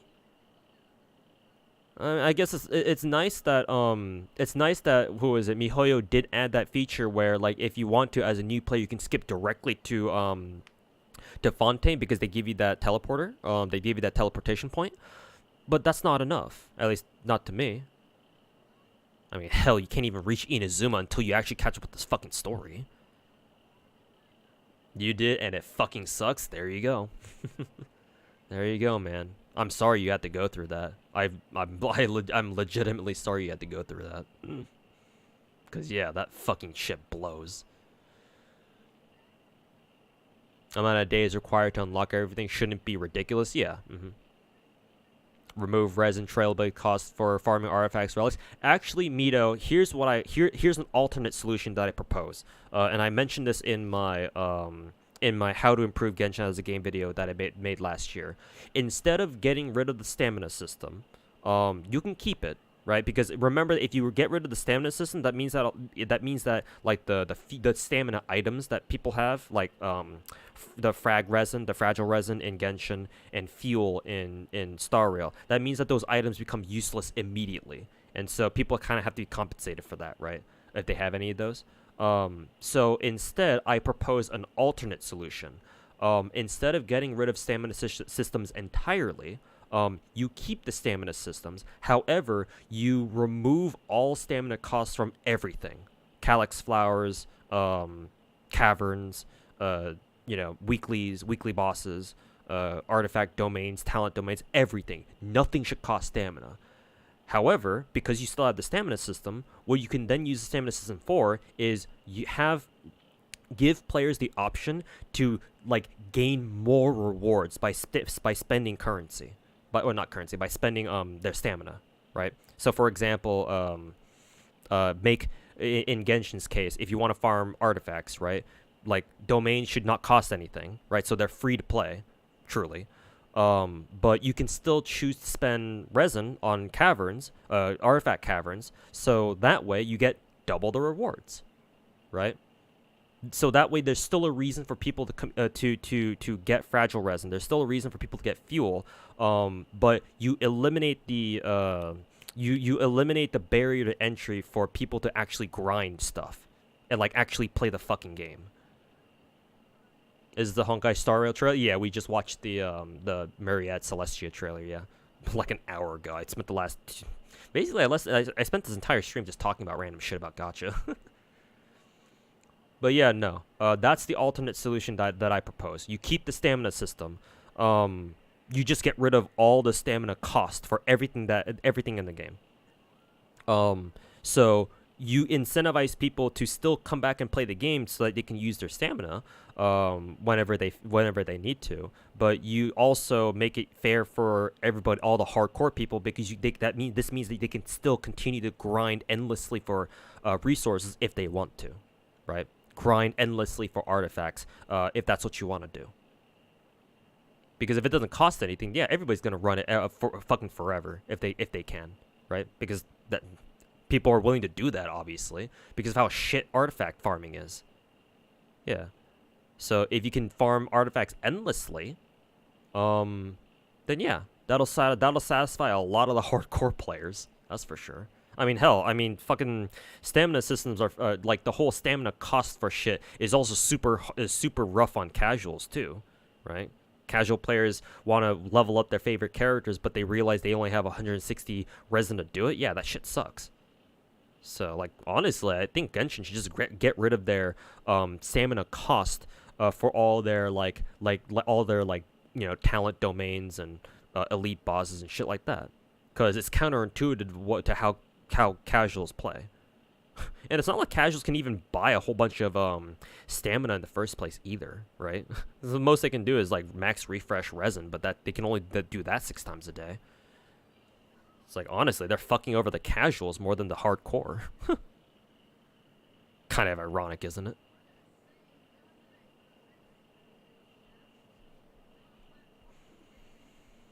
Yeah, Alter Cross guy. Yeah, I know. We got the advanced quest.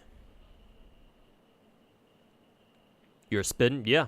I mean, hey, I tell you, I've played gacha games for 6.5 years. I have some good ideas, I think. At least player-friendly ideas. Obviously, gacha devs probably won't like me with my ideas, but fuck them. But yeah, man, I think I got some. I think I can spit a little, I think I can cook. As far as it comes to how to improve gacha games. I've been around the block a little bit. I know how these things work. Mind-boggling to you how you can summon for a fucking C6 E6 character. Your character will be shit unless you actually have good artifacts and relics. I mean that's not terribly surprising. That's just how gacha games are. Most things you roll start at level 1. It's up to you to get them to invest in them, make them usable. That's how gacha games always have been. Yeah. And honestly, that's a good thing, because again, if you could just wail for a character and they just come out immediately super fucking strong and you didn't have to do anything to make them strong to begin with, yeah, that'd be super fucking unfair for whales. Like, imagine, yeah, in your case, like, for example, imagine you were able to roll for C6 Raiden and they came with, if you get Raiden C6, the game automatically gives you a 4-piece emblem set with 40% crit rate, or not 40, 70% crit rate, 140% crit damage, and a copy of R1 and R1 engulfing lightning, right? How fucking unfair would that be? So no, I like the idea, at least on principle. In practice, it's painful, but on principle, I still like the idea that you can't just wail for a character and they're just super strong right off the bat, right? Because in games like Genshin and Star Rail, their gear is the equalizing factor, right? Sure, whales may have the advantage in them being able to spend money for higher eidolons or constellations or characters that'll make them naturally stronger, but the equalizing factor here is that everybody has to level them up, everybody has to give them weapon, level that one up too, everybody has to level up the talents, everybody has to grab, farm for relics or artifacts or gear for them and level them up too. Only after you've done all these things, then will they be usable. So no, I think that's fine. You shouldn't have to, you shouldn't be able to fucking drop $1,000 and just get a perfectly good level 90 C6 Raiden with R1 engulfing lightning with, fucking 70 CR, 140 CD, 300% ER, and just be able to shit on Abyss right out the gate. That'd be unfair. A little too unfair.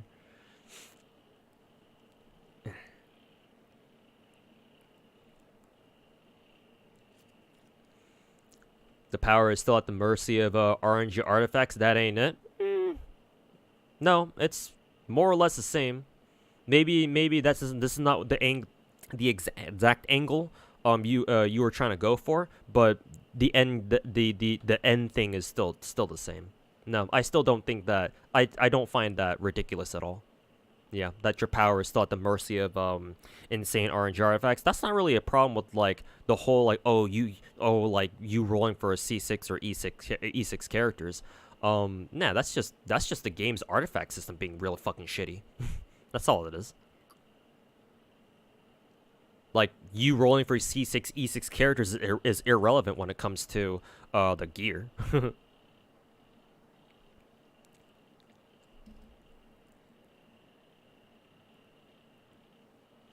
Ducktone's counterpoint against you is that the company wants daily user intention, and they are profit driven. Well, yeah, duh. Which is why they're not gonna do it.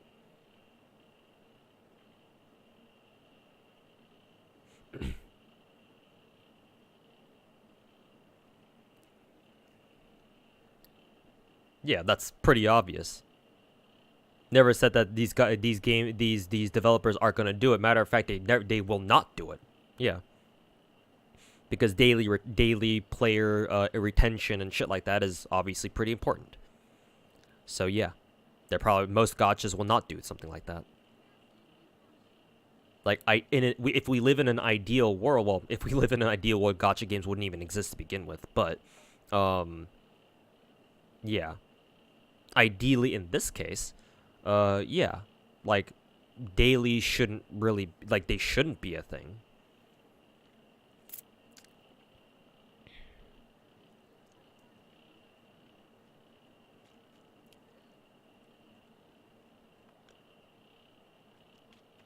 That'd be a boring game. RNG relics is fun if not for the stamina. Wait, are you saying that the whole fun of RNG relics is the fact that you can't farm for them as much? There was Tectone drama here too? Nah. It's just Xeno was just saying something that Tectone would say. And that sounds like something he would say, I think.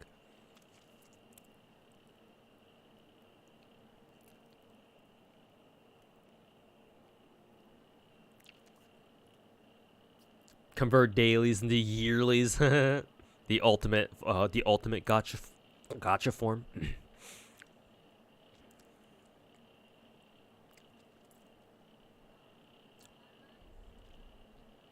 Removing RNG artifacts will remove like 50% of Hoyoverse game tweets and clips. I don't know where you've been looking. Maybe you've been hanging out in Hoyo Lab a little bit long, for a little bit too long. But no, most social media posts about Hoyoverse games is not that. It's in fact, I would wager most social media posts about Hoyoverse games doesn't have anything to do with the actual game itself. More like, you know, character fan art or like memes or whatever.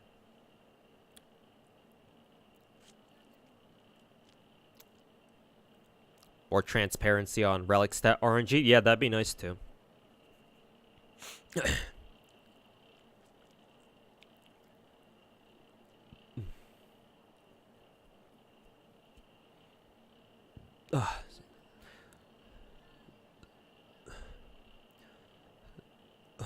The fact that it's RNG makes it less. The fact that it is RNG makes it less boring, just because the game itself is simple enough. If they want to remove RNG relics, oh yeah, no, I'm not trying to say that they should get rid of RNG relics altogether. However, I think that with how bullshit the RNG in relic and artifact substats are, or just trying to farm relics in general, just to like find the right main stats in the first place, that combined with a stamina system, that is, I think, too much. So that's why I suggested the stamina change to Genshin and Stario like I did, where you get rid of the stamina cost for the base stamina cost, that is, to farm for like relics or whatever, right? You only pay stamina, or you only use stamina in order to get more rewards, like double your rewards or something, right? But even if you run out of stamina, you're still able to farm, because, you know, the base cost to run cavern domains or caverns, right? Corrosion caverns is 0. So I want there still to be infinite grinding, but because that will at least counteract the bullshit RNG that you have to deal with for artifacts. Yeah. I think that it should be that, and not whatever we have now, where it's like, not only do you have to deal with artifact relic RNG, but also you can only farm so much a day. So it's like, well, shit, man. That means that for some people, if they get really unlucky, if they keep being unlucky, that means that they need to spend potentially months, perhaps even years, to get like a perfect piece that they really want. And that's too much to ask for. I don't think that's reasonable. Hey Ham, how am I? I'm doing okay. I've been streaming for way too long. I really gotta get off. I keep saying that, and yet another hour passes.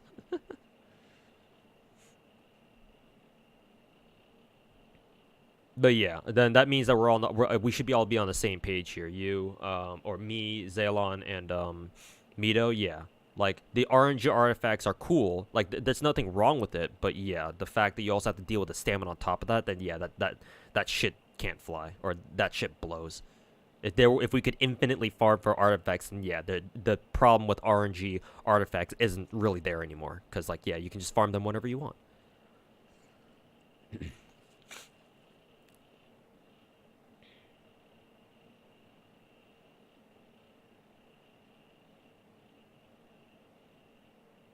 Sounds like you still don't have 70% crit rate, right? And amen, like, bro, I remember like however like I had to spend like fucking 3 or 4 months farming for Rukasha domain to get my Dehya to where she is now. It was not pretty. That process was fucking painful. And mind you, this was back last year when I was like still max refreshing resin for Genshin. And it still took me fucking 3 or 4 months to gear out Dehya exactly the way I wanted it to. And technically, like, I'm not even fully satisfied with her gear set now. It's just, I can't justify grinding my balls off for Dehya's gear nowadays because the amount of, like, optimizations that I can make for her are just not worth the effort, you know? It's not worth the stamina. It's not worth me fucking staring at my relics or my artifacts in Strongbox trying to figure out which ones to fucking get rid of. No, I don't want to deal with that. For not specifically for Dehya's thing, Dehya's stats, because I think they're good enough now. So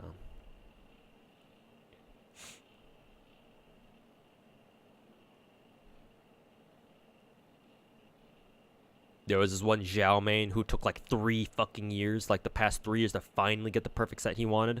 And the fun thing is that it could get power crept at any moment too. I mean, he doesn't have to worry about artifacts. He's got to worry about Shenyun. He's got to worry about Cloud Retainer coming along and, you know, stealing his thunder pretty much.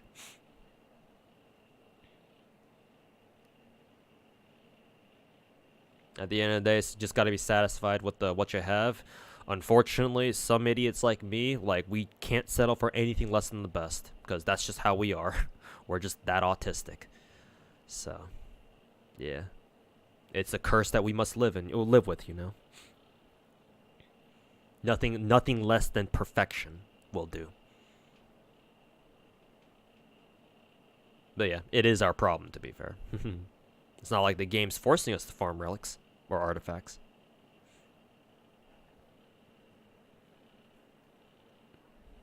Somehow relic pity. I'm not against that. Yeah. If you spent way too long for a certain artifact, then yeah, like there should be something that, you know.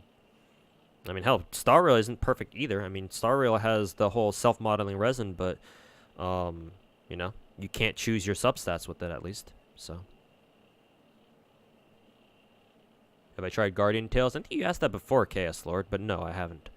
I know about it. I know what it is. I think I've seen Lakari play it, but. No, I've never tried it myself.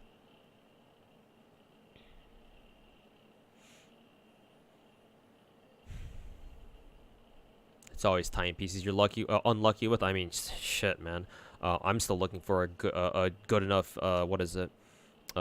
timepiece for my navia myself. Dumped like over 150, probably even more than that, 150 frag resin on Navia's domain.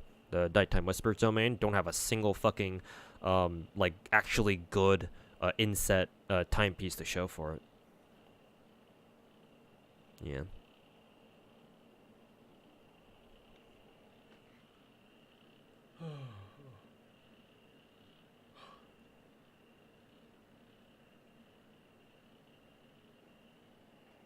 Farm artifact domains just make you want to quit the game. Yeah, I don't blame you, dude. Yeah. I don't fucking blame you. Okay, chat. It's all because of the 5 crit piece. Yeah, I'm forever cursed. Yep. Forever cursed. Anyways, chat. I enjoyed this this just chatting stream. I probably should have been on the just chatting stream this entire time, to be honest. That's basically what I did for the past like 8.5 hours. But yeah. So, wow, I planned on streaming something useful today. But no, it just ended up being a just chatting stream this entire time. But still, no, I enjoy streams like this. It's fun, and now that we have more people in here who came over from my Gotcha Addiction video. I appreciate all of you, all the newcomers here. Cause yeah, like the main reason why I stream is to be able to talk with you guys, just to have for chat interaction, which is how I was able to do a fucking 8.5-hour stream or however long I've been streaming today, with me just kind of staring at my screen, not doing anything except for talking to you guys. So yeah, I just love doing this, and so yeah, thanks everybody for hanging out, especially those of you guys who came over from my obviously my recent Gacha Addiction video. Great to have you guys on board, and yeah. Thank you guys so much, guys. It means a lot to me. And again, I'm the kind of person who doesn't know how to express his emotions very well. But so yeah, all I can really say here is just thank you so much, guys, for the recent support, both on stream and for that video. So yeah. Let's see. Oh, I'll send you guys over to Ruby. There we go. And yeah, look forward to more YouTube videos on my YouTube channel, so keep an eye out for those. Again, my react video to that one video, that Toxic World of Genshin video, should go up on, I think, Friday. I'll try to aim for a Friday release. But yeah, besides that, appreciate everybody hanging out. We'll see you guys whenever next time I stream is. So yeah, take care. Peace.